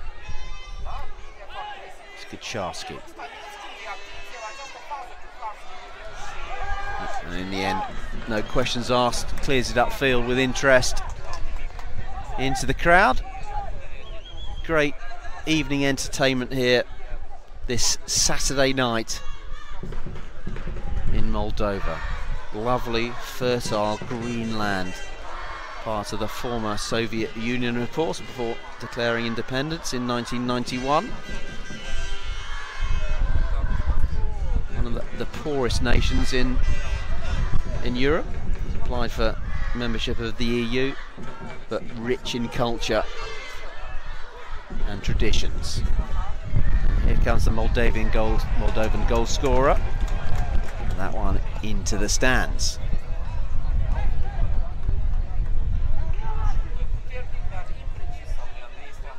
The whole pitch now in shadow. And here's Norbert Jaschak. First time ball in. Here's Plamadila. Shot cross from Stratan, flashes wide. And Moldova need to give this crowd something to cheer about, get that crowd behind them, make the most of home advantage.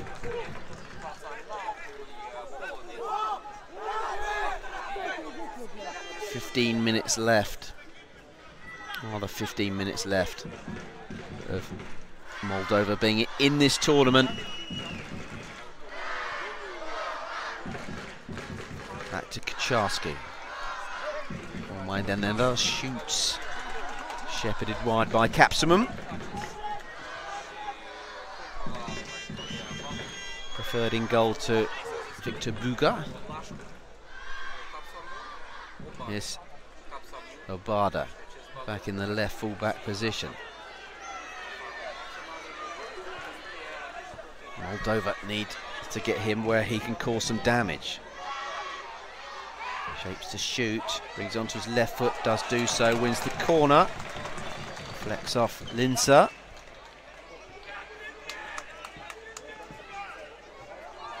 Lashko from the corner. Out to that far side. Obada waits on this near side and receives it.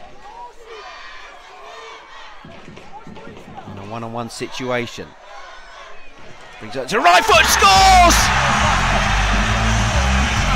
Obada delivers! A nation and its hopes rest on his shoulders, and he is delivering, producing when it is required. And look, trying to get the crowd behind the team. Great strike. The pressure was really on. He created that half a yard of space. In fact, it wasn't even half a yard. And 7 minutes into the second half, it's Moldova 2, Poland 3. Life left in this game yet.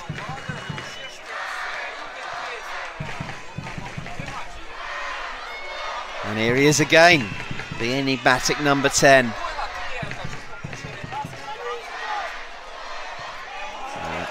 That's high wide from Lashko.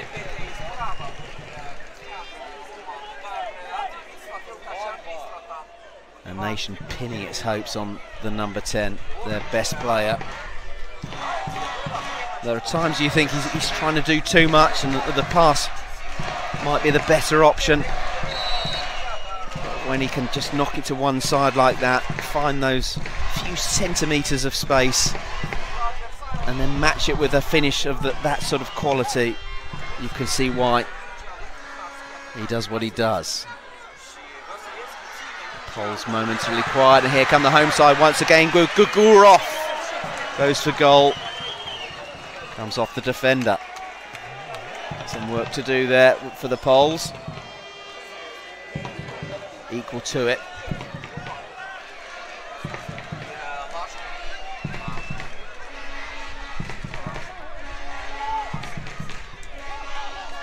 And Gugurov, just his concentration led him down then, overthinking things. It drifts under his foot, goes behind, and it's a goal kick.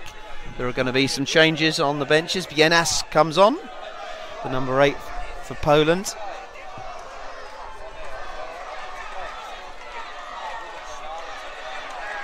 Linzer out of defence. Kuharski, good move. Bienias! Keeper saves. Good move that. 1, 2, 3 passes, then the shot. Moving from one end of the field to the other. Capsimum saves. To Linzer, the number 20. Oh, that was living a little bit dangerously. Krasnov working hard, trying to hassle Harry, the defender, into the mistake. Lashko similarly, there's two of them now.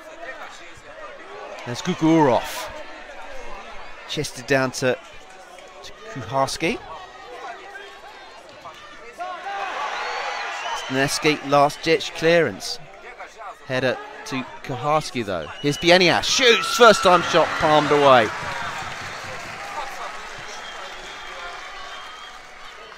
Really entertaining encounter. Poland leading by the odd goal in 5. And across goes Kuharski to take it. Kamil Kuharski, the sweeper nominally. There's a header! Great corner. Delbitsky. And it's a Poland 4. With 10 minutes to go. Is that going to be a killer blow? Moldova 2, Poland 4.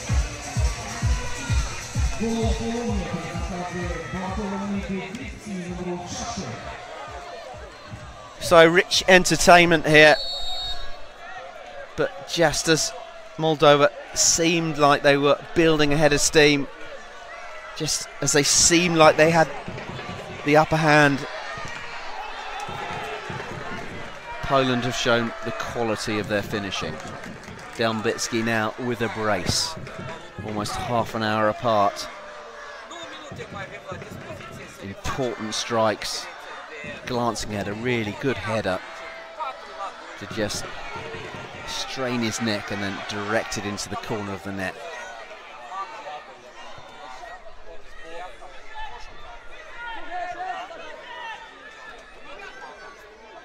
Crowd's hopes punctured. The deficit's only 2 though. We have seen late drama. Poland themselves came back from 2 goals down in the Oman World Cup in stoppage time. Here's Pamadila.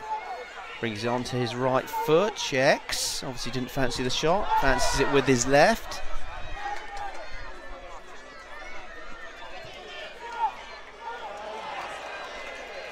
And the ball drifts behind. Blashkin can't control it.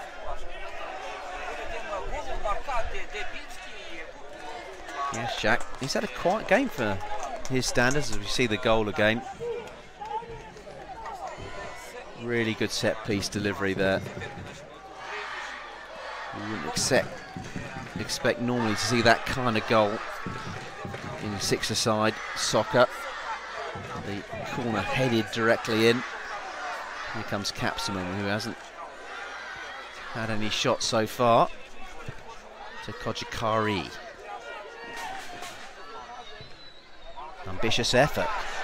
On target as well. Stanetsky parries. Still the ball is in play on this near side. Driving towards the dead ball line. Really good chance there for Roisman. His concentration arguably let him down there.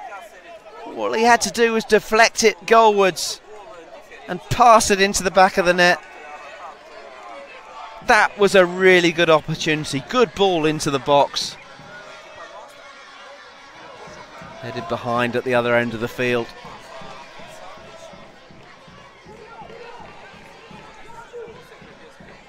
And Poland now pressing. Corner in this 2025 EuroCup. On this near side to Poland. 7 minutes or so. Are Poland going to be advancing? There's another chance and another goal. And that's it.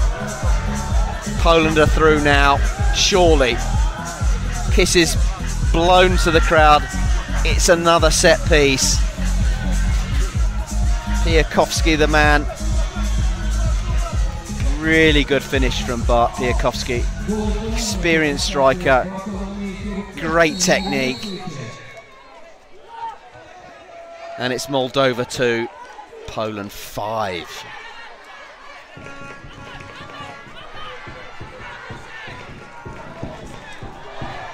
And we've got 6 minutes left for play.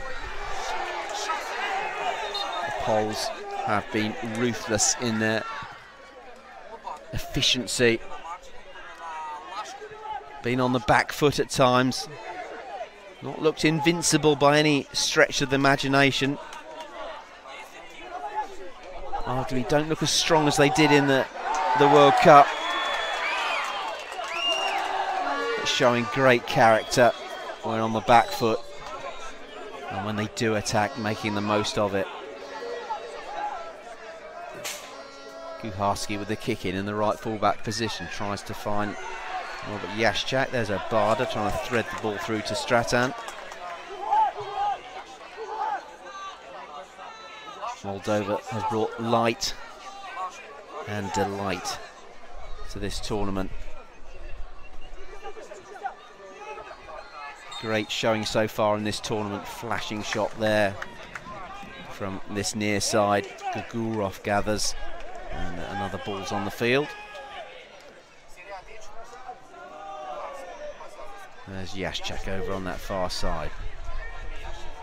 Quite a game by his standards. He hasn't scored, and we haven't seen too many shots from him.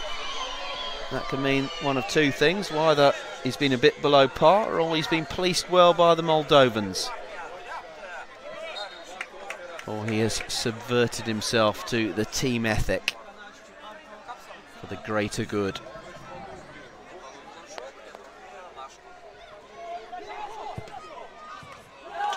Cleared by Linzer, who's had a really good game, getting the crucial second goal.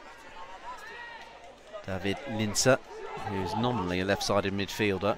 Some of the positions in the packs we've been given seem a little bit vague to me.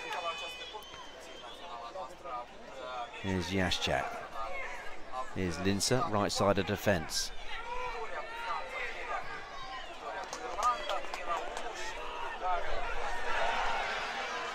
One back though by Stratan. Good cross, saved by Stanetsky. Is it going to be bundled in by Gugurov? No, it's not. And there's a player down injured by the LED hoardings. Stratan skips one way. Good ball, good save. Gugurov was there. I think someone clattered into the post. The goal being moved back by the officials into position. Some concern there by the spectators above. And that stand away to our left. 3 minutes left for play.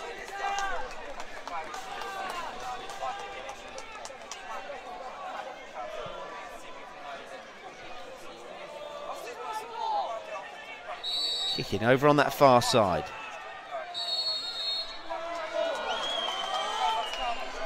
And it goes the other way. And it's a free kick. Says official Medved. And it's back up the other end of the field. 3-goal advantage for Poland.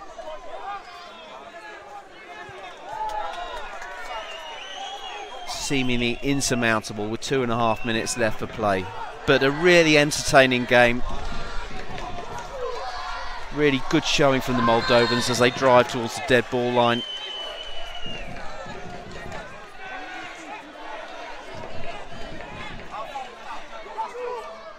And they have an opportunity here to try and get an 8th goal of the evening, 3rd for the Moldovans.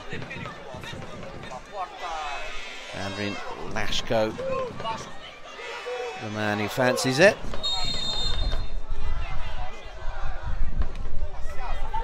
Aimed towards Krasnov on the far side, nicked away from him. Rueful look on his face. There is the shot, and it was a really good effort that from Lashko.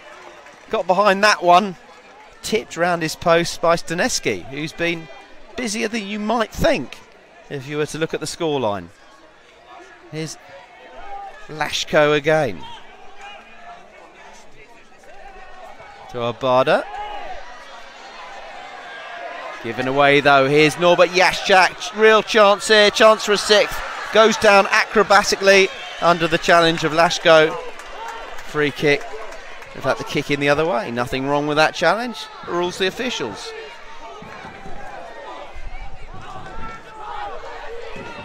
Here's Obada. 2 more minutes for him to entertain us for the final time. Goes one way, then the other. Got past his man.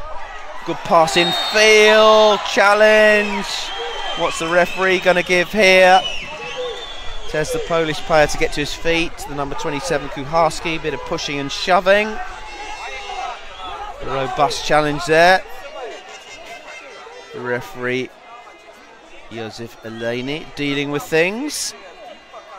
Wall required to retreat. On comes Milos Nowakowski for Poland, the number 5. 3-man wall, 1 on the line. Staneski there as well. 4th in the wall, is it? No. So a final chance perhaps for Andrian Lashko with 10 seconds left on the clock. Foot out by Staneski, goes behind, and it's a corner. Staneski will be pleased with his efforts this evening. There's a shot, another save from Gugurov this time. Corner ball, 1 minute added on. So seconds left for Moldova. Here's Christian Obada. The national hero goes one way, then the other. Can he deliver a final time? Forced backwards though. And takes it past his man, does ever so well. Wins the free kick. Seconds left, here's Obada. One final chance, and a final goal! Obada again! In second half stoppage time, Christian Obada. That's great to see. A second goal for him. He's done all he can. We've got seconds left.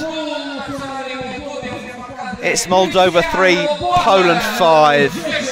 But what a great effort from the Moldovans. As Poland come forward one last time. And there is the final whistle. Moldova, the host nation, are out. There is Polish delight. They advance to the semi-finals. But let's give credit to the Moldovans. They've entertained us all. They've had one of the stars of the tournament in Christian Obada. He provided 2 goals this evening. It wasn't enough. The Poles, they showed all the experience. Incision up front. Perhaps the Moldovans were a little porous at the back. Certainly the scoreline would suggest as such. It was that 2-goal opening blast in the opening 6 minutes that did the damage. 2 goals for Delmbitsky, 1 for Linsar. Jakub Hatt just before half-time. That one was a killer. And Piakowski on 34 for Poland. And 1 for Stratton and 2 for Obada in the second half. Means this first quarter-final has finished. Moldova 3, Poland 5.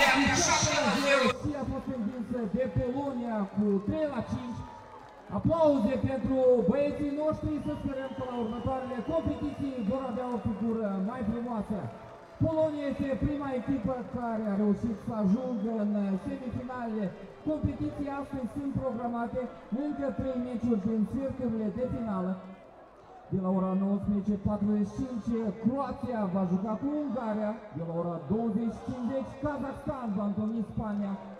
Și de la ora 21:55, Ucraina va întâlni Franța.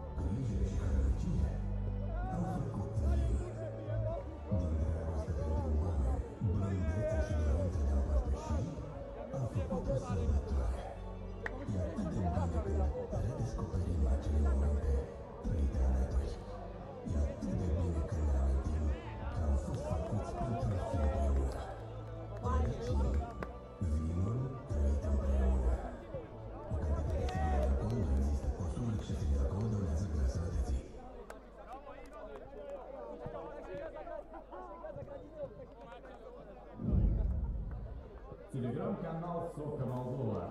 Подписывайтесь.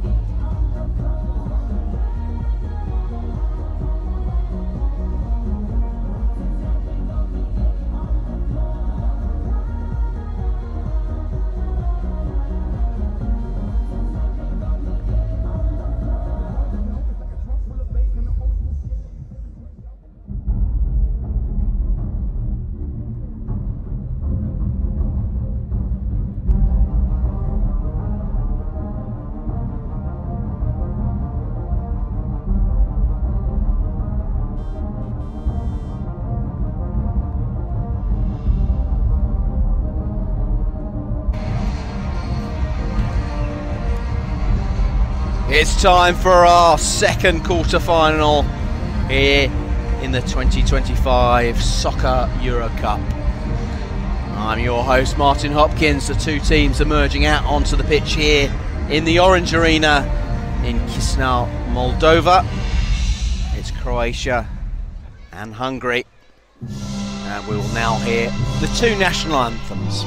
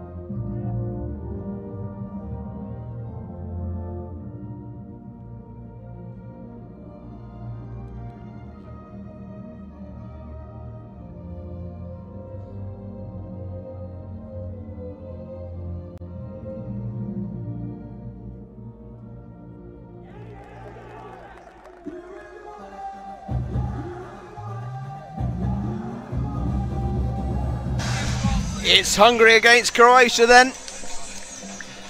Bit of a surprise there for the former.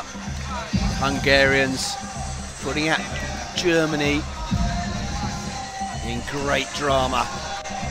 So there's the Hungarian lineup.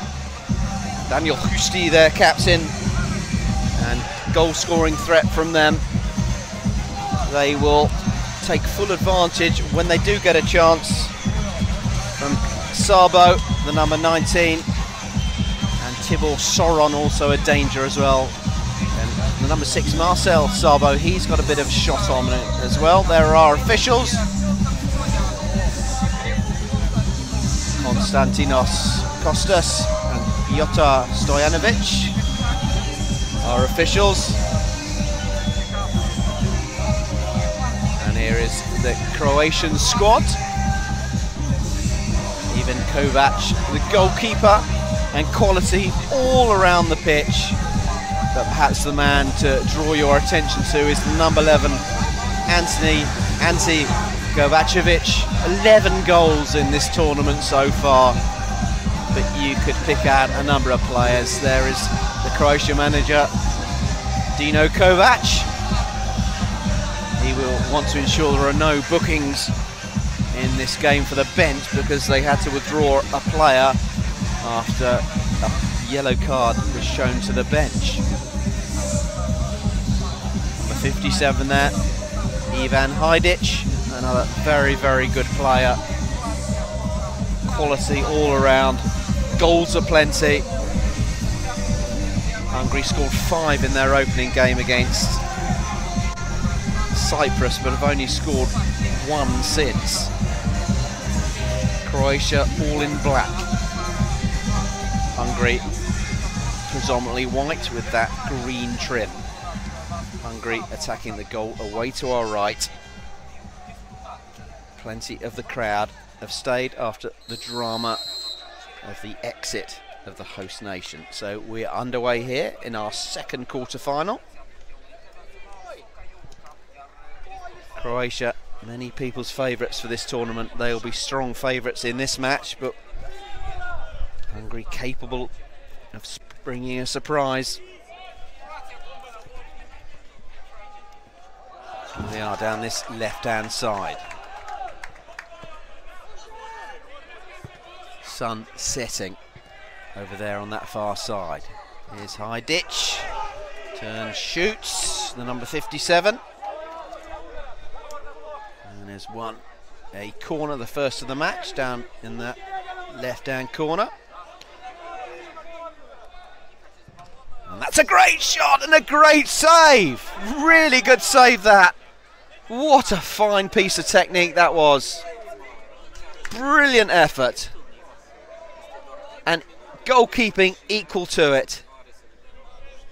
Brilliant effort from Borna Vidicek. Another one of the highly technical players in this Croatia squad. Ivancic equal to it, palming it away. Quality all round there. Here's Vidicek again.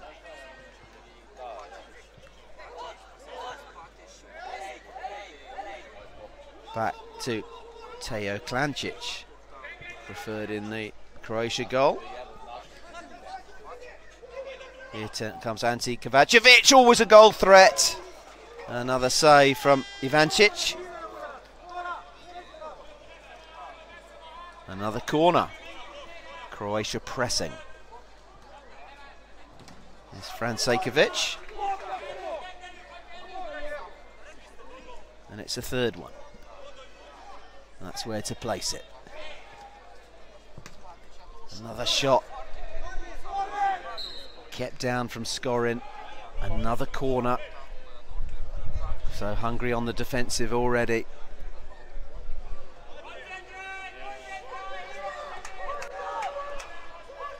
And Vidicek will take that corner over on the far side.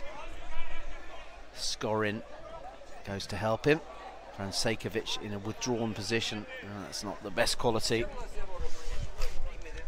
from the Croatians. And Hungary can build from the back.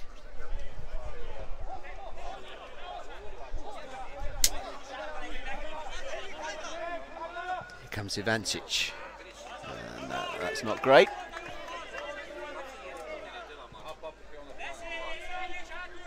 Different feel to this game after the drama we've just seen, an 8-goal thriller. Here's high ditch, there's a shot, and there's the opener.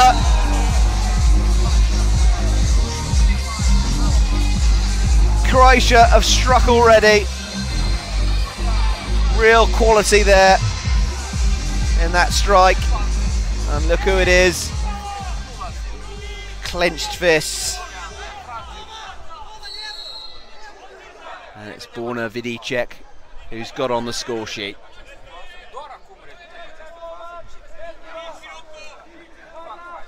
Great effort. Croatia ahead. And there's an ambitious effort.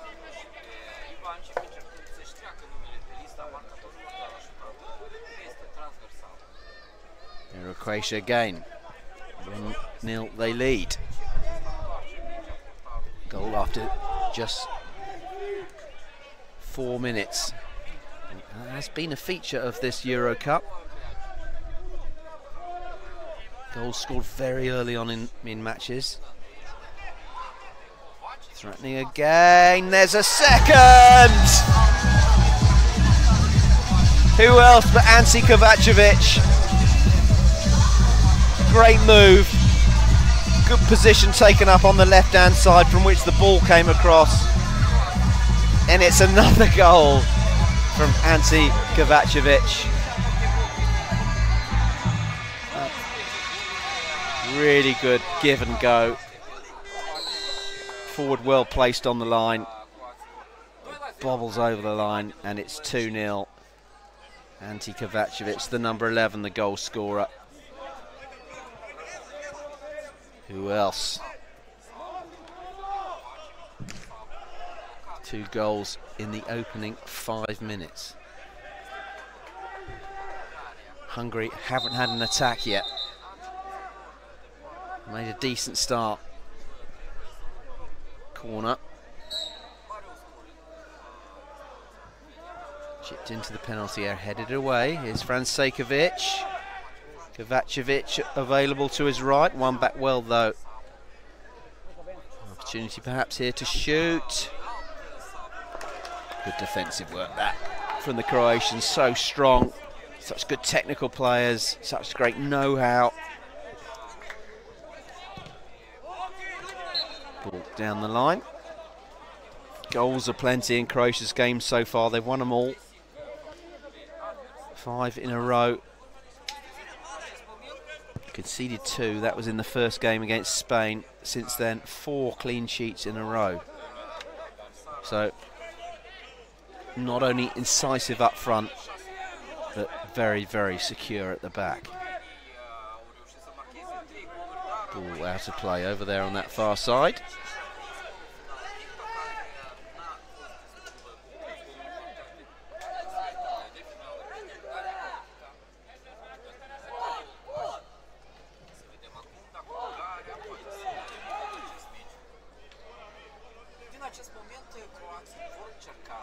Kick in, Croatia. Skorin will take it. Vidicek wants it, gets it. Pressurised by Sabo. Back to Vidicek. The number 10 is Šulak. Giant figure.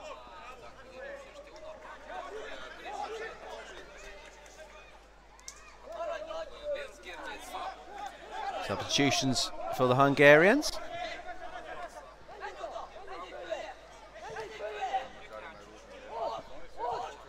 Played across their own goal. Such is the confidence of the Croatians. Klancic upfield, flicked on by Šulak, number 10. How to play on this near side. Back to Ivancic. Advances up to the halfway line. Has a go at goal. Deflects. Here's a chance off the line. Really good defensive work that from Mario Skorin. He's a sweeper and he swept up the danger there.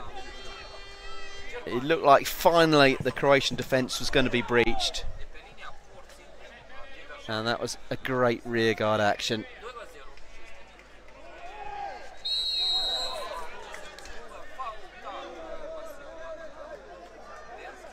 What's the referee going to give over there on that far side? Costas, the official. Measures out the wall. Shulak will form one pass of the wall on the right-hand side. Ante Kovacevic, the other component in that wall. A little and large act there. A bit of a height discrepancy between the two of them.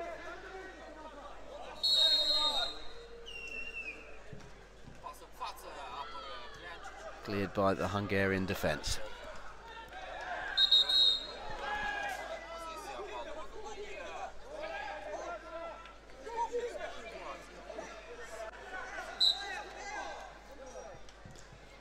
Upfield it comes to Chulak.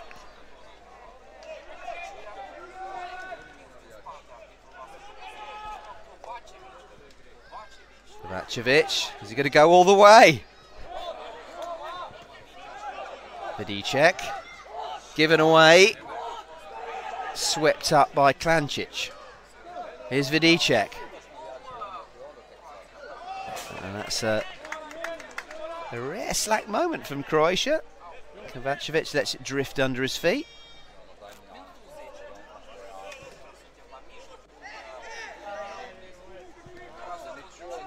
Hungary turning, shooting. Cleared. Kick in, near side. Which Martin Bartuch will take. Branko Petric is behind him. Short one, shoots, deflects, goes goalwards, off the line. And now Croatia might threaten. Here's Shulak! Off the crossbar. From one end of the field to the other. And Pasko Shulak chipped it, but that's a bit too high. Just a few centimetres out.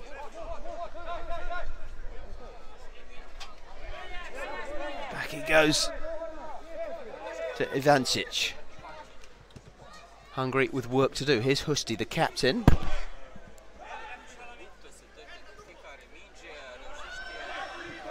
Waterway on this near side. Croatia threaten again, saved by the knees of Ivancic. Things might open up here though for Hungary. Vent Sabo was in a good position there on the right. Worked out to the left though. Better from Hungary. Croatia lead by 2-0. 2 goals in the opening 5 minutes.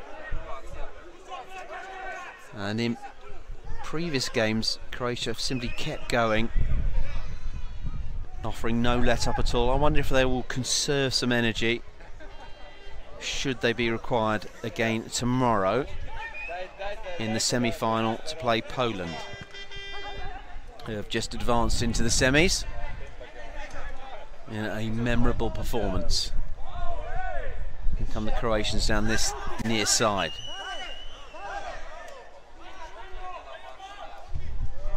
Carlo Dorojkovic, the man doing the work. Kick in, near side. Chipped to the far side, there's the shot. Carlo Dorojkovic, the man with the shot over.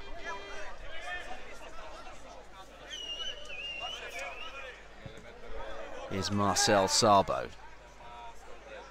Down the line it goes.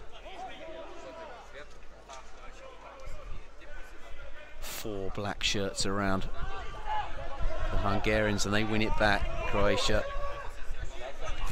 Here's Carlo Dorojkovic. Driving towards that goal line, forced into the corner. 3 Hungarians there, they win it back. Opportunity here. Perhaps if they can get clear. Cleared upfield. And diverted wide. Klancic came out to the edge of his area as far as he was permitted and made himself big. Here's Vidicek. Tips it to Kovacevic. Shoots! Draws the save from the keeper again. What a tournament he's having, Kovacevic.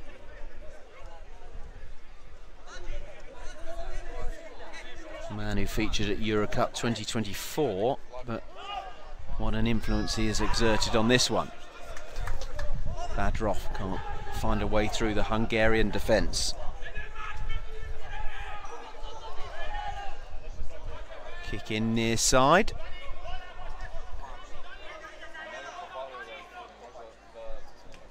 Delivered across the face of goal and diverted in by Nikola Badrov.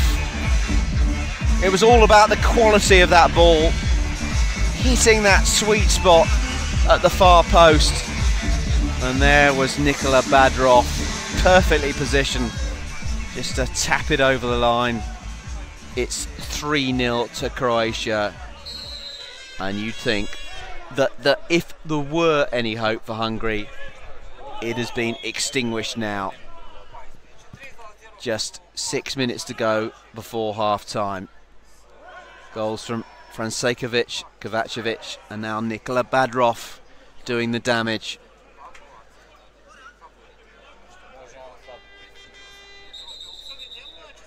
And number 77, Nikola Badrov, attacking midfielder.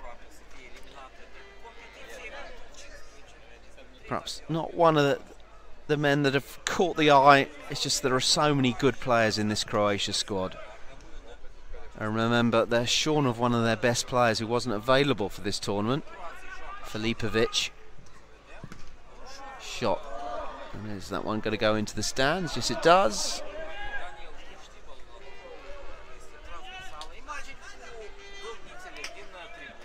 3-0 Croatia. So it is very much looking like tomorrow at midday in the hot sun as Croatia come once again. Another chance. Kovacevic there.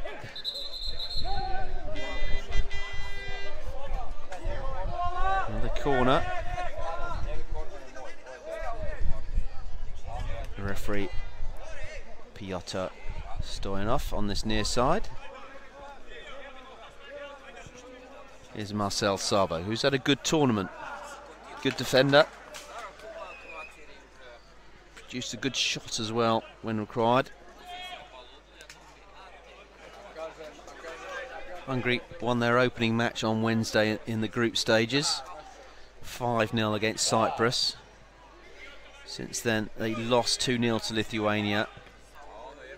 Lost to 2-1. There's a chance for Hungary. Nagy, the man, nipping in there. Lost 2-0 to Lithuania on Thursday, then 2-1 to Kazakhstan yesterday. In the last 16 they beat Germany 1-0. Late winner in that last minute, and now in the quarter-final it looks like their hopes are going to be extinguished. Here's Petric. Croatia sweeping up at the back to Klancic. That's a great one forward from Kovacevic. Right-footed shot. Cannons off Husty and goes behind. 4 minutes to go. Just under till half-time. 3-0 Hungary trail to Croatia. And Croatia pressing, headed away by the Hungarians. Rocco Tolnay doing the defensive work there.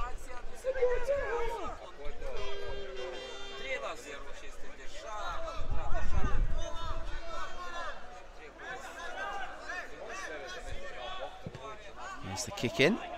Chipped over that far side to the scorer of the third goal, Nikola Badrov.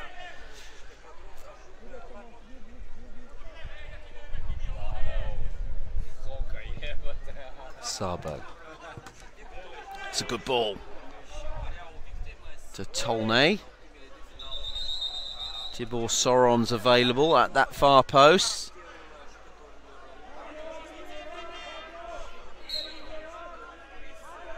Five black shirts in front of the kick-in taker. Back it goes to Husty, shoots, not that far over. Decent effort from the Hungarian captain.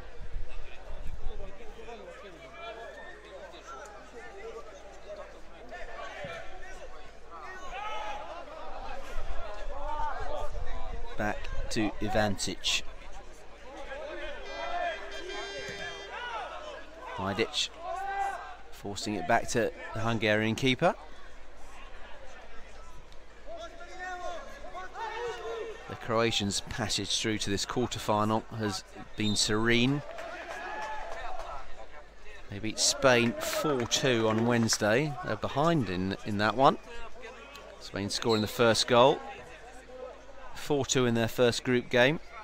6-0 against Latvia in the second. 10-0 in the third against Belgium. 3-0 against Portugal in their final group game. And then in a tension-filled encounter this morning, they beat Serbia 1-0. Bit of simmering tension in that one. This one has been much more serene so far. The defence not breached since Wednesday, 4 matches ago, or 5. Here comes Ivancic up.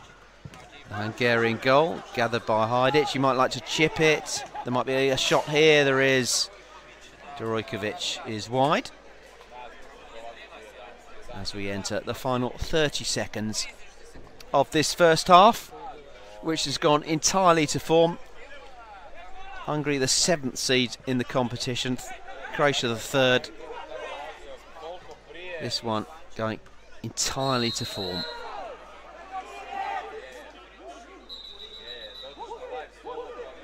And that, if things stay as they are,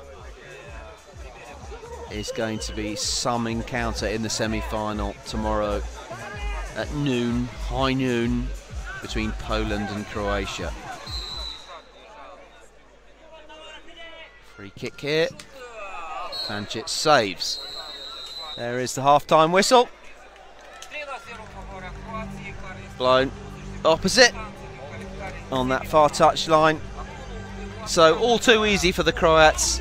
Took the lead on 4 minutes for Dorian Francekovic, and they double their advantage through Ante Kovacevic on 5, and then on 14 Nikola Badrov got a 3rd. So here at half time it's Hungary 0, Croatia 3.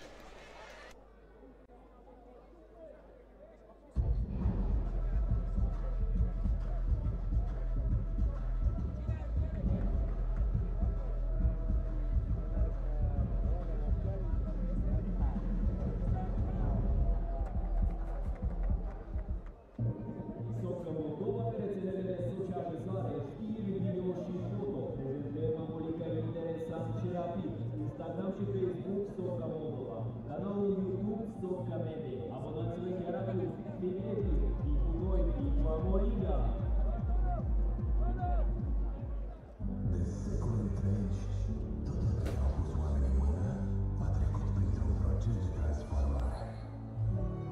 Din pământ generos, adire de vânt și soare plăpând au făcut roadă. Din talent transmis prin generații, grijă și hărnicire au făcut vin. Din dragoste pentru oameni, blândețe și dorință de a împărtăși au făcut o sărbătoare. E atât de bine când redescoperim acele momente trăite alături. E atât de bine când ne amintim că am fost făcuți pentru a fi împreună. Rădăcini, vinul trăit împreună. O cantitate sigură de alcool nu există. Consumul excesiv de alcool dăunează grav sănătății.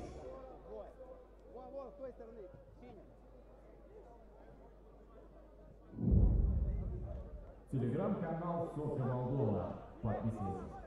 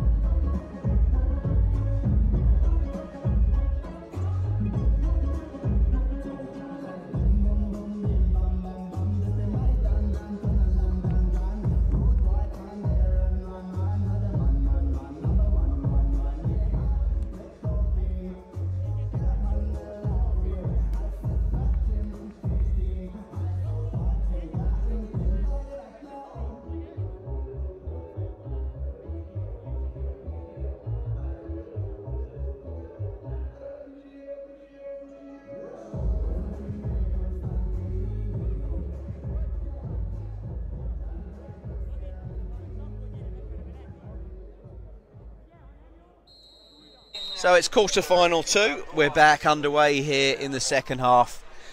And it's Hungary 0, Croatia 3.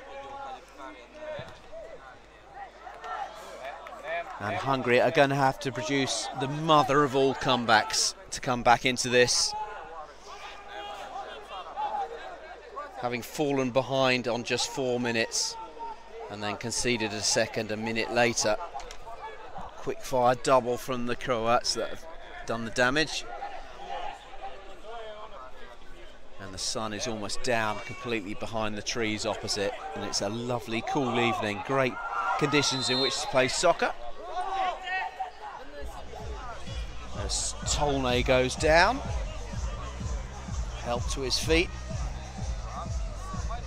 by Francekovic, Croatian number 99. And so here's an early opportunity for Hungary to deliver a good ball into the box, perhaps attack that far post. There's a man lurking there. Profitable for Croatia in that first half. And it comes to Naut. Sounds so easy, just hit the far post, but it's a very easy game up in the stands. Vidicek clears up to Šulak, who flicks it on. The target is Francekovic. Out comes the goalkeeper. Francekovic in possession again. Skorin out to that far side. Flashing cross-come shot there from Ante Kovacevic.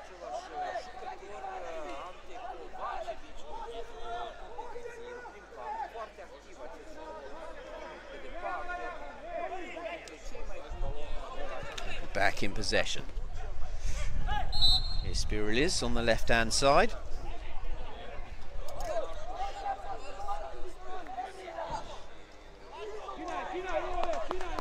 Lovely evening. Vidicek forward.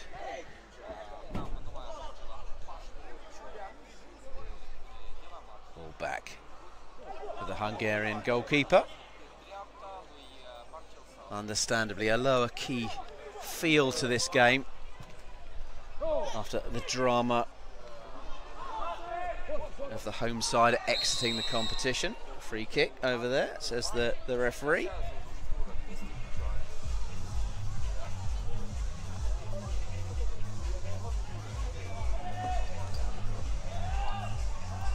Opportunity here for Croatia.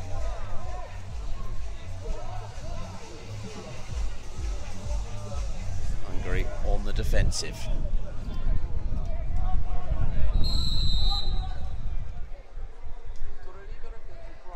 Vidicek, Kovacevic getting towards the goal line. Corner ball.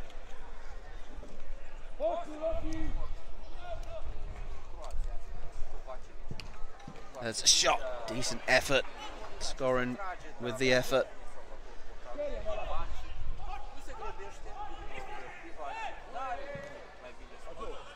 Forward it comes. Vidicek collides with the defender there, and he sounds in a bit of trouble. Quite a heavy coming together there. I don't think they were aware of each other's presence. I don't think there was any intent there.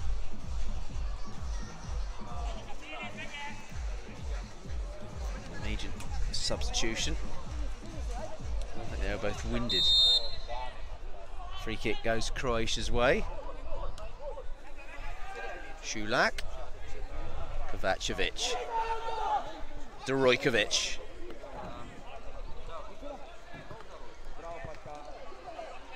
Dorojkovic, Klancic, Vidicek. Loses the ball. So a rarity. Vidicek eventually wins it back and plays it back to Klancic. His keeper. Just comfortable in all areas of the pitch. Here's Kovacevic. Šulak's available in the middle, driving towards the dead ball line. Shoots, saved by the keeper. Šulak there.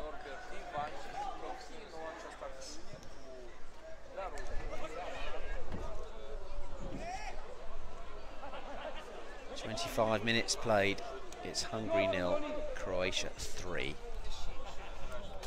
At stake a place in the first semi-final, which will take place tomorrow. And the opponents will be Poland.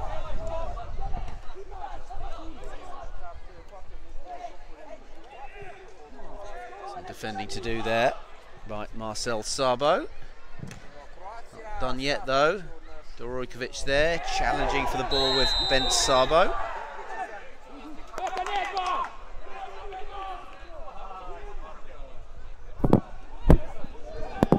Dorojkovic clutches his head. Husti, the captain, on for Hungary. As a hot air balloon drifts across the evening sky here in Moldova, and it's a yellow card. Bent Sabo, the man who has received it, so things are going from bad to worse for the Hungarians.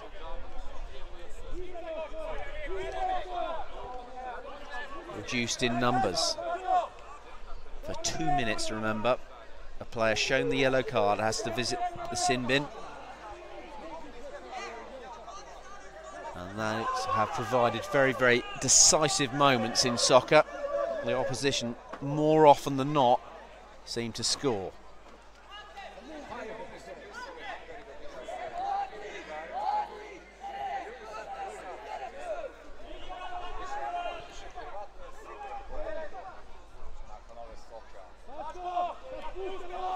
Husti is available to his Sabo's left. Nagy on this near touchline.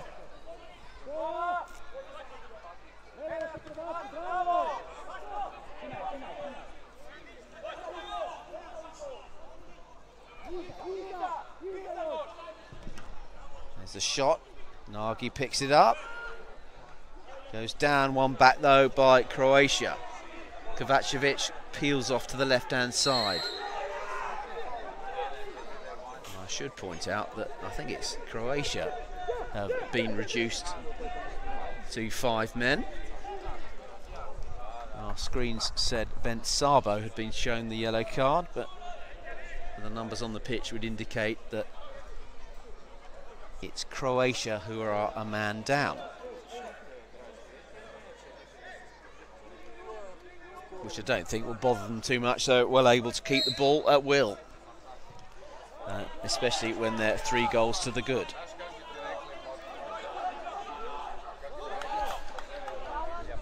Badrov can't keep it in.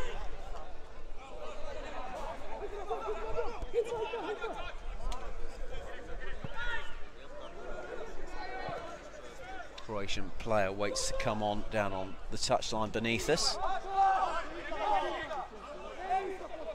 Here's Husti at Marcel Sabo.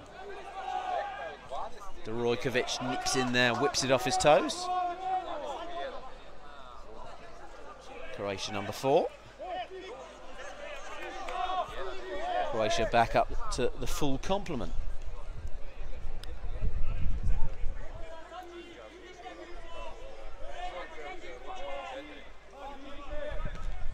That's a shot from keeper to keeper. Decent effort that from the Hungarian. And Hungary might break here. Šulak intervenes. Has a go at that was a wild hack at Branko Petric. A little bit of frustration there. Lucky there. Surprised Stoyanovich hasn't spoken to him. Little and large there in the wall. Šulak on the left, Kovacevic on the right. Good shot from Husti, saved by Klancic.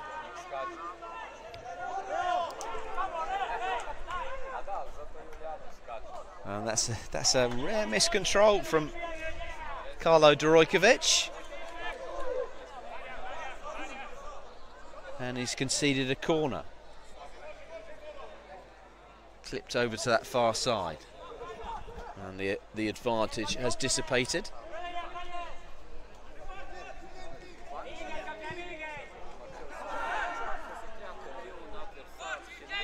Robust challenge there from Hajdic.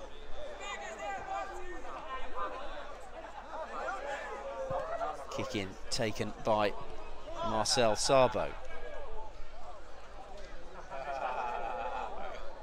Tibor Soren over there on that far touchline. And the game, with 10 minutes to go, is meandering to its seemingly inevitable conclusion. A comfortable Croatia win. It's Klancic. Badrov. Back to Klancic's keeper. Hungary having to work hard. Croatia making the ball do the work. As Francekovic goes down, challenged by Bent Sabo. Free kick, Croatia.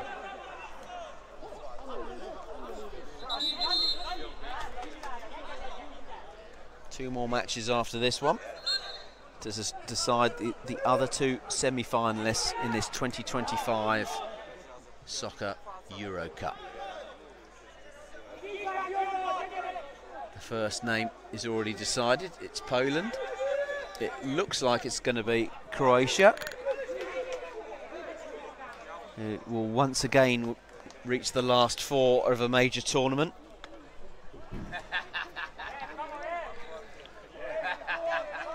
We've got two more quarterfinals to come, of course. Well, it hits the post. And it's still in play. Free kick to Croatia. We've got Kazakhstan up next against Spain. And then we've got Ukraine against France.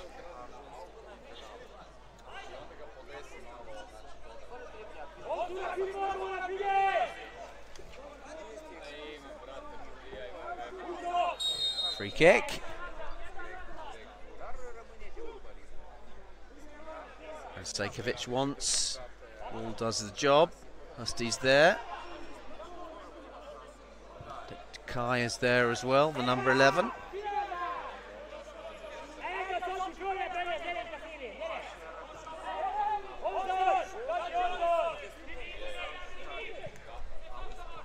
Still, Hungary keep going. Credit to them. There's Marcel Sabo, who's had a good tournament. Robust defending from him, and his fair quotient at shots as well. There's a shot, saved by Klancic. Croatia might break here, and they do. And that's another goal. Ivan Hajdic with it on 34 minutes. It's Croatia 4, Hungary 0. Harsh on Hungary. It was the goalkeeper Sasko's shot, parried by Klancic, and the ball found its way to Ivan Hajdic, and he beat Laszlo Sasko comprehensively to his right, the keeper's left. And so it's Croatia 4, Hungary 0. Free scoring Croatia, scoring at will.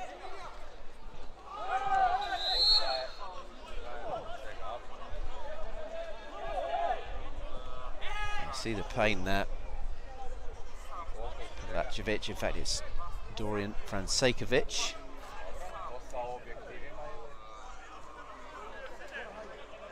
Missing his old sparring partner, Filipovic. Those two were the main players for Croatia in the Oman World Cup, but it doesn't seem to have made a scrap of difference.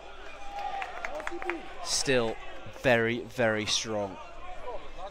This tiny nation with a population of just 4 million from Southeast Europe, bordering the Adriatic Sea, capable of producing so many good footballers, so many good soccer players, such good technique.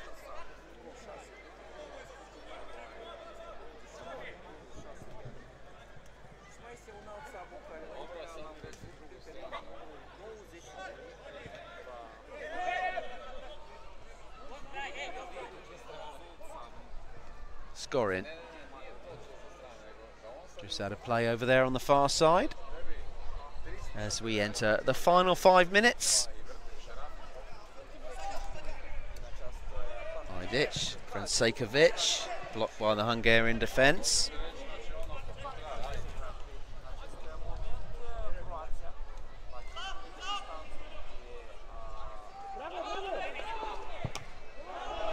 That's neither one thing nor the other. That's gone straight out. Done well there to find the corner of the ground between the stand opposite us and the stand behind the goal. New ball required.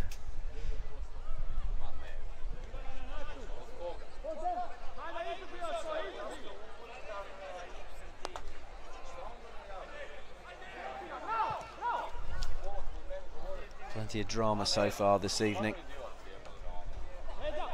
Completing the round of 16 matches.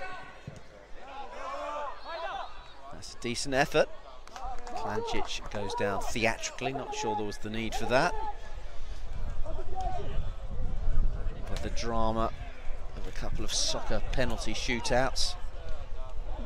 And there was high drama in one of them. Which we will review later. Here's Sasko.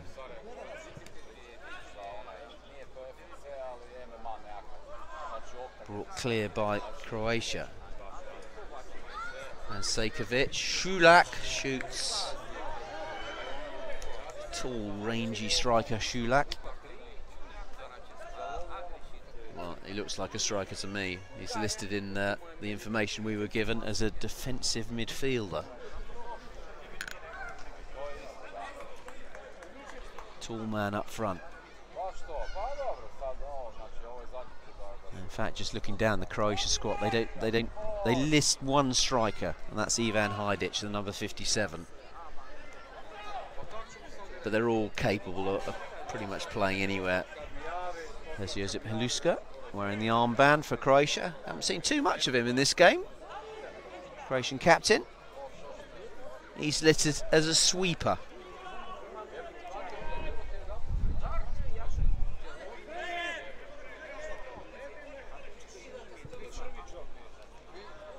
Sasko out wide to that far side. Hungary, number 7 seeds. And they have reached the last 8, so they've performed to their billing. 15th in the world, 7th in this tournament, so they've can exit this tournament with pride. Croatia, the 3rd seeds. Kazakhstan, of course, defending champions, are the 1st.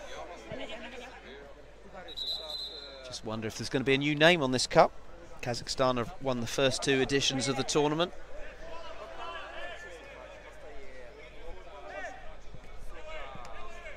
Husty miscontrols it. He goes out of play. That is Bartush. And it's going to be a kick in as we enter the final couple of minutes.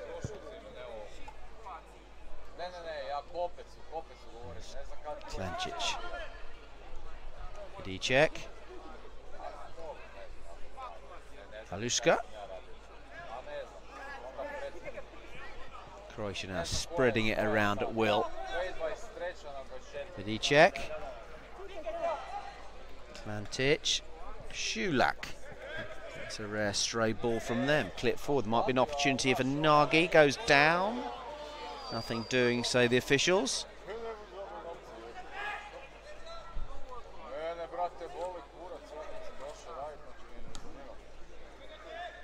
Šulak heads.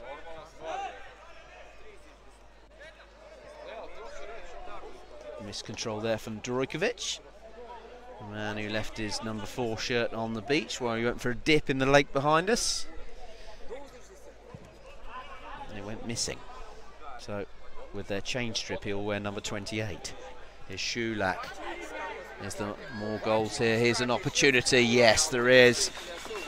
And it's another goal. And guess who it's for? It's for Ante Kovacevic, the leading scorer on in this tournament. and he's got another one in the final minute. And there is the final whistle. That's the final play. It's 5-0 to Croatia. A demolition job from the Croats. Just too good for the Hungarians, who battled gamely. They gave it their best shot, but they were always up against it, having conceded 2 goals in the opening 5 minutes. Goals for Francekovic, Kovacevic, Badroch, Hivic, and of course Kovacevic again, inevitably 2 in this match for him. Handshakes all round. Up next we've got our 3rd quarter-final. It's Kazakhstan against Spain, but here it's finished Hungary 0, Croatia 5.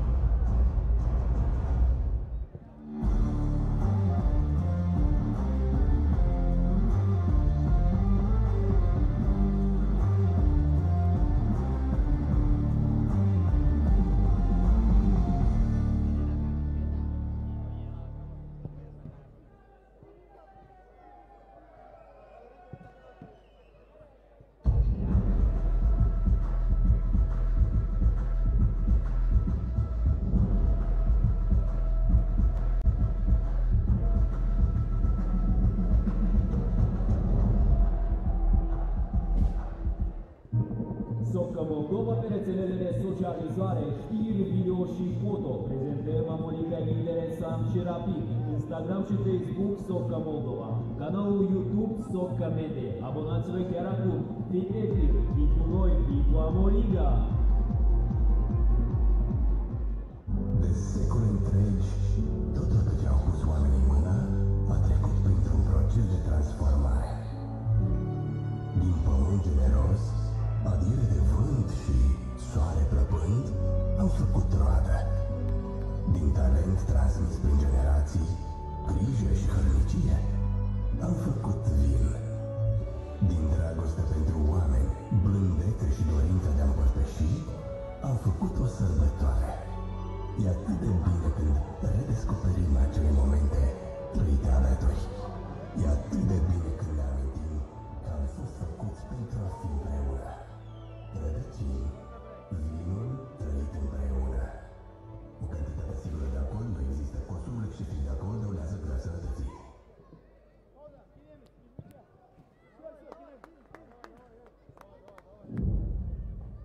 Телеграм-канал Сока Молдова. Подписывайтесь.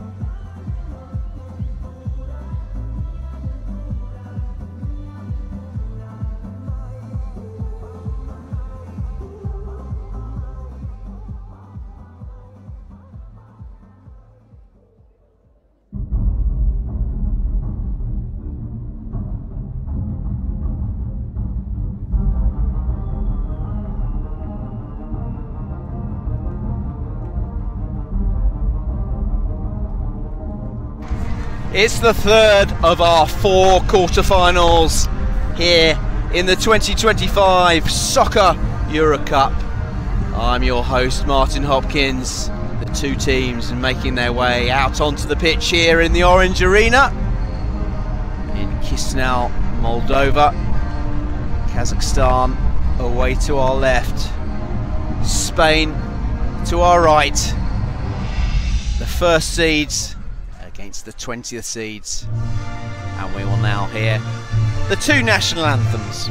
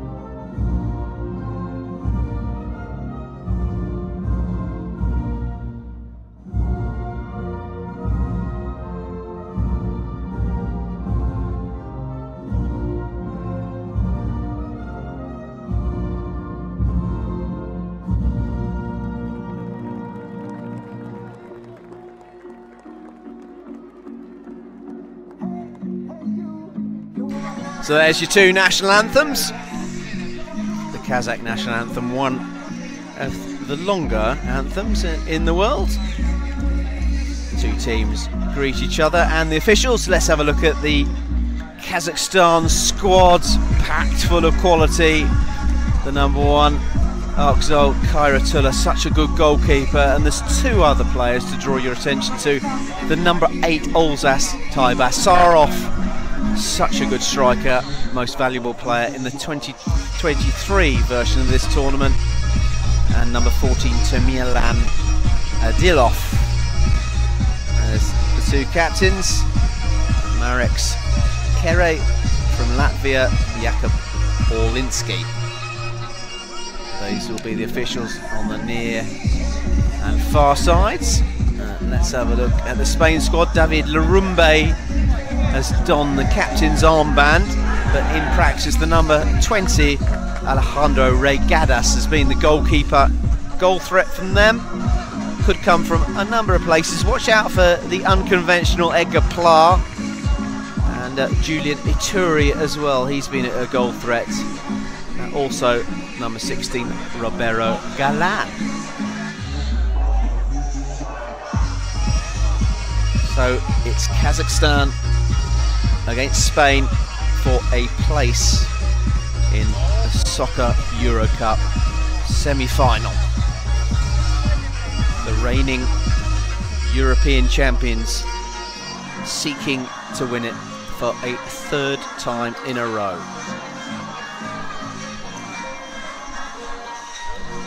One year they will fail to win it. Is it going to be this one? Some thought it might be Moldova, but of course they exited the tournament earlier. Overpowered 5-3 by Poland, who will face Croatia in our titanic clash. Difficult to predict that one. So it's Spain away to our left. As darkness starts to fall here as we approach 9 o'clock. Spain in purple shirts and black shorts, I think. Black socks, rather. Kazakhstan in yellow shirts. Away to our right, attacking the goal to our left. We wait for the moment that we can get underway, and we do so here at just short of 10 to 9 local time here in Chisinau, Moldova, in this Soccer European Championship.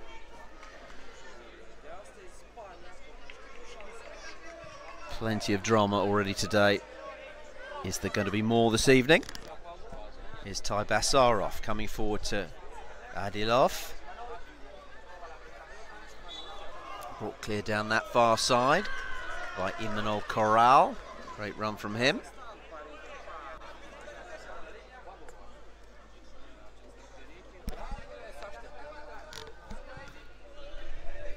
Forward to Adilov. Rare miscontrol from him. There's Galan flicking out to Ituri on the right hand side. Galan again, great chance, really good opportunity. Great link up play between Galan and Ituri. We did highlight them in the build up to this game, and Galan put it over. That's a great opportunity. Will they live to rue it? Are we going to see an early goal here this evening? We've seen plenty of early strikes. The last game we've just seen, we saw 2 in the opening 5 minutes, which really effectively killed the game as a contest. Here's Taybasarov to Adilov. Rare miscontrol from him again. 2 in a row. Hasn't quite got his act together. Apologises to Taybasarov, who looks unimpressed. Those two always looking to reach each other. Such good players.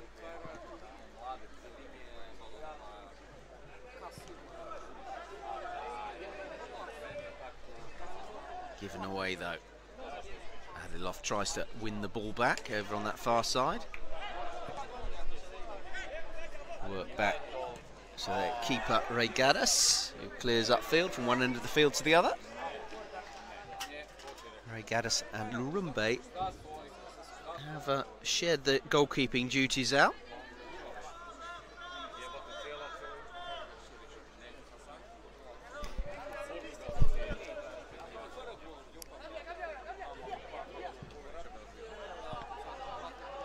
Here's Iskendir. To Kunashbayev, the captain.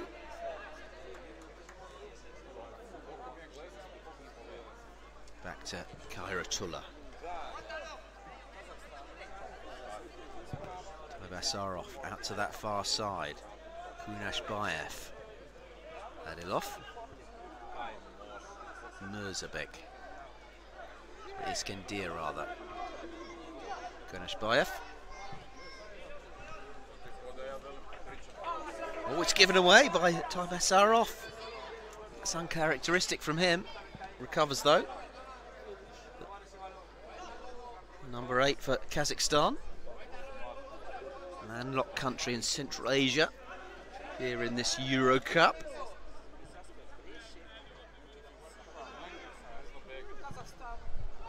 Most easterly side in this competition. Gathered by Regadas. Here's Galan, turns. He's had a good tournament. Passes it back to Regadas. Spain had grown into this tournament. Flicks over, out comes Kairatullah. Kairatullah apologises to Galan. I think Galan was trying to make the most of that, but they're such humble, apologetic, polite people. Kairatullah apologised. You will never see theatrics from the Kazakhs. Corner near side. Kunashbayev will take it towards the far post. That's been a profitable move for them in the past, not on that occasion though. Radilov has lashed it into the top corner of the net from there.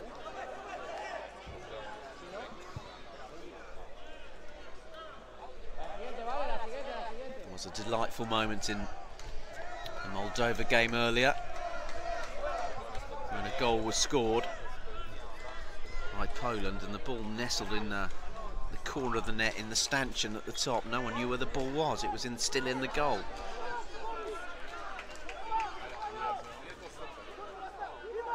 Kick in over on that far side. Murzabek will take it. Given away though. Here's a Turi. Out into touch it goes.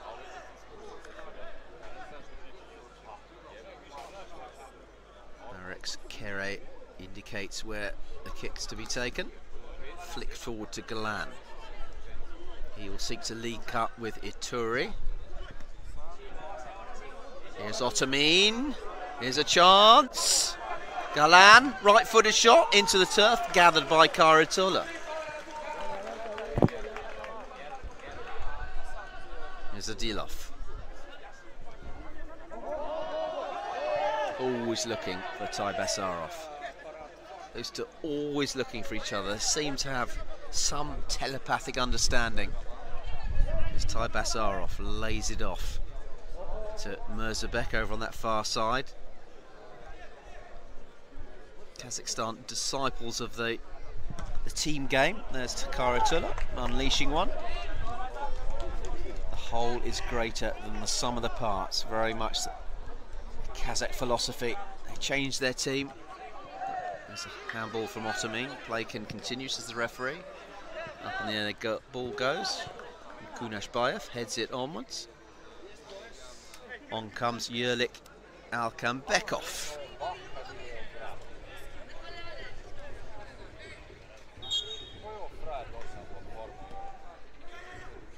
Forward it comes to Pla, who's on as a sub. Can't control it. And it will be a Kazakhstan goal kick. More changes for Kazakhstan.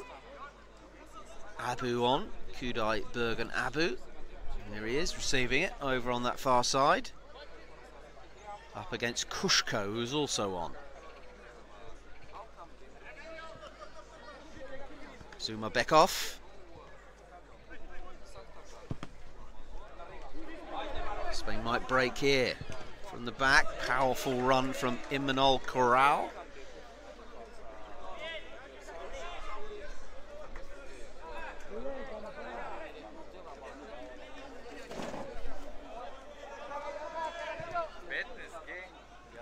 As it goes to that far side, breaking down that far touchline. Opportunity for Spain here. Kushko shows too much out of it. And it's a corner ball over on that far side. To Spain, Pla takes a position up. There's Otamin. Just a moment of hilarity in the press box as one of our Moldovan colleagues went to sit down and he forgot that the seat wasn't behind him. On the pitch, it's 0-0. Here's Kushko. Villalba's on, he's a threat, the big number 9. Karatula gathers at his near post. And it's rolled out over on this left side to Sakhtarganov.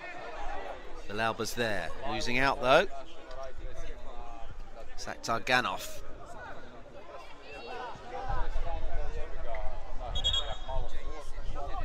Kazakhstan are like a predatory reptile. When they get the prey, there are no knockout blows. It's just a slow building of pressure which builds and builds and builds, and then the knockout blow comes.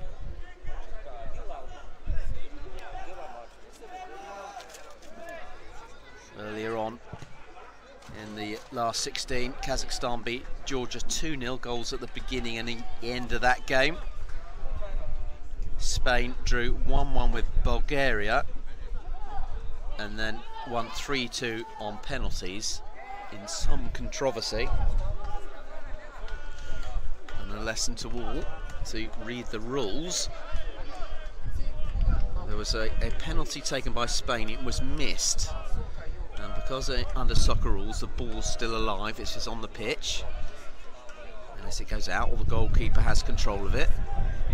The ball's still alive. Here's Spain coming forward. Munla.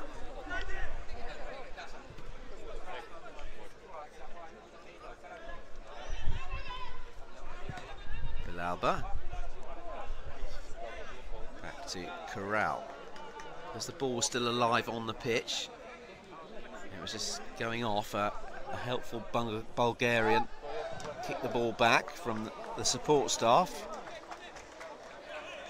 and the Bulgarian goalkeeper went absolutely crazy, alerting the Spaniards to the rules, and the goal was actually awarded even though Spain had missed because the Bulgarian bench touched it. So Bulgaria shot themselves in the foot. Karatula gathers well. There's Alkanbekov on this near side. Timilan Adilov will take the kick in on this near side.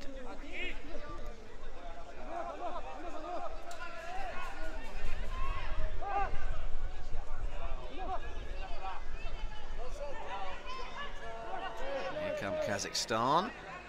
A wall of purple shirts in front of them. Here's Timilan Adilov. Tybasaros not on the field for him to try and direct the ball to him. He goes for the shot instead at the near post. Greg Gaddis has to be alert to the danger there. Good shot. Great technique, Adilov.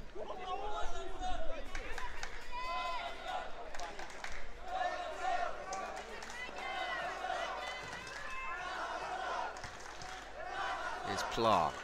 Skips past the defender and then unleashes the shot. I think that's support for Kazakhstan. behind the goal. Yeah, it is. Look, away to our right. Ball played into the penalty area, headed away. Picked up by Rivero. To Ray Gaddis. To be alert to the danger there. Referee Jakub Orlinski gives a lusty blow of his whistle, and it's a free kick to Kazakhstan.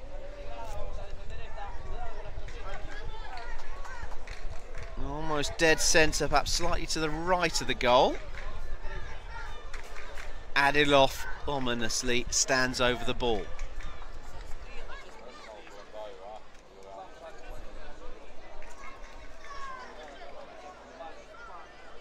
Joined by Kasim Kilic. Adilov into the wall. Thinking well with Kilic. Kunashbayev, the captain's back on, as is Taibasarov. Oh, a great shot there from Taibasarov. Goes out for a kick in over on that far side. Don't see that often from him.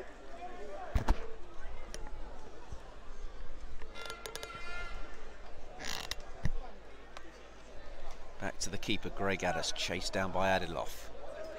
As a result, it goes straight out into touch. Good intensity there from Adilov. Different feel to these games in the evening as the sun goes down. Not quite the oppressive hot conditions earlier, very much the hottest part of the day. It's around 4 o'clock, those afternoon games. The sun can be at its strongest. Milan Adilov with the kick in over there on the far side. He's got Kasim Kilic to aim for. Taibasarov, of course, is on the end of it. There's had a play on this near side. Just get on with the game. The Kazakhs. There's never any discussions with the referee. Lifted out to Adilov. We've seen this move before. This time it's driven into the artificial turf. And this is harmlessly behind. He did score a rasper, I think it was yesterday, in an almost identical position. 8 and 14. Taibasarov and Adilov, the main men for Kazakhstan, the defending champions of this trophy. They've won it twice in a row. In fact, their record in the major competitions, World Cup and EuroCup, is runners-up, win-win-win, runners-up. Is there going to be a W or an RU or worse in the column for this competition? It's Taibasarov, just wide. Great effort, whipped effort, low, narrowly wide. And that's the threat he can pose.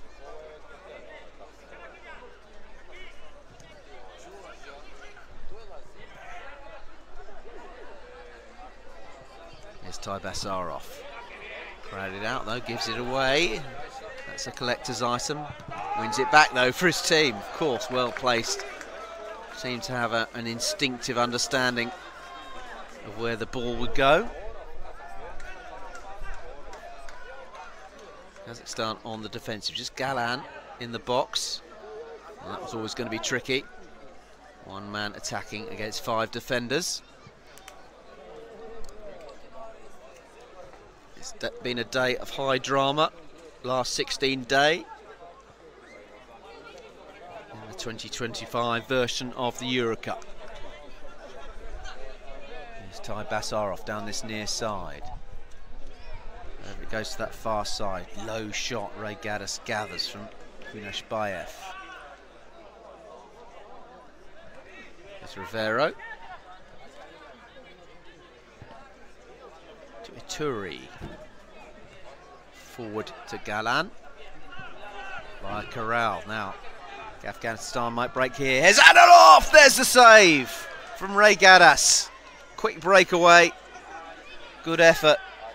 Is the pressure starting to build from the Kazakhs? From that man, the give, and then he received it back again, save from the keeper. Kick in near side, level with the edge of the penalty area. Here's Taibasarov. Is he fouled there by Ituri? Deflects, almost sticks out a leg and manages to win the ball back.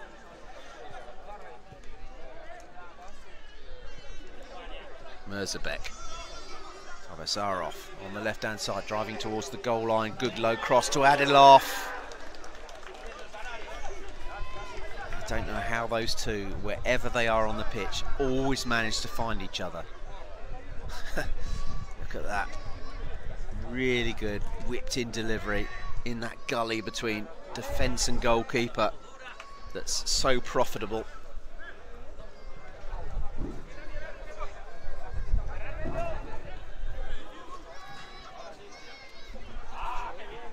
Adilov. Mirzabek.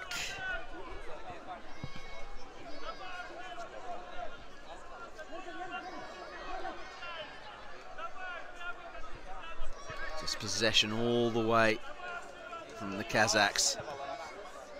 Slowly asserting their authority. Their passing game wearing their opponents down. The boxing equivalent of body shots rather than knockout blows. You don't see them score goals, say, in the manner of Croatia.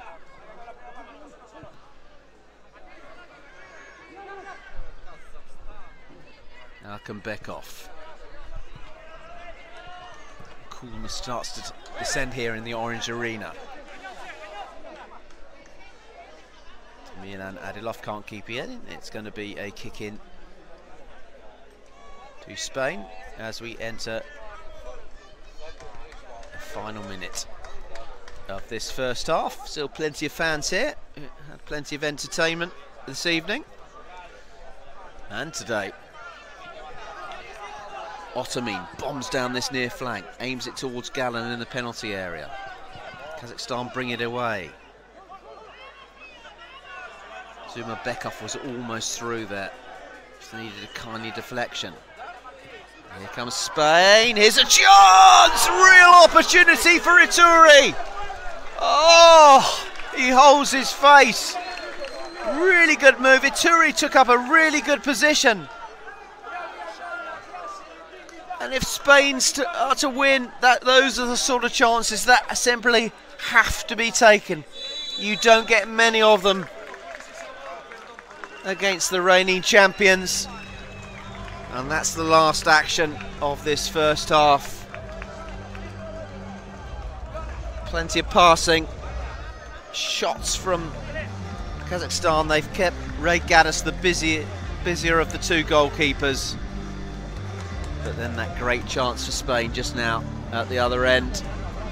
So at half-time in this third of 4 quarter-finals, it's Kazakhstan 0, Spain 0.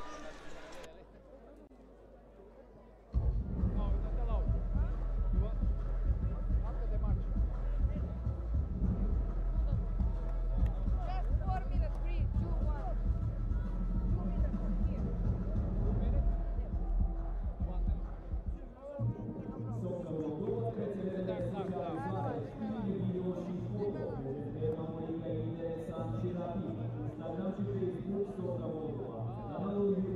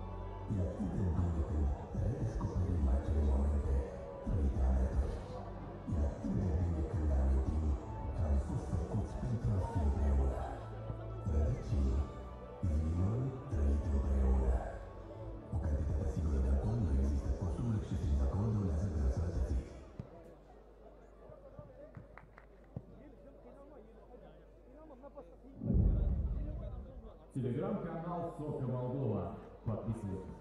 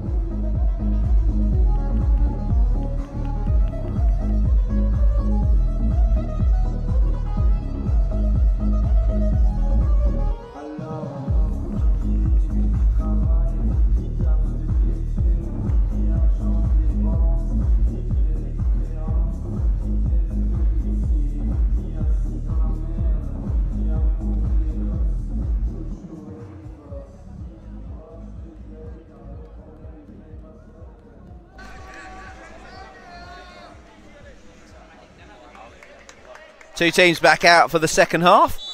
The referee gives a blow of his whistle over there on the far side, and that gets us underway in this second half. Kazakhstan in the yellow, attacking the goal away to our right. Spain in their purple strip.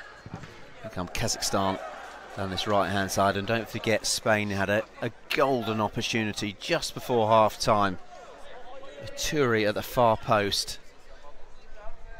And I think he saw glory, and he put it wide when it seemed easier to score. And there's a high wide one from Zumarbekov.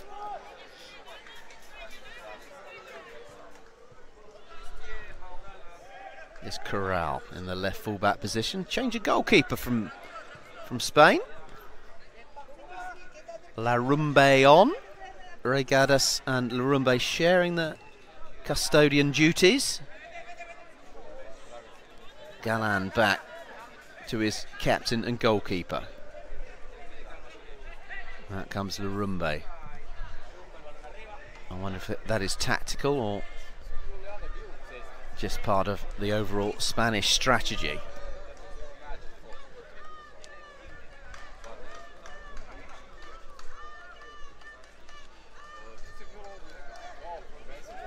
Kicking on the far side, finds Corral on the near side. He clips it down the line. Goal kick. What drama are we going to have in this second half? Are we going to have another set of soccer penalties?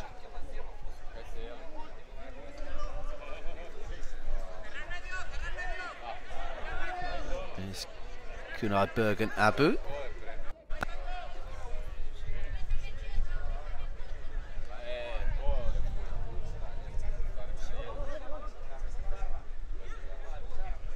Bekov back to his goalkeeper.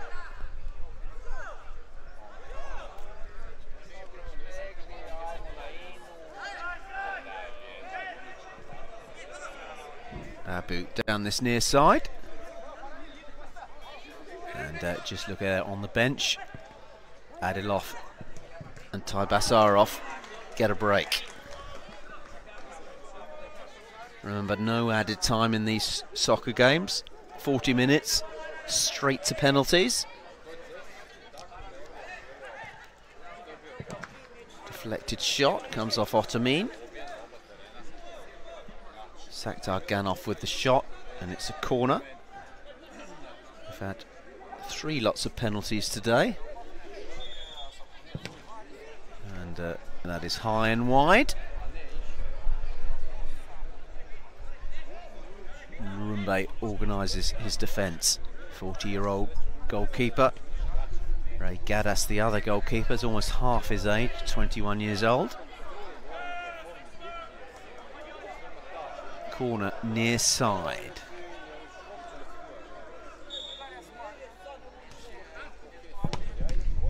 Shoots blocked. Galan might bring it clear here. Here's an opportunity. There's Kushko on the far side. Shoots! And it's just wide. Quick counter from the Spanish. Yeah, it was good.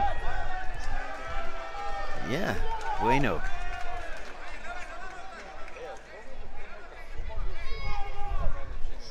Just takes one to go in.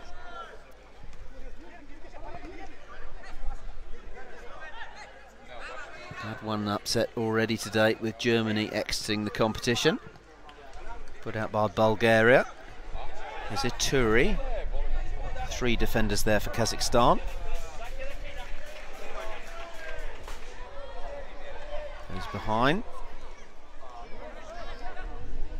And it's a Spain incursion forward.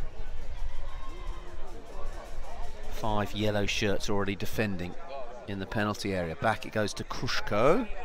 Forward. Still Spain have it. Turi tries to bring it onto his left foot. Up in the air it goes. Lifted high. Down it comes. Kushko down heavily. His birthday on Sunday, Marty Kushko. Will he be celebrating tomorrow? With victory in the soccer EuroCup? Or will Kasim Kilic, whose birthday it is on Sunday as well?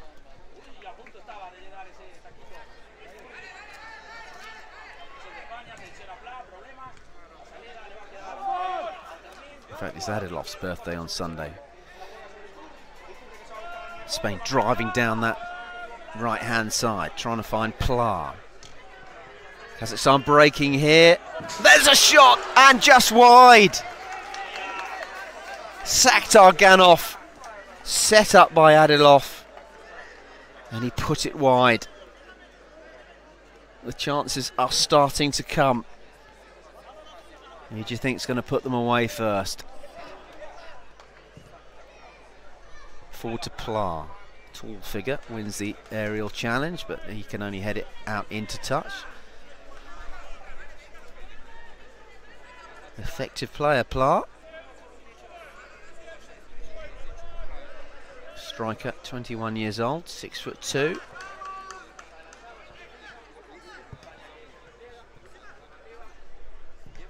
As the cross, Larumbe gathers at his near post. Different feel to these games in the evening. Lacking sometimes the intensity. Spain break forward with Ottoman of the games in full sun. These games are a little freer flowing in the evening, when energy doesn't have to be conserved in the same way. There's the shot.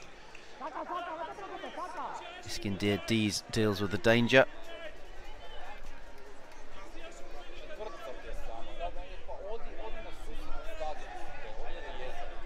Still Spain have it. Corner over on that far side. Mareks Kere, the Latvian official, oversees matters. Now it comes to Kushko on this near side. Keeps it in and crosses. Here's an opportunity. There was the shot. Not a bad effort, that one. Ottoman didn't quite get hold of it.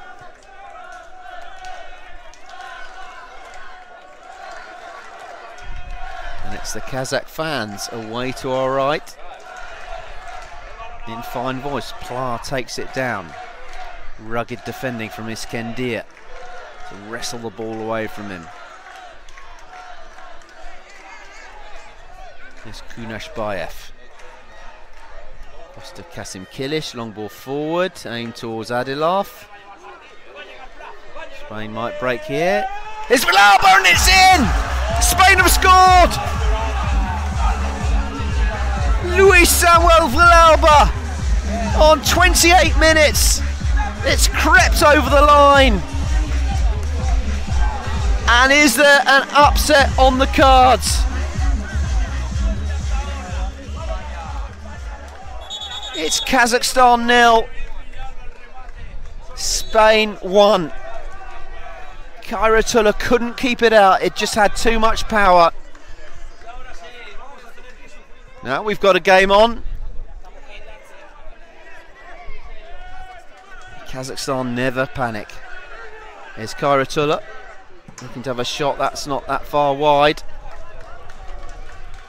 It's the first seed against the 20th seed, although the latter is a bit deceiving because Spain have made wholesale changes and brought a strong side, as we can see.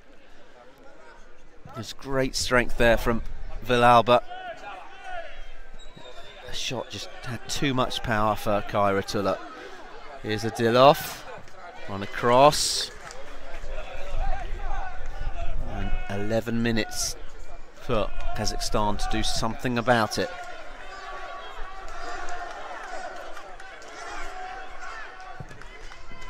Over from Iskender. Goal kick. And Spain will now take their time about things, but there's a long way to go yet. We haven't even reached the midway point in this second half. Munira is on over on that far side.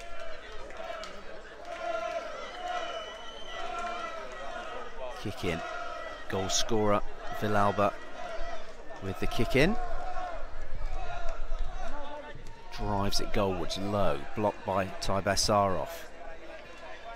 Here's Adilov, what skill that is. There's a man free on this near side, he goes for goal.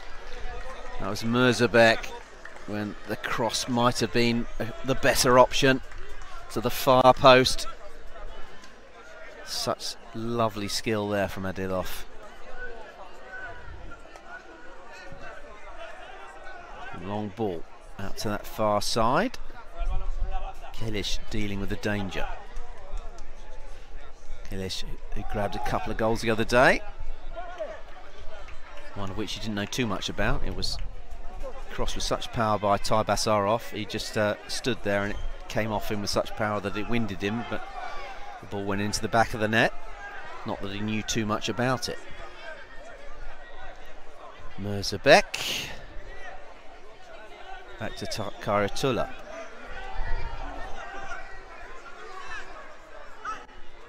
Kairatula.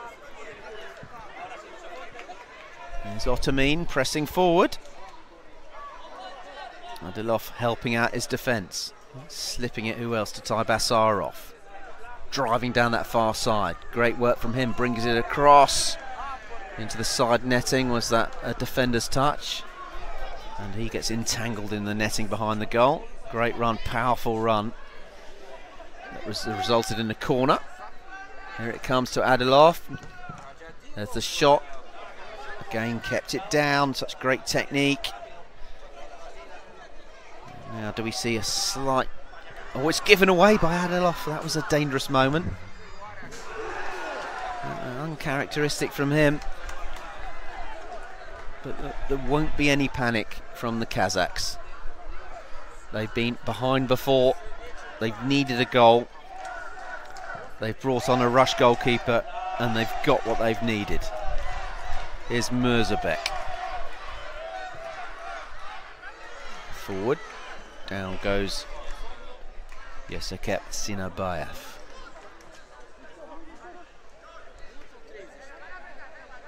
Spain in this tournament lost their opener against Croatia. They took the lead in that game and beat Belgium 2-0. Portugal 3-1. Drew 1-1 with Latvia. Drew with Bulgaria but beat them earlier today 3-2 on pens. So they've won 2 out of their 5 games. Kazakhstan, by contrast, drew the opener with Lithuania and then have won their 3 games since then. Here's Taibasarov, still Taibasarov. Cannons off the defender.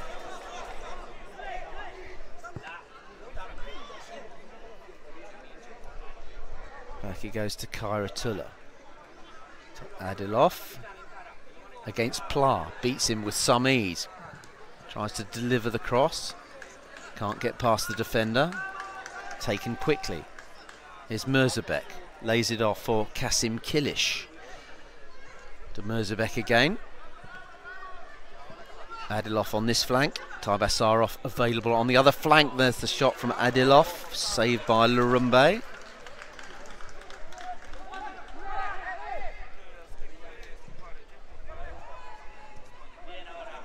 Header there from Ituri.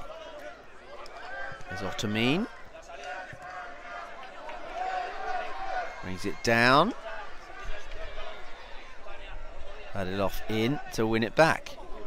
Kazakhstan, the 3 games they won was 6-0 against Cyprus, 2-1 against Hungary, and 2-0 against Georgia earlier today in the last 16. They don't score too many goals, don't steamroller opponents. Here comes Kairatola, encouraged to come forward. He might unleash one here, does do so! Lurumbe saves. Good save. Here's Adilov, buzz from the goal away to our right. Here's Taibasarov, brings it onto his right foot, shoots! Lurumbe saves again. The pressure is building.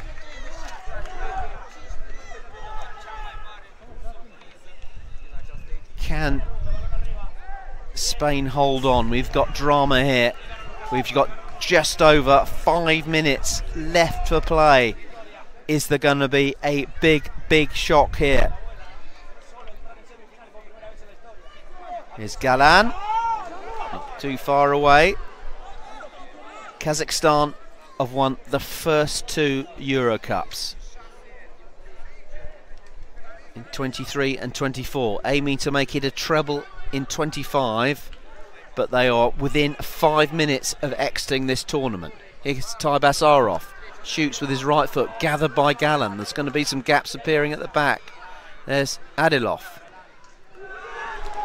And not quite reading the intentions with Sinabayev.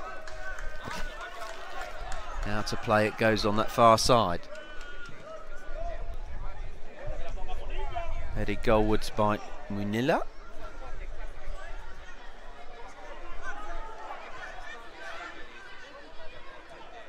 There's Adilov. Opportunity for a shot here, another powerful shot, just flashing over. Zukambekov this time with the shot.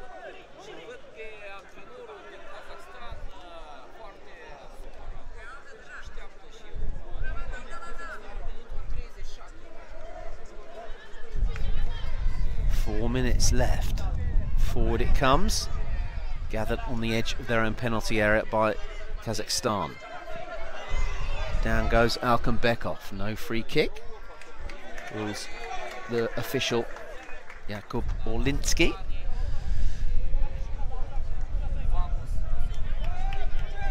Kick in deep inside their own territory for Spain. Clock ticking down. Still no panic from Kazakhstan.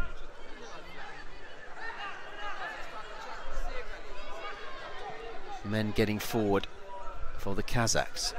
3 in the penalty area. Can they get the ball in there? Taibasarov! Glorious chance for Zumarbekov at the far post. But wide. Look at that. Took up a really good position. Again, it seemed easier to score. And from that position in the first half, Ituri failed to score for Spain. And Zumarbekov there for Kazakhstan. Here's Kushko. Galan comes off his heel, goes behind. 2.5 minutes left for play. Are we looking at the shock of the tournament so far? We've had one already today with Germany put out by Hungary. Are the Kazakhs going to be dumped out by Spain? Forward comes Kairatullah. Tees up his shot, and that's wide. Are Kazakhstan going to bring on the rush goalkeeper? It's Kazakhstan 0, Spain 1. Villalba with the goal on 28 minutes. It's the first seeds against the 20th seeds. The best team in the world, ranked 1, against the 32nd rated team. And here is the moment. It's rush goalkeeper time. Strap yourselves in. Kurtik Bey is a goalkeeper, so he's not a rush goalkeeper, but obviously deemed better with his feet. Here's Adilov. No panic from the Kazakhs. Number 13, Kurtik Bey, who is a goalkeeper but playing outfield.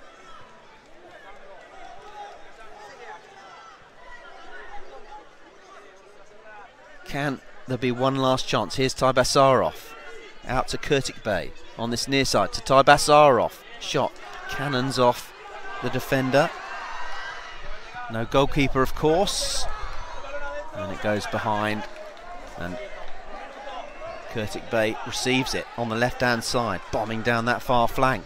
We're into the final minute. Here's Adilov. Heart's beating a little faster. Here's Adilov, shoots and scores! Oh, that's drama! 30 seconds to go! And it's Tamerlan Adilov. That's a moment of high drama. We were saying they never panic. And they didn't panic.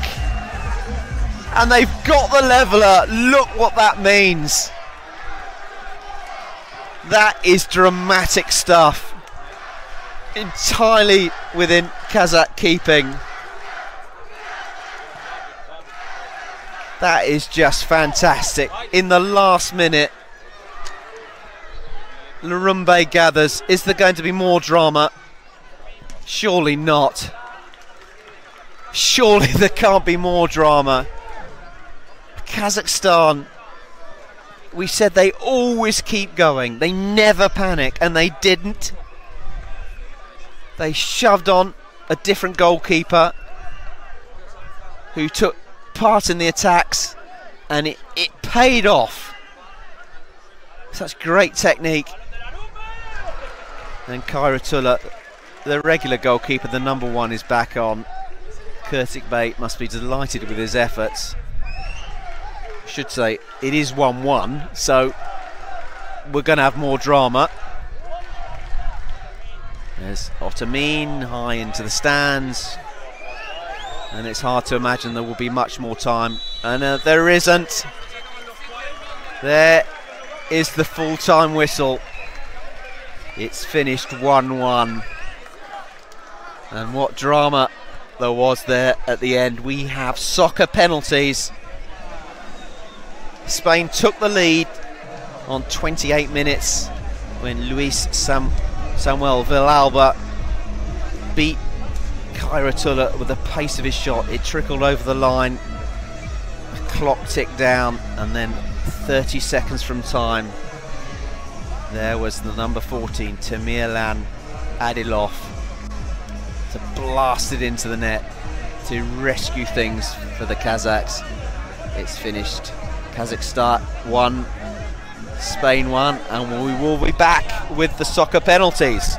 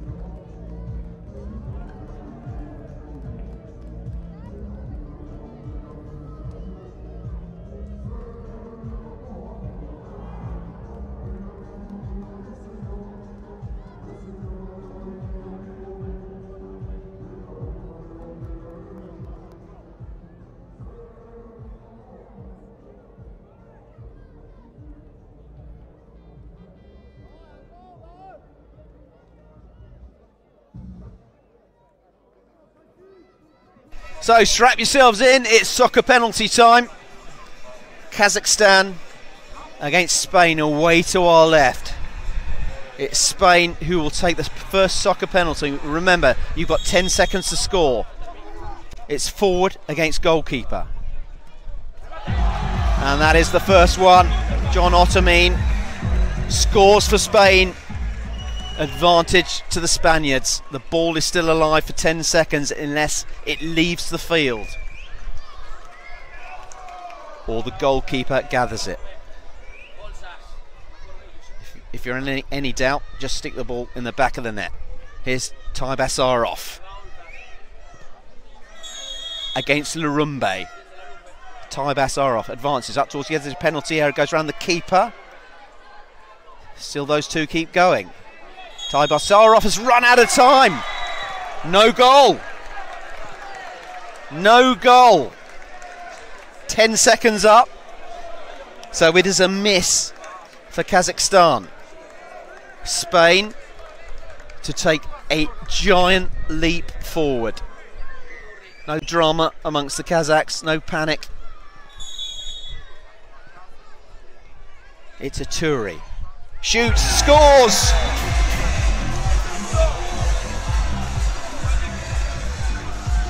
Julian Aturi. Spain have put both their penalties away. Remember, it's 3 penalties. And now the Kazakh captain, Kunashbayev, with a crucial penalty. Advances, scores! 2-1 on penalties. Congratulated by his teammates. Still no panic. And here is Villalba for Spain, their 3rd penalty.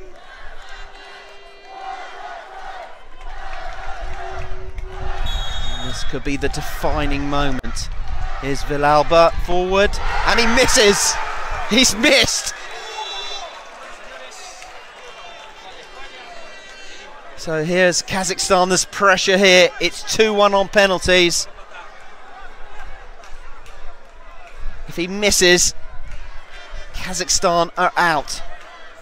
If he scores, we keep going.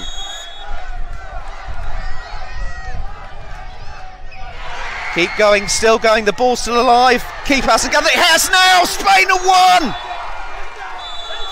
Kazakhstan beaten! And just look at those scenes away to our left. Dejection on the face of the Kazakhs.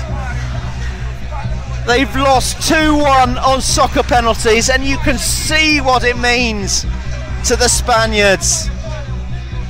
High drama here in Chisinau in Moldova. The #1 seeds are out. The 2-time champions are out. They have been beaten on penalties, and it just means so much to the Spaniards. Cruelly snatched away from them in the last 30 seconds when Kazakhstan equalised, but it was only a temporary reprieve because Spain have triumphed on penalties.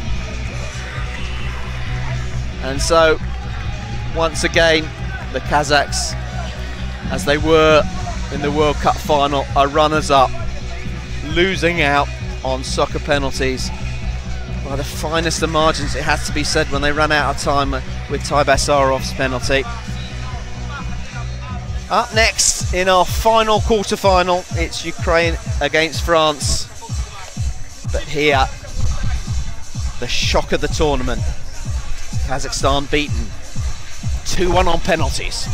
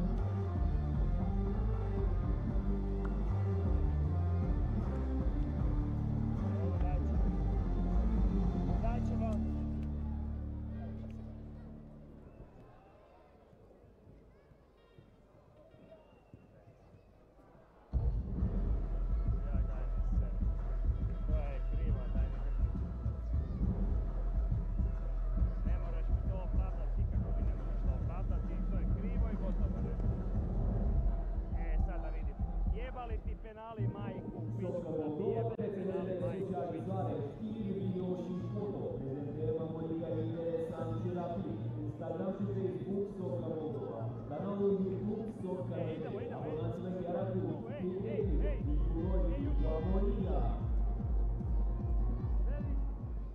De secole întregi, tot ce au pus oamenii în mână a trecut printr-un proces de transformare. Din pământ generos, avire de vânt și soare plăpând au făcut roată. Din talent transmis prin generații, călcire și călnicie au făcut trăire. Din dragoste pentru oameni, blândețe și dorința de a împărtăși au făcut-o sărbătoare. E atât de bun redescoperim acele momente trăite alături.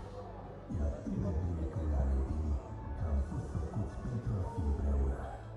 Rădăcini, viziuni trăite împreună. O cantitate sigură de alcool nu există, consumul excesiv de alcool nu lasă pe sănătății.